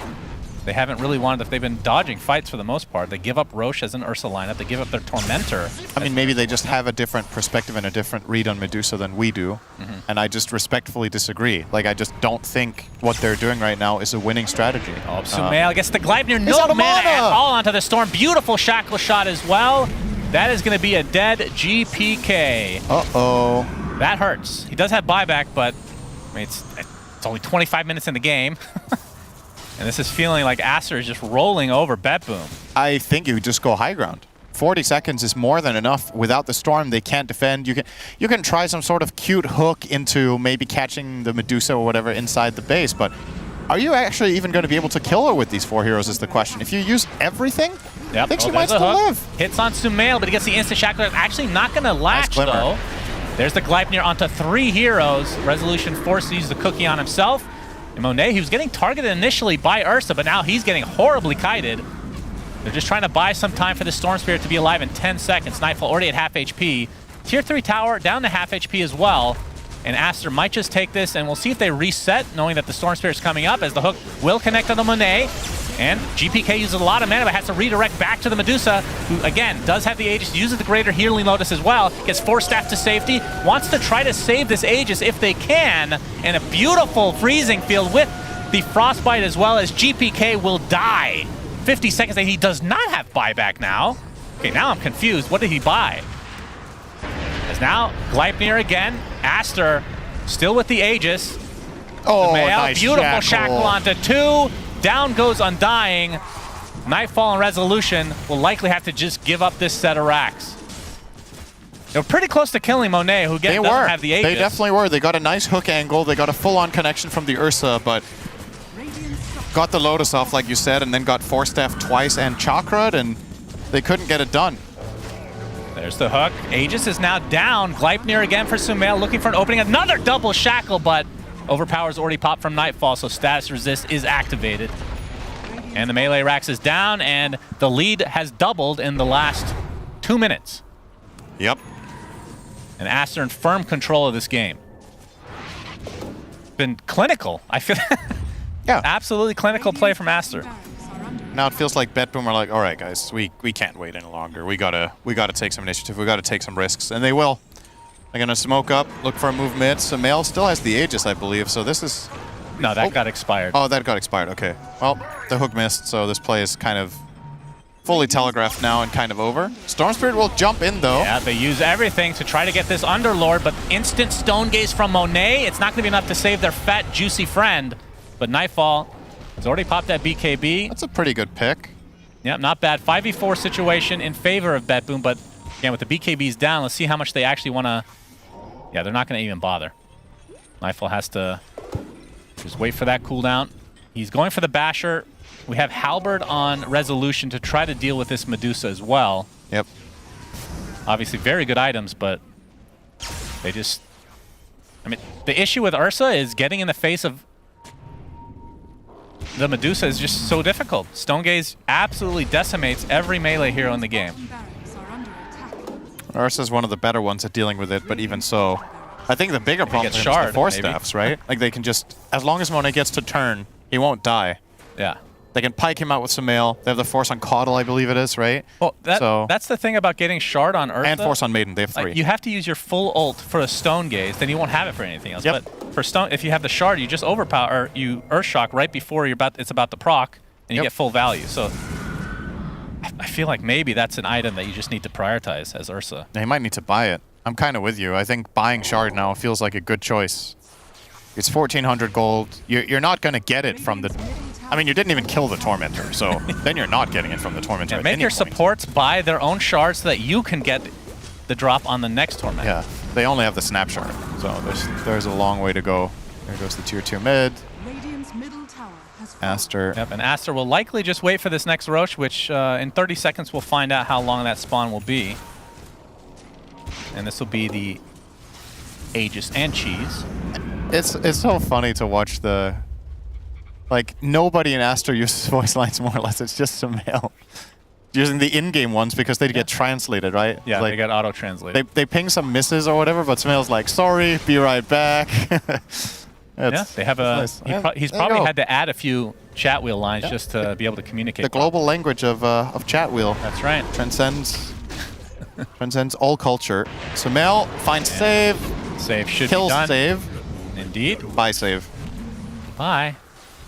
GPK and Toronto Tokyo on the corner of the map here. Looking for a couple Lotuses. Yeah, those are pretty juicy, but gets a little vision thanks to his static remnant. They've taken over a Watcher, but they don't see anybody. It's Toronto Tokyo is just sitting on the other side of the Roche pit. Oh, wait. The Caudle smoke actually broke in the pit. I don't think he realized. If Popoka would have noticed that, maybe they could have deduced where the... Surmised, if you will, where the Undying was. Yes. Yes, indubitably. Aster continue. Oh, imagine when Dusa gets this butterfly. Then all of a sudden, what's Ursa going to do then? Well, he is building MKB. Yeah, but is he going to get it in time? I think the butter... Maybe they come around at the same time, actually. Let's see. It's going to be close. Yeah, never mind. It might line up okay. Roche up in 1 minute and 12 seconds. And that'll still be during the daytime, so it'll be in the bottom right. This is the area of control that Aster want to solidify for themselves. And that's the cool thing about having these 2 Roche pits. I know we've talked about it in theory for so many years, but having to change the area that you need to take over. Yeah. But kind of the issue right now is Aster's just controlling literally the whole map, so maybe it doesn't make that big of a difference. That's not Ice Rock's fault. I mean, by proxy, it kind of is because he made Medusa. Yeah, Medusa is quite something. Not the map's fault. Both teams know that Roche could be spawned, so the smoke from BetBoom, this could be just disastrous. All right. I mean, they can't jump Monet, right? Yeah, if they get the hook, he's just going to instant Stone Gaze and then full reset. But they're going to try for it. Keeping onto the outpost, but I think that gave vision on Nightfall. They broke. They see them. Yeah, and Save and company, they okay, might Monet, just be backing. whatever. Yeah, Let's now go. they know that they know that they know that they know, right? Yeah. Exactly. Monet, he's not scared. Solar Crest applied to him. There's the zip in. A lot of mana used already for GPK. He's dry. And he Used just has to everything. go away.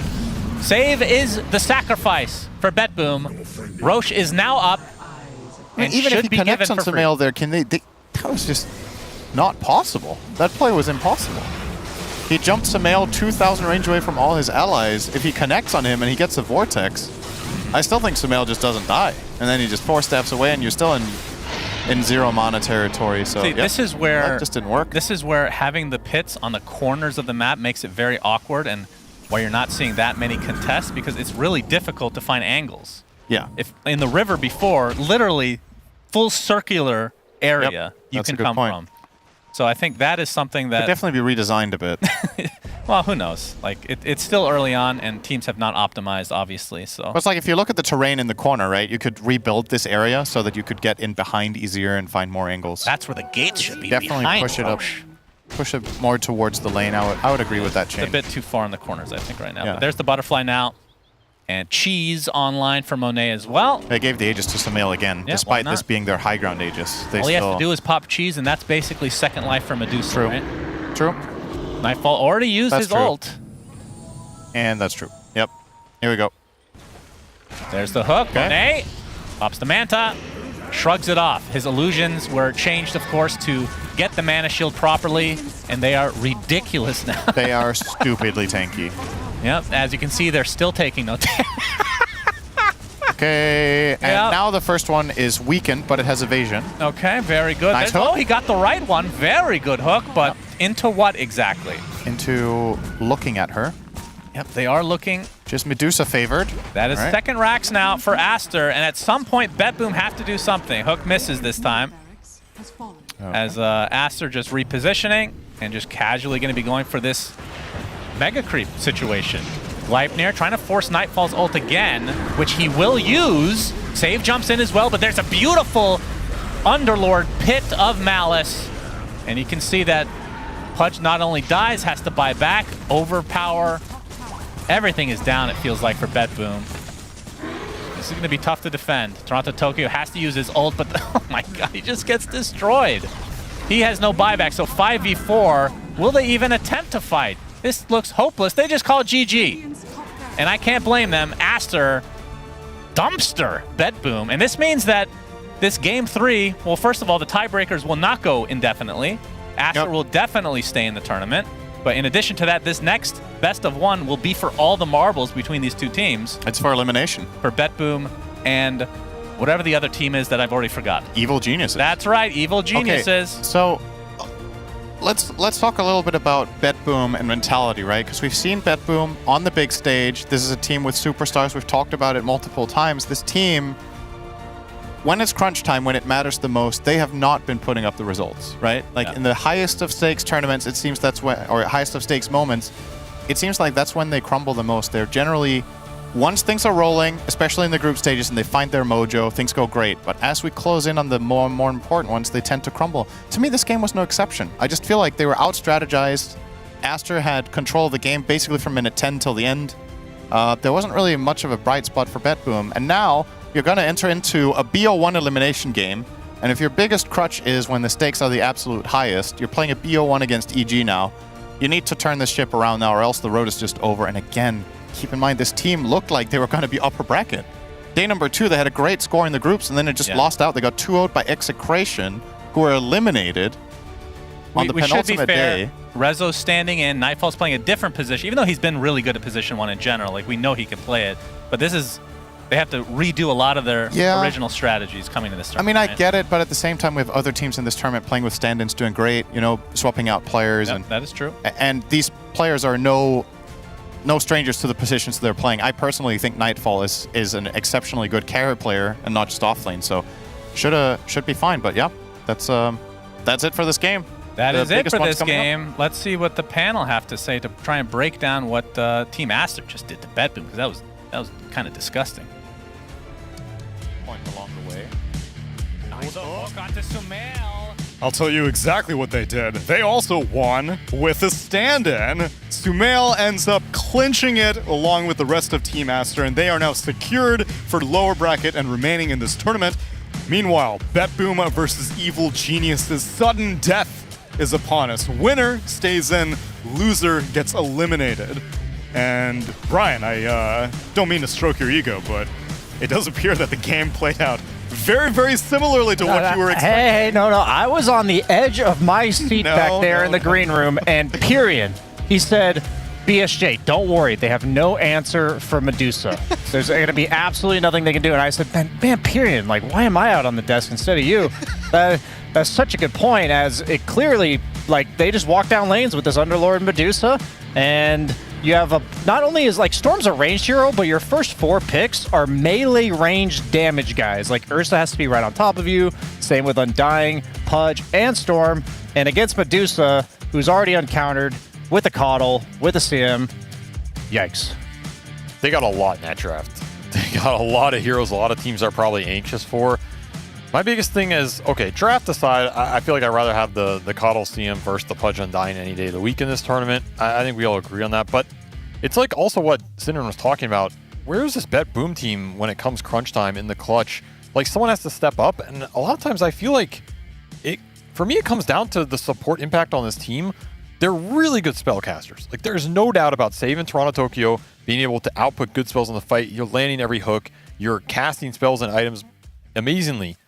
But the direction of the game just seems all over the place. And I go back to, I feel like a lot of times Toronto Tokyo is just on a very sacrificial 5 that is running around doing, like, what did we feel a very high impact from Undying in this game? Not necessarily. And I want to see him have a larger role in the team because I think he's a phenomenal player. Like, he's a TI winning mid, and he's running around on Undying with max decay, and it just feels lost to me, right? And so I go back to, how do you get this guy to have larger impact in your team, while at the same time that might mean someone else steps down? I go back, there's too many heroes on this team that everybody wants to be a hero, and no one's really helping each other get to that point, and you end up with lineups like this where it just falls flat. Yeah, I thought the draft was bad, honestly. We talked about it in the pregame. Like, I didn't like the Storm into Ursa when there's a Coddle with an Underlord who are already going to secure farm for the Underlord. I didn't like the Undying that came afterwards. They needed a support with the stun so that they can make plays with the Ursa. Instead, they just chose to secure his farm. And then with that farm, Ursa just built standard carry items instead of the Diffusal Blade. Like, he had to go MKB for the Wind Ranger, which is pretty brilliant by Aster to pick something that Ursa hates to itemize against. But because there's no Diffusal Blade on Ursa and you last pick a Snap to buy auras, there's nothing to deal with the Medusa. Like, the way you play Ursa into Medusa is you rush this Diffusal, and then you try to just get these kills on her with your team and push her out of the map. But none of that happened. Monet had the freest game. Yeah, and it will perhaps cost them the tournament unless they can figure things out against Evil Geniuses. But for right now, we can celebrate Aster staying in the tournament because Pyrian is standing by with XXS for an interview with Mad as the translator. Yeah, that's right, Neil. Hi, how you doing? I'm here with XXS of Team Aster. Of course, they just made it through. I'd like to say, first of all, congratulations. Yeah, 是恭喜你们获得这一场的胜利。Thank you. So it kind of felt like you got everything that you wanted in the draft in that game. Did it feel like you were just very confident? 这样看起来像是你们拿到了所有你们想拿的英雄。你们对于这个 BP 自信吗？肯定自信啊，因为我们感觉每一场 BP 完都很自信啊，只是有时候会输掉而已。He said we are confident of every draft we've done, but sometimes we lose. Well, it does happen. How has it been playing with Sumail? He's coming in and standing in for your team. Has it been good playing with him? Has he fitted in with the way you guys play, and how's that going? 跟苏梅尔一起打的感觉是怎么样的？就是跟他在一起和一起打游戏的感觉，你可以分别都说一下。就感觉他太牛逼了，就是可以做很多事情，然后又可以玩很多不一样的英雄，然后就感觉他很厉害吧。He is a super good man, and he's very good in the game. He can play very different heroes. He has a large hero pool, and he can do like everything in the game. So he's just super cool. Awesome, super cool, Sumail. Well, congratulations. We look forward to seeing you in the rest of the tournament. Yeah, thank you. He's so cool. And I have to imagine they're feeling pretty happy as they have remained in this tournament, which is kind of touch and go for the Chinese region as a whole. IG has been eliminated, but Extreme, PSG LGD, and now Aster are confirmed to be moving forward in the Berlin Major.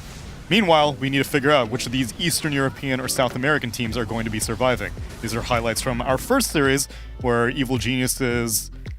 What was the issue there? Or is it just Aster are just that good that they deserve this 2-0, or technically 2-0? It's Emperor Sumail. That's it. What can you do? He's too cool. He's too This cool. guy's just super Yes. cool. I mean, he is. He's got super swag. He was swagger fiend. cool. That's true. That's it. The issue with what?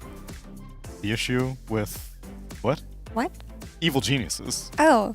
No, their game was pretty close. I feel like they messed up a little bit in terms of teamfight execution. They also didn't have an aura buyer, but they looked solid for that game. They won that early game really convincingly on EG. Does that mean that you consider them the favorites against BetBoom? Oh yeah. I mean, if BetBoom are gonna last pick Snapfire into this Medusa lineup, I definitely favor EG. I think EG, honestly, they probably had that game at some point too. Like we go back to our discussion about that game, and there's some draft discrepancies, but I feel like that game ultimately came down to gameplay and EG closing it out. Like they had double lasso, they had Bakaz getting to 5 items, they had more net worth even at the end. They lost that game with a net worth lead by 1.5K. I think that's a game if you go back and you play it maybe 10 times, maybe you'll win it 6 or 7 out of the 10 if EG's executing at the potential we know they're capable of. So I don't know if they should feel too bad going into this BO1 looking at that where BetBoom just kind of got rolled by some meta heroes. But you have to understand, again, the picks you're getting in this first phase trade out of those 5 or 6 that we talk about, you have to get an even reprisal here so you don't feel like you're just bad going into the second phase and then you run into super cool Sumail and it's like this guy can pick anything last and probably feel good in that game, He literally could have picked any hero, and I feel like Aster are very confident with their first 4 regardless. Just too cool, Brian. Just can't agree more. Perfect. That's all I needed then. Coolest. Because we have to determine a best of 1 to figure out which of these teams are going to remain in the tournament. Is it going to be Evil Geniuses? Is it going to be BetBoom? Only one way to find out. Stick around, everyone. It is our last series of this group stage, Berlin Major 2023, South America versus Eastern Europe. Let's see how it all pans out.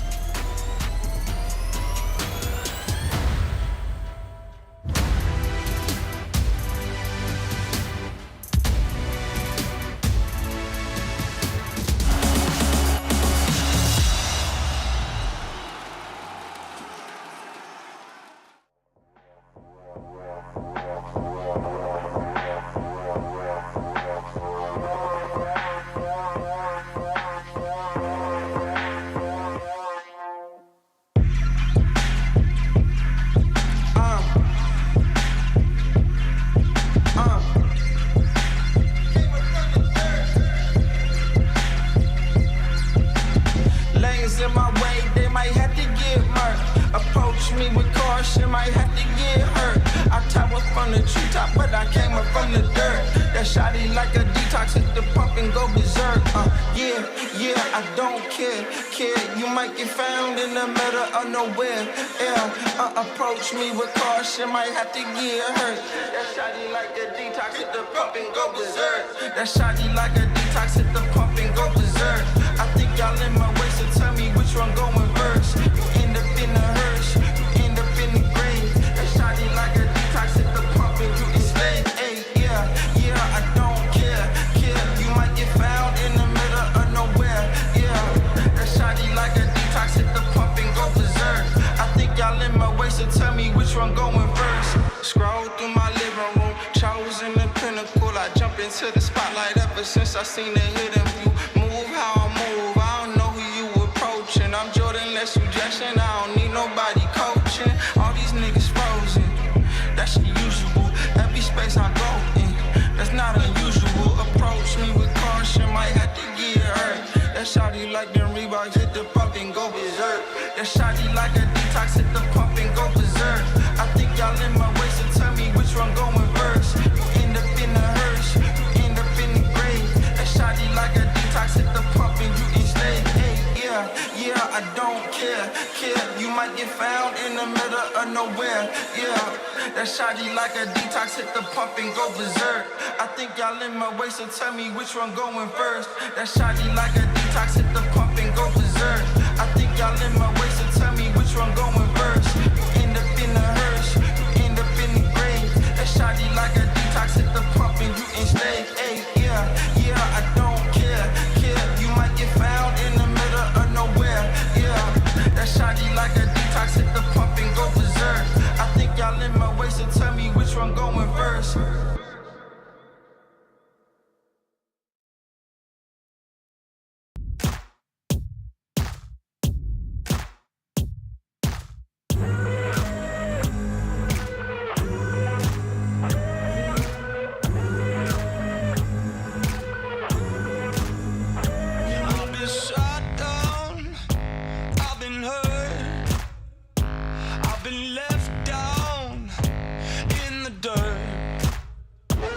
I've been lied to, I've been cheated, but I'm never coming to my knees.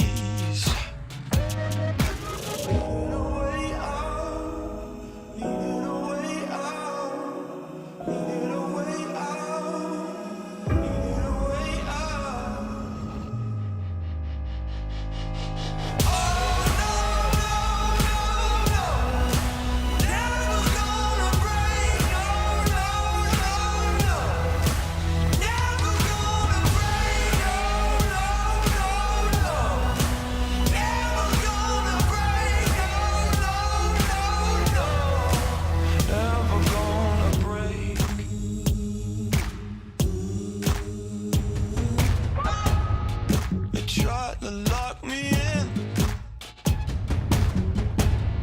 They tried to lock me down, but I ain't never giving up. I ain't never giving up. I ain't never giving up.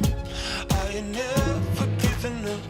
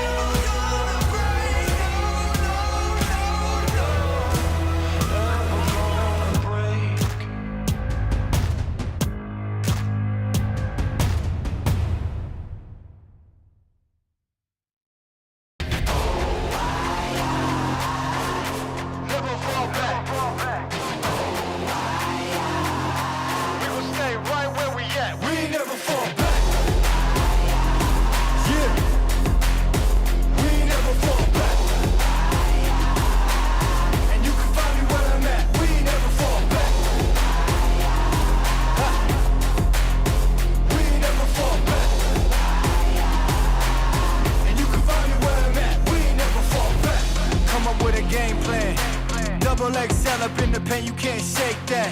All the way gassed up, full tank, man. Moving too quick, keep the cameras in the playback. Dang, so tell me how you feel with it. You put a lid on it, I ain't got no chill with it. This right here your problem, you gon' have to deal with it. Lay it on the line, high risk, that's the meal ticket. Yeah, we ain't never fall back. Hold our ground where we at. Never fall back. No lies, all facts. We gon' stay right where we at. We ain't never fall back.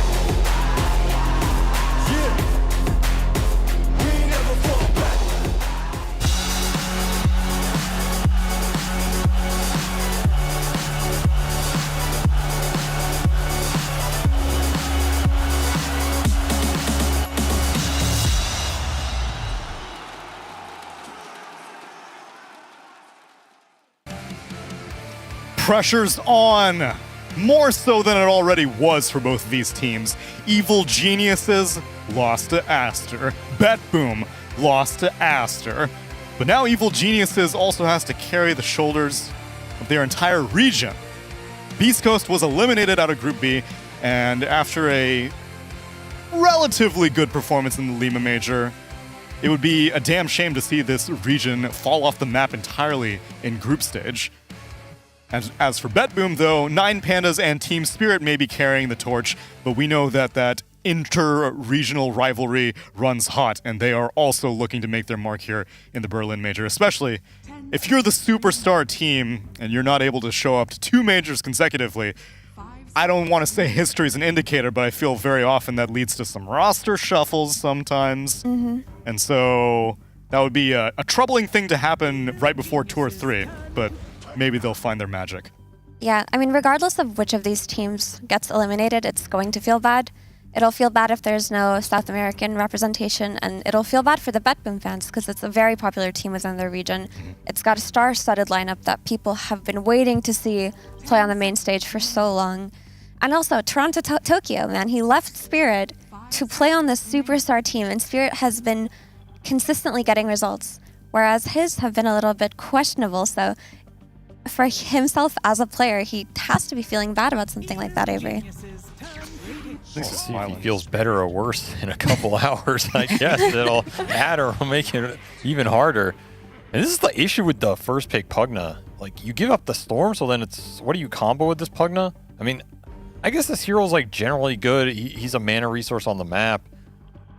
You were a card-carrying Pugna hater just like 4 hours ago. I am, man. I still have trouble believing in the hero entirely, but he has looked really good in some of the games. Like we saw Aster Baboka make him work in a lot of those games, just given the suck to Sumail. Yeah.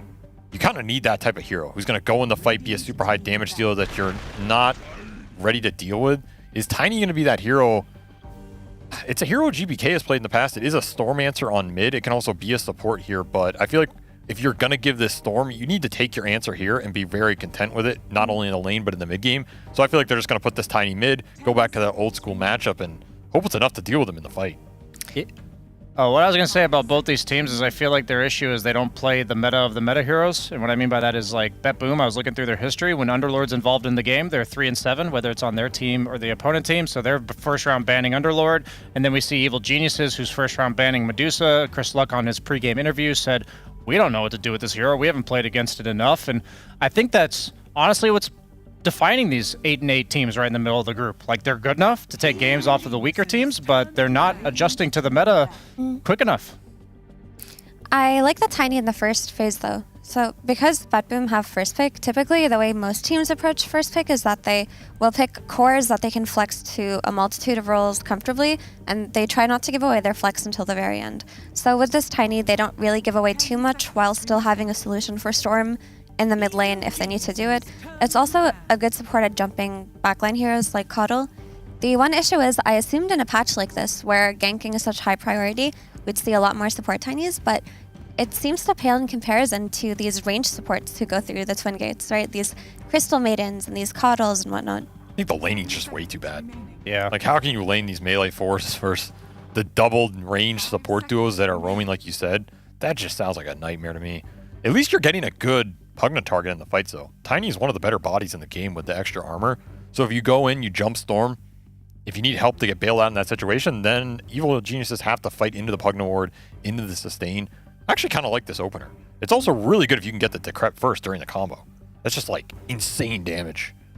I agree. I feel like the issue with all these melee supports, I don't want to like just oversimplify this meta, but I really think it's just all sideline cores. Sideline cores are just beefy, tanky melee guys. And traditionally, you always want, if possible, a melee guy with a range guy in lane. One guy's durable, the other one dishes out the damage. And I really do think that's the only thing limiting these heroes, is that their lane partners are not currently very strong. And I think Tiny has not been played enough for us to get a good understanding of how he fits into the meta as a side lane support, because I still feel like there's a place for him the way there's always been a place for Tiny in Dota, the way there's always been a place for Monkey King in Dota. Any of these support heroes that can be flexed to core positions are always going to be valuable in the drafting phase. So we just need more of a sample size. This game will tell us a lot. But for the most part, it is looking like a mid-Tiny. If you take it here and you don't put it mid, Yeah, I think it'd be. I'd be shocked. Like, what are you going to get here anyway, right? You're going to pick some Dragon Knight or Puck, and sure. Yeah, that's the Wamboozle. You Yeah. know? Could have the toss out of the puck coil. Did you say Wamboozle? Yeah, man, they're gonna Wamboozle him with the like. They're not block banning for Storm at all. So now BetBoom's got pick of the litter for the mid laners.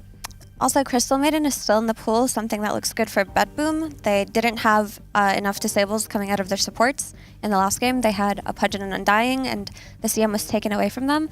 I wonder if EG are just going to do the same thing here. Or if it's kind of overkill on the mana sustain if they have CM and Coddle on the same team. Give me the math, you bounty. Just give it to me. I want to see it. Sag. I'm pretty shocked they picked Disruptor over CM to be like. I know it's like double dipping on the mana, but I think CM Coddle has just done so much on the map. They're together. They kill pretty much any core that doesn't have innate mobility, and a lot of the cores don't have that right now, other than the mid laners. Disruptor though gives them a little bit of extra catch, counter initiation, punishes heroes like Tiny that usually like to weave in and out of the fights, blink in, burst somebody, disengage. Doesn't allow that to happen. Also, it's the silence for Pugna, right? You just drop it on him and he's not keeping anyone alive. That's a hero that's kind of fallen off a bit. Was like first pick, first banned, start of the tournament. Yeah. I don't think he's gotten any worse. I think there's other heroes that have just risen in their stocks, overtaken him. But it also fits the same formula of a first pick hero that is still quite flexible. It doesn't give away too much, or it has leeway to adjust in the laning stage. Also, it's flexible in itemization, right? If you run into the issue where you don't have anyone to buy your auras, your Doom can do that for you. If you run into an issue where you get gotcha'd by some last pick, at least you'll have the security of knowing you'll be able to Doom that target. And I like that BetBoom go back for the CM. I mean, that was the obvious support for them, but they definitely needed some kind of playmaking potential on the side lanes early on because they lacked that entirely. We're getting a Wraith King here, I think, for EG. That's what I'd like to see the most. Really high win rate hero so far at the tournament. Or a monkey. Which one? Monkey? Or a monkey, potentially. That's actually first round ban. That's how much they respect that Monkey King. Slark. You were about to call it? Tell us why. Oh, I don't know why. Great. Explain yourself. Good enough for me. I felt the vibes. No, the thing is, these South American teams really like the Slark Doom matchup because they feel like they can always play the Vision. They can take the nighttime fights. It's really hard to get the Doom on the Slark. You have Depth Shroud if you Doom anybody else here, which is a way you can maybe bail out the Storm. Because right now, the Storm's game looks really hard. You have to play into Frostbite, Tiny, who's going to have a good mid lane matchup and clean mid game, Pugna Ward, plus the save from him. And then if there's ever a Hoof Stomp Doom, you're just completely out of it, right? At least this is another threat that maybe you feel like you have to go on the Slark instead of the Storm because he can start the engagements. It's similar, right? He's like a damage soak, ability soaker. That like. But it's also, it's a Vision hero. Like now, EG can go in the fights off the Slark nighttime Vision and force BetBoom into an awkward initiation where if you get Slark ult off, if you get Depth Shroud off, you reset the fight. Now you can glimpse somebody back as well. Those types of fights are way better for the Storm to take because he doesn't have to be the one just jumping into this mosh pit of death waiting for him because it's waiting there. I mean, you want to jump into that? I think generally the thing Storm Spirit has always needed to play with is a secondary jump on his team, someone who goes in with him, and Slark fits that bill. It would still be nice if EG picked some kind of reliable stun for Whisper in the offlane if they're not flexing this Coddle to offlane again. To be honest, I don't want to see them play offlane Coddle this game.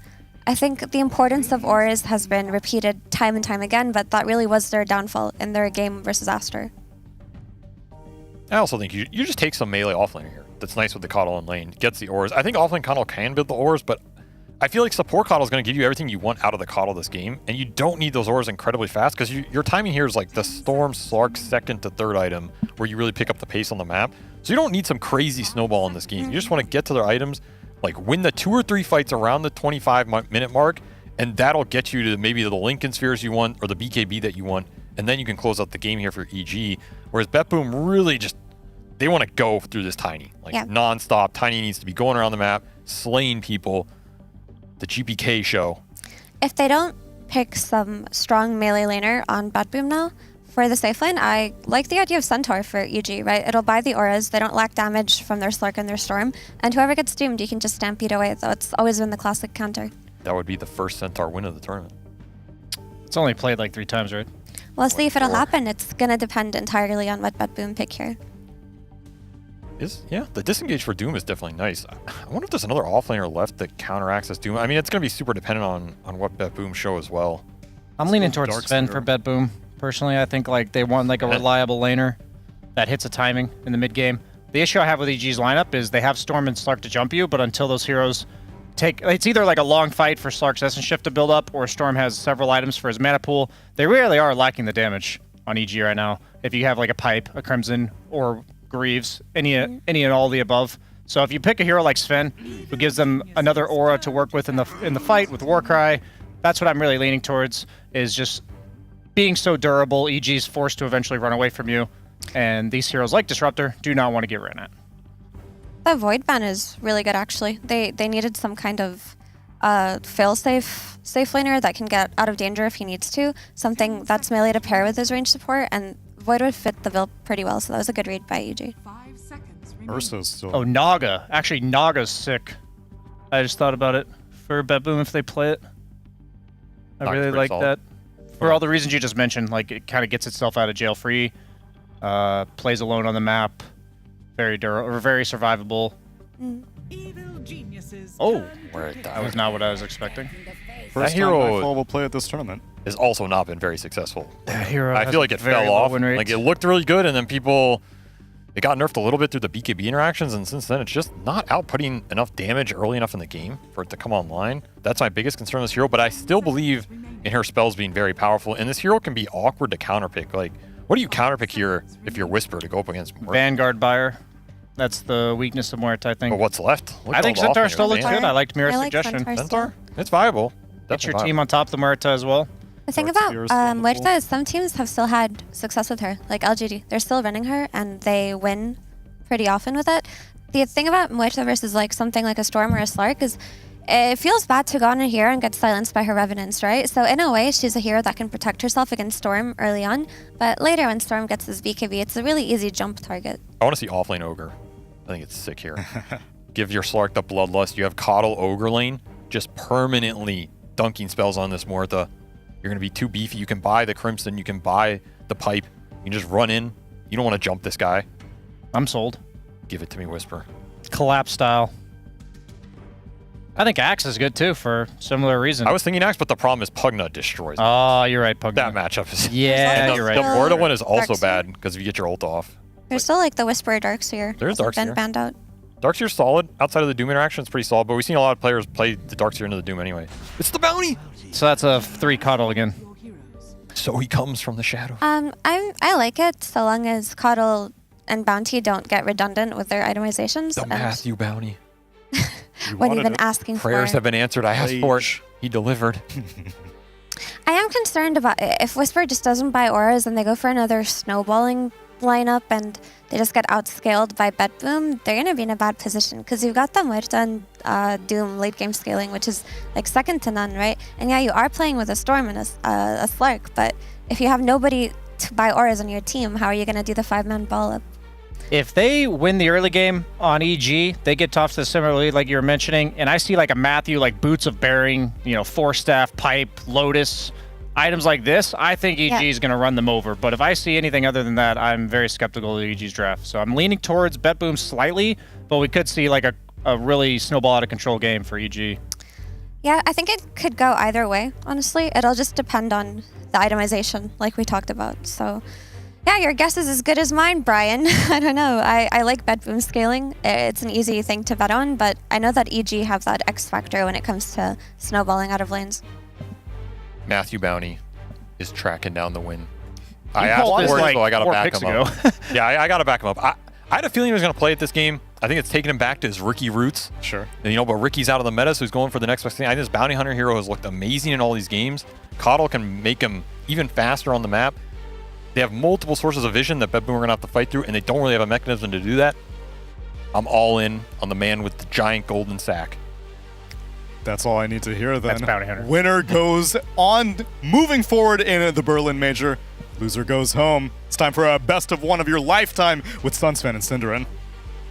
Thank you, panel. Yeah, this is pretty damn hype, Cinderin. Winner of this stays in the Berlin Major. Loser, well, they probably still stay, but they're playing scrims and not going to be too happy with themselves. But some interesting picks. I think it's the first Muerta game that we're going to cast together, if I'm not mistaken. I literally don't even know the names of the abilities, if I'm being honest. Pierce the Veil, Dead Shot, Guns. I actually know a lot of those. I don't know the Ghost one. Ghost Revenant, Ghost Monkey. No.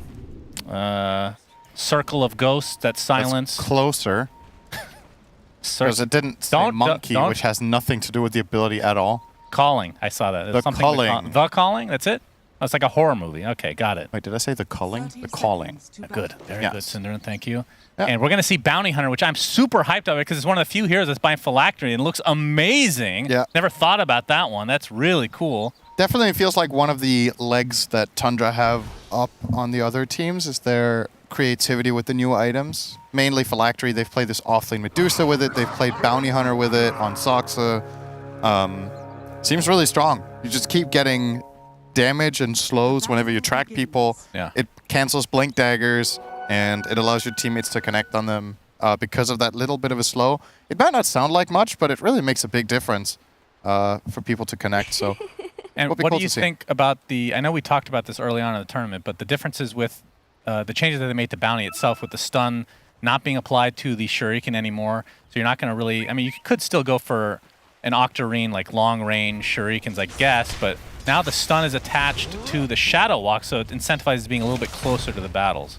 I mean, not only that, but it just means Bounty Hunter has a stun that isn't a mini stun, right? Like that's the biggest thing. The hero just does this, and pretty good. That's a little He's doing bit some nice blocking as well. Resolution in a lot of trouble. Another stun comes through, so layering it nicely, and that's the beautiful thing about having this Shadow Walk, is that what it's called? Man, now I'm really really questioning my knowledge of the ability names. So but- it's a 1 second stun, which doesn't sound like much, but you can use it twice back to back if you time your engage well. And what was the shuriken toss stun before? 0.1? No, it was like 0.35, was it? No way. Yeah. Was it that long? I thought it was. I feel like shuriken stun. Wait, was how long is the nothing. stun now? How long is the stun on Shadow Walk? Yeah. 1 second, level 1. I thought it was 0.35. But that's Yeah, the slow duration the slow of is the shuriken. 0.35. I could have sworn. Okay, maybe I'm wrong. I mean, either way, it's way longer, right? So if you do connect, and especially in these roaming moves early on, and considering there's gates for Bounty Hunter to kind of be in both lanes at once, it makes this hero very stressful to play against. And you're going to have to invest into sentries to protect your lanes, but then you run out of sentries because this has become more of a rarer commodity, if you will. Yeah, that's run out of stock faster. That's actually a really good point about the gates because this is a hero that obviously the invisibility is a huge benefit, but you don't gain movement speed, which I think you used to in Dota 1 if I'm not mistaken, and that's basically the same ability as Klink's with the skeleton walk, right? So the fact that you don't necessarily have to have that now because you can be across the map in just a few seconds is kind of a big deal. Yep. But yeah, looking forward to the phylactery. If he doesn't go for it, I'm going to flame him, of course, because I'm very excited to see pretty harsh in use. But yeah, this is a weird question because I know both teams were expecting probably to continue on after the group stage. But what team do you think would be most disappointed not to make it? That's Resolution glimpse back into death. That's Second probably time a tie. for him. I don't know. I think both teams had high hopes. One does have a stand-in though, right? Yeah, that seems to have been a strength overall so far this tournament, though. All the other teams with stand-ins are doing great. Well, they have all the other teams have stand-ins, but the rest of the team has kept their positions, right? Okay, so they've swapped. Yeah, Yeah. I mean, fair enough, I guess. It's not just it's a 3 to a 1. That's kind of a big change. Nightfall's a carry at heart. Yeah, well, He's playing carry. He's playing offlane in this team by necessity. Is that actually the case? I don't know. This guy's carry is really bad. they have a mid laner playing position 5. Yeah. So, you know. Too many cooks in the kitchen. So as you can tell, my answer would be BetBoom. I think would be less disappointed than EG. EG would be. I felt like they were favorites to get maybe upper bracket coming into this tournament. But yeah, they've definitely had standout games, but they've just not been consistent. And maybe also in terms of like the schedule, I don't know if that was a blessing or a curse. Like they faced Gaming Gladiators first and they tied, which was a good result. That was the very early days of the patch. Obviously, the teams learned very quickly. The game is way more figured out now than it was 4 days ago. Yeah, and everybody's picking Medusa, right? They figured it out. Yep, that's the trick of the patch. Nightfall getting stunned. Second one can be used by Matthew if he wants. So far, the lanes are going pretty well for BetBoom, though, with the exception of the top lane. Like the glimpse back, Rezo save. is struggling. Resolution might be able to get the kill on Pakaz. Nether Blast. Oh! No. That's about as close as you can get without hitting. Yep, save takes a tumble. Oh, now it's around Tokyo. Now he's going to take a stun from Matthew as well. There's the calling! Okay, well, that leads to the death of Toronto Tokyo. Resolution dies for a third time in that top lane. Well, they did specifically counterpick him Yes. and help out in the early level engagement with Matthew starting top for the First Blood tri-lane kill. Yeah, Matthew off to a great start. I was just saying BetBoom's bottom lane and mid lane are going pretty well, but the top lane is really...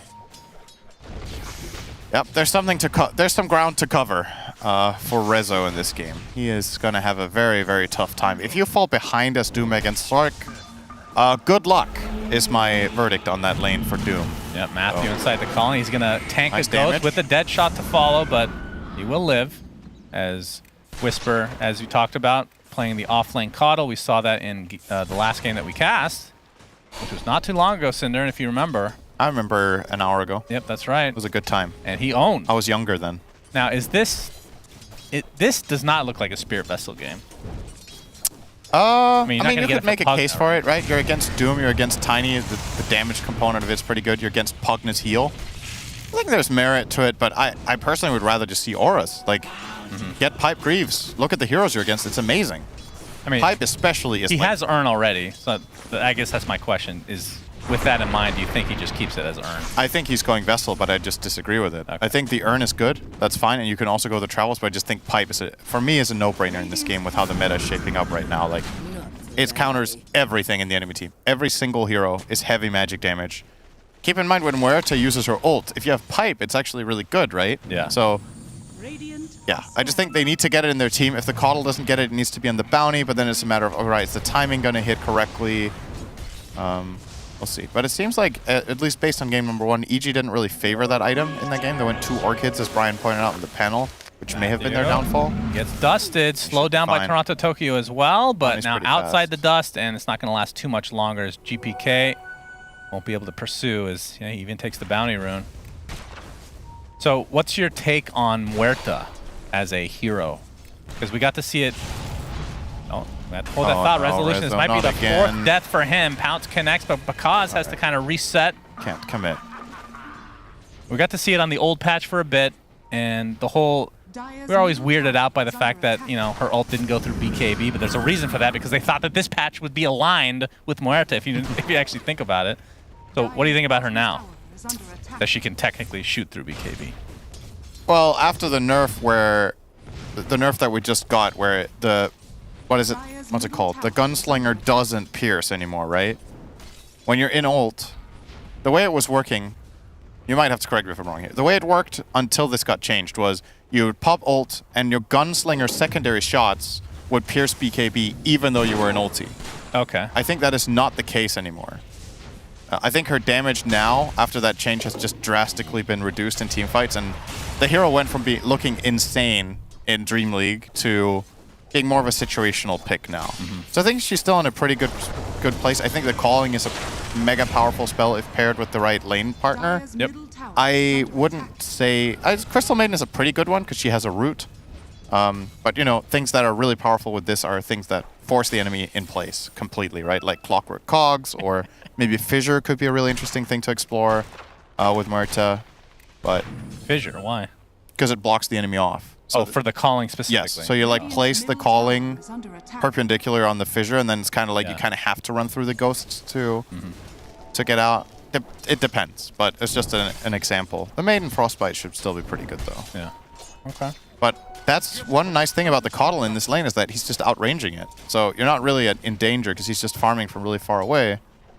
Matthews gonna be spotted here. Yeah, Resolution does have Vanguard now, so much tankier than he was previously, but stuck inside the kinetic field. C-Smile coming in for the gank. Gonna focus down Save first, but there's the Electric Vortex into the Pounce, onto Resolution. Gets off his Infernal Blade, but he's gonna get glimpsed back into the company of EG, and they are up 7-0. Yeah.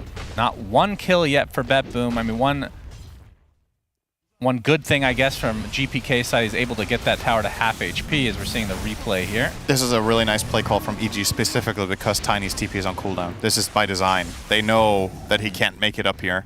Because if Tiny TP's up here and counterplays this, they could lose multiple heroes, but not able to do so. 7-0.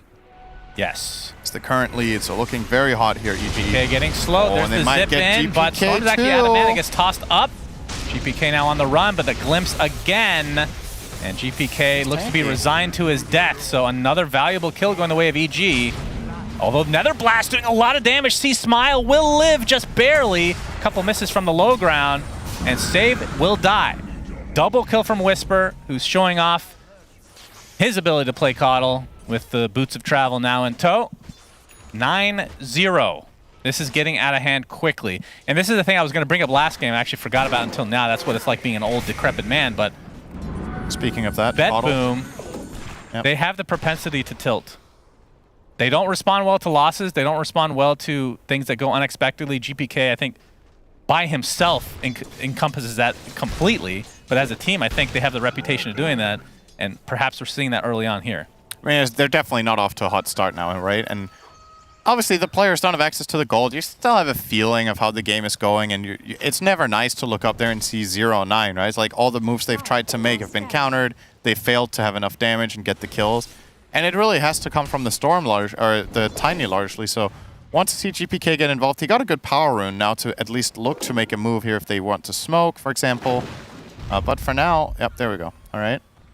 Guess they will be trying to find their first kill, but who will it be on? The Coddle would be a nice target. He's actually top net worth as usual here, Whisper. Yeah, he's very, very fast, though. Looks to be going for the same build as he did against Aster, Orchid, as well as Vessel. So no auras. much to the dismay of Banana Slam Jamma. Yep. And Faye. Is that a Slack's pronunciation? It's dialect. Oh, I see. And what dialect is that? Stupid? Yes. Okay, just checking. I am not surprised you're fluent. Shit, you got me. Oh, that was good. Damn, you're just too quick, you know? Matthew has the track up and ready, and he's already level 6 as a support at 11 minutes. Not too shabby, as I'm sure he got a Wisdom rune to help out. And yeah, that haste rune not really being used to full effect. I mean, they were a bit patient. I mean, he still technically has it, but no openings. Nope. EG's not really letting them into this game at all. Right now. Save is on the other side, get though. spotted, This will and be this one. will be first track hold of the game, and they're going to get a free Nether Ward as well, which is Plus 20. gold. Only level 1. Goes up to 100, Cinderin. It's worth something. Does it? Yeah. 20, 40, 60, 80. Yeah. Wait. You were pretty close. You got 80% of the way there. That's not that killed bad. it before and it's gotten 100. Maybe not. Maybe I am dumb after all. I speak stupid. I am stupid. GPK getting ganked, and he will likely die. Save is not level 6 yet, so no save to come. Quiet, Matthew. Oh, they're getting a kill. Yeah, they're blocking him. They can get this kill. That would be a decent amount of gold going their way, and they finally get their first kill of the game. C-Smile will try to punish this. This is Nightfall, popping that ult to stay alive. Yep, And they had to he'll do use just that and the life drain, so... I mean, not that life drain's a big cooldown, but the Mortal, pretty meaningful. Oh, thanks for the stat. They killed 5 of them to get 100. Yep, there you That's go. what you saw. You see? Oh, damn. Knew it all along. Thank you, production. Really appreciate it. Wonder if they coded that in hard to make sure that it was correct. Right, had to hack those numbers in. Yeah, that was the first Nether Ward of the game. And they just generated the whole table. 5 different ones. Hey, they make the casters look good. Yeah, no, that's unless true. It's me, then it doesn't matter. You can't save me. There's nothing like lying to be right. That's my favorite. That's the American way. There's Matthew. In the vicinity of Resolution. He's going to see Save as well, as there's a sentry place, so they do spot him, and he knows that they can see him. Gets off the track. He's out of range now. And there's the glimpse back onto Save, who will decrepify himself immediately into his ult, but going to get stunned out outright. Oh, and he might actually will live. somehow live. They thought he was dead. Oh, the solo might. Pounce connects, but Freezing Field that comes doing quite a bit of damage to Kazi. Has to be careful. Spirit Vessel's there, though. Toronto, Tokyo takes a tumble. CM ended up dying as well, and they're going to glimpse back Resolution. Another track kill for EG. Where is triple kill for GPK? Whisper? Yeah, that's a good question. The Tiny, once again, TP on cooldown, cannot join the move. He's in the jungle trying to finish up a dagger. This is a mid-Tiny. We're 14 minutes in. He has 1 assist and doesn't have the blink. So it's been a terrible game for him, just hands down. He's 1,500 behind the Storm. Just really struggling to find moves. And you look at this lineup, and I just see a Tiny that has to make work. And now that you're falling behind, and he's resorted to farming, I don't really know where the moves are going to come from BetBoom. Doom got crushed in lane. He's not going to frontline for you. He has a Vanguard, minute 14. Tiny doesn't have his big Blink Dagger yet. The other heroes can't initiate, right? Yep. If Maiden walks up or Pugna walks up to start casting some spells, they get eaten alive by Storm. They get eaten alive by Caudle, Bounty Hunter. There's no way. So they need Tiny to frontline, or rather to have the killer instinct to be an assassin. And now with this dagger, it's honestly do or die time, and we're 14 minutes in. I feel like you're 7k gold behind with Doom minute 15. Time to get some bang for your buck for this Tiny before the game's over. I mean, the score is 14-1. Oh yeah, there's track gold too. Let's remember to factor that in as well. Indeed. 15 minutes in, Matthew checking if there was a Wisdom rune from a minute earlier, but BetBoom on top of that at least. But yeah, they are just crumbling horribly in this game. And Mech is finished from Resolution, so going for more of the utility Doom build. No Midas or anything like that. As an Ags picked up by the Slark. So Pounce will have 2 charges and have very, very long range. That's an early one. Yes. That is a very, very Took apart his Echo Saber in order to create it, and we'll be going for Mage Slayer next. I mean, considering all the magic damage, that's a pretty damn good great item in this game too. I love the choice. He knows exactly what he needs to do. He needs to set his teammates up for success, just jump in, get Mage Slayer on the casters, and keep them in place, and Storm and Caudle are going to kill them. Slark doesn't need to carry right now in this game. It's a later thing. Spirit Vessel's there. It's blinding lit. Oh my god, the Illuminate almost just takes him out. Glimpse, and now another. Okay, Yeah, didn't get in range for the Shadow Walk attack, actually. Whisper slowing him, though. He's going to attempt to TP out. Oh! The Illuminate blows him a new one. And in the meantime, BetBoom are just stuck bottom with 4 heroes. Not really... They're trying to accomplish something with this tower push, but EG just aren't responding. They're just letting them have it. It's like, whatever. We took a top tower ourselves. We know you guys are down there. They're just playing around this tiny perfectly. This is... it's easy to say when the game is 1 in 15, but this is one of the lowest contributing mid-tinies we've seen in a long time. There's just... This hero doesn't function like this.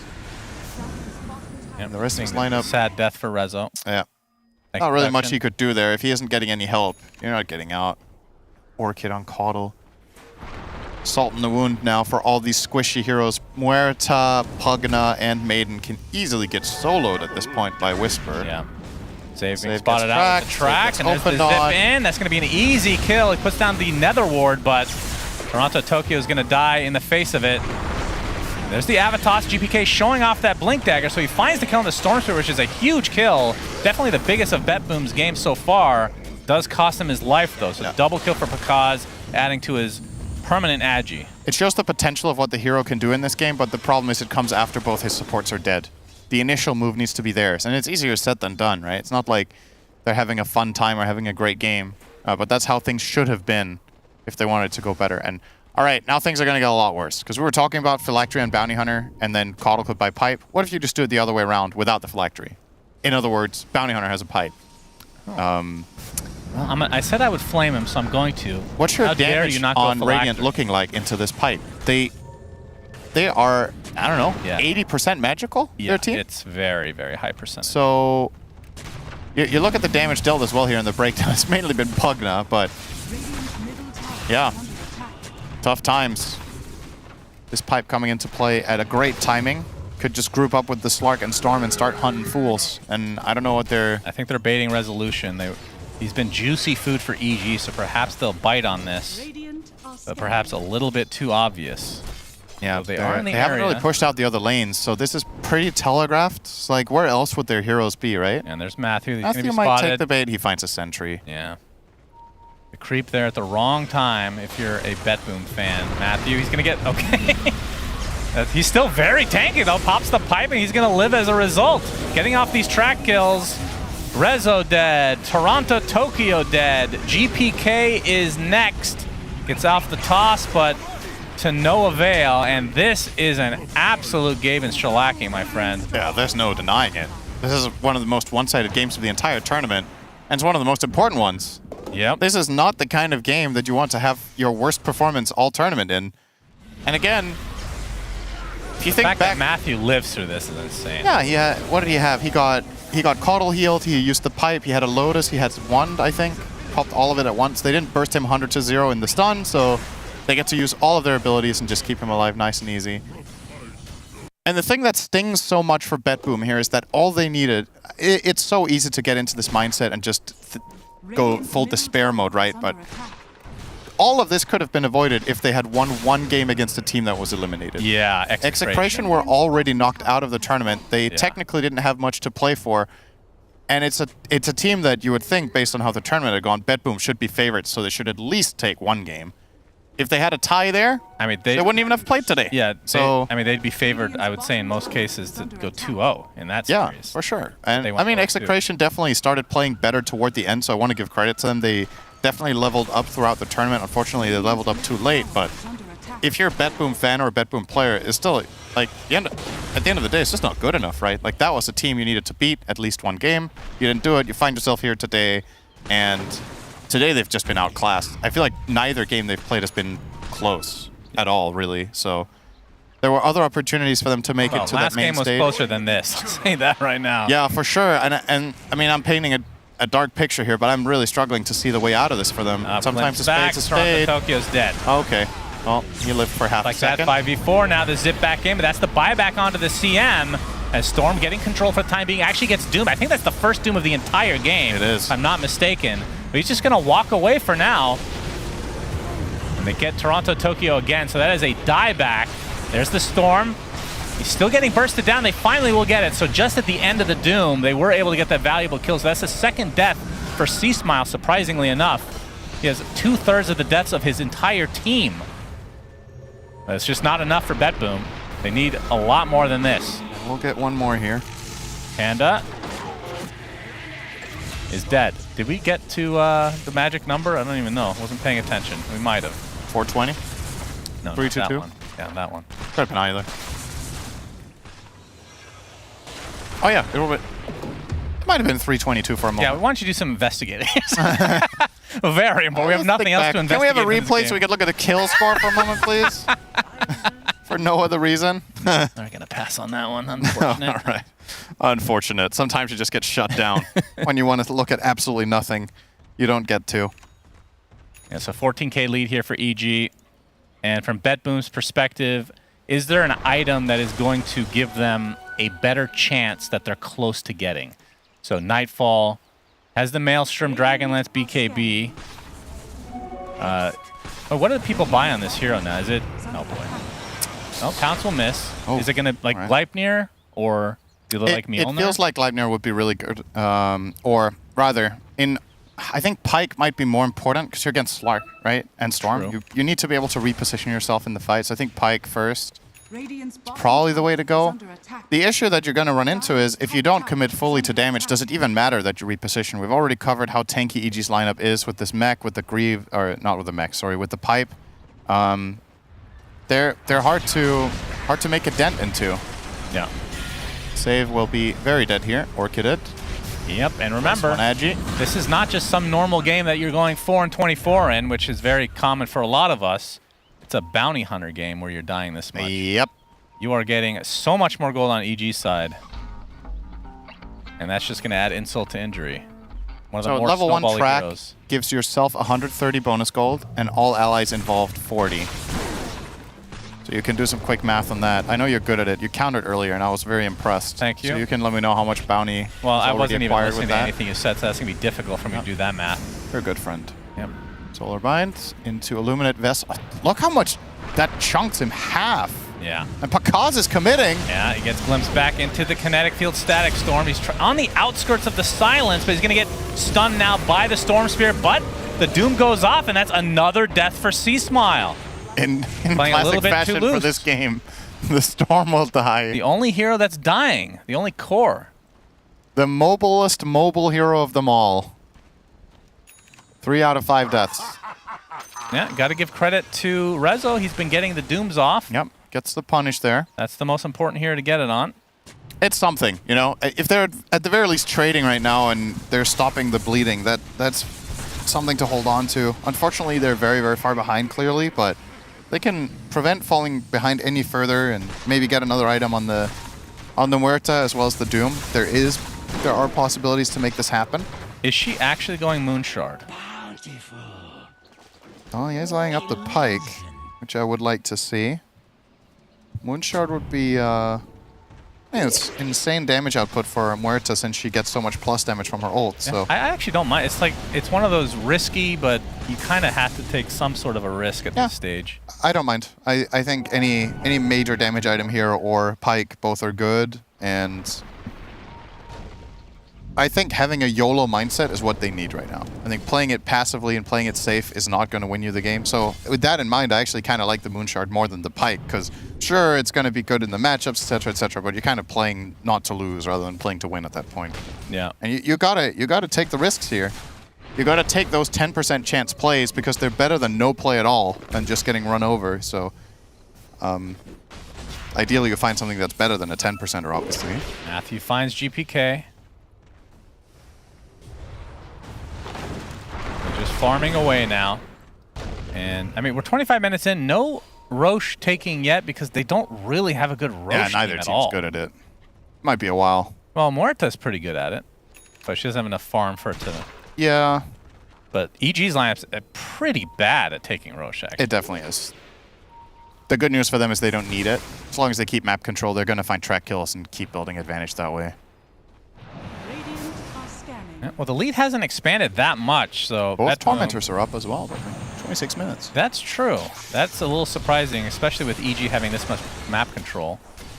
It definitely feels like they could grab this top one when they're pushing out this lane and they're all 5 heroes in the neighborhood, but gonna pay respect here. Actually gonna swap sides, it looks like. It's gating time. Never mind, they're going Roche. Okay. I thought they were gonna gate to bot and take their own tormentor, but they do want to commit for the Roche here. Not the fast lineup like we talked about, but they feel comfortable. Yeah. They feel safe. I mean, they are in a corner of the map, so there's only so many avenues. That's true. Feel safe indeed.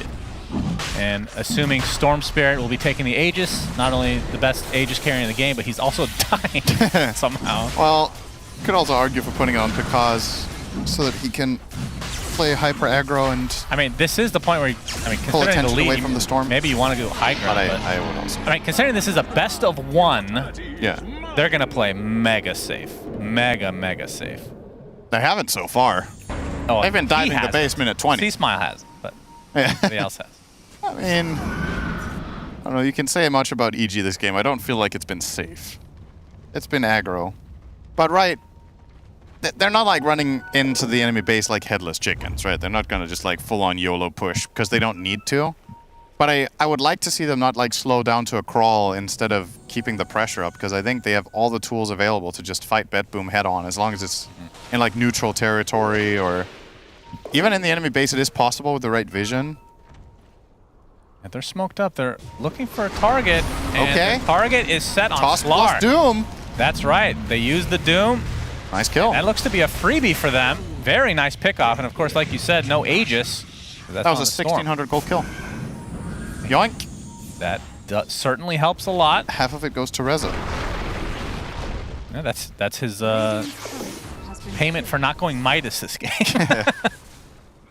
And what does he have actually on this Doom? He went, like we said, the Greaves. Vanguard has Cloak, which he's taking apart the Vanguard now. And we'll be going for the eventual pipe, which he now makes out of the components. Yep. Okay, so very tanky, and he could still turn this Vit Booster into a Crimson if he wants, which, I mean, against Slark is good. I mean, how do you look at this when it's majority magic damage and then you have one right-clicking carry? I think you should turn the Vit Booster into Octarine. I don't think Crimson is worth it. It's not good enough. Crimson's not good enough. I mean, it's 30 minutes in, and you're buying it against one hero. Based on strength now as well, though. That is true. But the enemy team is based on magic. Yes, that is true. Matthew runs into Nightfall. Oh, the zip on the opposite side. They track Nightfall. He's going to get glimpsed back as well. Resolution jumps in. They're looking for the Bounty Hunter first. Is he actually going to live? No. Finally, the right click comes from GPK. Buyback down to the Bounty Hunter. They get the Crystal Maiden, so it's a 1-for-1. As Resolution now initiated on by C-Smile, who doesn't have too much mana. They are able to find that tanky Doom. So, what's that? Yes, Arcane Rune, Caudal, and Aegis. Yes. He's not scared. Arcane Rune has now expired, though. So EG winning this fight, although it did require a buyback onto the bounty. So BetBoom maybe not the worst fight of all. Obviously, they'd love to burn this Aegis. That was completely unnecessary, but it's hard to judge in the moment.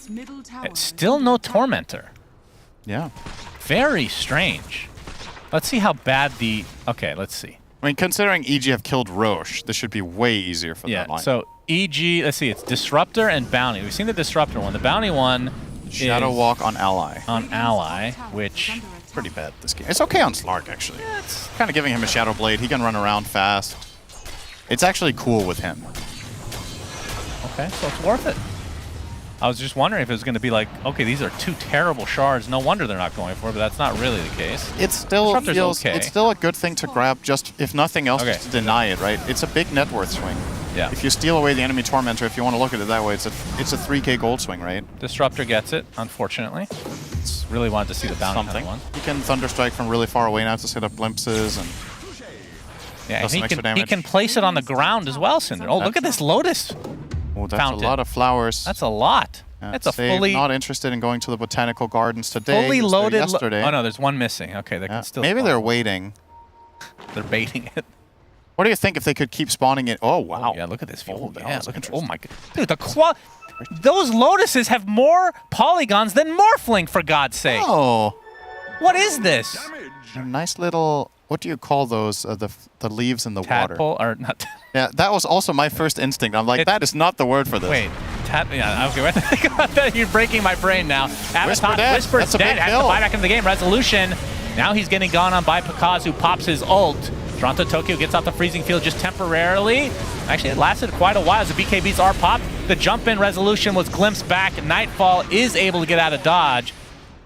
And that is one thing we didn't really mention. One of the big reasons Disruptor is really good is because Glimpse, if you're able to time it correctly, is not taken off by BKB. It will actually go through in a way if it ends in time. As long as the BKB is not active when you arrive at the Glimpse destination, it works. So you can cast it during BKB when it's about to end. Pretty insane. And that's also a part of why the Shard is good, because you can cast that on BKB'd heroes. It won't do damage, or well, it'll do half damage, right? But it will give you that vision as well for glimpsing later. Do you believe?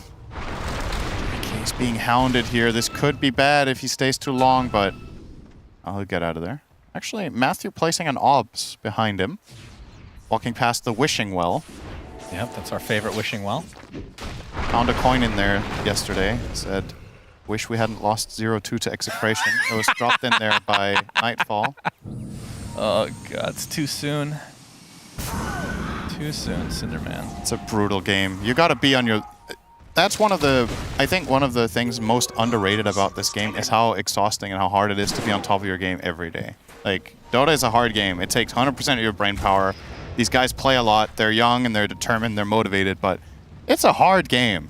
And that's why whenever you have these interviews with teams, I mean, obviously they also want to be, you know, friendly and not disrespectful to others, but I genuinely believe them when they're like, no team, we're preparing well for every team. We don't think any match is going to be easy, because all the teams that are here have the ability to take games off each other. So if you don't play your best, you're having an off day, that makes for a tough experience.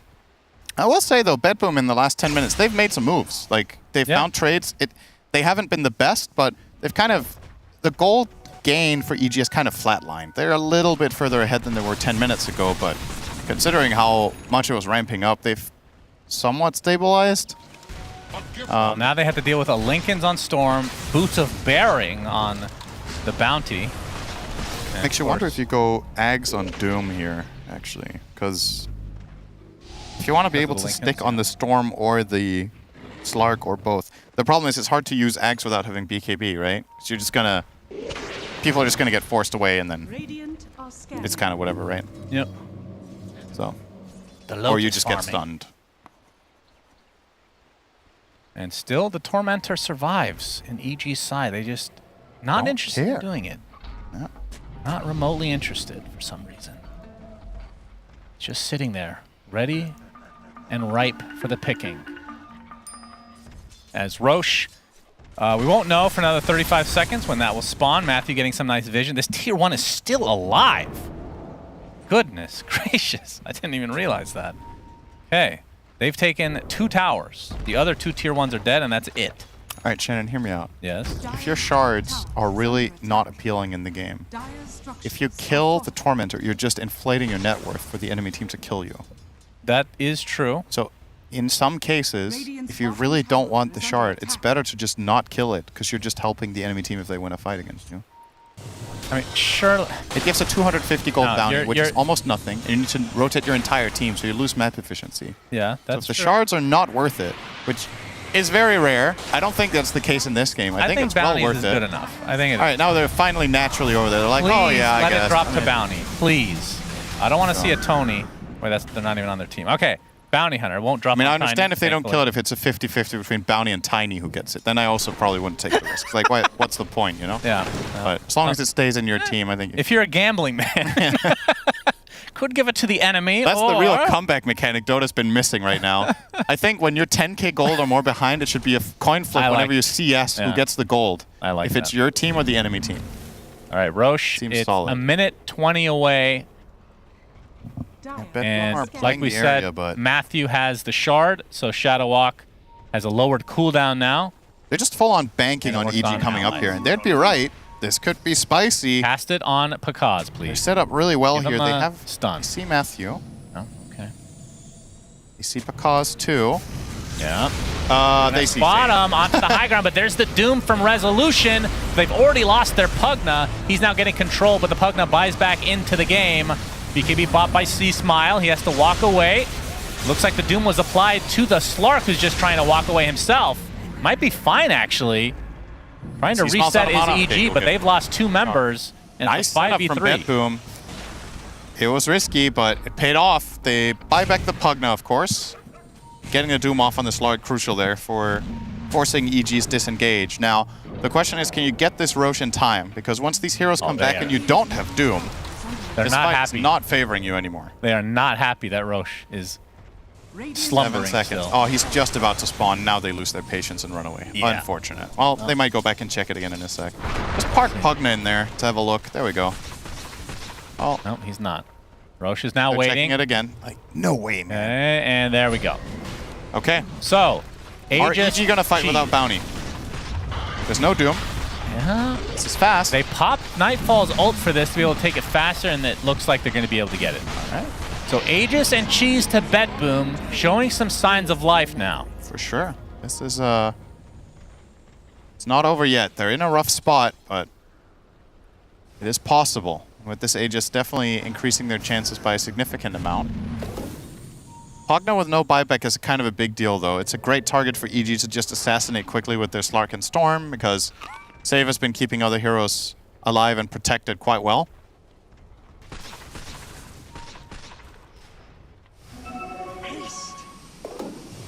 Have yet to see the Shadow Walk be placed on an ally yet, as Nullifier is online for Pakaz. This makes the Pugna way less important to target. Now that they have Nullifier, they can go on other heroes and just nullify them, and Pugna can't save them. Yeah. So I personally think the best target they can kill instantly is probably the Crystal Maiden. I actually think it's really valuable. She's not particularly tanky. Her slows are annoying. Her ult is annoying for Slark. It's either her or... Yeah, I mean, you probably still kill either support. I have a question. So, as we see Matthew... Rezo here. I mean, there's no teammates nearby. So, he's gonna So Matthew's going to hit 15 pretty soon, and there's a talent for minus 25% damage taken in Shadow Walk. Does that work on allies? Because that's insane on Slark. That is a very good question. That is insane on Slark if that works. I feel like I'm under the assumption that it should work. Because you're casting your spell on him, and your spell is upgraded by your talents. That's how I feel it should be. Yeah. But who Very good knows? question. My gut is that it doesn't work. Okay, well, we'll see. Well, actually, we we won't, won't. because we won't be able to tell.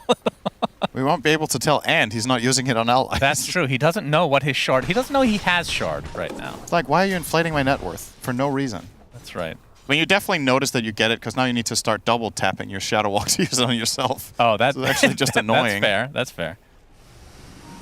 I mean, it's only a 10-second cooldown. I think, what does it last? 40? Wait, how long does it last?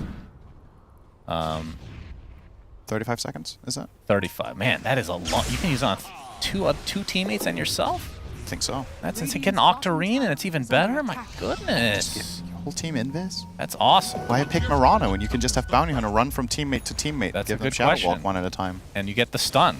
I mean, that's the thing. You get the stun out of the Shadow Walk as well as an ally. It's incredibly cool.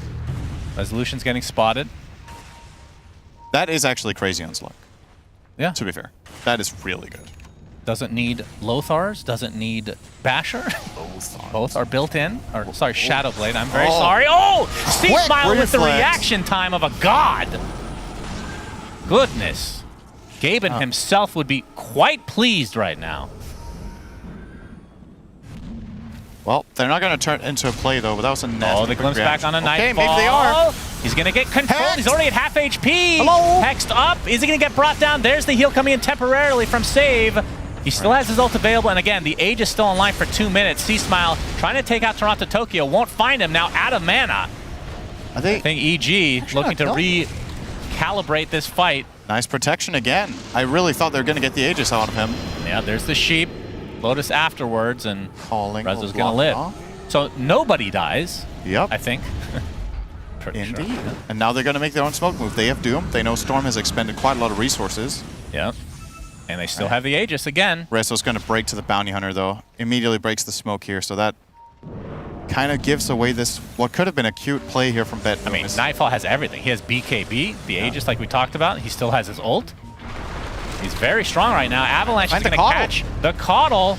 Resolution's there to help clean him up. He's going to go invis temporarily. Panda getting right-click down from afar as Nightfall trying to do some damage to Pakaz, who is BKB with a Linken's applied as well. Gets silenced thanks to the calling. Toronto Tokyo with a BKB freezing field forces the Slark away as GPK and Matthew having some very awkward 1v1 fight. Pakaz with the Death Shroud. Trying to find an avenue to get the hell out of here as Nightfall continues to pursue. Doomed the Linken's. It looks like he's going to get away, and Matthew also will. So, a 1-for-1 support for support. Blunder from Rezo there. I think he had the Satyr Purge ready, right? I'm pretty sure he did, but just messed it up and doomed straight into that Linken's of Slark. Who knows? Maybe they could have run him down. Now Matthew's still getting the vision. Okay, he's actually going to get spotted here. No, I don't think he actually... Wait, did Rezo just blink into farm the camp? It looked so much like he was aggressive. I mean, they know he's back here because they're getting tracked. Yeah. But they just don't have the vision. And he's by the well, which you know you can't die by because it's very important to the map. As the zip in from C Smile, again, focusing on the supports. Looks like the CM is dead. No buyback available. Resolution pops his BKB. C Smile completely out of mana, though.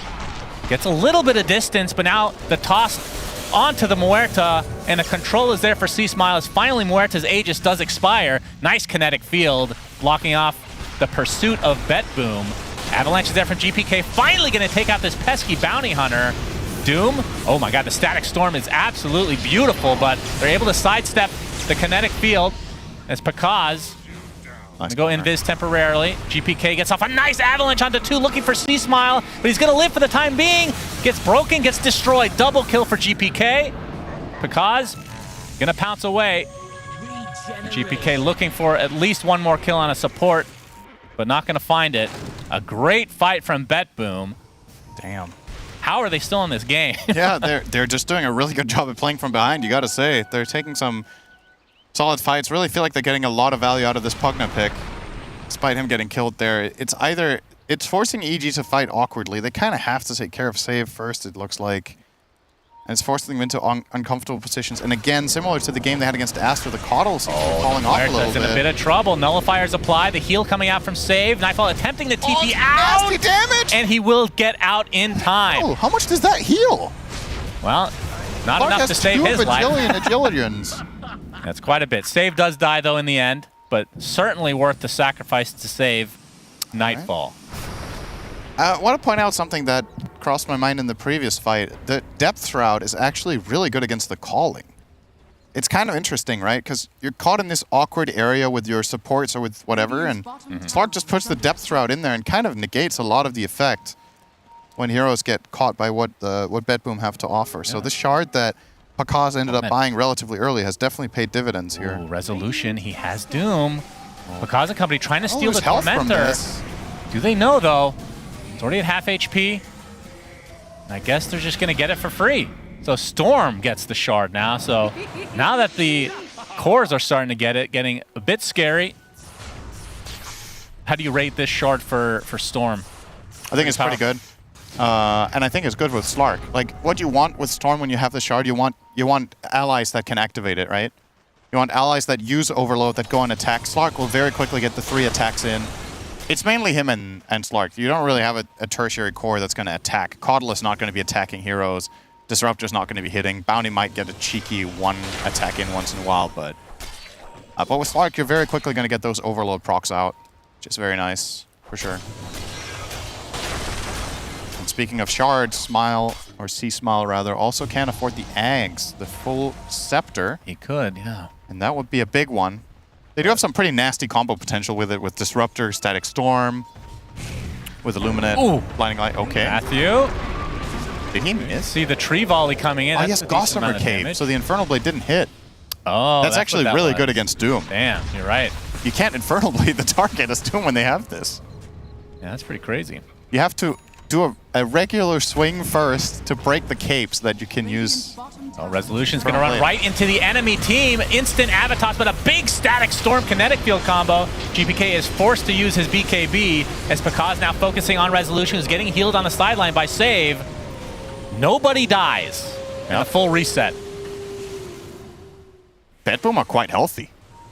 Storm is low on mana right now, so if you were to make the move quickly before he gets chakred up, you might have a bit of an advantage. You have all your spells except freezing. I guess you used Muerto ult. That's kind of big. Yeah.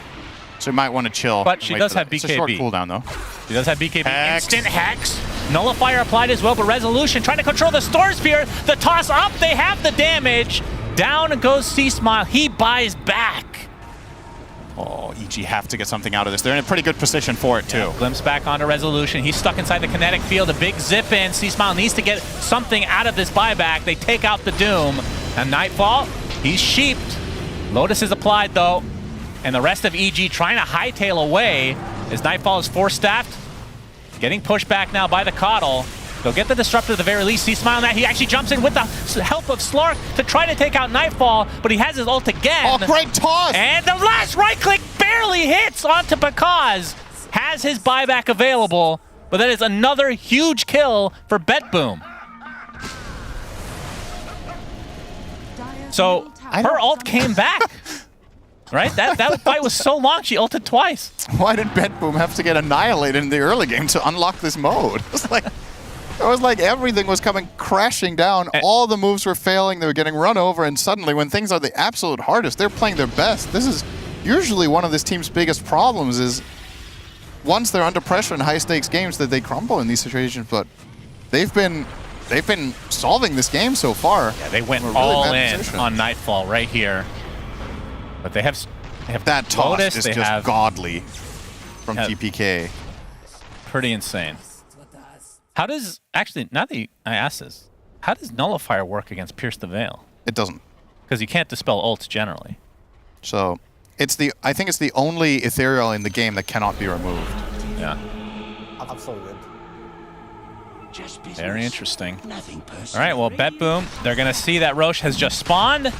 And this is the third one, and because he's on the Dire side, this is a very arbitrary mechanic, IMO, but he has the Refresher Shard. Yep. Which, Couldn't I mean, give that to double him. Doom. Probably Doom. You could give it to Muerta. Two for Pierces double. is no joke. Yeah. But I think the Doom's probably better. Where's he going? What's Roche doing? Did he think it was a different time of day? I see light. Oh, never mind. Sometimes your perception of time can be warped a little bit. You know, if Yeah, you're having a really good time, time flies. If Yeah. you're having a terrible time, I mean, and he's you're waiting certainly for school to lacking be over, vitamin and it D. takes forever. Roche just really wanted to go. I mean, EG were ahead in their last series. Yep. And they probably felt really bad about that game. They got up to a monumental lead in this game, which apparently was not monumental enough because BetBoom have come right back. And you can see Nightfall's items: Satanic, Hurricane Pike, Daedalus, Moon Shard, BKB. He is fully loaded. So he gets another Moon Shard, of course. And the 25 talent on this hero is no joke. We didn't really talk about the 25 talents that much, but getting just a flat 25% magic resist, it might not sound that flashy. I mean, it's not necessarily that interesting, but it's pretty important on a hero that turns ethereal, right? Having that magic resist is giving him a lot of extra tankiness. Yeah. Who else is reaching 25? We've got 25 on the Tiny. GBK was having a terrible game and now has 2 toss charges and is starting to ramp up some serious damage with the Silver Edge into overwhelming Blink build. By the way, Nightfall had a Maelstrom at some point, right? Surely. I'm almost positive. But he sold that at some point. I think so, yeah. I think he Interesting. sold it. Not interested in either Dire's upgrade. middle tower is under attack. Yeah, 2 overloaded attack bounces on top of the shard for C-Smile, so he has a lot of damage, a lot of control with the Ags, and good defensive capability with the Lincolns. And are they just going to go straight up high ground? This is an important moment. Interesting that C-Smile takes Stormcraft. I have yet to see this, actually, because it doesn't dispel anymore. It's literally just damage. Not sure what his other choices were, but and Mana Regen, this is why we've been seeing a lot of the Cloak, because it's just always that's true. This is a kind of peculiar. I mean, he is doing quite a lot of damage because he keeps zipping around inside the fight. It's not a negligible amount. It does hit 2 people. What's the cooldown on it? Every 3 seconds, it deals 200 damage to 2 heroes. Yeah. Or 2 targets. So Like, if I there's could anything see- else. Yeah. It's pretty good, actually. I mean, it gives mana regen for Storm as well, obviously, so. It's decent. The damage ramps up over a long fight. I think it is actually a pretty good choice now that I look at it again. I didn't think it was this much damage. The fact that it's 200 on each target is quite good. But like you said, it's just not something we've thought about that much in the past with this item because people have primarily taken Stormcrafted just to, Matthew has it as well. Now, the question for Matthew is, does it do damage when you're invis? I believe that it does. Can kind of Let's see in mid. Nope, it doesn't. Okay. Huh. That kind of should be toggleable like Radiance, right? Yeah, I would think so. And GPK, like you mentioned, the tree toss, or tree volley, I should say, doing a lot of damage now that he has Silver Edge. We'll be going for the overwhelming blink next. Damn. Would you believe it? At 20 minutes in, the win expectancy of this game was 96% from EG. Yeah. Now we're almost back to 50-50. This is going to be a hype finish. It's quite the comeback. Now, again, obviously, don't really know how trustworthy these graphs are with a new patch, you know, with the... I don't know how big of a sample size you need to start developing before these graphs reflect the true experience of the patch, or if it's still digging into old data. But yeah. I'll tell you for a fact that this lead from EG was definitely a huge one. Maybe it wasn't 96-4. Maybe it was 90-10. Pause! Double nice pounce. There. Good. Oh, and Rezo popped his Doom. I don't know if they saw that, though. That's big. If they did. He has Refresher. Do it again. And they can also chill. It feels like EG are not going to force them to fight right now, but the problem is if they wait for the Doom to come back up, they lose their Aegis. So Yeah, Rezo really wanted that fight. Matthew, they know he's here now, tracking. They're going to jump in. There's nice the blink dust. dust. They're going to try to punish this. Toss back up. And Matthew is done for. Does have his buyback at the ready. And the rest of his team actually smokes. And they're going to find an Arcane Rune. Ooh, this could be dirty. See, Smile bottles it up, and they might just wait for the resurrection of their teammate. And like you said, Aegis, it's only 30 seconds away, so yeah, that would be a good alignment. And I guess Nightfall, is that going to be the agility blink, swift blink? Yeah, looks like that's what he's going to be going for. Slark also has a refresher. I don't know if you spotted that one. And 4K on top of that. Yeah, he has plenty of mana for it too. So he can do 2 Shrouds and 2 ults, which makes for a long time for him to stick on Huerta, because they don't have that much AoE stun control. They only have Avalanche. So if he gets on her when ulti is down, he can stick for quite a while before he has to disengage out. I don't think he needs to be worried about dying to residual AoE damage from like a little bit of Nether Blast here, Crystal Nova there. Even a Maiden ult, he can probably tank through most of it, to be honest. Sitting on 3.2k health and the regen from Shadow Dance. So definitely worth keeping an eye out for Pakaz and for the targeting of EG in general. Because it's clear that they want to kill Huerta. If you do kill this hero, you're going to run the fight over. But they've been struggling to do it so far for quite a while. EG looks like they want to fight now that the Aegis is no longer there. They still seem to not be shadow walking the Slark. Yeah, I don't know. It's kind of puzzling to me. I feel like that must be really good to do. Just like free extra information. And the value of the jump itself, as we already talked about. But all right. Very Smile tense. with the And again, axe now also has the gold for Hex. winner of 5 this though. singular game will continue at the Berlin Major. Loser is out. A lot at stake. And EG had a ridiculous lead, and it has plummeted now. Still 10k in their favor, but it feels like the momentum is on BetBoom's side for sure. And the question is, are we just going to see a wait until the next Roche? As Matthew continues to be a nuisance on the other side of the map. And BetBoom basically just walking around as 5. Top tower is under attack. Both teams playing a bit passive, I have to say. I mean, with this good much on the reason, line. right? Your Aegis has expired on BetBoom. And for EG, you know, you kind of... I think the map's just going to be timid for a while. Like, both teams kind of have this feeling that this next fight's probably the end of the game, right? And it isn't necessarily the case, but I will understand why they feel the next fight will determine more or less everything. So you really want to give yourselves the best possible conditions to find the right kind of fight for yourselves, and it can take some time.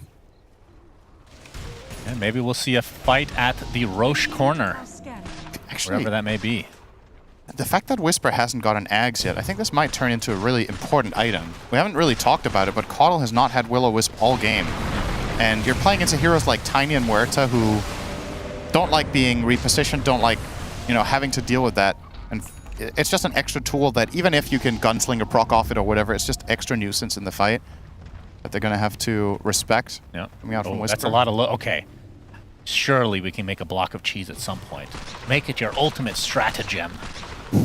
Please. They just... How many Lotuses do they even have on the Radiant? They don't really have many. Nobody believes in the dream. They have one greater on the Maiden. Okay, well, they have the Ags now caught also. They're way away. Will-O-Wisp online. Ignis Fatis, as some would call it. Is it still called Ignis Fatis if you click it? I think so. Okay. That'll be your job in the next fight. Don't Ignis analyze Fatuous. anything. Oh, okay. Matthew from behind. And we can see that Roche will be up in 2 minutes, so it's a bit of a later spawn. That will still be nighttime, so that means it'll still be up here. Toronto Tokyo spotted by Matthew. He is spotted. Trying to go for him, but Resolution jumps in with the AoE Doom, and Storm Spirit's in a lot of trouble if they can keep on top of him. Beautiful Avalanche on top as well. Resolution, another Doom. Down goes Storm Spirit. And Rezo, he's kind of out of utility. He's going to get glimpsed here. Twice. He's going to get glimpsed like you said. Still, the Doom is not something you can ignore as Pakaz trying to go ham onto Nightfall. Has that ult activated. Still with the refresher available, I believe, as save is going to get nullified, and GPK able to delete C-Spawn. That's a dieback! How? Nobody else has even died on his team yet. Huge kill for BetBoom. Unfortunately for them, it's not really going to align perfectly with this Roche, which is still a full minute away, but...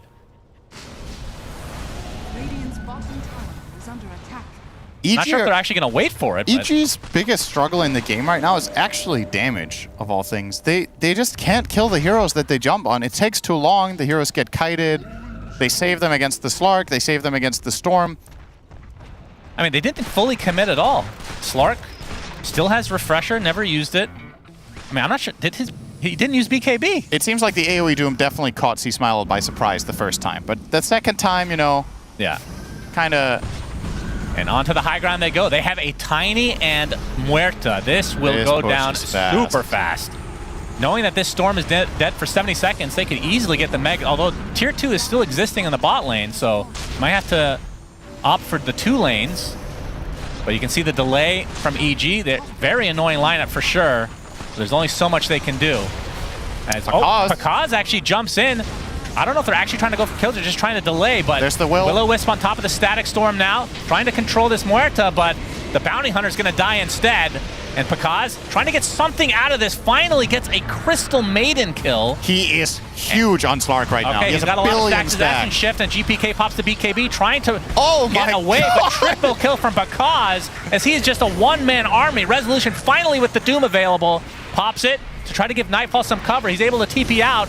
Resolution not going to be so lucky. Is an ultra kill for Pakaz, who basically 1v4'd. He has 500 Agi. Holy shit. Yo, and now they can go to the Roche pit. Roche is up.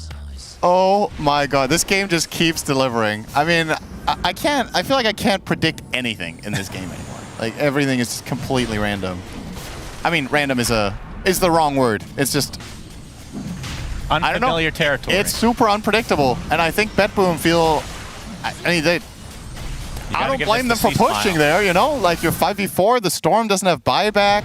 Yeah. But Slark, Pakaz, the Superman of this fight, just a hero finding the angle, killing both supports basically on his own, building a ton of stacks in the process, and just look at him here. 69 temporary stacks at this point. Nice. And that's when you know. That's when you know it's go time. Yep.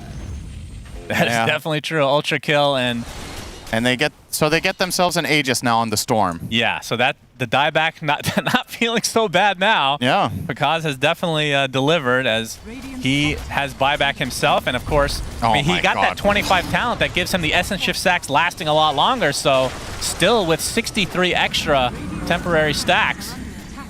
And now they can try to go ham on these buildings, but the 5-man roster from BetBoom is spawning now. Of course, they know that one Doom is down, and I thought he had an actual refresher. It was just the refresher shard from before, so Rezo still has to wait for the Doom to come back naturally, which it will be up in a few seconds. So that's one set of racks at the 60-minute mark, which you know what that means, Cinderin. It's Tier 5 neutral time, baby. Let's see what they get. What is Gabe going to give you today? That's a Tier 5 token. What are you going to get today? Got to activate that bad boy and get a nice, juicy double damage on top of that. Gabe is really happy with EG. What are you going to get? What are you going to get? Come on. Click the goddamn button. For God's sake, get your Tier 5 items here today. You could get anything. You could definitely be an American auctioneer at one of those, where is it, when they sell off livestock. Yeah. Oh, why livestock? I don't know why Get that's your nice beef cuts here today. Nice and juicy, big juicy cuts for you today. No, I mean... No fat. Livestock. It's That not is dead livestock. yet, if it's livestock. Yeah, but they're still juicy and fat. Oh, okay. I mean, fair enough. I thought you called it steaks. Are you saying that I'm objectifying a cow because they're pieces of meat to me? Okay. Where are these Tier 5 neutrals? No, they haven't chosen yet. He's got a token on Slark. Why have they not chosen? I'm waiting for these pop-ups, man. Click that button, Whisper. He's probably asking his team, what should I choose out of this selection? We have 3 tokens now.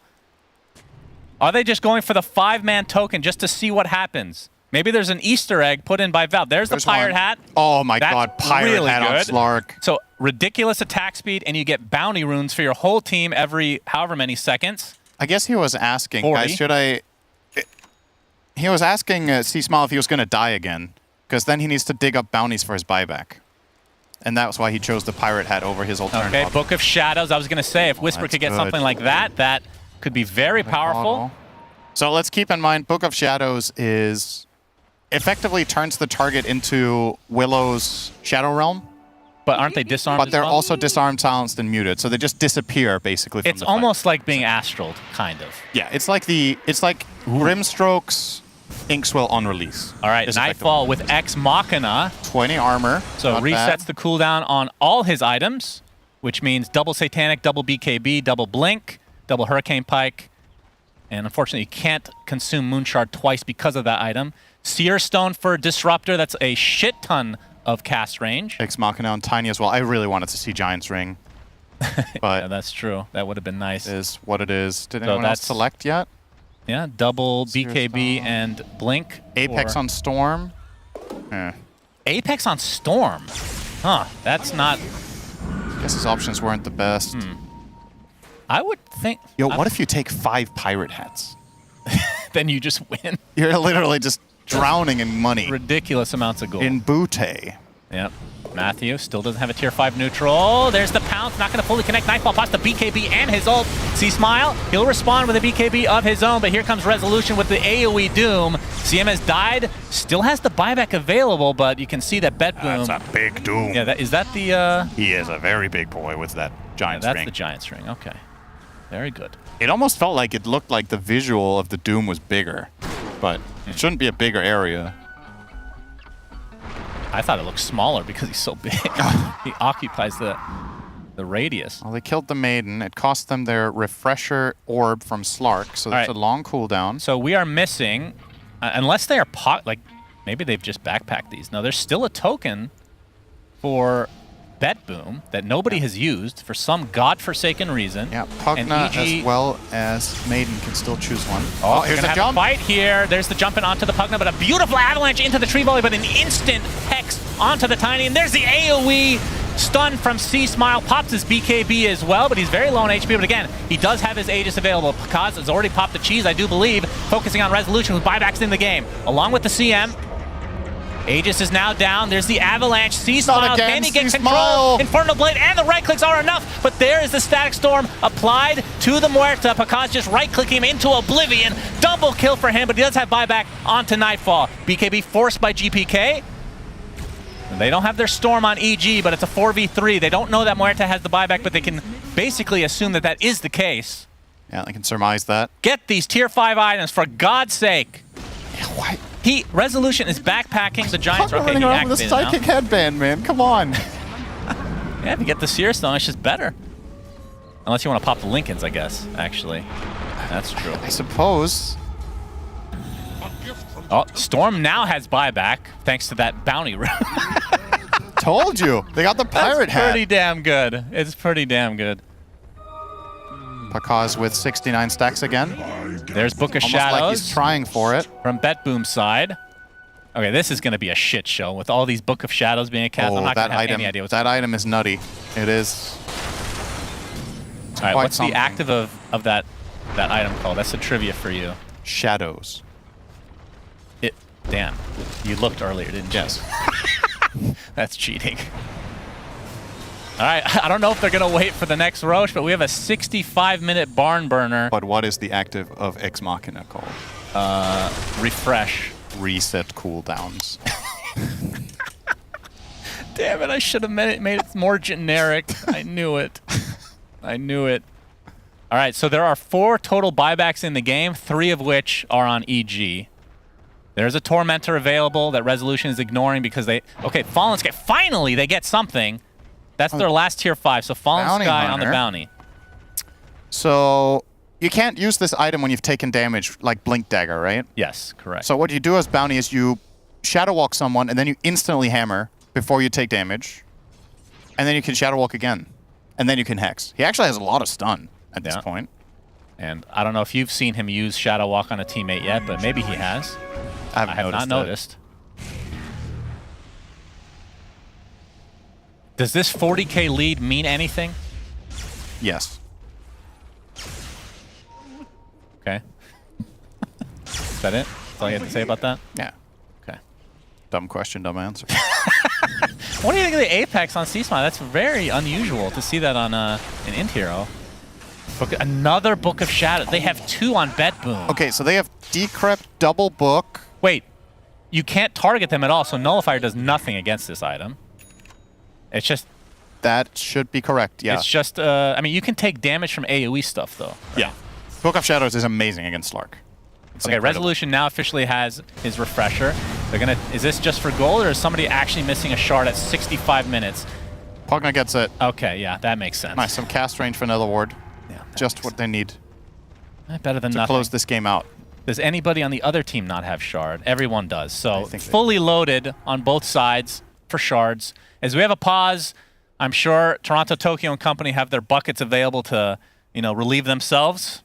I'm not sure if that's fully against the rules, but it probably isn't in the rules, so technically is allowed. I'll allow it. He's going to disconnect to do just that. Let's not put the camera on BetBoom, of course, because that's going to be... Oh, there we go. Okay, they're all watching him from the other side. You can see they're... Yep, he's like, Save's like, yeah. Yeah, that's very nice. That's good. Maybe they're reading Book of Shadows together. Yeah, maybe. I mean, how many... All right, for you, I know this is just for pubs, I guess, at this stage, but how many Tier 5 neutral games have you had that go like this late? All time? Yeah. Like, basically, I'm asking, how much experience do you think these players have using these items? Not that much. And I think even having pub experience doesn't translate into Pro Dota, right? Like, the stakes, the speed, the way people play, the way they strategize and plan it. Because, like, it's one thing to have cool Tier 5 items. It's another to be able to coordinate your team to use Book of Shadows correctly, right? Playing around it. I don't know. I mean, these guys, this is probably their first game ever with 2 Books of Shadows in their same team, right? Because this has only been possible for a few days. Yeah. And you would need to get there, and you would need to select the item on 2 heroes. So they have to... I mean, communication is going to be... I wonder if... I guess you can't Book of Shadows the same target twice. Yeah, you would need to do the same server tick, right? So that's very unlikely. It's not projectile-based. It's literally instant. Is it instant? Yeah, I think so. Okay. So it's very unlikely they end up layering them, right? They just said go while Maiden's disconnected. I mean, that's pretty... We don't... You got the aura. That is a Chad move. You have the aura. What else do you need? Go. GPK just said go while his maiden is DC'd. He's had enough of Toronto Tokyo shit. He just wants to play the video game. All right, are we close to 25s or 30s that matter? Nightfall's close to 30. Oh yeah, this is actually unbelievable. The Doom is not 25 yet. We're 70 minutes in. Yeah. Rezo is level 23. I mean, what do you even go for? The break's not... I mean, I guess you can't gain stacks Doom on... applies break is pretty good against Slark, isn't it? For that reason. I guess? If you consider, there's a lot of Slark's damage in these previous fights where he's been in Shadow, in his in Shadow Dance or in the Shroud, and he's just been hitting people while doomed. Mm-hmm. And if you can't get stacks during it, he's not going to ramp up. That talent might actually be really important here. As a matter of fact, for Rezo, but do we still have somebody has a Philosopher's Stone? Toronto, Tokyo just wants that sweet, sweet GPM. Money. Goodness gracious. Because they don't have a Pirates. That is true. I mean, this lead is literally growing in part because of Dig. Pirates hat is 1k GPM. Yeah. He's digging up bounty runes that give... Look at this stat. So is this broken? No, this is true. So 50? All right, so listen Come up. on. When he digs up a bounty, he gives his team 153 gold each. So times 5, that's 750. And he does that every 40 seconds. So it's literally 1k GPM Pirates hat. But he hasn't had it for that long. All I right, mean, we they've have also Roche just controlled again. the map. They've controlled the maps. They've got more Refresher bounties, shard right? again because it's nighttime. Perpetual darkness for our Roche friend. Yo, dig. Stop hitting Roche and dig up money. Yeah, time to dig. Free money. All right, so Aegis on Slark. C-Smile takes the cheese. Come on, man. I mean, now it's... I mean, surely you start Lotus farming at this point. Come on, guys. That extra 500 HP could be the difference between you continuing at the Berlin Major and not. Some good money. Okay, yeah, it works. Okay, look at that. There you go. Nice little extra cheeky 765 That's gold. half their lead is runes. Yep. What? I don't know how big a part of these are from the Pirates hat. How many has he dug up now? Maybe like 7 or 8, I guess? Oh, it shows here. After 63 minutes, I mean, whatever that says. Too complicated for me. we can't read GPK, it. all right. We got the Eon Disc proccing already, but the AoE Doom is applied to Slark. They're going to get this kill, it looks like, but again, that is just the Aegis. C-Smile jumping in, trying to avoid some of the BKBs. He has the cheese. He's going to have to use it here soon. As Rezo, that Doom's still applied to him. Have to walk that off. Second Static Has his Storm. Refresher available. Yep, Static Storm is there on top of the Morta. Can they get this kill? It's going to be pretty close. Yes, 145 seconds. Morta doesn't have buyback. Resolution gets his second Doom off. Nice avalanche toss from GPK. Now they're going to try to focus him down. His Resolution is going to drop of his own accord. So a 3 for nothing as EG look to be cleaning this up. Very nicely done from them. And now with all these Slark Essence Shift stacks, they can just go for these buildings. Couple buybacks, but Muerta with none in sight. Matthew just trying to create some space here. There's a random item on the ground. We're just going to ignore that, even though it's really bothering me. As GG's finally come out. EG, they were ahead big time early. They should have won this game. They did win this game, but my goodness, it was an uphill battle for a while there. And as the panel predicted, we would go 71 minutes after being down in the absolute deepest of deep valleys of win graphs for EG. Goodness. BetBoom more or less pulled it back to a 50-50, but we did eventually get the dip again. What a crazy game. Did I mean, Nightfall EG buyback looks before that? so... Am I crazy? What's that? How did Nightfall not have buyback? Did I miss him He buyback? bought back previously in the base defense. I think so. Like earlier, not that fight. Yeah. Okay.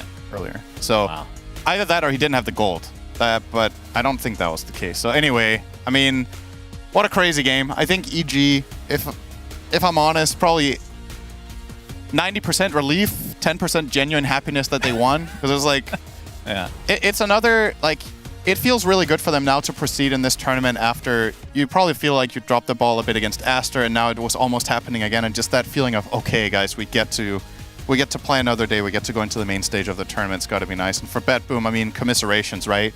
They were so close. In this game, they weren't really close to winning, I would say, at any point. They got to the enemy base, and it started looking a bit scary. Maybe they were close to winning, in fairness. But at the end of the day, it's round robin. They had other opportunities to not need to worry about today's series. We mentioned the Execration series. That's obviously just one of them. Yeah. They played all the other teams along the way, and they came about as close as you can to avoiding a tiebreaker without quite doing it. And in the tie, they were the weaker team today.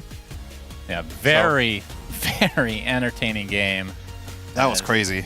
Yeah, BetBoom, they were, I mean, I want to look at the graph here. They, relatively early on, it was like a 16K net worth lead for them at some point against a Doom. They got off to such a good start, and then a couple missteps from specifically C-Smile. This was definitely not his best game on the Storm. I'm sure the panel will talk about that a little bit as well. Maybe itemization, maybe play. I mean, he ends the game with great hero damage. He did a good job, but definitely not his most standout performance. This guy does do some crazy stuff once in a while. And maybe this game it was a little bit too much on the crazy side. Yeah. But well, let's see if our panel can even begin to break down this crazy ass game of Dota 2.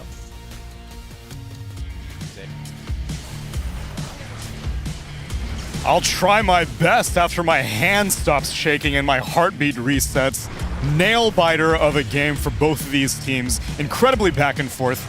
Probably EG's game to lose for the majority of it, but then boy did they really give a good, compelling argument to lose it.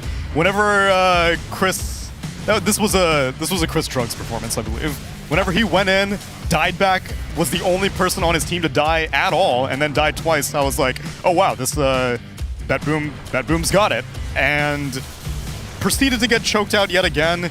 I don't really know what to make of it, other than the fact that EG are probably armpits drenched right now after all that. It's a good way to phrase it. I think we saw every iteration of Chris Luck in this game. Yeah. The full gamut. I mean, you wanted to see them all, Mira? We got them all. We got them all in one game, so you got to be happy about that. You know?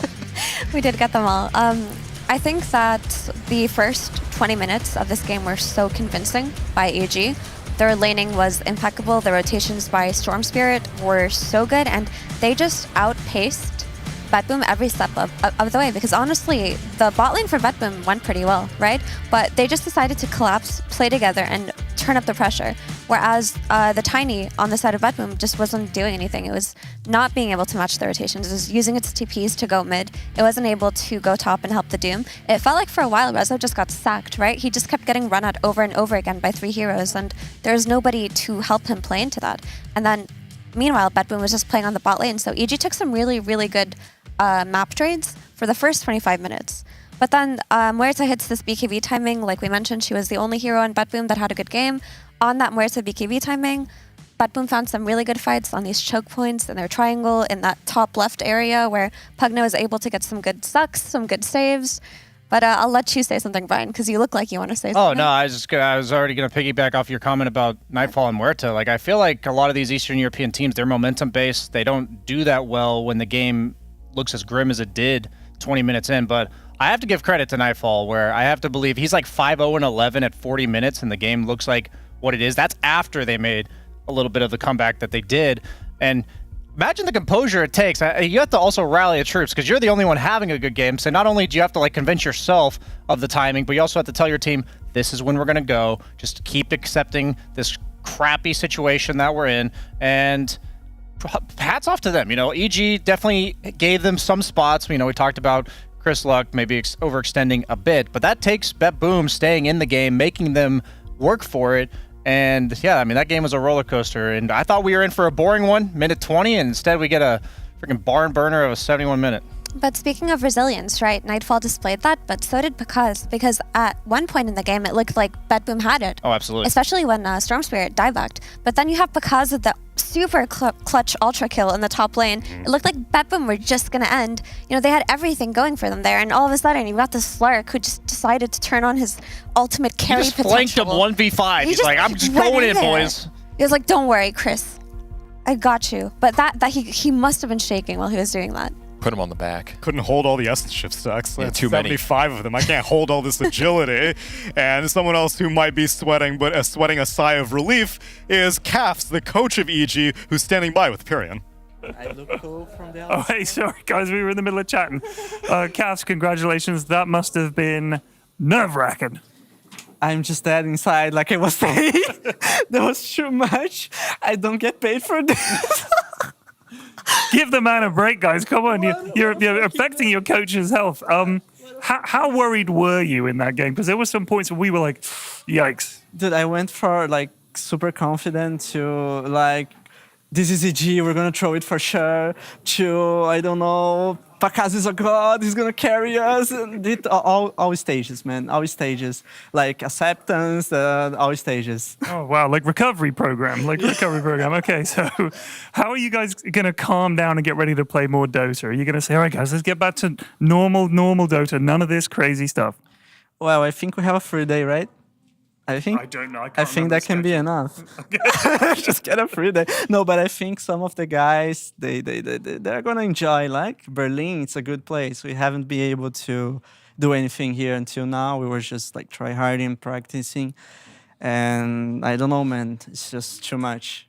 It's too much. Well, congratulations. We look forward to seeing you in the rest of the tournament. Back to you guys. Incredibly stressful stuff, but we got all the iterations of evil geniuses, of the players, of the emotions, and they will be moving forward in the Berlin Major 2023, making it to the lower bracket as we say goodbye to BetBoom. It is a unfortunate result for them yet again. This is a superstar team, but playing with a stand-in. Obviously, many of the stand-in teams that we have at this tournament have been exceeding expectations, but that's the exception. Typically, when you're not playing with your full roster, when you're having to shuffle around players in different roles, it is difficult to immediately hit your groove when you have 1 week to prepare. So, no shame in a result like this for BetBoom, even though I'm sure it's disappointing. But isn't it starting to feel like there's always an excuse for their bad performance? It's like this time it was a stand-in. In Lima, maybe they were jet lagged. Like at some point, someone has to sit back and say, there is something on this team that isn't working. And they have to be able to identify what that is and able to change it. I think they looked a lot better at this tournament than some of those others. I agree, something about this team is not clicking. I don't know if it's too many shot callers in the kitchen, so to say. I don't know if the ideas are too all over the place.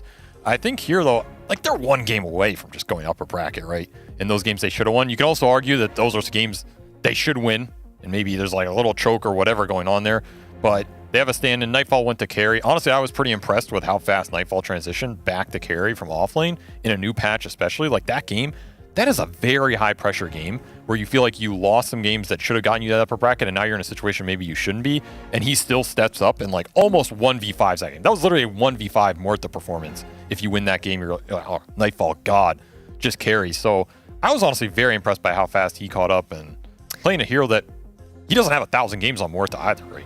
But on the other hand, GPK was underwhelming, right? You can't have a star-studded lineup where one of your stars is consistently underwhelming during LANs. I mean, I was talking to Blitz yesterday, and he was talking about how they found themselves in a situation where they had to 2-0 in order to make it to the upper bracket as Liquid. And when you see all these groups, like especially Group A, where there were, I think, 6 teams between 10-6 and 8-8. And that's what's super exciting to me about current Dota is, at the end of the day, we're dealing with talking about that one game that they could have slipped in there, maybe against one of the weaker teams that they shouldn't have dropped. Like, that's the difference between potentially making a run at the entire tournament and going home right now. And that's exciting. Like, that's something that I think has been just trickling in that direction throughout the course of the last 5 years of Dota. Closer and closer group stages. Even this group, like you're seeing, nobody got absolutely slaughtered. Like, yeah, the better teams like Tundra. IG got pretty I mean, there's still 3 wins. There's no MUFC in there. I don't know where they got those, but they got pretty slaughtered. I'm trying to be positive, all right? They got them off they of got the one emo against store. OG, didn't they? They did. They absolutely did. There you That was go. like this is a healthy distribution of wins and losses. If you ask me. Group B superiority. That's what I'm Yeah, hearing. that's because we paneled them. That's right. Every Group B panel was us. Well, let's see how good it is when they face off against Group A, because let's take a look at our bracket. The teams have selected their opponents based off of seeding, and this is where we're at. Game and Gladiators have chosen Team Spirit out of Group B, a Western European, perhaps best team in the world, going up against many TI winners, at least an 80% TI winning roster. Next, after that, it's OG against Team Liquid. A result I would have thought would have been very one-sided about a month ago if I was looking at the Western European DPC, but you take them to a LAN, you put some stand-ins in their hands, you start doubting OG, and they become more powerful than you can imagine. After that, it's 9 Pandas going up against Shopify Rebellion, a team that I would say probably exceeding expectations. After Lima having a stand-in, shifting things around, maybe expectations weren't the highest, but... And they still have Roger playing right now, right? I don't think Solo is back yet. Yep. So the team with a stand-in going up against Shopify Rebellion, and our last upper bracket series is Tundra Esports going up against PSG LGD. A pretty... LGD has not done this well in a tournament in a while, actually. This is exciting to see them be upper bracket. I don't know if they were upper bracket at Lima. I mean, how does Snaking always get to pick LGD? Yes, that is bigger true. thing. Every time this guy goes upper bracket for like 5 years, he gets to choose LGD. He just keeps choosing. He's like, it'll work out eventually. I mean, it worked out at TI. Maybe it'll work out here. I think it'll most likely work out again. Not that I'm taking away from LGD. They've looked a lot better, and they're a lot of fun to watch. But it just seems like Tundra is doing things that no other team is willing to do, like the offlane Medusa. I'm sure they're going to bust out some offlane Coddles. They've played some phylactery bounty hunters. They've got the ideas. Disgusting. Their laning phase is also, I think, the most disgusting of the tournament so far. Like, if you're not ready for Tundra's laning phase, you're just going to get rolled by some blood grenades through the gate off some dual roam, and then in like 2 minutes, you're behind 3,000 gold, and you're like, yo, can we restart the match? Like, just roll it back to, let's redo that one. Then you go game 2, you think you're ready for it, you get slapped harder. Like, oh, I would not want to play that team. I think I'd pick almost any other team in that upper bracket. Really? Yeah, because, I mean, you play versus Gaming, Quinn's going to choke. Like, who cares, you know? That's not been happening. That's not what I've been seeing recently. Maybe on your team's Avery. No. Maybe with a bit better of a 5 captain making the calls, that's not going to be an issue. I'm just messing with you. I'm really excited about this upper bracket. I think we might have a situation where, like, Group A runs over them. I feel like Group A looked more consistent. so. Like, I think the competition there was better. Okay. Like, we saw the records were much more even. The teams that were making it through, like Team Spirit and Liquid, had a bit of a rough start to the group The stage. middle of the pack was even, though. Gaiman was our first lock. What I'm saying is that the 2 #1 teams in each group, Gaiman and Tundra, were by far the most convincing, regardless of what group they were in. And then I feel like the 2nd through 4th might just take the games all from Group A. That's like my bold prediction for tomorrow. Okay. Well, if you want to see it play out, let me show you the schedule. It's a long day tomorrow. I hope you're strapped in. 4 best-of-3s. We're done with the best-of-2s now. Group stage is behind us. And now it's time to look into full series to see which teams are superior. We will start off the day with Gaiman Gladiators versus Team Spirit. After that, it's OG versus Liquid. Then 9 Pandas taking on Shopify Rebellion. And we will close out the day, hopefully at a reasonable hour, with Tundra going up against PSG LGD. Brian gave me a prediction. Effie, which one are you most excited for when we look towards tomorrow? Honestly, I'm most excited to watch 9 Pandas versus Shopify simply because I didn't get enough time to watch them. So I really just want to cover them closely. I want to see what it is that's clicked for them. And yeah, I want Shopify to do well, to be honest. It's been a while since they were close to that first place placement, and maybe it is time. They get ever so tastily close, getting podium finishes, you know, the 4th places here and there. It would be satisfying to see them hold a trophy, but they have a long journey to get through. And I hope all of you have been enjoying this group stage. But now we're ready. We're ready for main event action. And I hope you are too. We're going to be bringing you more Berlin Major, 6 more days of playoffs. We'll see you later.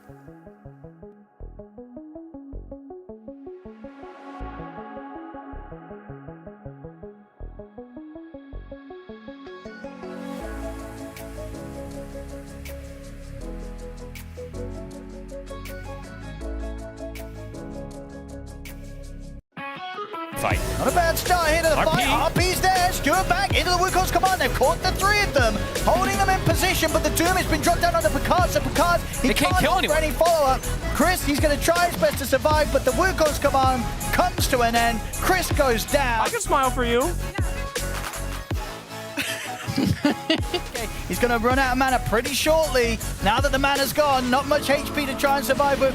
It's the daggers are there from Chris. Jump forward. He'll get lifted back into the 4 of them. Picard's in trouble. Over. The backup's coming in. In fact, Picard, he'll die. Mickey, he's still alive. Oh my God. They couldn't quite do it. Blitz, any final comments about trading Mickey? Yeah, I really want anybody. I'll take anyone.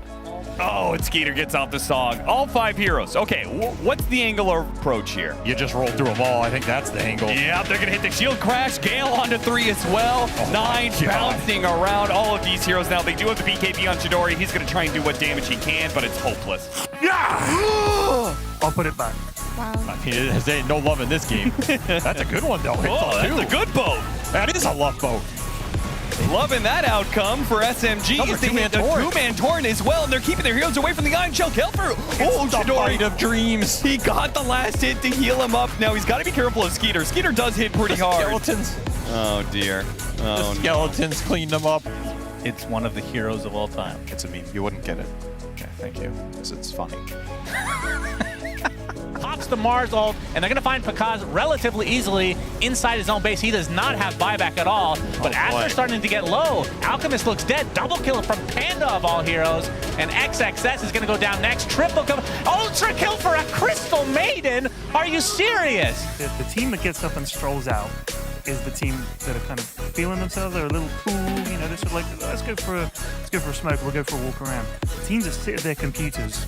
They're looking at it like, oh my God, trying to get something out of this. Finally gets a Crystal Maiden kill. He is huge on Slark right now. Okay, He has he's got a lot of stacks of action shift, and GPK pops the BKB, trying to get away, but triple kill from Bakaz. Mark, which, you know what that means, Cinderin? It's tier 5 neutral time, baby. Let's see what they get. What is Gaben going to give you today? That's a tier 5 token. What are you going to get today? Got to activate that bad boy and get a nice juicy double damage on top of that. Gaben's really happy with EG. What are you going to get? What are you going to get? Come on.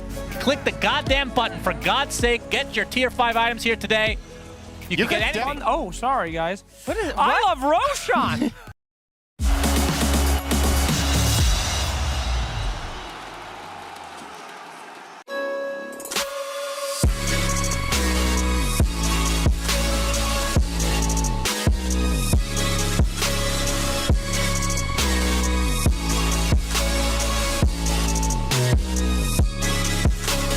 You love it, you wear it. What's your style? Get your merch at shop.eslgaming.com.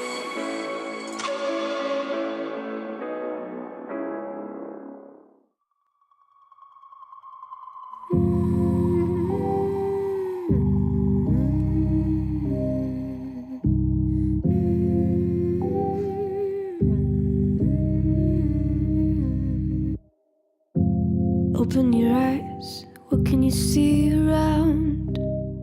Wind of the open sky, over the siren sound. This is a dream, getting the royal scar, holding a diamond blade, throwing it far.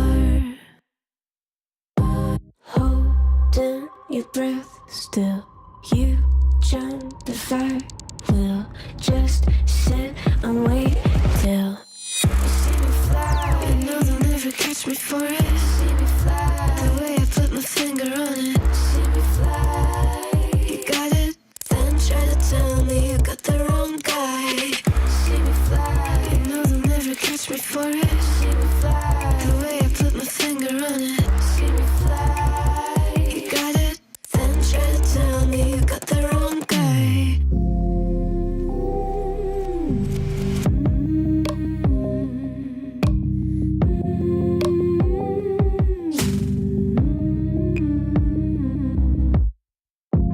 Look at them now, all of the noise they make, counting the cards to 1. Queen of Hearts never breaks. Falling asleep, here might just take a while. Trying not to grind your teeth, dreaming to touch my style. Well, can't say I blame you, trying to come close to, but all you can do. See me fly, you know they'll never catch me for it. See me fly, the way I put my finger on it. See me fly, you got it, then try to tell me you got the wrong guy. See me fly, you know they'll never catch me for it. See me fly, the way I put my finger on it. See me fly, you got it, then try to tell me you got the wrong guy.